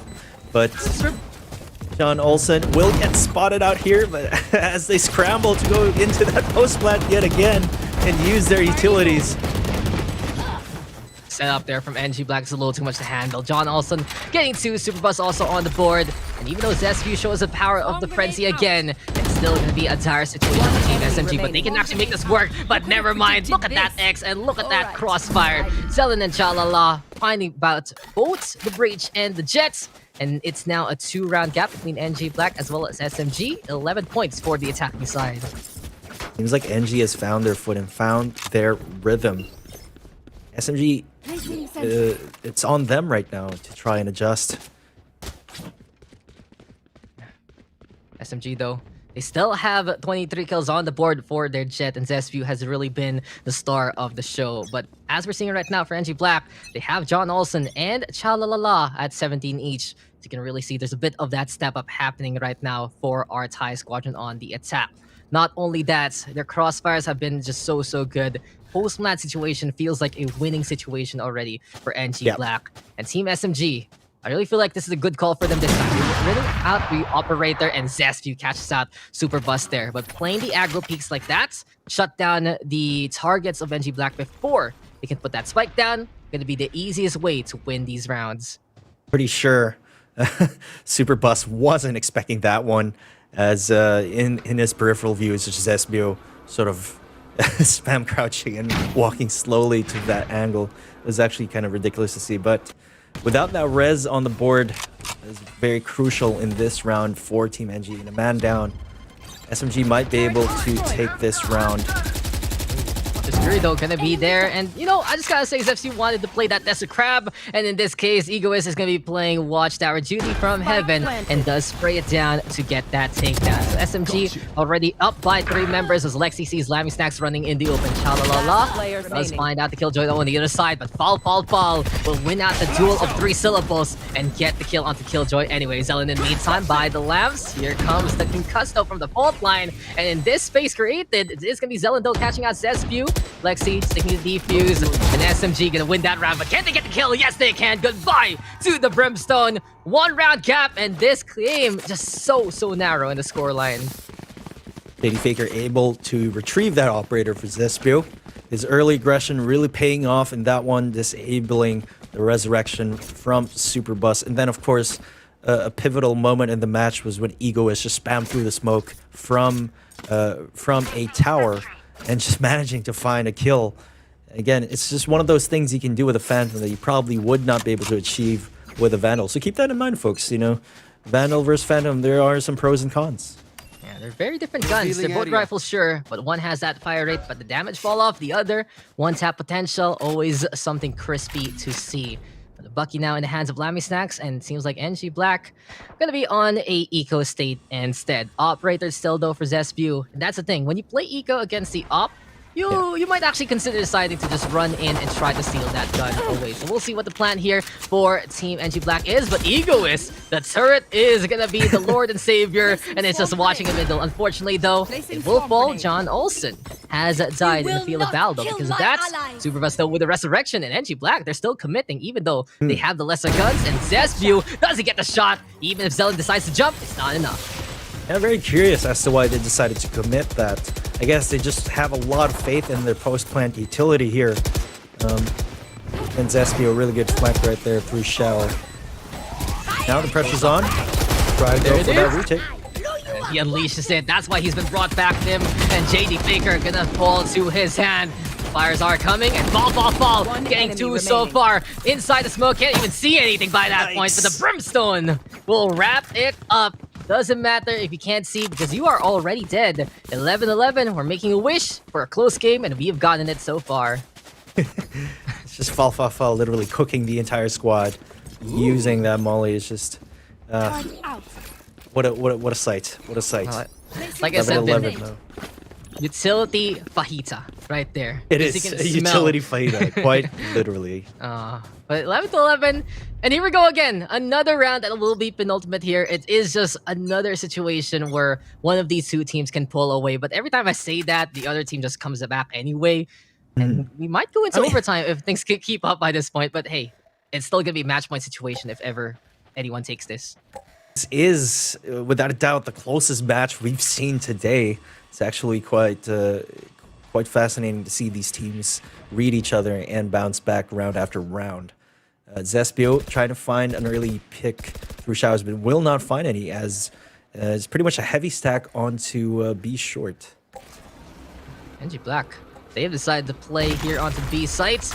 Zespew though confirming a little bit of that intel. Still sticking around though just in case we hear the TP play. Since short is the way to go into the hookah, it will just be more and more numbers here for Team NG.Black. Oh, Lammy Stack saying excuse me, let me pass. The Super Bus does fall though to the hand of JD Faker. Falfalfa ready with the Orbital Strike and could be a good chance to unleash the storm here. But oh, Chalala! The Nanoswarm from above burning Lexi down to the ground. And even if we heard that Rolling Thunder, it's just not going to be effective whatsoever. And what a toss by the Killjoy. Great cooking again. I mean, that was 30 actually seconds kind of left. pretty awkward. I mean, Breach goes, let, and then he just falls flat on his face. So really, really good play coming in from Shalalala right there as he takes down Fall.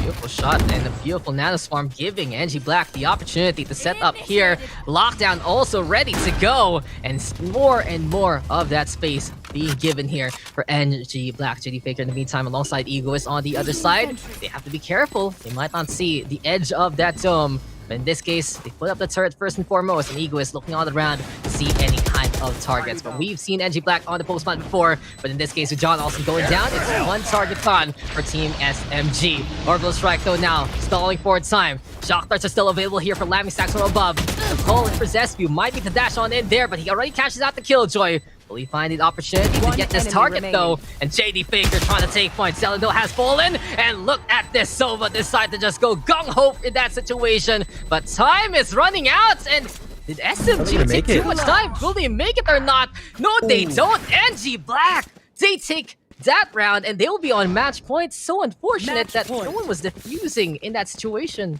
Yeah, I mean, definitely one of them could have defused, but maybe they just weren't sure that both of them were outside of hookah. I mean, that was, I guess, quite unexpected, but they did clear that B long angle.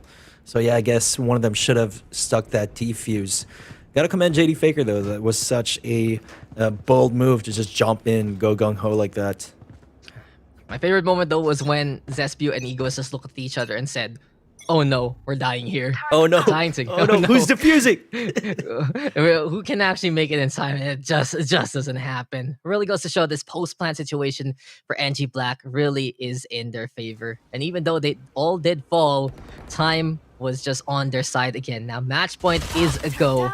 You really feel the pressure here. Team SMG, they're buying whatever they can. They have two Spectres as well as some rifles into play. John Olsen trying to clear out B long so far, making some noise. Will we see Zespu decide to go in though? That will be the question. He's playing by the Garden so far. And patience right now gonna be the virtue yet again. Today, guys, the lesson is patience. And you are seeing it right now between these two teams. They're taking quite a bit of a gamble. Doubling up on that long angle, trying to go for that early information. Zespu with that Spectre tries to peek that long angle as well, but dashes on away. John Olsen takes a little bit of damage though. I like this proactive stance. SMG, beautiful push. Beautiful push. They caught out the Sage trying to go for the peek. That swing was a little too late, and he was just seen in movement. But fall. Orbital Strike has been unleashed to prevent that spike from being planted. Chalala forced to move on away. In the meantime, it's still going to be the dynamic duo holding on to the shower so far. Lexi, though, catching out John Olsen. NG.Black, and down to 3, but Zelen given the opportunity to get a kill. Makes it 2, as unfortunately the flash does connect on to the Brimstone there. Lexi gonna be trying to redeem himself, and he does get the kill onto the Killjoy. Ego is also on the board. Shock darts are coming. Lammy Snacks, he's trying to make it frame from that Cubby, but this is gonna be a hard pass for the Sova. Can he stay alive? He's gotten one, but Zespu is there to force out overtime. So here we go, as expected. Neither side letting up, neither side giving an inch. And in this case, we go past regulation. I mean, they knew for a fact that two of them were on Spectres, so they needed to play around that. I think it was just such a masterful type of defensive stance right there to go very proactive, try to take control of that B-long, try to take control of that shower angle as well. And then, of course, Ego is just managing to hit all the shots yet again, despite being on that Spectre. So, as expected, overtime, folks.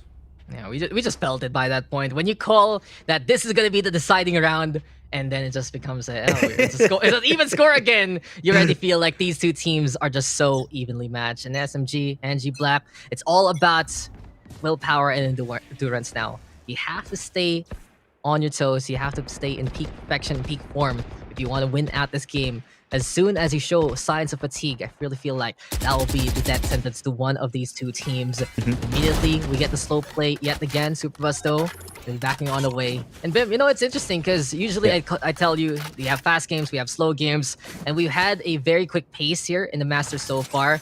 But this last one, just to change that palette, just change that taste, I like the methodology of these two teams, keeping it slow and steady and really trying to poke at each other, weakness after weakness being exploited. Yeah, it's just it shows everyone how the game has evolved over the past few months since its release. You know, it's just many different styles, and then of course many different strategies abound as both these teams are exhibiting as of this moment. But it seems like a burst onto the site will be the way to go here for Team SMG. Classic Cloudburst, but there we have the Shock Dart connecting onto Ego is quite low already. Shock Dart now, going to be send it out again. Seems like it's not going to be getting anything there. Molly though onto the Cubby. Fall. Backing on away still. Is looking for his opportunity to set up that lineup. Boy. Look at that. He's already looking at the sky. That is Watch so out for the nasty, fire. dude. Watch out for the firestorm. And look how far he is from this fight. He will just wait. He is just a patient guy. And while this is all happening, Lexi actually killing Zelen there, and SMG! They don't need that lineup. They clean up house. They find the targets. They catch out the members pushing from elbow. They catch out the members pushing from the defense spawn. And they are now on match point as Team SMG going to be going on to the defense. NG.Black on the attack. I think the one mistake that the Team NG did right there is that I think they were lining up through that defense, sort of pushed all at the same time. And it just so happened that SMG, all four of them were looking at the same angle, and it worked out well for them. It's basically playing Connect 4, but instead of connecting those little circle things you drop, it's just you connecting the headshots in an easy spray. So SMG, will they decide to play the aggression this time to change it up, or will they hold back and try to see what NG.Black will be up to? It's their match point right now, but it's still overtime. If they lose this, then we go again. And these two teams, no strangers to these kind of situations in the first place. But Zespew, he's playing the gamble. He has no utility, he has no armor. It's just the op. Looks back on the way though. Tailwind to get on that. Almost got punished by the 1-year shower. But in this case, looks like SMG can be able to get away from that one scot-free. NG.Black right now, they're slowly but surely taking away that timer. And they might be having more members here on A. Might be the angle they're going for here, Vim. Seems like they're going to rotate through market, it seems, but Zespew is still going to be watching that shower angle. Is he going to be able to find a pick here? Is that Sage? Is Superbus going to take any chances? He knows that Zespew is on an operator, so probably not. He's thinking about it. He's like, do I go in? Do I go out in? He's like, nope. Oh, Zespew, he couldn't wait anymore. And this is what we were talking about. 30 How seconds left. angsty it is, how anxiety-inducing it is to just wait that long. And Tense he moments. just decided to go, and now he's going to B. And from that small little impatience from Zespew, NG says, okay, let's go to A side instead. After Shocko gonna be at the play, and Superbus, he's able to survive the treacherous showers, and he's able to set up the wall to allow the plan to happen. Spike has been set up. John Olsen on the high ground as well. And Team NG will be setting on up to protect this Spike. But Fall. He wants to go for a bit of the angle, but John Olsen from above brings his demise. Two though inside the lamp. Shady Faker gonna be alongside the Egoist, and here comes these two. But Zespew, he's whipped out the operator yet again. Serto gonna be set on up. Now Phantom in hand here for our Jets. In this case, it's still Zelen, Lamy Snacks, Superus waiting on the other side. The Sage finding another target, opportunistic that he is. Egoist though diffusing as much as he can, but here the Masters is just patience being a virtue, keeping your cool, keeping your calm, and tying up the scoreline again, 13-13. Overtime. Again, a second away from being able to defuse that Spike, but Zelen peeks out at the perfect time and gets that 2K. Make sure the Spike is left untouched. Man, absolutely amazing gameplay we're seeing right now. Definitely a change of pace compared to the rest of the day of how it played out earlier on. Yeah, and that was just a round defined by mental fatigue. Zespew, we know he's been a hard carry. He know he has 30 kills. He's just been dropping those bombs like crazy. He actually got 30? Yeah, he's got 30 already, but Oh you my can really God. see, right? The operator shooting it twice like that and then rotating. It was just an easy chance for Superbus to push on in, and this is why you have to keep your cool every single time you play this game. No tilts here, guys. No impatience. And this game has just been defined by that. I wouldn't be surprised though if one of these two teams decide to just go gung-ho, guns a-blazing. But I am concerned if they decide to do that, will it actually blow up in their face? So maybe that's another tenet of this mind game so far, as we have Team SMG looking to stack here by A Short, scouting around though, trying to decide and trying to see what's to come. Seems like though the Killjoy setup is there in their way. That's just getting a little bit of information, perhaps going for that slight fake as they rotate slowly onto Hookah right here. Lexi will be pushing forward alone with the spike. Oh, John Olsen, unfortunately gonna get blinded there, and that will be the breach, getting that takedown. There we go with the flash, dash on in as well by our Jet, but Zelen playing patience this time. Equus though comes in from the garden, and Zespew has taken control of this site. Lammy Snacks did not even see that flank coming, and in this case, NG.Black, they're trying to make a sandwich here, just trying to fill it up with all of Team SMG and their corpses. The spike has been planted, and Team SMG says, okay, onto the garden we go. Fall, looking to creep on back too long just to set up his not only his kill, but also his lineup. But they don't need it because Zespew has caught a Chalalala, and SMG will do it again, and Fall shows us how to do it in an easier style. We go again, 14-13. Let's see if NG will make this into a double, rather triple overtime. Double overtime. Double overtime. Yeah, double overtime. Let's see if NG can actually bounce back here.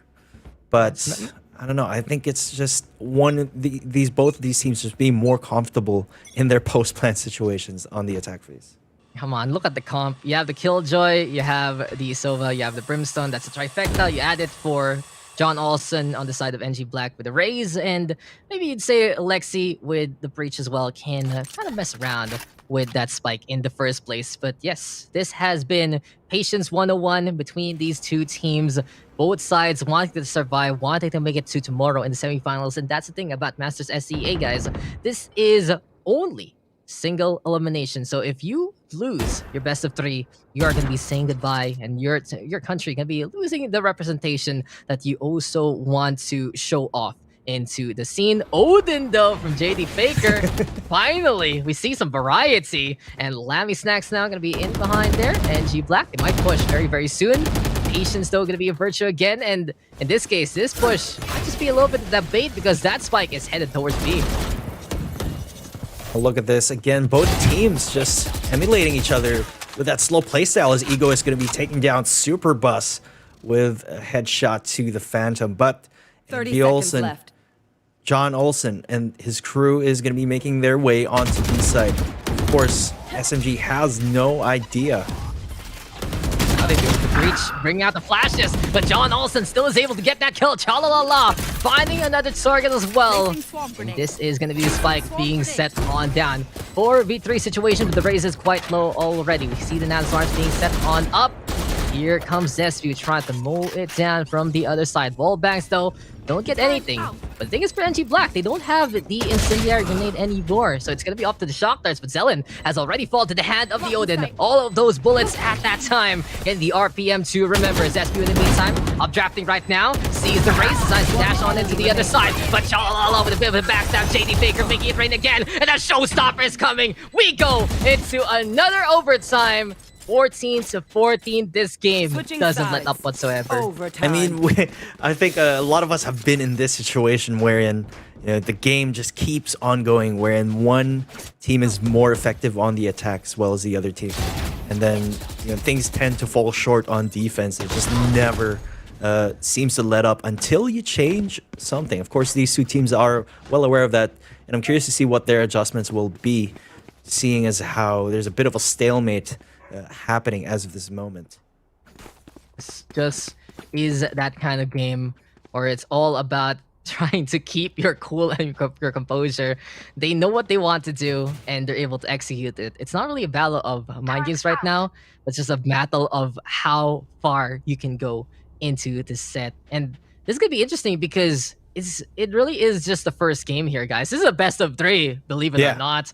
And I really think whoever takes this will have the mental edge coming into the next one, because this game has to be so tiring for these two teams. I mean, that's a huge thing. If you play a game like this wherein it lasts so many rounds, and then you lose that by, just a hair at the very end, it can have such a huge mental strain on the morale of the team, and really depends on your team's mental fortitude as to whether or not that will carry over to the next game in the series. So this happening at the very first game is absolutely crucial for both of these teams. You've seen this kind of situation before, right? Overtimes can really put you out of your game if you lose that map. And hopefully we'll see even more intense action, more, I'd say, close action here. It's not really, it's intense, but not in the way you'd say, ooh, wow, boom, pow, that kind of thing. It's more like, oh, John Olsen, what was that? Yeah, we're seeing it here. We're seeing a bit of the cracks into the seams of these two teams. They have to be careful on what kind of buttons they're pressing right now. Again, still with the slow pace. I would have expected at this point in time that, perhaps it would go for a very quick burst to make things unexpected. It seems like they're more than happy to keep up with this pace. And these two teams, they just know each other by this point. Seeing each other in the region, having duels, having battles, probably scrims there as well. And in this case, they say, okay, we'll just play onto the slow playbook. You will do the same thing, and we will fight until one of us will fall flat on our face unconscious. But Zesbu, he does break that target. He's playing on to B-Long for now, looking all around, trying to see if anything's going on. Thinking about overtime, though, everyone is at half on the ultimate counter. So BB getting an orb, getting 2 kills is going to be effective enough to unleash an ultimate for our Jets. But Zelen holding in the backside for now. Can he actually survive as the flash does come? He's trying to set it up. The Fall will catch out the Sova first, but Zelen does take 2 down with him before he falls. SMG still getting the advantage, but John Olsen with the flag, and Zesbu tried to play it clutch. Lexi will do the same. Seems like SMG, they decided to hold steadfast together in the middle, and in that encircle, they were able to keep alive and get the kills to put SMG on match point again. Pretty much the same narrative. Very clean execute from SMG, surgical precision, winning out their duels on the attacking side. Let's see if they can close it out this time around. Maybe third time's the charm. But again, that remains to be seen whether or not NG is going to pick up the pace or just go for another slower default blocking position here. And you get another pause. They're just like, wait. This game is going a little too long. 34 kills, though, for Zesbu. It's almost at 10k combat score, so I'm already impressed there. 23 kills, though, on the other side for John Olsen. And yeah, you can see it. This SMG is just, wait a second. We need to breed. Hopefully, We need a He's timeout. We need a timeout. I'm a bit concerned, though, because he's not really buying anything. Hopefully, he just needed to go on a AFK break rather than any kind of technical issues. That'll be so heartbreaking to lose a player like that. But in any case, it's been a slog and a half. Odin, though, again for JD Faker, though.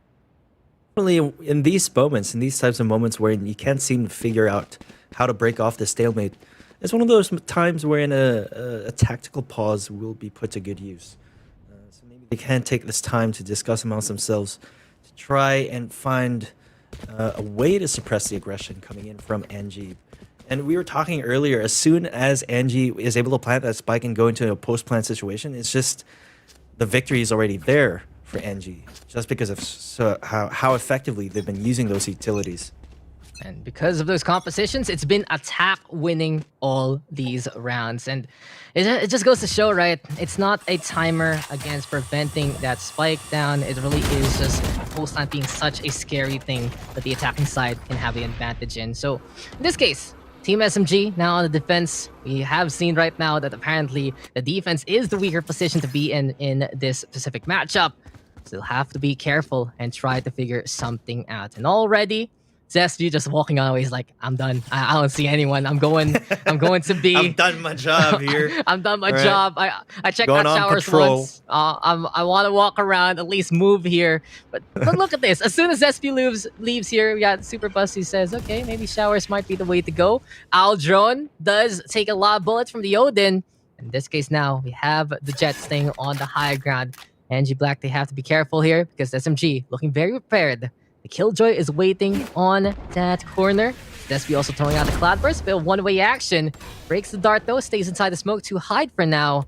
Team SMG, they're waiting for someone to come, and Egoist. Beautiful kill there onto John, also Scan gets 2, and Egoist getting another one on the board. 11 HP for him, Despy also does get a takedown, and will Team SMG finally end this chain of events? It's all up the Super Bus. He does have 1 kill away from getting that resurrection. Actually, he gets it here after taking care of JD Faker. Then 2v1 slate, Lexi will mow it down from across the smoke, and Team SMG will end it on a high note after triple overtime. The tussle and the tornado of events gonna be won out by the SMG squadron. I mean, what a game number 1. That was such a loaded match. And it just goes to show how close these two teams are in terms of power level, how well they know each other. And it was just like a game of chess, just answering back and forth. And it was just such a sight to see. And besides that chess match, besides really trying to see what these guys were trying to do against each other, there was one thing I felt there. It was, let's have a contest, Bim, and whoever can't do any more rips will lose. That was just it. Rinse, repeat. A battle of stamina and rinse, repeat. And it felt like I was watching a washing machine just go over and over again. But it was actually a really good game, all things considered. I love seeing those post-plan situations. These guys have so many different strategies that they can whip out. And every single time they were just looking to put that spike down, they were prepared no matter what. But guys, these guys need a break, and so do we. We'll be right back in just a bit for more of our final quarterfinal of the night.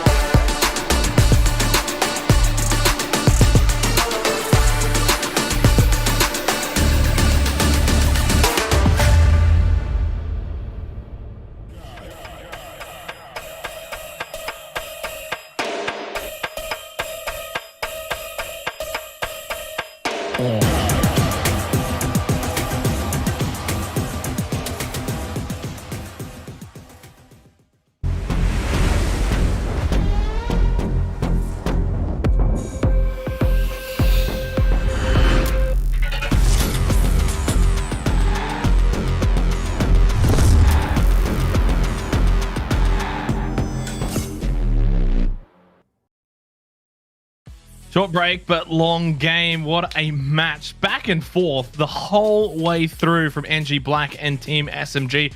Of course, as we saw, SMG eventually pulling ahead, getting the win in OT. Asurai, I mean, really just sitting back and watching that towards the end, all the way right down to the wire. Didn't know who was going to come out on top. Yeah, honestly, it was just so back and forth, and there was a lot of highlights. Also want to just point out SMG's Zesbu is the only player in this entire game one that was able to rack up more than 30 kills. And at one point in this first game, when did these teams decide, guys, when we're on the attacking side, we're always gonna force play that post plan? Like every single round, it's always about that post plan, always about that retake, and who can just play the lineups better. I think it was just a big retake simulator for the most part of it, but I do have to point out, like you said, Zesbu, absolute phenom. We talked about him a lot in the pre-show and just showing exactly why he's so consistently top, in the region. Like his performance is so top-notch, and there's a lot to be said about teams that play around a specific player, but in this instance with SMG, I have no qualms about it. He's just so consistent, always ready, always good to go, always having a good performance. It's a treat to watch. Great little 3K there from JD Faker. Where did it go wrong for NG.Black? SMG, of course, a late entrant into this tournament, and to be able to pick up a win and get off to a good start here, it must be a surprise considering NG.Black would have been considered the favored team. Honestly, I just felt like there was just that point where Zesbu is always able to lead SMG to victory. You know what they say? Insanity is doing the same thing over and over again, but expecting different results. And that's why we saw the back and forth. That's why we saw the triple overtime. But then NG.Black tried to do something different at the end of the third overtime, and then it did not work out in the end. Maybe if they tried something more similar, we could have gone for like a 15-15 and then until just somebody budges. But at the end of the day, SMG, I think, did everything right with Zesbu at the helm. Honestly, I think the star player here just shined a little bit stronger for SMG, and for NG.Black, John Olsen could not step up to the plate. He wasn't underperforming, but he wasn't up to par to, I think, what Zesbu delivered for the Singaporean Malaysian team. Hard to keep up with 35 kills, and I hardly think anybody's going to be beating that record anytime soon. So I think 35 kills, that's probably the highest we've seen all day long, and I dare say this will probably be the highest we'll see all tournament long. I just don't think it'll be any different, especially coming into a map like Ascent. Yep, map number 2 of this series. It's going to be Ascent. It is, of course, though, the map selected by NG.Black. Are we kind of expecting this to be our second series of the day that goes to all 3 maps? I honestly think it could, depending on how it works out. But the thing about that, though, is I think the most balanced maps right now that we have in terms of, like, if you're going to be playing on both attack and defense, is probably Bind and Ascent. So they're kind of similar in some cases. There's a little bit of nuance where on Ascent you have another lane that is called Short that will allow a little bit more, I would say, versatility and openness in terms of strategy. But if we can see something what Zesbu was able to procure or to just output in that first game, I think SMG have a really, really good shot at this. But in terms of if they're going to go for the retake game once again, Ascent is possibly also a good retake map, so we probably might be in for a long haul. Could go either way, but based on performance, I think if SMG can still be consistent, it's gotta be them coming in for the second game. Yeah, honestly, I think NG.Black's gonna take this. It's their map pick, and with considering how close map number 1 is, I think we're gonna see a game number 3. That's just my call. Well, they've had a bit of a break, our lovely casters, but I'm sure Vyminal and Daks are ready to go once again. It's map number 2, it's Ascent. Time for another slugfest here, ladies and gentlemen. We got triple overtime with Bim, and now we are going to be getting into Ascent. And as the panel has mentioned, this map, if you know your lineups, we'll be looking at a lot more post plans yet again. And that'll be really interesting to see, because from a bit of that recent history from these two teams, they have been looking to whip out things like the Brimstone, look out for something like a Sova, maybe Killjoy here, there, and everywhere. But is it finally time to get the double duelist showdown, or will we see utility yet again reign into this upcoming match? I wouldn't be surprised if SMG would go for that double duelist again. I mean, we know that they favor that type of composition. But then again, it's Ascent. And my thoughts exactly, Dax. It's that map again, wherein it's gonna be a bit more like a retake simulator, as Ilustrado beautifully put. It's just one of those maps where you can go really textbook in terms of those lineups. And we all know that. So we could expect to see more of the same thing, maybe more of a slower paced type of gameplay. And really boils down to the team that still has a lot of stamina coming into this, because that is just a lot on your mental fatigue. Going for a really long stretch like that and then losing it for the side of NG.Black. Yeah, that's a big deal here. After a match like that, Team SMG gonna be feeling, whew, we did it, we won. And NG.Black, they're gonna be like, we lost that one. And that's really, really tiring in the first place. Going that far into a game, knowing you just lost completely because of that small little inch you made a mistake in, that small little misplay, and just how Team SMG was able to clean up house in that last overtime round. It will be a big wrench in the plans and into the mental state of NG.Black right now. But if they can bounce back, I wouldn't be surprised to see this go into game 3, as the panel has mentioned. But, you know, Vim, maybe we'll go to YouTube right now and be like, okay, what are the most popular maps for lineups? I would say Ascent and Bind have to be the most popular ones, and we just saw Bind a while ago. Ascent gonna be here, as you mentioned. Post-Plan Simulator version 2.0. It's a sequel, but it really is just a good indicator of how much these teams have studied these maps. Of course. I mean, definitely Ascent is going to be, again, one of those maps wherein teams really, really study. In fact, I'm going to have to echo that. And when I was learning Sova, the first thing I pretty much Googled was Sova lineups Ascent. Oh, really?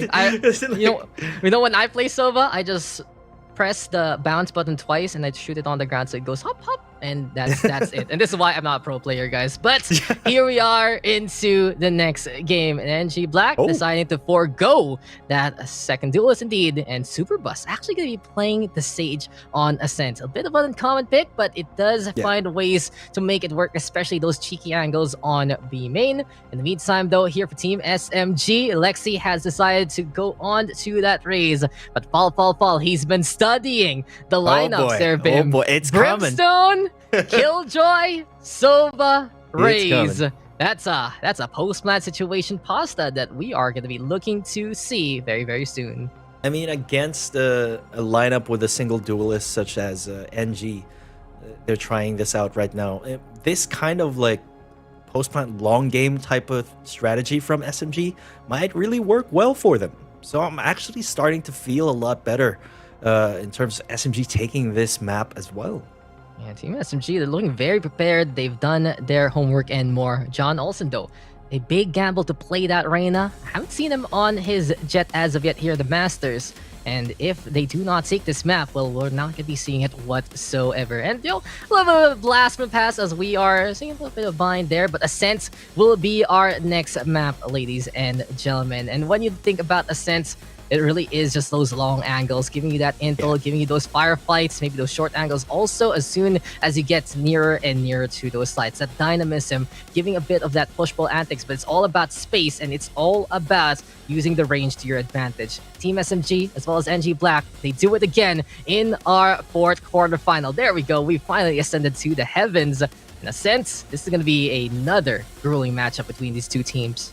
Without a doubt, it's going to be a grueling matchup. It's going to be a drawn-out one. If they both play their cards right, it's going to be a neck-and-neck battle once again. But again, I'm going to have to give a slight edge towards SMG here. Because if we're going to see the same type of discipline, the same type of strategy that we saw from Bind, and if they bring it in here and their opponent can't answer back because of the lack of those utilities, then this could go very well towards their favor. I mean, we saw how both teams were pretty much equal in terms of mechanical skill. And when that happens, the team with more utilities will probably eke out on top.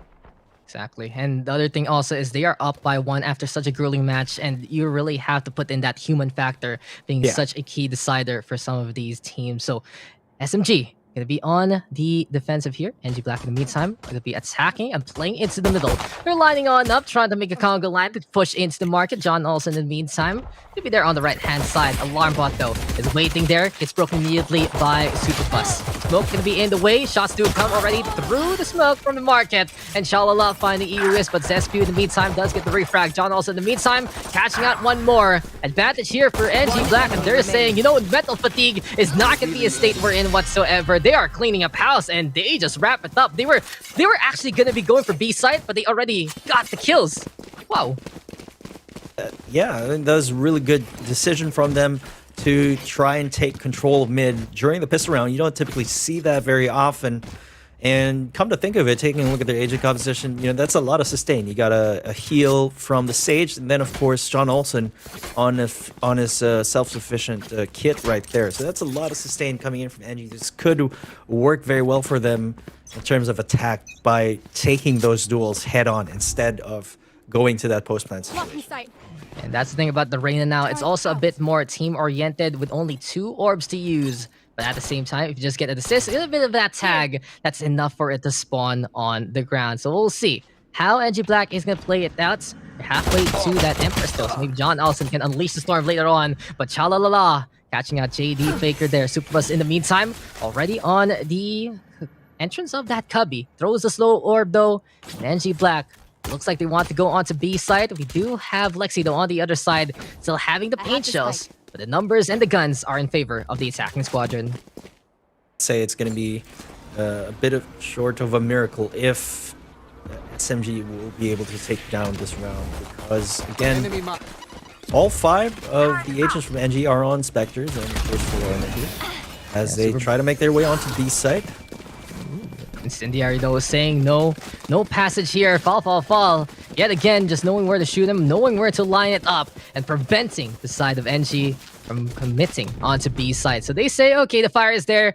Might as well light our way to A instead. Lear gonna get thrown just in case anyone's lurking for now. But speaking of the lurk, Chalalala been waiting here on the other side. He has a Spectre, and Zesty yet again with that frenzy, finding another kill. One of really his signature weapons by this point. Ego is in the meantime. Turret gonna be saying hello to a target here. Lammy Snack's gonna be breaking it down, and the shock darts are coming. Spike though ticking on away. Can SMG make it back in time? Breaker Bolt now gets the scan. Lammy Snacks on the high ground, but Ego is gonna be fighting on back. Lammy Snacks now does get sued though. Flying from the window, gonna be a bit too late. Zespew, he's running on the ground. Fall, already quite low. The wall is set on up though, and NG.Black, they just say, okay, we're here on the other side. What you gonna do about it? Because Superbus peeks from above and gets the kill down below. Where is the Brimstone in all of this? He has to hug that spike explosion and just prevent that penalty from getting him. But another round here, won by NG.Black. Now, really good presence of mind from them to rotate from B main onto A site. I mean, of course, still having a huge advantage from those guns. You don't want to go you don't want to go in blindly onto site still, despite knowing the fact that you have a huge advantage here. As, of course, Lammy Snacks just showing what the Spectre is capable of against those classics. What's interesting really is how they're using the Sage here. You see this quite a lot, especially in the ladder side. You go for the walls there onto the door, reinforce that. And I don't think I've really seen NG.Black whip out a composition like this on this map. I know they've been doing it in maps like Splits and maybe even Bind, as we saw a while ago. So it really is them trying to pick up that Sage mantle and doing such a good job of it so far with a 2-round lead. But Team SMG, this is now their chance to shine as they will have the rifles into play. Door gonna get close, but before that even happens, Zespew will take out the healer. That's the Sage going down. The Jet gets the first kill of this round. This is the round that things tend to change in terms of momentum. Of course, keeping in mind that SMG are on full rifles right now. And of course, now they're a man down. This could be a very tough round for Team SMG. As Lammy Snacks will be trying to get a little bit of info onto that Owl drone over there on the defender spawn. Does spot one, but it's just too far away in order to do any sort of action from that information. And there's the tag, and it is just going to be Team SMG backing on away and triple stacking a site so far. In the meantime, though, Zespew, he's ready to pounce, ready to find a few more targets. 30 John seconds Olsen, left. thinking about breaking this door anytime soon. NG.Black is trying to get in position. So finally, you see the market opened up to the site. They're going to be into play also. 8 bullets only into that chamber. Have to be careful with that kind of arsenal right now. And he's running on in, trying to find some targets. SPU in the meantime working together with JD Faker on the other side. Cloudburst might dissipate soon, but here comes Team SMG. They have gotten 3 so far. Crispy headshots to wrap that one up. And a quick finish there from the defense. SMG on the board. Such an impactful first blood from Zespio in that round. Definitely grinded things to a halt for the side of NG as soon as they lost Super Bus right there. It was a valiant effort, just winding down the clock and then sort of going for it, breaking that door from Market. But again, and then realizing those smokes covering the boathouse, but just not enough. Zespio again looking pretty on point with those shots. And look at these two compositions. It does feel like they're both geared for a bit of that post plant. But for NG, it's not really about trying to get anyone who's defusing that spike, but preventing the players of SMG from coming into the site in the first place. Because they have the Cypher and that Sage. Very good at rolling places off slow orbs. You know, that Tripwire also going to be very, very effective. And it does feel like it's a different philosophy brought out here by NG.Black so far. But they still need to rely on John Olsen and making those entries happen. The Lear is going to be very easy to push alongside with him because it doesn't blind any of his teammates. In this case now, Odin in hand for JD Faker. That wall is going to be treacherous lands for the side of NG. Definitely have to stay away from that if they do have that information, but it's like they're sort of scattered around the map right now, I guess. Just trying to decide whether or not they're going to take mid control and commit to A or B here. Spike is still left over at A main. Could be a bit of a skirmish right here. Fall. Does take down Super Bus. Smoke's down. Great kill there by the Brimstone though. And Incendiary now. The Primed looking to at least buy him some time, buy him some space, because he only has a bit of HP left. John Olsen though. Here by the middle, ready to pop that Lear, and here comes the Llerena. Immediately though, the eye gonna get broken. Second Lear gonna be into play, confirming someone's by the market, but fall! He still gets the kill anyway. Now the triple stack from NG trying to push onto A site is running out of time. Can they actually make it through? Egoist is waiting by the double box. Start already saying hello, and Egoist lining it up to get to. Zelen though finding 2 as well, but he's running out of this momentum, running out of time, and he's running out of bullets as well. Zespio from above will secure that kill, and we're all tied up again in this series. Egoist is just one of those players who's just so damn reliable as a Sentinel. Be like, all right, you know what? Go stack B. I'll be fine here. Leave me alone. Let me solo. And they can always count on him to stall the push or at least take a man or two away from the enemy team. As you saw here, look at that spray control. Spray transfer. But Zelen, he was able to answer back at a 3K, a 4K, but not enough. And that's the thing about Ego is when he's able to get that tactical advantage, he's just so good at controlling his magazine and finding ways to get those takedowns in duplicate. And as we saw there, held the line and allowed SMG to clean up house. So NG now, it's a sheriff round, looking for those one-taps just in case they can steal a gun away or two. That'd be very helpful for their crusade coming into this round. But Lexi is the one holding on to the market instead here for SMG. Patience gonna get thrown, but as soon as nade comes, it's Super Bass getting the tap instead. A good start here for NG, but they do need to secure that information, and not only that, they need to secure that spot in the map if they want to get that gun. But they decide to forego it and just try to move into A instead, as the Blade Storm has been popped. You have the man advantage here. Super Bus, you know, he could afford to wait a little bit more time to be able to pop off another heal here. Fall will be going for that Incendiary to try and stop the push for a few seconds right there. Zespio gearing up for that Blade Storm though. Is he able to take 1 or 2?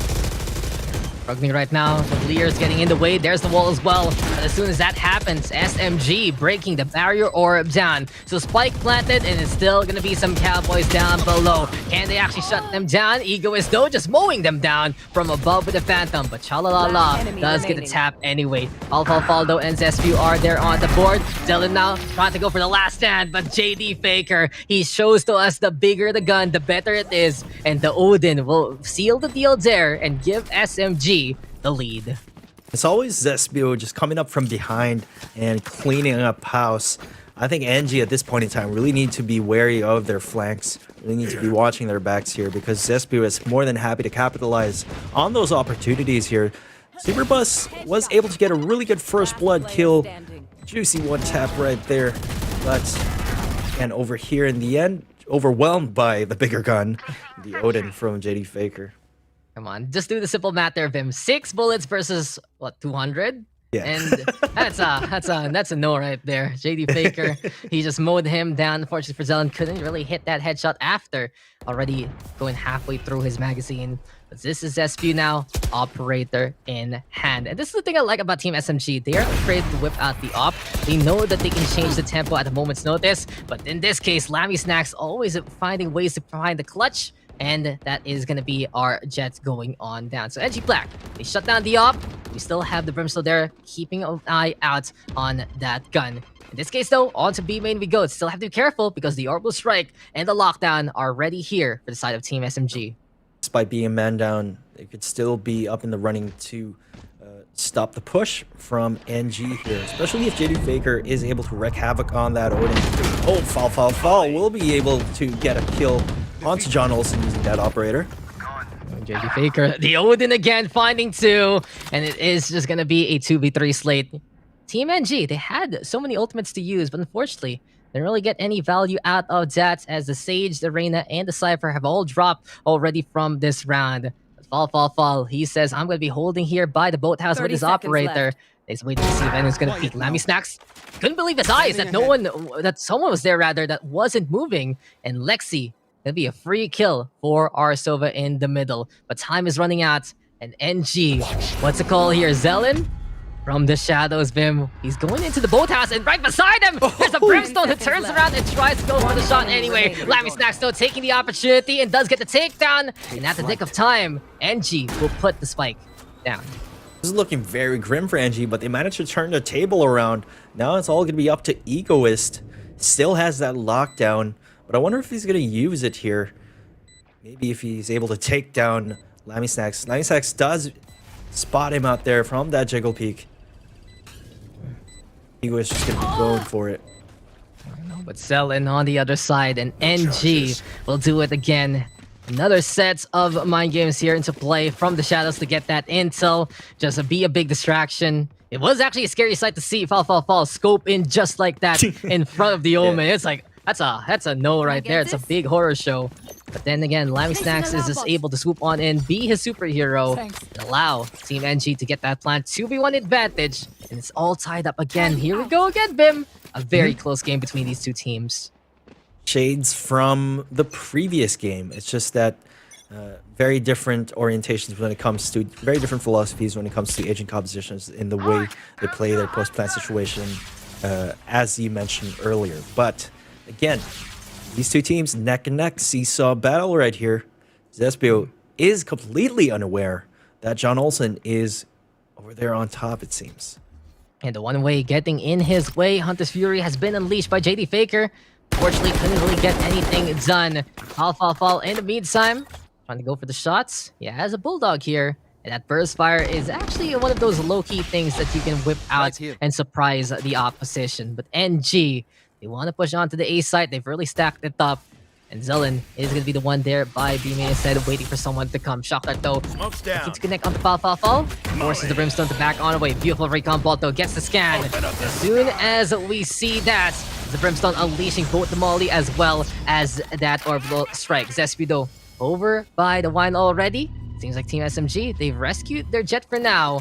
Lockdown also for the zone, and NG saying, okay, let's move over to B site instead. And they might cross the alarm bot here. 30 seconds left. Typically, that's what you do when you see a lockdown. You just simply move on to the next site there. John Olsen trying to make an entry to the site here. We're gonna get towed on down to the low ground. Aldron though gonna be saying hello, and this Llerena still finds a shot anyway. Egos will go down. Dismissed to get away from the bullets. Lexi though does find 2, and here comes the mow down again. Did we just get a Hunter's Fury there? But fall is just able to clean it up. And Team SMG, they mow down the opposition, and they are rewarded with a round win. Here we go again. Is NG gonna be able to answer back at this point in time? But it seems like Team NG will be on the save round here, as economically they are at a disadvantage as of this moment.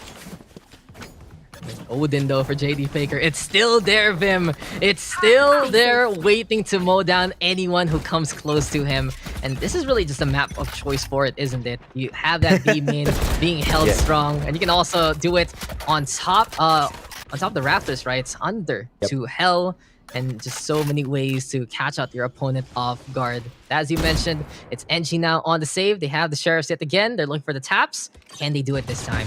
If only JD Faker was on to B main at this point in time and used that Odin as the heavy stack B main.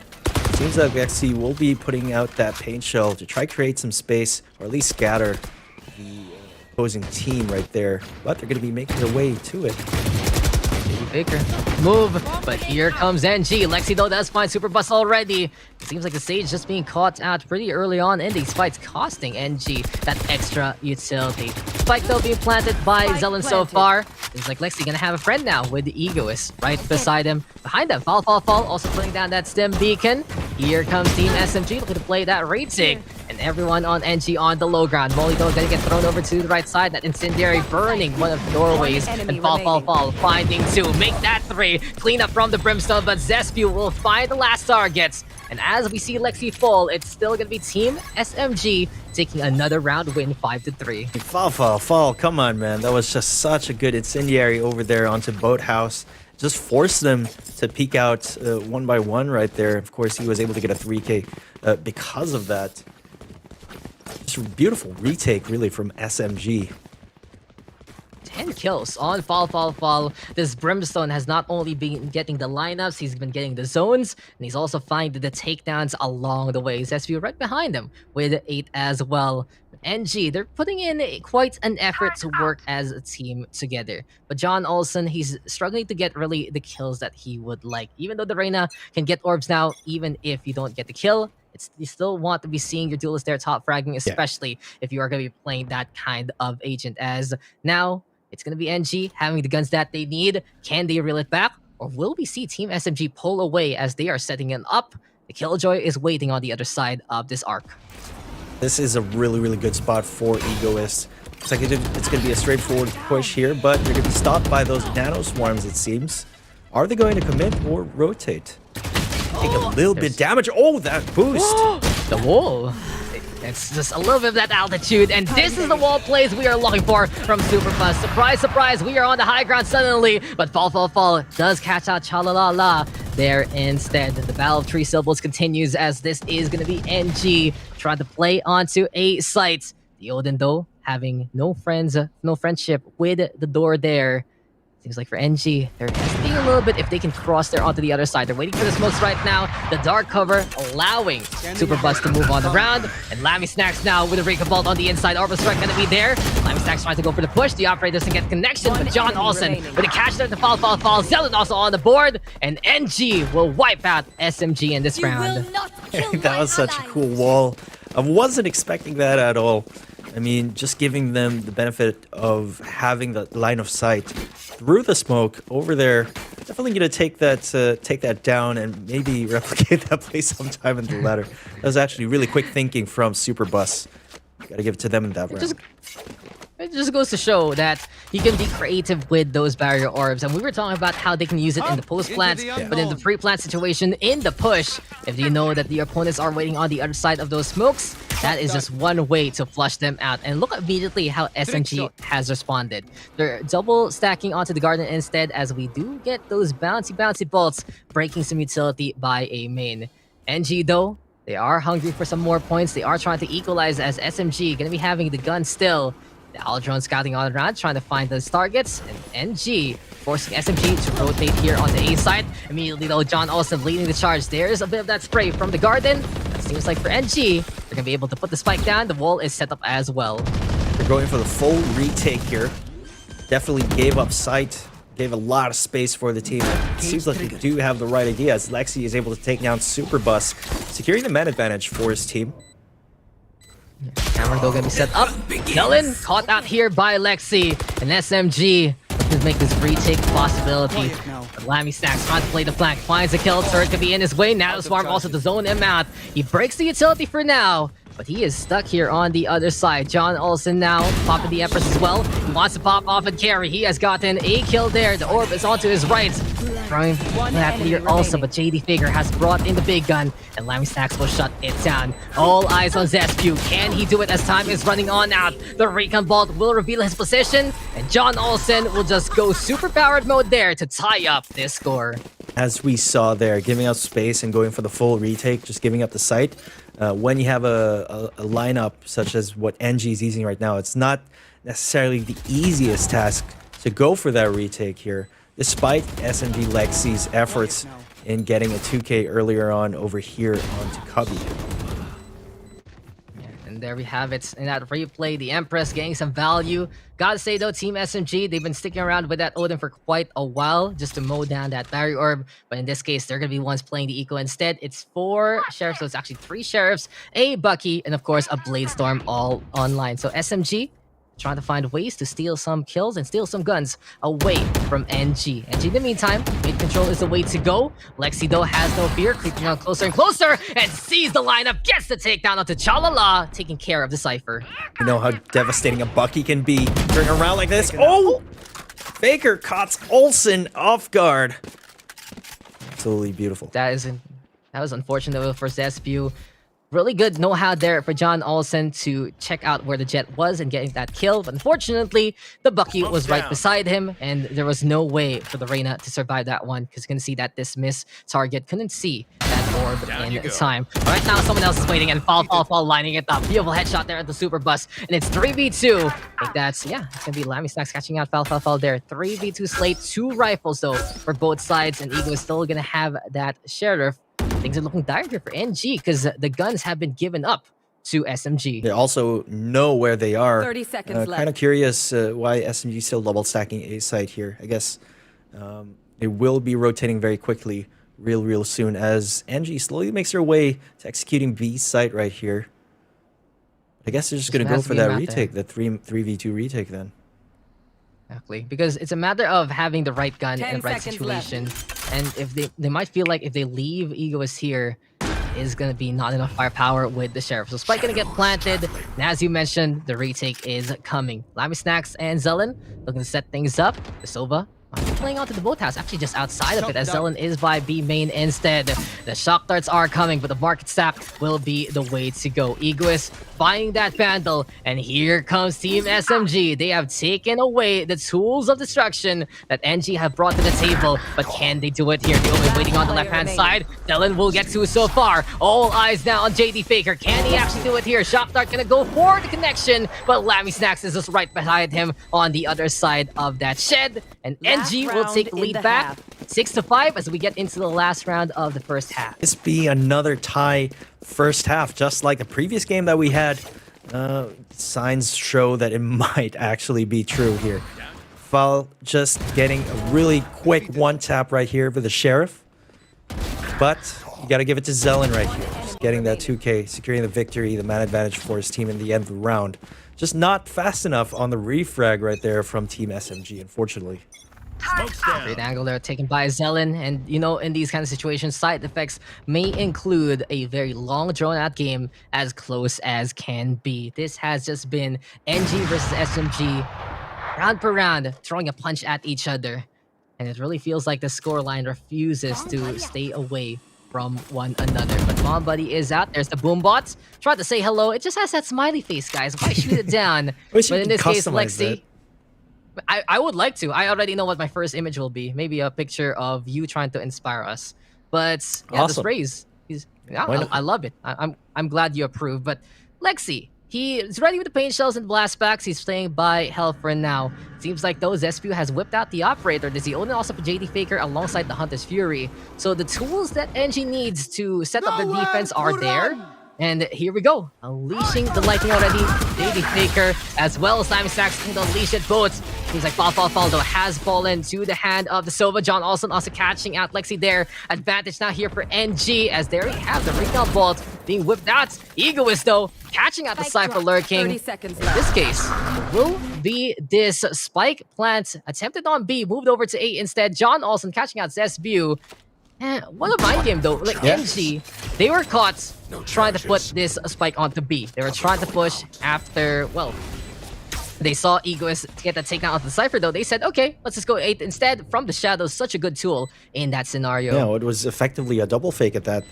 It was a good thing that Zelen did have that teleport as well from the shadows. He was able to do just that. Lemon Stacks and John Olsen make short work of SMG. We have it. 2-round gap as we get into the second half, and things gonna be interesting. Can NG hold the line with their Sage and Cypher and prevent that spike from being planted? While Superbus has been instrumental with those barrier orbs, hasn't really been the best day at the office for him, so we'll see if he can step it up this time. Ooh, nice cyber cage. Put that one into the one-way tricks as well.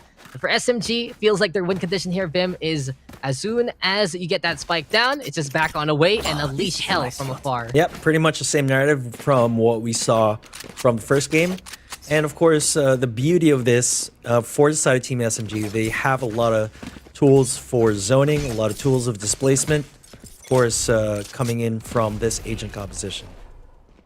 Only going to be into play, and here we are. Second half is underway, and SMG is going to be on the attack. As per usual, Zespu going to be having this frenzy, and he really loves this full auto pistol, looking to go for those kills. Paranoid though will be into play, and a Clad Rest as well as dash on out is the answer there. Beautiful lineup though by the Jets. Just knew exactly where to toss it, and Zelen couldn't get a kill whatsoever. Instead, their Cypher has fallen. Chalala cannot set up those traps. Both will be into play. Zespu into the smoke. Zelen does catch out fall, but the Jet gets another one on the board. Seems like the spike is actually going to be making its way onto B site. And of course, B is ripe for the taking as it's left undefended as of this moment. Lexi going to be able to plant the spike down. Spike planted. Looks plant here for the side of Team SMG, and a lot of fake outs we've seen for the past few rounds. It really is just another set of mind games here between these two teams. But NG does catch out the Jet, looking to gun and, well, run his way to a site. Unfortunately for Zespu, it's not going to happen this round, as we hear the doorway getting broken down by NG. JD Faker, though, is on the other side. He's by the entrance of B main, and he's waiting for an opportunity to go for that shot. Super Bust, though, zoned out by the Nano Swarm. Time is ticking here for NG. Slow Orb now will be tossed into the boathouse, and they're looking to even set up the barrier orb at the same time. Not enough firepower here, perhaps, for the side of SMG to break it. Egoist, though, looking to hold, and NG, even though they had the right idea, they just didn't have the time itself, and SMG will take this win. Again, I think we're going to be seeing a lot more of that. They're going to be playing the time to wait for the spike to detonate, as opposed to just basically winning the round through duels. Again, it's because their lineup is geared towards that. It was a really good effort coming in from Super Bust right there, especially with that wall just closing off Boathouse and trying to defuse the spike. Fortunately, they did not have enough time for that. Seems like SMG, the entire squadron, is going to be going for Spectres and full armor here.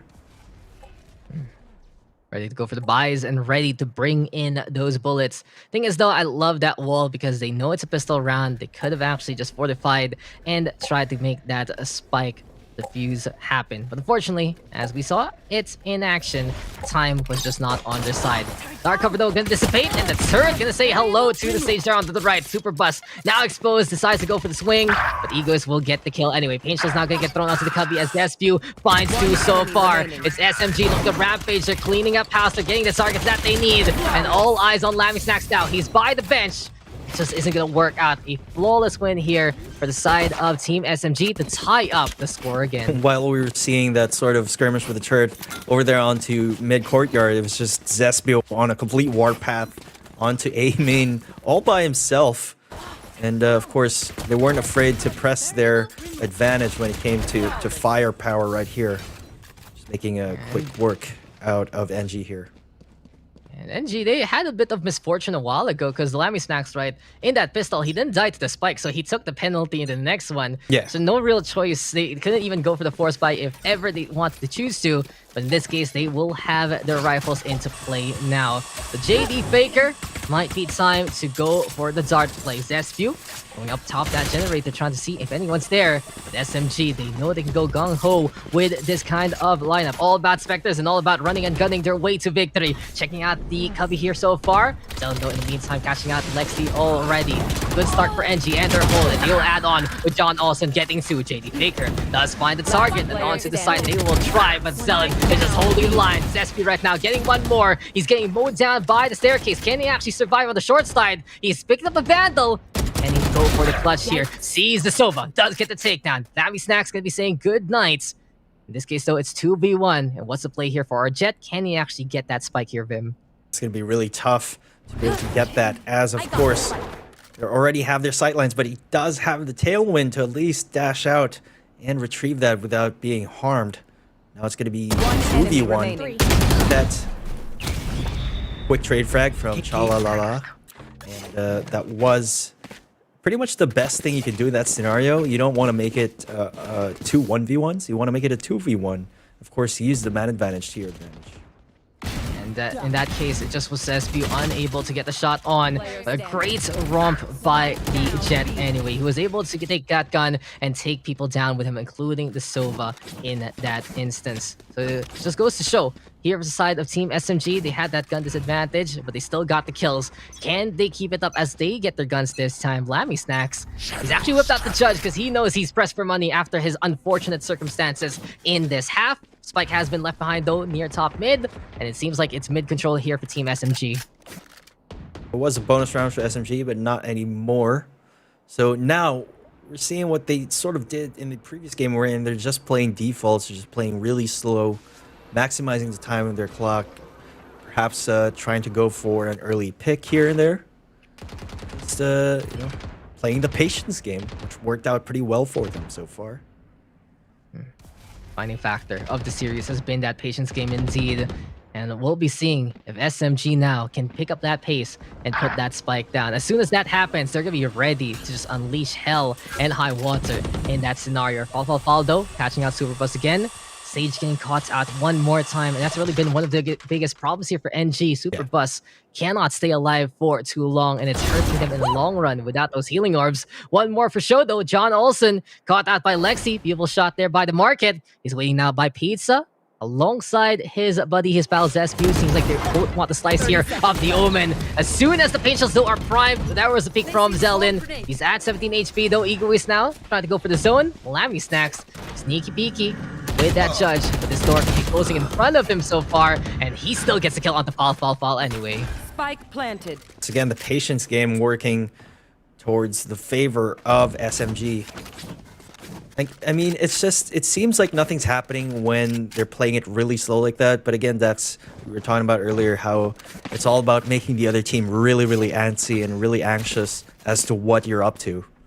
And sometimes it works to their advantage as they go for a 3-man save here. And the punishes were just being done by Team SMG in the correct way. Catching out Superbus like that, seeing him pushing into a main and getting the takedown anyway. Not only that, SMG, they're going to be able to have 4 rifles. They're still staving that Blade Storm at the same time. So a lot of things that they can use coming into the next round. On the other side, NG going to have at least 3 Vandals into play. They knew that Spike was already going to be detonating sometime soon, especially if you look at the composition of Team SMG. And here we go again, all tied up, 8-8. John Olsen and Fall leading the charge for these 2 teams respectively. Again, this was Lexi just capitalizing on John Olsen, trying to gain a little bit of information right there. Lammy Snacks was able to answer back, but again, the door closed on him. Not much he could do right there. That's the thing about Lammy Snacks, though. He knows how to play it clutch. He knows how to make those quick decisions, and he is finding his rhythm in this game as well. But will it be enough? As here we go. between NG as well as SMG. Only one can take the round. I don't want to be calling it those penultimate moments anymore, but at the same time, it's not even going to be a good eco here for NG. They still have the guns that they've saved, yes. They're on a Bucky as well as a Ghost for Superbus as well as John Olsen. So they're just working with what they have right now, and NG going to be at least waiting to see what SMG is going to do as we see the slow play yet again, trying to decide what kind of push they want to do, who's playing on what site, and gathering intel before unleashing their execution. He has the right idea. They're playing really, really far back, trying to deny as much information as they can. But the thing is, if SMG is able to take down one of their 3 rifles, then the odds of them winning the round swings heavily into their favor, taking out a lot of the firepower off that board for this round.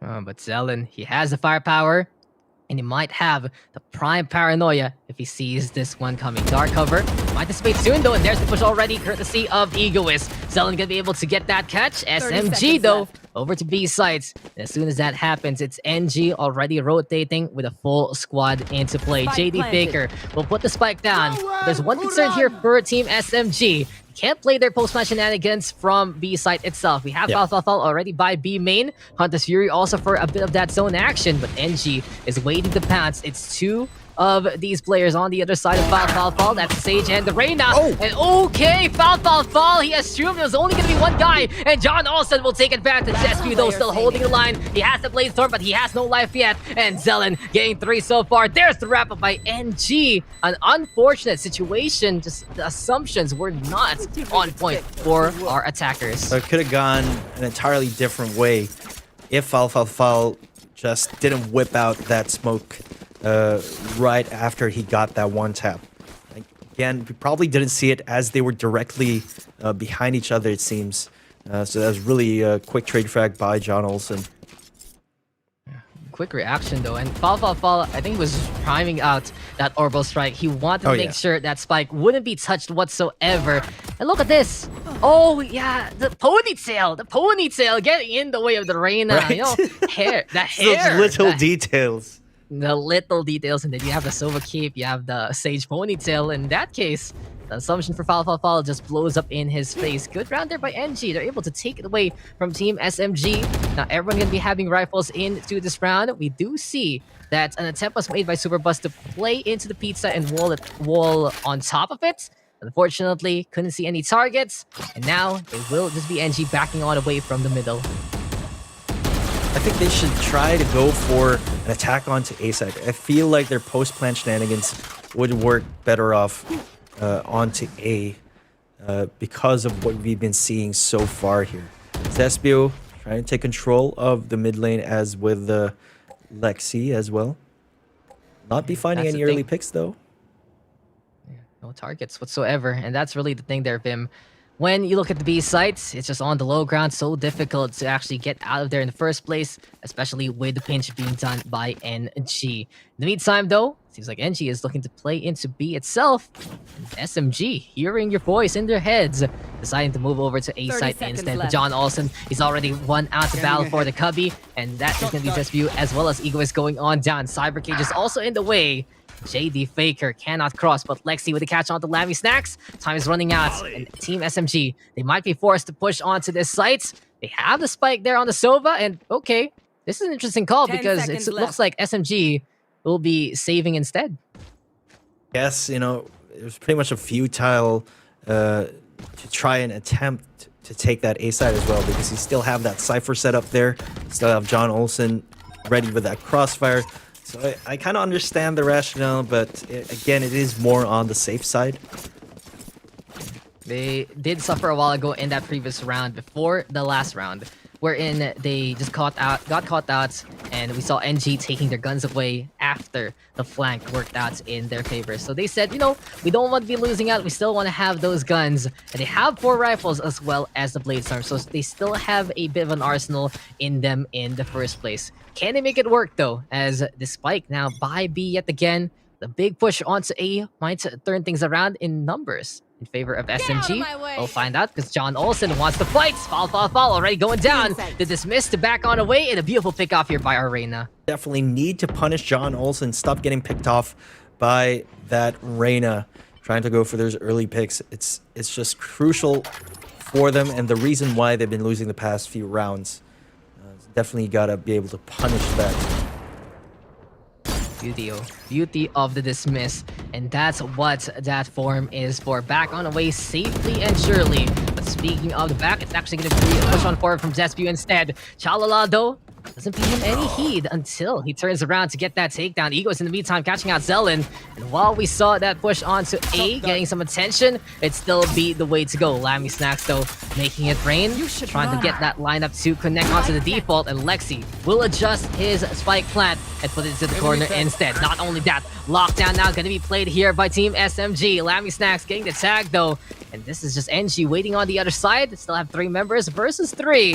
Thing is though, B main gonna be in control here for JD Faker. He's patient right now, waiting to see if anyone's gonna be peeking, waiting if anyone's gonna be moving through to the shed already, and more. John Olsen. Oh, the scan is perfect. Showstopper now for potential zone, and he unleashes it, but John Olsen still gets the kill. Here comes JD Faker, and Egoist though, but it's 3 on the board for Llerena. It's 1v1. Low ground right now for Egoist, and can we see him actually get the peek? No, it's Egoist instead. From below, getting the shot on, and the Killjoy will clutch it out in that round. That was just such a good move from Egoist, staying below ground and staying hidden from the line of sight of John Olsen. But it was just so close. I really thought that John Olsen had it in the bag. But in the end, Egoist just had that presence of mind to relocate and reposition beneath his line of sight. So hard to see it, and that scan though was so good for the side of NG. Beautiful pick off though from John Olsen. Not much people, honestly, could look a Showstopper in the eye and not panic, but he did. He got the kill on the race, he dismissed just in his face. Style points for days, but unfortunately, Ego is just having his number at the tail end of that. So 10-9, A-site might be next. Aldrone right now, trying to catch up a few tripwires here and there. Shocklands right now, forcing the Cyber Cage actually to be popped here by Chalala, and high ground right now being held by Team NG. Oh, Zespew going to be dashing onto that Cloud Burst, as John Olsen will be leering, sort of trying to stop that push. It's just Zespew on site right now. As per usual, leading that charge. Incendiary now gonna get thrown there by Fall. Prevent any kind of help onto the rafters itself, but then this 1v1, it's still Chalalala with the high ground and with the kill onto Zespew. Now, Team SMG, they've lost their entry here for now. They still have one more duelist on the other side of this site. As I say that, John Olsen already getting a kill. Smoke's not going to be into play anymore here for Team SMG. Chalalala making the crossbar happen at again. John Olsen, though, finding another kill. Will be Team SMG down to 1 member. Franco, NG is looking to go for that backstab, but John Olsen has gotten a triple, and this Llerena is feeling it so far. Yeah, absolutely on fire. John Olsen online with 25 kills on the board, currently top frag for this entire match. And really, probably the biggest factor as to why NG is in the lead right now is just him getting early picks, him being able to lock down a site, defending and getting those multi-kills as well, despite Superbus having not the best game of his life with only 3 kills on the board. And that's the thing, he knows how to use the dismisses so very well, and he times it so correctly in the right situations. You see him have no fear against showstoppers. You see him wait for the opportunity to go into that invulnerable mode and back on away or push on forward if need be. So we do get a pause here. SMG is down by 2, and they are going to be struggling on the economic side. It's NG now saying we've shaken off that first map, and you got to give it to these guys because they're showing how far their endurance can run, and it's looking to be very potent coming into the series. I mean, if you just tune in, guys, to some of our viewers right now, they just came from the first game. This is game number 2, and the first game was 16-14 in favor of Team SMG. So you can imagine the mental fortitude required for NG to be playing at this level despite suffering from that loss. And again, John Olsen just absolutely on fire right now. SMG was able to get a bit of breathing room when they were able to take out that round, when Egoist was able to clutch it out. But now they're back in dire straits, forced to go on that broken buy. This is not looking good for Team SMG at all. One Bulldog, two Sheriffs, a Ghost, and a Classic. Not really the dream loadout you're looking for. Feels like it's a bit of that consolation prize that you can get in the mail instead. But Zesbu, he's going to be there by mid-link. John also in the meantime, watching out for the courtyard. And he is just feeling confident right now. He has the Empress, and he wants to gather some more souls to add to his collection. Seems like, though, that will be the Brimstone alongside the Jet for now. The thing is, the spike is in the hands of Fall. If he gets caught, it'll be such a bad situation here for Team SMG. High ground right now for NG. And Lammy Snacks, he has the Odin. He's waiting to allow himself to mow it down. The darts, though, are coming. But here comes Lexi, already pushing over to the right-hand side. Lammy Snacks gets a scan. He's looking for the takedown, but Nano Swarm will force him away. He's going for that Aldrone to perhaps go for some more of those wall bangs. Spike has been planted. At the very least, SMG was able to get that spike and get a few extra creds. Cover going out. But I doubt they'll be able to secure the round win here, as NG is just going to go all in for that retake attempt here. John Olsen definitely be able to make short work of them here.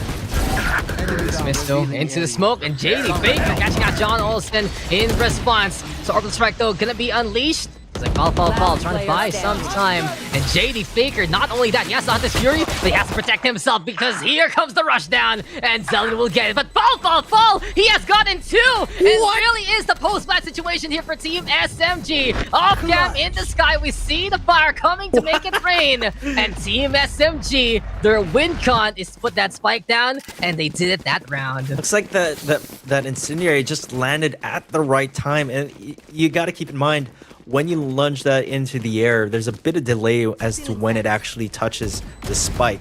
And it just happened at the right time. And here, I really thought that SMG just lost the round already.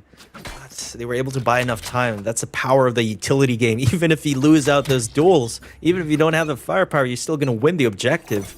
Placing swarm grenade. Welcome to the post plant. Can we give you a dose of suffering while you try to defuse that? You know, the only thing that these guys needs by this point might be that Viper. Unfortunately, it doesn't really fit the composition all too well unless you do want to play that double control plus that single raise duelist. In this case, though, Zespu, he is a comfortable Jet main. He is a star, really, of the region. What he does, but Super Bus, you don't see this angle often whatsoever. Okay. He finds that target. He just plays by the shed, and even though he got hit, he was reacted to by one of the members of Team SMG. He still finds the targets, and he's coming online at the right time to keep them alive. But Fall is there to catch that one out. Here comes Lammy Stacks. He's holding the line with that Odin. Zelen also trying to go for a bit of that backstab. Well, he's alongside the Cypher here of Chalalala.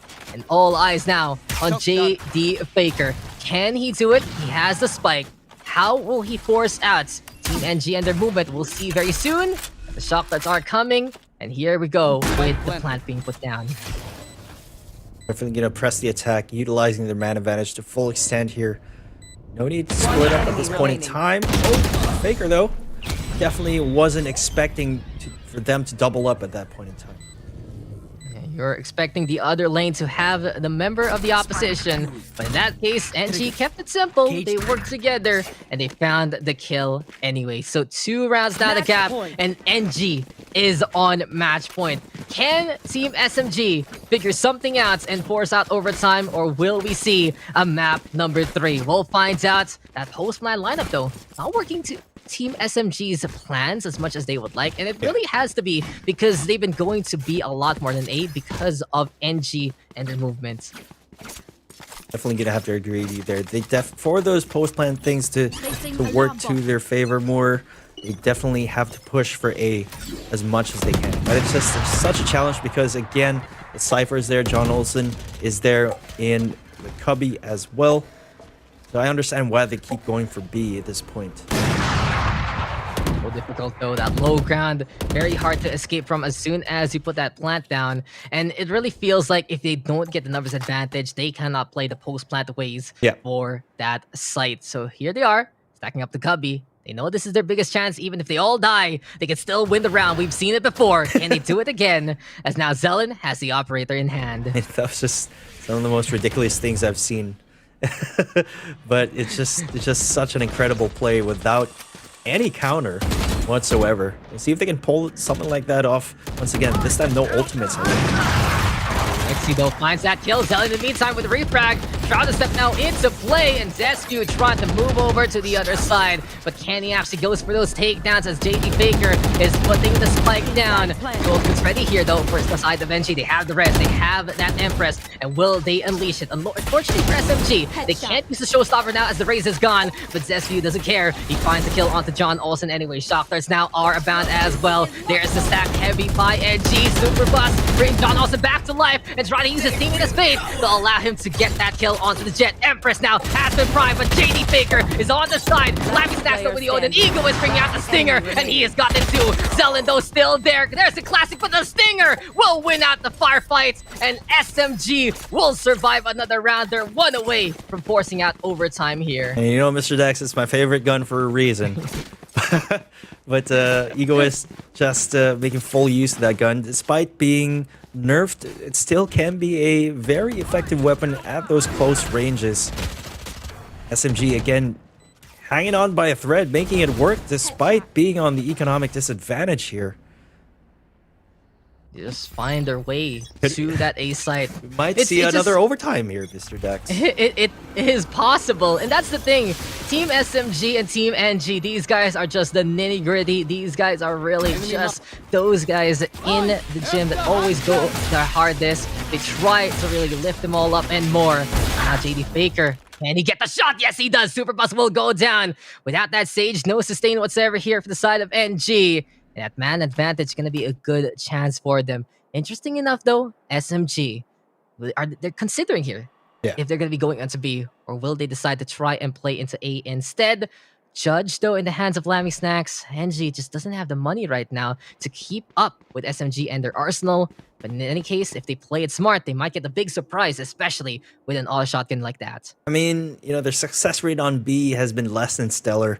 It kind of begs the question as to why they keep pushing for B. Might as well go with what worked for them so many times in the past, but Egoist will be putting the lockdown in place. Perhaps that's the reason why. Zespio could be on that Blade Storm, be making an entry to the site here. Yeah, Lammy Snacks also forced out. Bad situation there for the Sova. Can't stay on the inside of that dome. Left. Can't really get effectivity now with the Judge as he is all the way by the defense spawn. Showstopper though has been unleashed and fall trying to make it work. But John Olsen, what a shot there at the Egoist. Catching out to Killjoy at the right time, giving him a gun. Bladestorm now unleashed here by Zescu as well. And there's the duel of the duelists that John Olsen is able to win. Now there's the Lear. Recon Bolt though does give up that intel anyway. In this case for now, Cypher and the Sova can be on the other side. Lexi though finding that kill. Lammy Snacks does answer back. JD Faker and Zelly will get on the board as well. But fall. Oh, it's here gonna we be go. time for the orbital strike. He decides to go over to the left side, use his own mask cover, and he gets the kill on the Zelly. Can he do it against Llerena? No, it's not gonna be the clutch there. And John Olsen from the flank to the entry. The Llerena will reign supreme and give NG the map number 2 win. Gosh, can the series get any closer than this? I was getting ready to go into overtime, actually, but that wasn't the case thanks to John Olsen's Herculean efforts right there. And perhaps if that orbital strike was just placed a little bit to the right, that could have been a completely different story right there. I mean, he decided, I'm going to try and protect myself with that laser, and it really was a good angle for him to get the shots onto the doorway anyway. Unfortunately, that was just such a great shot from John Olsen. From such a trigger finger, that guy. The one tap there, and he won at that duel against the Jet on the other side. Bladestorm, B-Dam wasn't enough whatsoever for Team SMG. And we are going to be going into map number 3. Ascent has been quite a ride so far. But we are going to be, of course, getting a decider in the series that never stops. So we'll be right back, guys, and we'll be taking a little bit of a break. This is your Bounce Masters SEA.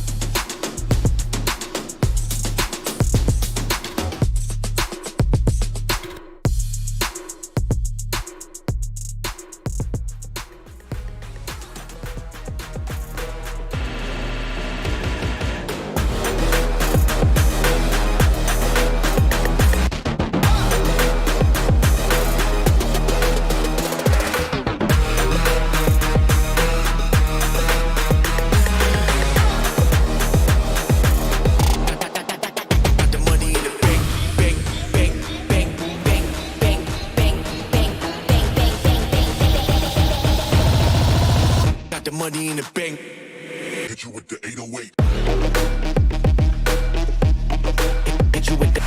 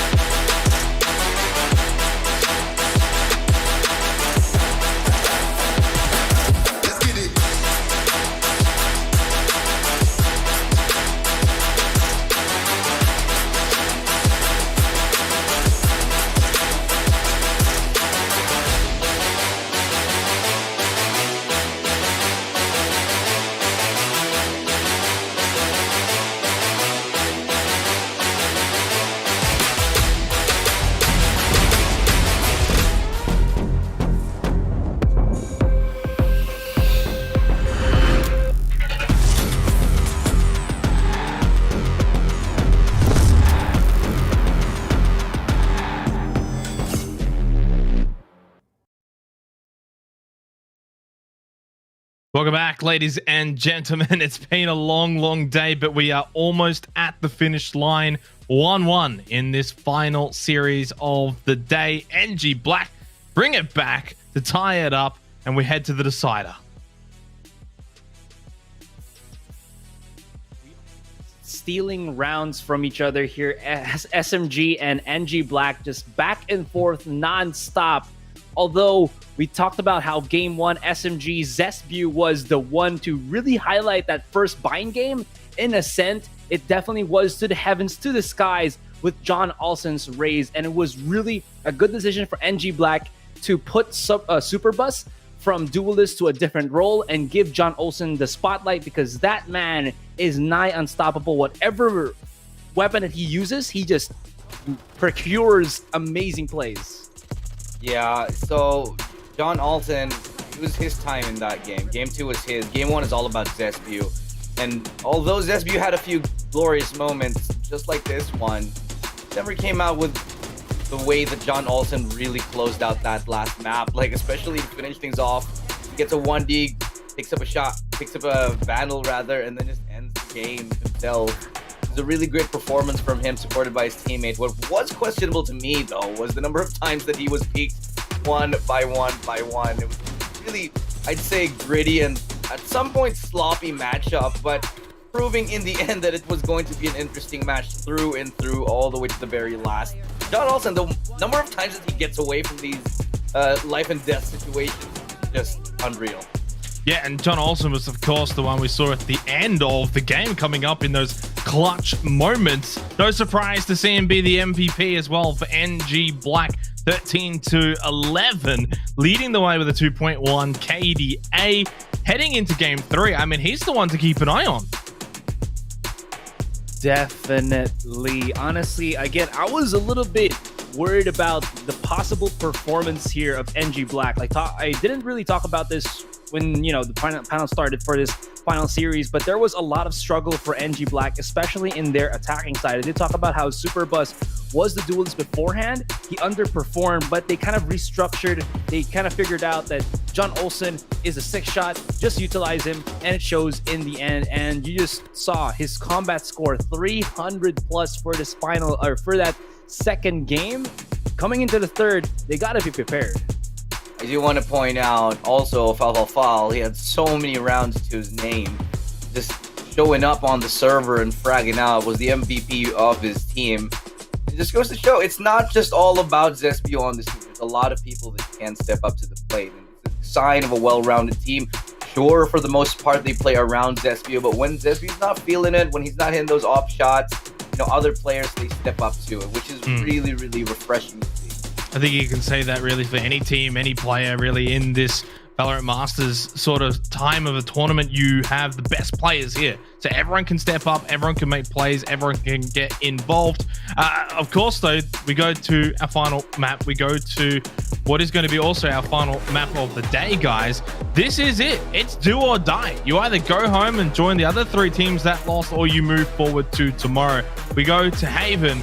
It is going to be our final map of the day. I will probably be looking at, I would say, NG.Black to take this. I am a huge fan of SMG ever since they were conceived for their Valorant roster.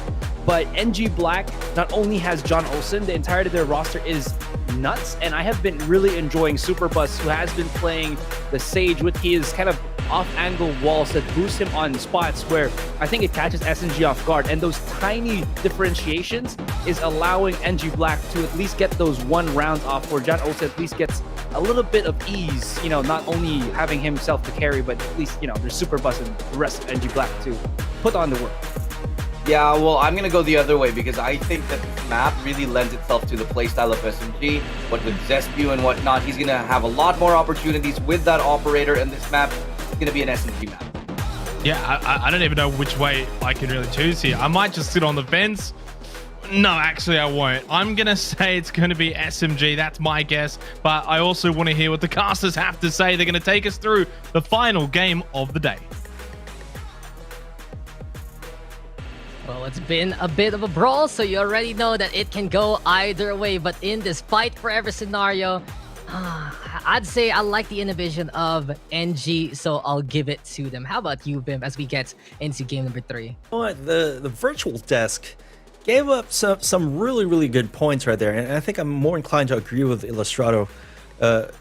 Zespio having a lot more space to move with that operator. We know how devastating he can be on that operator. And then, of course, conversely, on the other hand, if Superbus is going to go for that Sage yet again, there's so much Sage tech he can do on a map like Haven. So it could, definitely still up in the air, still a bit of a toss-up. But that remains to be seen whether or not SMG, are they going to go for that double duelist? Are we going to see that right now? Yeah, it's going to be interesting because SMG, they like to play a core double incel, double duelist composition to keep it simple, and really Haven is a map that lets you do that. But in the meantime, NG, I've seen them try out double duelist, I've seen them try out single duelist, but it does feel like the day has been a Sage kind of day for them. So they're really whipping out a completely new kind of set here into the Masters, and it's been working out for them in certain scenarios, even though it wasn't the best day a while ago. On Ascent for our Sage player, the wall techs have been useful, the slows have been sublime as well, and it really goes to show you can go beyond that KD ratio. But the battle between the duelists, yet again, has to be the biggest point of contention. Who will win it out in the third coming of this matchup? Can it be the power of Team SMG, or will it be NG trying to find ways to innovate and find ways to get those wins? I think SMG at this point in time, they're really going to innovate. They're probably not going to bring in the same lineup that we saw from the past couple of maps. Again, Haven is not that type of map to play for that post-plant game, although you can still do that, but I think they got to switch up their approach because it didn't work out for them as soon as NG adjusted their team comp in the second game. If John Olsen pops off the same way that he did last time around, you might need a little bit more firepower instead of staying power in your team lineup, SMG. I think the best answer, though, for a star is another star, and that's really going to be the case there for Zespio. If you can get the shots, if you can get the movements, then it'll be an easy time for Team SMG. And as I mentioned, here we go. We are going to be getting that double intel for Team SMG. Sova and Cypher, as expected. Omen going to be there, plus the Jet and the Reyna. Keeping it simple, very core composition that lets them just go hard with the entry and make it happen. But on the other side, There you go. Double duelist also. And John Olsen will finally whip out his jet. You gotta say Zesbu is one of the best jets here. John Olsen would like to beg to differ and put his hat on this table as well. Honestly, I'm really looking forward to see John Olsen on that jet. It's just been absolutely insane thus far, and we know how impactful a really insane jet can be on the field. Having that mobility in his kit, being able to avoid those refrags and staying alive as well, just like a Llerena would, obviously. But again, this can go either way. Both these teams now brought out those double duelists, especially in a map where it has 3 sites. You tend to want to push harder on those sites. Look for those kills, look for those takedowns. No Sage, if I remember correctly, on the side of NG though. It seems like they are going to be foregoing their experiment this time and be looking to bring out the Phoenix instead. But good to see John Olsen on his jet. That's the thing. That's how they won their slot into Masters. Some clutch moments in Challengers number 2 against X10. You would just be surprised how John Olsen is able to infiltrate and execute on the spot. I remember seeing that for grand finals there. But in this case, this is a fight for the tournament life. Actually, for both sides, it really is going to be a fight for the tournament lives because this is single elimination. This is map number 3. Winner moves on to the semifinals to face off against Boom. Loser will be out of the running. Taking a look at this. Looks like they're not wasting any time at all. Early aggression over there onto a short, it seems, Mr. Daks. Yeah. Back to our roots, though, with these comps. We get Omens on both sides, Somos on both sides, and it's Cypher versus Killjoy and Llerena versus Phoenix. So we'll be getting a good old-fashioned round of Valorant compared to the post-plant kind of mind games and situations we've seen before. I wouldn't be surprised to see this game go a bit quicker compared to the other sets. But of course, these guys are very, very patient. Their whole playstyle has evolved around finding those weaknesses. And a map like this, there's a lot of space to look for an Achilles heel of sorts. Chalalado over to the other side of C. Watching out long as much as possible. There we go, though, with the smoke being thrown. Alarm bot now gets the trigger, and the garage now gonna get invaded here by the side of SMG. SMG here on the attack. Foul, though, does find a kill off John Olsen. Lavy Snacks, though, in the meantime, and Chalalala finding the kills on the board, making a bit of the crossfire yet again from the logs, as well as in behind this box, and just the burst fire yet again, making it crispy. Triple kill here for the Killjoy to wrap up the round. Ever since they made the nerfs to the Classic, and of course boosted the cost of the Frenzy, it's just a lot of people still have been forgetting the power of the Classic still. It's just still a devastating weapon in the right hands. Chalalala making, proving a point to all of us here. Easy right clicks to secure the round win. Yeah, close range is so potent, and like I say, in that first fire, some of your shots especially can connect to the head. And in this case now, it will be NG off to a good start. And we're seeing that momentum here from NG. They had a good start a while ago. They're doing it yet again. John also now feeling the heat, and it seems like he is just ready to pounce yet again with speed this time. Egoist! He jumps to try and avoid the shots by John Olsen, and Lammy Snacks even hitting the shock dart there. But the power of the wind, the power of aim in the hands of NG right now as they clean up that round so quickly.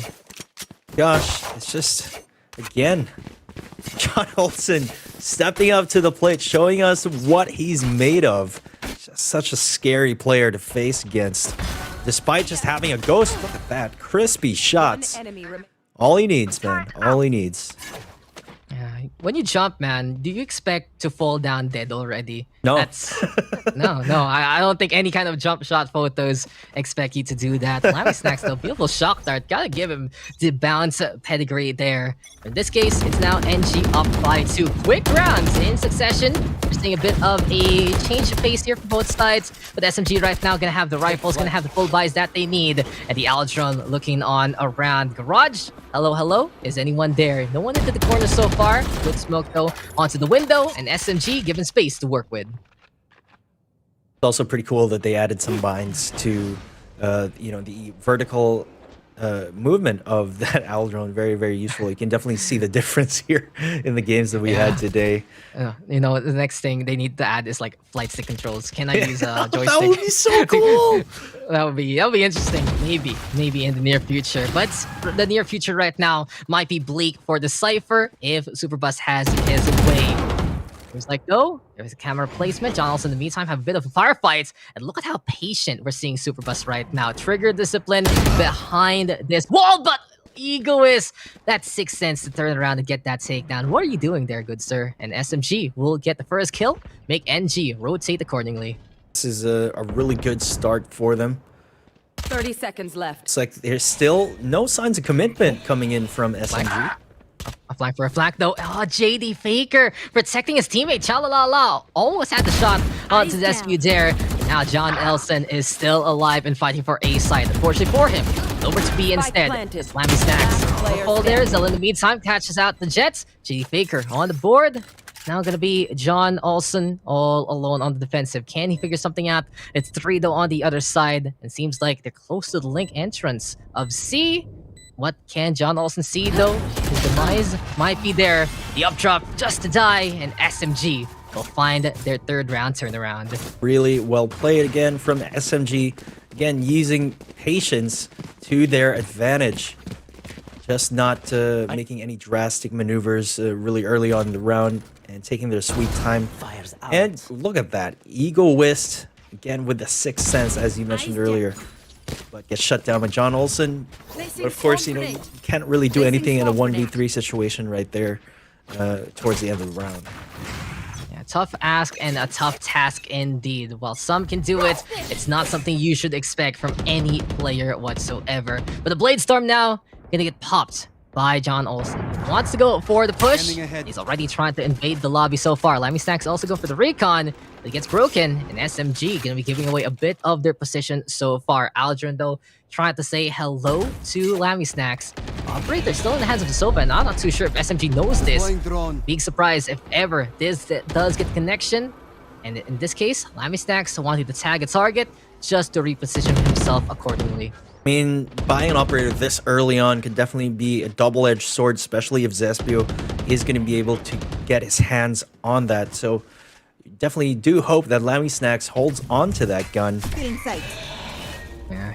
As soon as he gets spotted by his SP, you know he'll be on the hunt and he'll be wanting a 3-up to his arsenal. But Lammy Snacks already unleashing it. And apparently the prime target for it will get the shot instead. Zespew not going to go down alongside Lexi. JD Faker though catching out Lammy Snacks, catching out the Sova, preventing the operator from firing any more shots. But John Olsen in behind, taking his sweet time to hit those blades. He does catch out JD Faker, but it's all sheer for him. Dark cover though into play, and here we go with Team SMG trying to play onto C sites.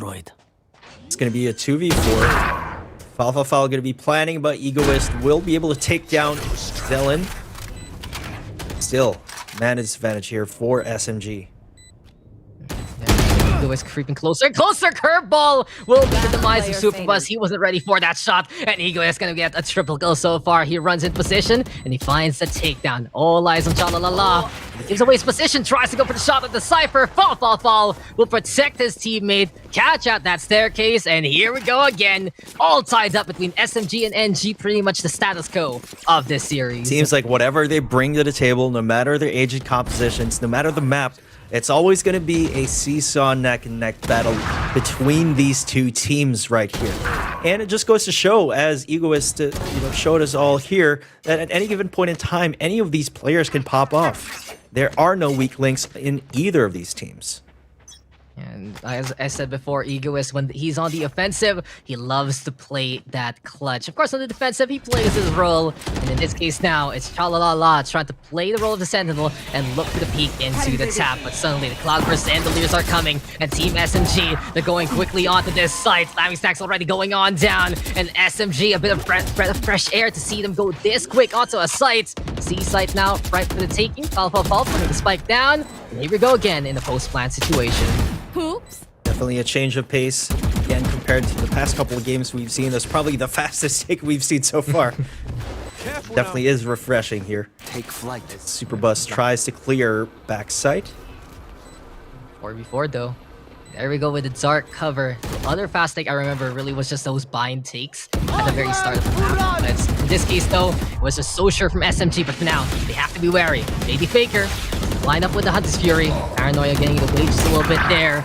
In this case now, as the smoke dissipates, it's gonna be 2 kills, make that 3 for Team SMG. Beautiful shock dart there from JD Faker. John Olsen now gonna be surviving to live to fight another day with this gun. But Team SMG, they've done the job, they got the lineup, and they get a round win after the Hunter's Fury was unleashed to fruition.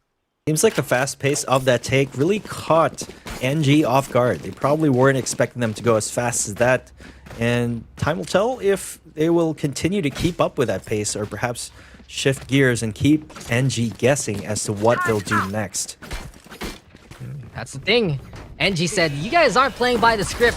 Who expected Team SMG to run in this way? And, you know, a team shouldn't be predictable. This is what you want to do. Find ways to innovate. And in this case, they're playing to their playstyle, but also bringing out the speed that they would like in the first place. But now as we get into the round, it's Lexi already on the board. Superbus trying to make a play. And apparently the Phoenix won't be rising from this ashes anytime soon. Just so risky to peek off of that mid lane. It really is a 50-50 chance of you surviving and you dying. Just okay, Lamisack's going to be forced to reposition here as SMG tries to make their way slowly onto A site. Yeah, Aldro though leading the way, runs out of battery 3 unfortunately, so Zespi will have to make it work instead. A train of members of Team SMG though are pulling into A station. And will they be able to hop off this ride anytime soon and put the spike down? From the Shadow Smoke gonna be the play already. Bit of that scout surf now. John Olsen behind those Cloudbursts though. And Zelen on the high ground. Ego is gonna go down. Lexi in the meantime finding that target. And John Olsen taking advantage of these Cloudbursts dissipating to get 2 and make that 3. Doesn't care about the Lear. Lexi though in the meantime getting a triple kill of his own. With all eyes now on the Llerena. He has the Empress available. 30 seconds the question is, can he find an opportunity here? He's putting the spike down though. So far, Cha-la-la-la-la and Lammy Snacks looking to play in different spots. There's the second leader though being thrown. No more utility left here for Lexi. Recon bolts. Right, completely though, that's where Llerena is at. In the high ground, not gonna be enough. Lexi deciding to dismiss on the way, but the chase is on! And cha-la-la-la, he had an idea. He knew where Lexi could have gone, and he got the right guess at the right time, giving NG this round. It's one of those moments wherein, you know, maybe a dismiss wasn't the right thing to do, but then you realize it and it's too late, and your opponent waits for your dismiss to run out, and then boom, you're dead. But just John Olsen again, locking down the site all by himself, despite being blind, despite that Hunter's Fury in his face, still manages to get a 3rd kill. Yeah, keeping cool. And that's really one of the other things that might put the Phantom and Vandal debate still ongoing, because he just used those tracking rounds from the Vandal to figure out where his opponent was, sprayed it down completely and correctly, allowed him to get 3 kills before his fall. So great play there by John Olsen yet again, timing it right with those smokes dissipating. In that case, also good catch there by Cha-la-la-la. But SMG, quickly as they come, this speed is unparalleled so far in this series, and I'm liking it. But in this case, though, Egoist, he finds Superbus there. Cybercage now gonna get in the way so he can get that gun. Neuraltef also get that intel, but seems like Cha-la-la-la has an answer. The Dome of Doom is there. The Killjoy lockdown gonna be into play. JD Faker with a shutdown onto John Olsen and a beautiful wall bang there from Lexi. But Lammy Snacks, the judge is in hand. Cha-la-la-la, defusing halfway. And the spike defuser gonna get taken down there by Egoist. It's 2 left here for the side of NG. But SMG knowing exactly where they put that thing down. No lost and found whatsoever. They have the idea and they get this round. When you go for that B sort of execute wherein everyone exits the site and just plays post plant and try to shoot through the smoke, it's really hard to counter that execute unless you get a flank onto mid window. And they left that unchecked, and that's why SMG was able to secure that round pretty much without any effort at all, despite Lammy Sacks getting a really good kill with that judge onto Garage. And unfortunately, when he's on the other side, he can't make it work. And SMG just spraying it down, mowing it down, and winning at that round. So NG now going to be put in an eagle state. They have 2 sheriffs, they have that Bucky, and of course a bunch of classics, but they can unleash the Blade Storm at a moment's notice. In this case now, SMG just playing a bit more careful. They don't want to be giving up their guns whatsoever. They know NG has little to lose except the round point itself. In this case now, SMG looking to play onto A site again, and they might need Super Bus here. The Cyber Cage will cover their tracks for now.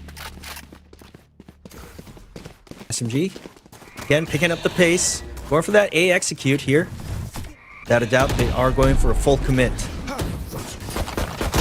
Purple gonna be in the play. Beautiful blind, but unfortunately, the flash is just not gonna be enough, and Fall will get the takedown. SMG looking to make Haven their playground, and things are looking good for them as they get the spike down. Zespi though, they catch on to John Olsen. He gets another one on the board as the Jet finds the one on the higher ground. Interesting call for Lammy Snacks though. He's the one with the Bucky. Is he waiting for someone to dash on in? Or will he get that surprise kill from above? Will it be an assassination out of nowhere? As we already see Chalalala trying to play in behind. It's dangerous though, because the Killjoy doesn't have any gun whatsoever, doesn't want to suffer against any kind of money penalties later on. Now, there's the peek from Lammy Snacks to confirm his demise. And Chalalala, he breaks the tripwire. He's looking for the duel against the Cypher, pushing on forward. Oh, the peaks though, and here comes SMG, a face full of 5, and SMG will be up to that 5 score as well. NG not really able to do much there, again, given the gun disadvantage. Now, perhaps it's going to be a different story as they will be able to go on rifle buys here. NG taking a look at Super Bus. Despite him being on the duelist role, we were theorizing that perhaps it was just him on the stage in the previous game. Maybe he wasn't having such a good game, but he's not doing so well either this time around. Despite being on the Phoenix, he definitely want to be able to find those kills. Just not happening as of this moment for Super Bus. Definitely needs to step up to the plate here. Yeah, they need him to really bring out that second role because their innovation basically going to be gone coming into the series. Sure, it's a different comp from what we've seen so far from NG, but at the same time, they're looking to fight SMG in their territory. It's double duelist now versus double duelist, and when you have one of these members who can't step up to the plates, it's not going to be enough firepower here for Team NG. And when you look at Team SMG, they're feeling so comfortable right now. They pick up the pace because they're feeling confident that they can win those duels. And as the panel has mentioned, when you see SMG in their element, in their playground, then that's really the best SMG experience. And not only that, Zespew isn't even top ranking right now. It's Egoist and JD Faker. So you can really see that the team effort has been put out by SMG, and they're hungry for these kills and hungry to move into the semifinals. When you see an even scoreboard like that, you see that it's a concerted effort from the entire team. Things are going well for them. It's also reflected by the scoreline and economic status right now. Yeah, in this case, though, it's still anyone's game as it's 5-3. We've seen the scoreline before, but SMG, they have a chance to pull on away. This now feels like this can be a round that can define the economy coming into the next ones. If SMG can take it here, it will be a good case for them to try and run away with this game. We've had so many series that have become dominations. We've also seen this series, in contrast, just become such a tug-of-war between teams. The quarterfinals have been amazing so far in the SEA Masters, but Egoist, that has to hurt Super Bus because you're just getting spammed down and you still die. Yeah. Another death to the toll for NG. I was going to say it was going to be nighttime for Super Bus to make something out of his kit as he had that running back online, but just not enough as SMG Lexi will be making way onto C-Site. And fall. Same place, same time. Put that spike down. It feels like it's on the rerun, though. The C-take here for Team SMG. And they're set on up already because JD Faker, he has that Hunter's Fury. Zespew in the meantime, he's playing on top of those crates. And he catches out Chalalala before his fall to the hand of Zelen. From the shadows available here for the Omen, but probably will not have many situations to use it right now in this round. Many of the defenders of Team SMG in this post-match situation going to be all the way on the other side of C-Long, and the initial defenders of NG say, okay, that's enough. There's no way we can make this happen. They're backing on away. Zelen might even consider going for the exits, though. Not even going for that, it seems. Again, this is more common of what we saw here today. 3-man saves. Again, just keeping an eye out for how the future rounds will play out. Just SMG really clean on executing. and really capitalizing on the fact that Superbus is not able to hold his ground. So really, when you're in a man down on defense here, especially in Haven where you have 3 sites, it's just compounded the impact of being a man down. Yeah, exactly. And it feels like for Team NG, they're basically emulating that man down scenario right now. Until we see Superbus get on the board and make a play, it will be the struggles of NG. And if you lose someone like John Olsen or Lammy Snacks, it's gonna be even worse. But NG, they know they can rely on Superbus for good reason. He's played an interesting set today, especially on that Sage.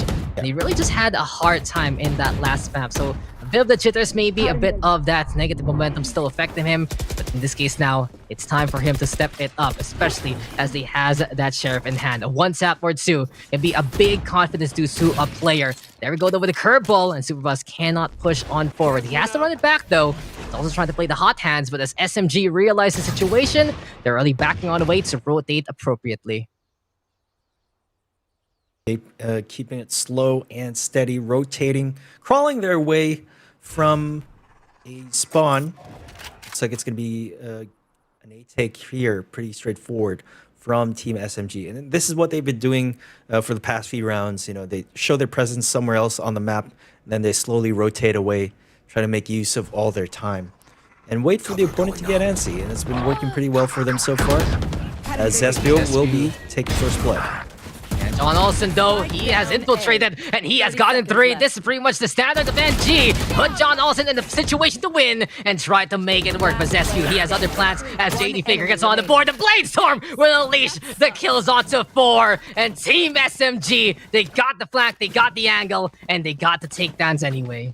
And John Olsen again popping off just as usual, but you really cannot rely on just one man to secure the victory for your team. Taking a look at the scoreboard, John Olsen leading the pack with 13 frags, but the rest of his team trailing far behind him. SBO, though, with that first blood. John Olsen with a quick multi-kill. This guy is just absolutely insane. But in the end, you can't rely on him to ace that round.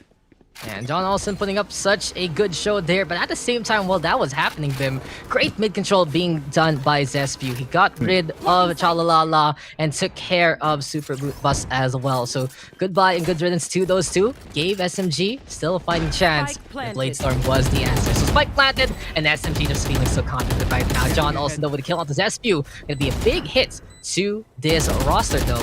Lexi trying to back on away from the recon bolt so far. Llerena gonna be into play. There's the push. The Lavi Stacks doesn't get about it, but Fall does get the refrag. Here comes JD Faker now with the Hunter's Fury as Chalala gets on the board. Running back though has been unleashed in this 2v3. Can JD find the shock bolts to connect? Egoist though catching out the Killjoy, preventing that defuse, and Superbus gonna fall again. It's Zelen though catching out the Sova. 1v1, but time is ticking, and Egoist might have the advantage here.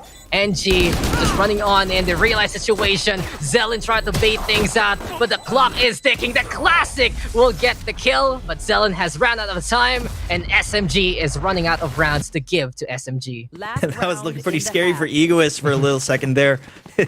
His aim was just through the roof. But again, what matters is that he was able to secure the objective.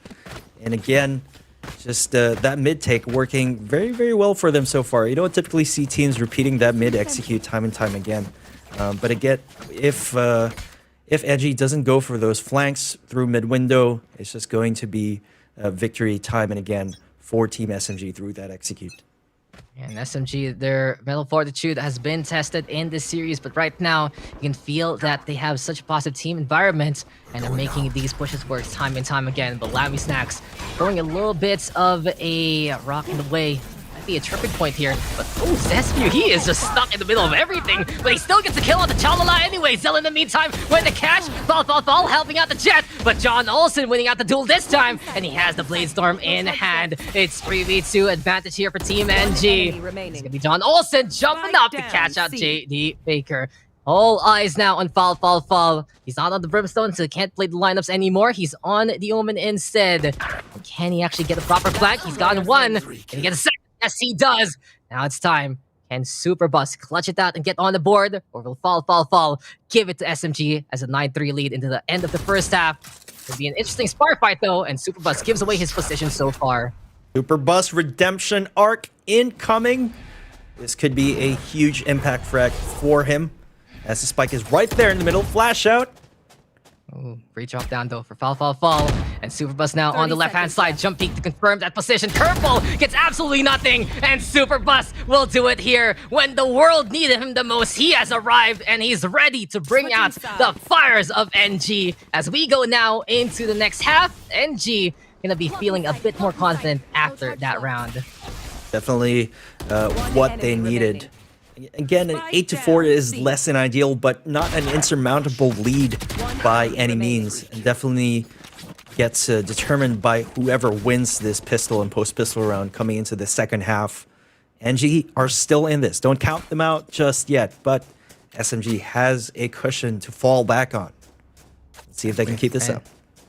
They're on the defense now, and that's the thing for Team SMG. They have a 4-round gap, and they can actually run away with the lead if things go in their favor coming into the pistol. But NG, they finally got their second duelist on the board, and a clutch situation is such a good boon to your mental. So in this case now, we'll be seeing the side of the Jet and Phoenix, apparently playing in the middle. One watching that garage entrance, the double doors there. In the meantime, B sites being watched over by Superbus as well, as they're trying to make a push happen into the middle. Tripwire though is on the other side. Spike has been left behind, and it seems like for NG, trying to scout out the competition before committing onto a site. But SMG, they don't want to be wasting any time, and they're narrowing down the movement and the choices of Team NG. This is sort of what they've been doing in the other maps, this very proactive play style, and I like it. It really, really works out well for them. Let's see if Lexi will be able to get caught out by the alarm bot. Yes, he does. He's going to be going back to A site. Don't want to deal with that. Vulnerable states, amplifying that damage. It's a big no for anyone trying to survive. If you think a leg shot hurts, you're gonna be feeling the pain all the way till you're dead there. And SMG for now, they'll be backing on away, playing a bit more standard on the defensive side, rotating already over to A. We got JD Faker, look to play that high ground. The smoke will cover his way. Superbus still trying to play the entry. JD Faker catching out John Olsen despite all that. And Lexi also on the board. Seems like the Phoenix couldn't clear out the short angle. And Superbus catches out the Llerena, but no fall has gotten to make that 3. And Team SMG is just running and gunning their way to win out that round. NG, I don't think they're playing as explosive as they should. They seem very paralyzed, perhaps neutered in a sense that SMG is just dictating the pace of the match right now. They're getting so much map real estate, so much map control, so much information, and they're really capitalizing on that. So perhaps NG really need to play a little bit more proactively. It's like they're kind of getting scared. And this is just NG unable to keep up with SMG. SMG has been boosted by their elements, by their playstyle. They're feeling so comfortable. And NG, they tried to mirror it rather than look for the innovation that has been the way to go for the past 2 games. In this case now, it does feel like they have to step it up in complete warfare, in complete mechanical prowess versus the side of SMG. That's a good start there. Zelen shutting down Lexi. Llerena can really pop off and just go ham at chaining kills left, right, and center. In this case, though, still NG with the man advantage. They don't have the guns that they would like, though. They have to be careful because one quick position from Team SMG can mow down multiple members of the attacking side. Here we are at the mid lane. Superbus has a spike in his hands. Breaks down that tripwire. Not ready to commit just yet. It's hard to commit, man. It just feels like you have to make a big decision. And it's a lot easier to do in Valorant, that's the thing. And over to A sites, it's going to be one of those 3 choices here of the side of Team NG. The Jet, though, over onto the other side already. It seems like we got Zesview ready to pounce. And look at his angle. JD Faker getting 2 so far. SMG just mowing down the competition with their extra fire rates. And Lammy Stacks finding the Jet. But besides that, its Ego is there to get the refrag and get that takedown. SMG now at double digits and 3 away from moving on to the semifinals. Pretty much a meat grinder at that point in time. Looks like NG is running out of steam. This is not what we saw from them in the previous map and on the first map as well. Looks like that mental fatigue that we were talking about is starting to wear on them just a little bit because they're playing a lot slower and they're not really hitting the right shots that they need to and not winning the duels that matter when executing the site here. sharpness necessary to win out duels and fights like this. As already Zespio looking to check things out with that updraft, but as soon as he sees all those members, he says, nope, I'm out of here. I'm gonna be backing on away. But that's the thing. NG, they need to clear out these sides a little better, and Superbus, he decides to go inside the smoke, still mid-reload, and Lexi will take advantage of that and get that takedown. The Sovido of Lammy Snacks trying to go for the push over to the right side. And A-Long now being held together by Team NG. Almost got the shot onto Zespio there. The Jet will stay alive. He's trying to bait things out.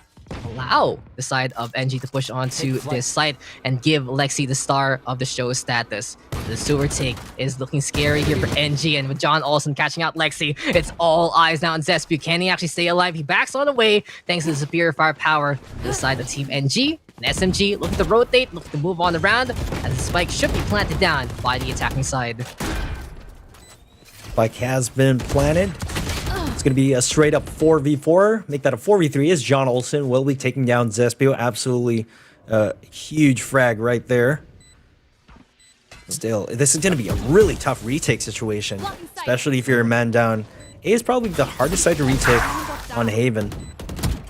And he caught by the third, and John Olsen, he was watching out for the recon dart, but apparently all he needs to watch out for are people coming his way. 4 in a row for the Jets. And NG, they will fight back in that third round of the second half. They had the guns, they were able to bring in the brawl, and now they stand a chance against SMG. But at the same time, the other side not only whipping out the rifles, but the operator is now in the hands of Zespio. And and Odin is going to be saying oh no to anyone trying to play that garage if ever. Anyone playing the garage or perhaps even that mid angle. But again, things tend to change when Zespio is on that operator. It can be a huge game changer. He's going to be peeking out of a long, try to get an early pick here, but doesn't seem like he's going to find any just yet. There's a lot of NG stacking up the mid lane. Aldrin though, looking to say hello, and at the very least trying to trigger those tripwires. Good stuff with the Sova reconnaissance. You want to just get rid of that utility, especially those Cypher traps getting in the way, so Ego's not going to have much tools to work with coming into this round. But NG, they're still trying to play into the middle. They have to be careful. Shock Dart right now, looking for the connection. Zelen gonna get tagged there. And he's almost out of armor just because of that. JD Picker in the meantime, here comes the recon. And does it actually lead to him making the Odin count? No, Zelen will find the target instead. Lexi though waiting on the other side, and there we go with a takedown already. He has the Empress. Will he unleash it here as Zelen puts that spike down? SMG, they're waiting on the other side. NG decides to back on away. Flank though from Egoist might work out in their favor. And SMG, they get on the board. Lavisax though in the meantime, catching one out on the other side of the map. And SMG right now, have to be careful because the curveball is coming. There we go with a little bit of the bait and switch from a super bus. And he finds the kill onto Zespio. Lexi still waiting on the other side, but things are getting dire here for the defense. But never mind, as I say that, the Raider will get that kill. Zelen though from the link, catching out fall. The shock darts are coming. SMG, can they even defuse it? They go for the push though, and Lammy Snacks over to the high ground, over at the window, and over and out to get that round for NG.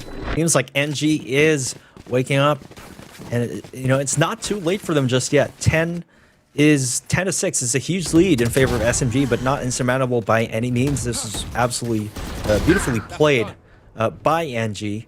Finally, Super Bus again securing those kills that he needs to. Effectively securing the round for his team right there. Let's see if NG can keep up this momentum as Team SMG will be forced to go on a save here. This is looking pretty good for them. And for NG, seems like this gap is not insurmountable whatsoever. They're trying to close it up, especially in an eco round right now for SMG. Gonna be a bit easier for them, but Lexi, he still catches out Superbus anyway. The Phoenix gonna be falling on down yet again. In the meantime though, foul, gonna get traded on out. And NG right now, having to back on, wanting to push on rather a little bit more. And SMG, they decide to play onto the sewer instead. Now NG backing on away as C is ripe for the taking. Sova is waiting for an opportunity, and Lammy Snacks catches out one more. But Lexi is there alongside Cebu, and it's just looking good here for SMG to get a few guns into their arsenal. NG though have made the journey to C site, and they put the spike down. I mean, this is still a tall order for them. 2 of them only on rifles, as opposed to 3 rifles on the side of NG. But still definitely winnable here as Lexi will be taking down John Olsen, the biggest threat on the board for them right now. remaining. And Witness and Zespew find Zelen trying to set something up. Now all eyes on Chalalala. The Nano Swarm has been popped. Swarm grenade. Doesn't have enough to prevent this defuse. And Zespew from above finds a target, he finds the kill. SMG, they're cutting it close. And they should be able to make it to that defuse. 11-6 now, gonna be the scoreline. What a steal though, and what's around there from Blexy. Just making those sheriff taps count. I feel like during this defensive half, SMG is most successful when they take the matters into their own hands when it comes to proactive play style in terms of those defensive efforts. And that's exactly what they did there, worked out pretty well. And I think they should keep that up, especially in this next round. Try to keep up the pressure from NG and take a lot of map real estate away from them. Try to box them in, dictate the pace of the game, as they were doing during the previous rounds. And that offense and defense helping out SMG time and time again. For NG though, not only do they have the guns, but look at that. So many ultimates to use. Which one will they choose? They're running out of rounds though to fight against Team SMG. 2 more and it's SMG moving on to the semifinals. We got Egoist now playing into that cubby. Waiting for someone to come. Superbus though in the meantime, trying to spray it down. Garage take going to be in order here for NG as the Owl drone will trigger the trip bar for now. Trying to clear out that garage window, not be able to find out any information. However, SMG again on the aggressive, proactive stance. I'd love to see it. John Olsen could be in for a rough surprise here if he is about to peek that long angle. Let's be careful. That's not just one, that's 2. The running back now gonna get unleashed here by NG. They have to find the punishes though in these kind of scenarios. This might be the best case if they can get that Llerena, but no. Superbus gonna get fended off by Alexi, who doesn't even take any bit of damage there, I believe. John Olsen on the other side of the smoke so far. And there we have it. Fall. He's to be caught out after his own dark cover dissipates, but Egoist, he doesn't care. He has got it too. He's lining up a bit more. He's got it a third, but Lammy Stacks does find him out. It's 3v2 though, as SMG now has a man advantage. Seems like for NG, they're trying to decide if they can actually make this A-take happen, but someone's watching from above, and his name is Lexi. The Phoenix, able to move on forward. They're looking for the spike, though. And this is the perfect opportunity. Lammy Snacks has run out of time. It's actually good to put this spike down, and just the survival of SMG. Okay! Surprise! Okay, surprise indeed. Superbus just wasn't ready for that one whatsoever, and it's now match points for Team SMG. SMG just got to keep up the pace, keep up that proactive stance. And I see no counterplay coming in from NG right now. You just got to keep them guessing, just like what they did here. Egoist just hitting all his shots. NG almost clutching it out during that round, but Lexi choosing to stay hidden because they didn't have enough time to plant the spike. Match point now. They can close it out this round. And NG, they don't even have the guns they need. Never put your eyes away from that monitor. And Superbus, because of that, he only has a Spectre in to play instead. Bladestorm, though, has been released by John Olsen, and NG just fighting for their lives right now. They want to try to make it a 2-for-2 and tie reps into the semifinals. But things are looking dire as our Singaporean team on the other side. Team SMG is hungry to make this one work. They were the latest addition to this bracket, but right now, they look to be the latest addition to the semifinals instead. Recon Bolt right now gets some confirmation. Vito has made that operator shot count. And even though Superbus had the initial shots, SB still is able to move on away. Lexi, though, in behind right now, playing the flank. Will be the spike in the hands of that Phoenix, but Eagle is cleaning up house. Chalala there on the board. Now then, can we actually get the catch, though, of that spike? JD Faker trying to push on forward. The lockdown now gonna be into play from the attacking side. NG trying to use any kind of tools left. It's just not working for them here, Vim. Very, very dire situation for Superbus, especially with that operator at a 1v2. This is really, really tough for him. Chances are very, very slim, but, you know, anything's possible.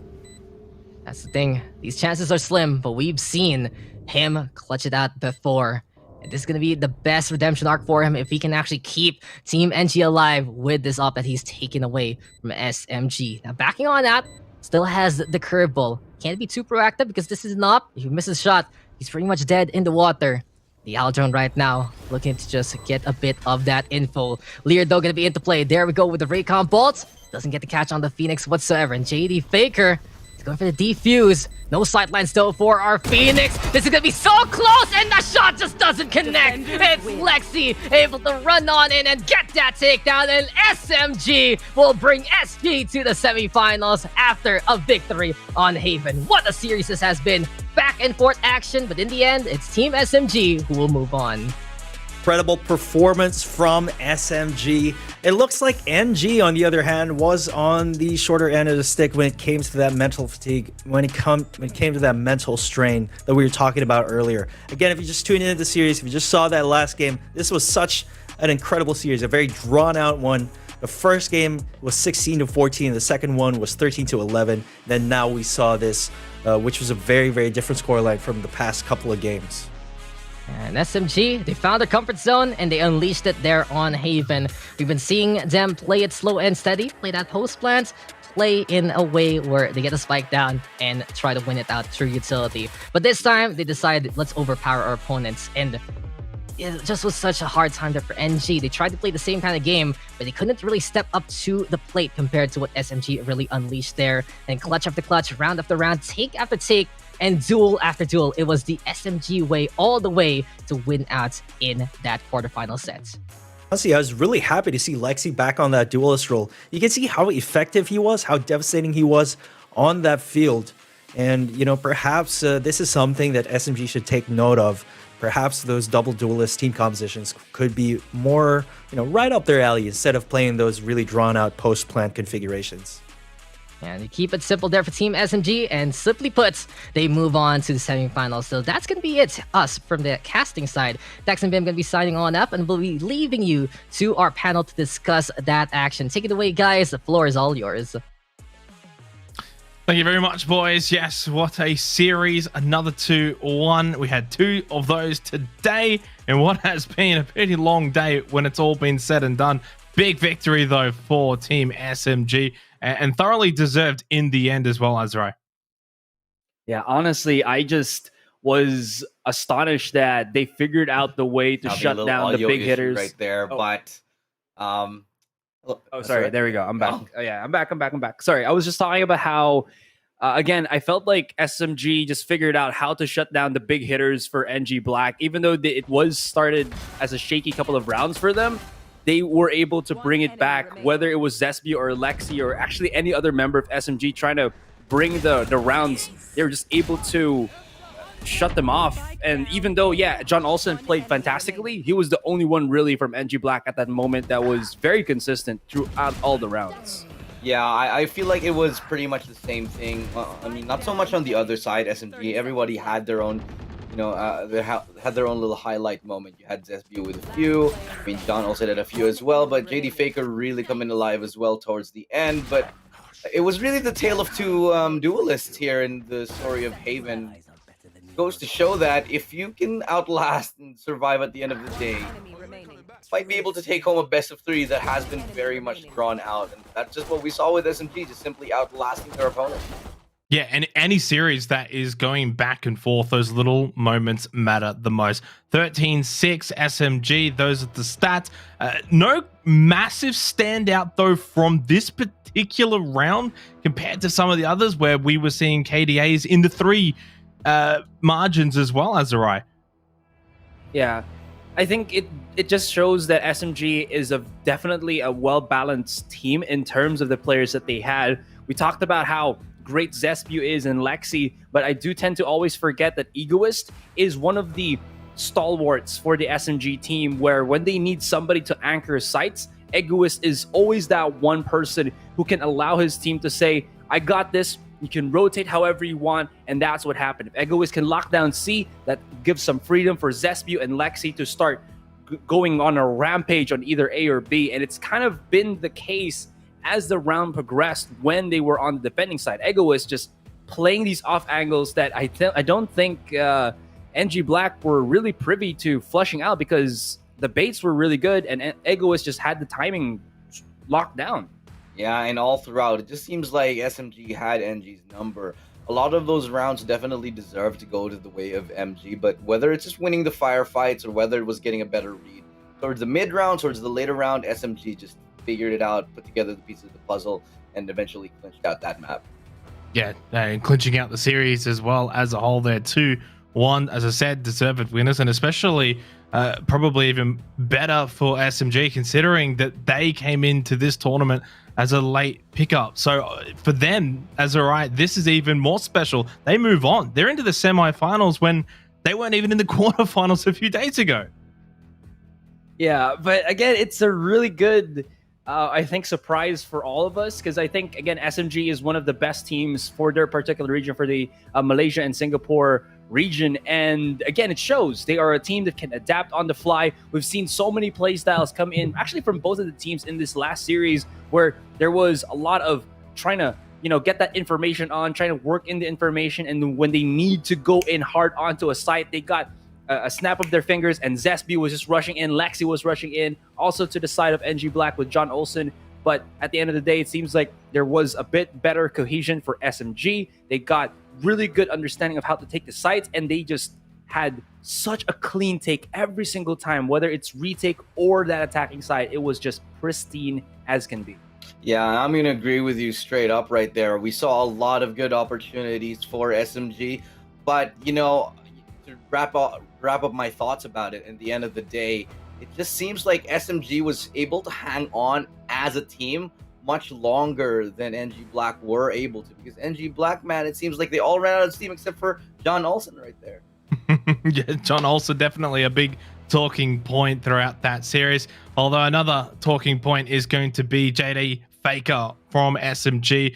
We've got an interview with him. Firstly, congratulations, JD Faker, or just JD. Hi. You guys must be absolutely thrilled that you're going into the semifinals.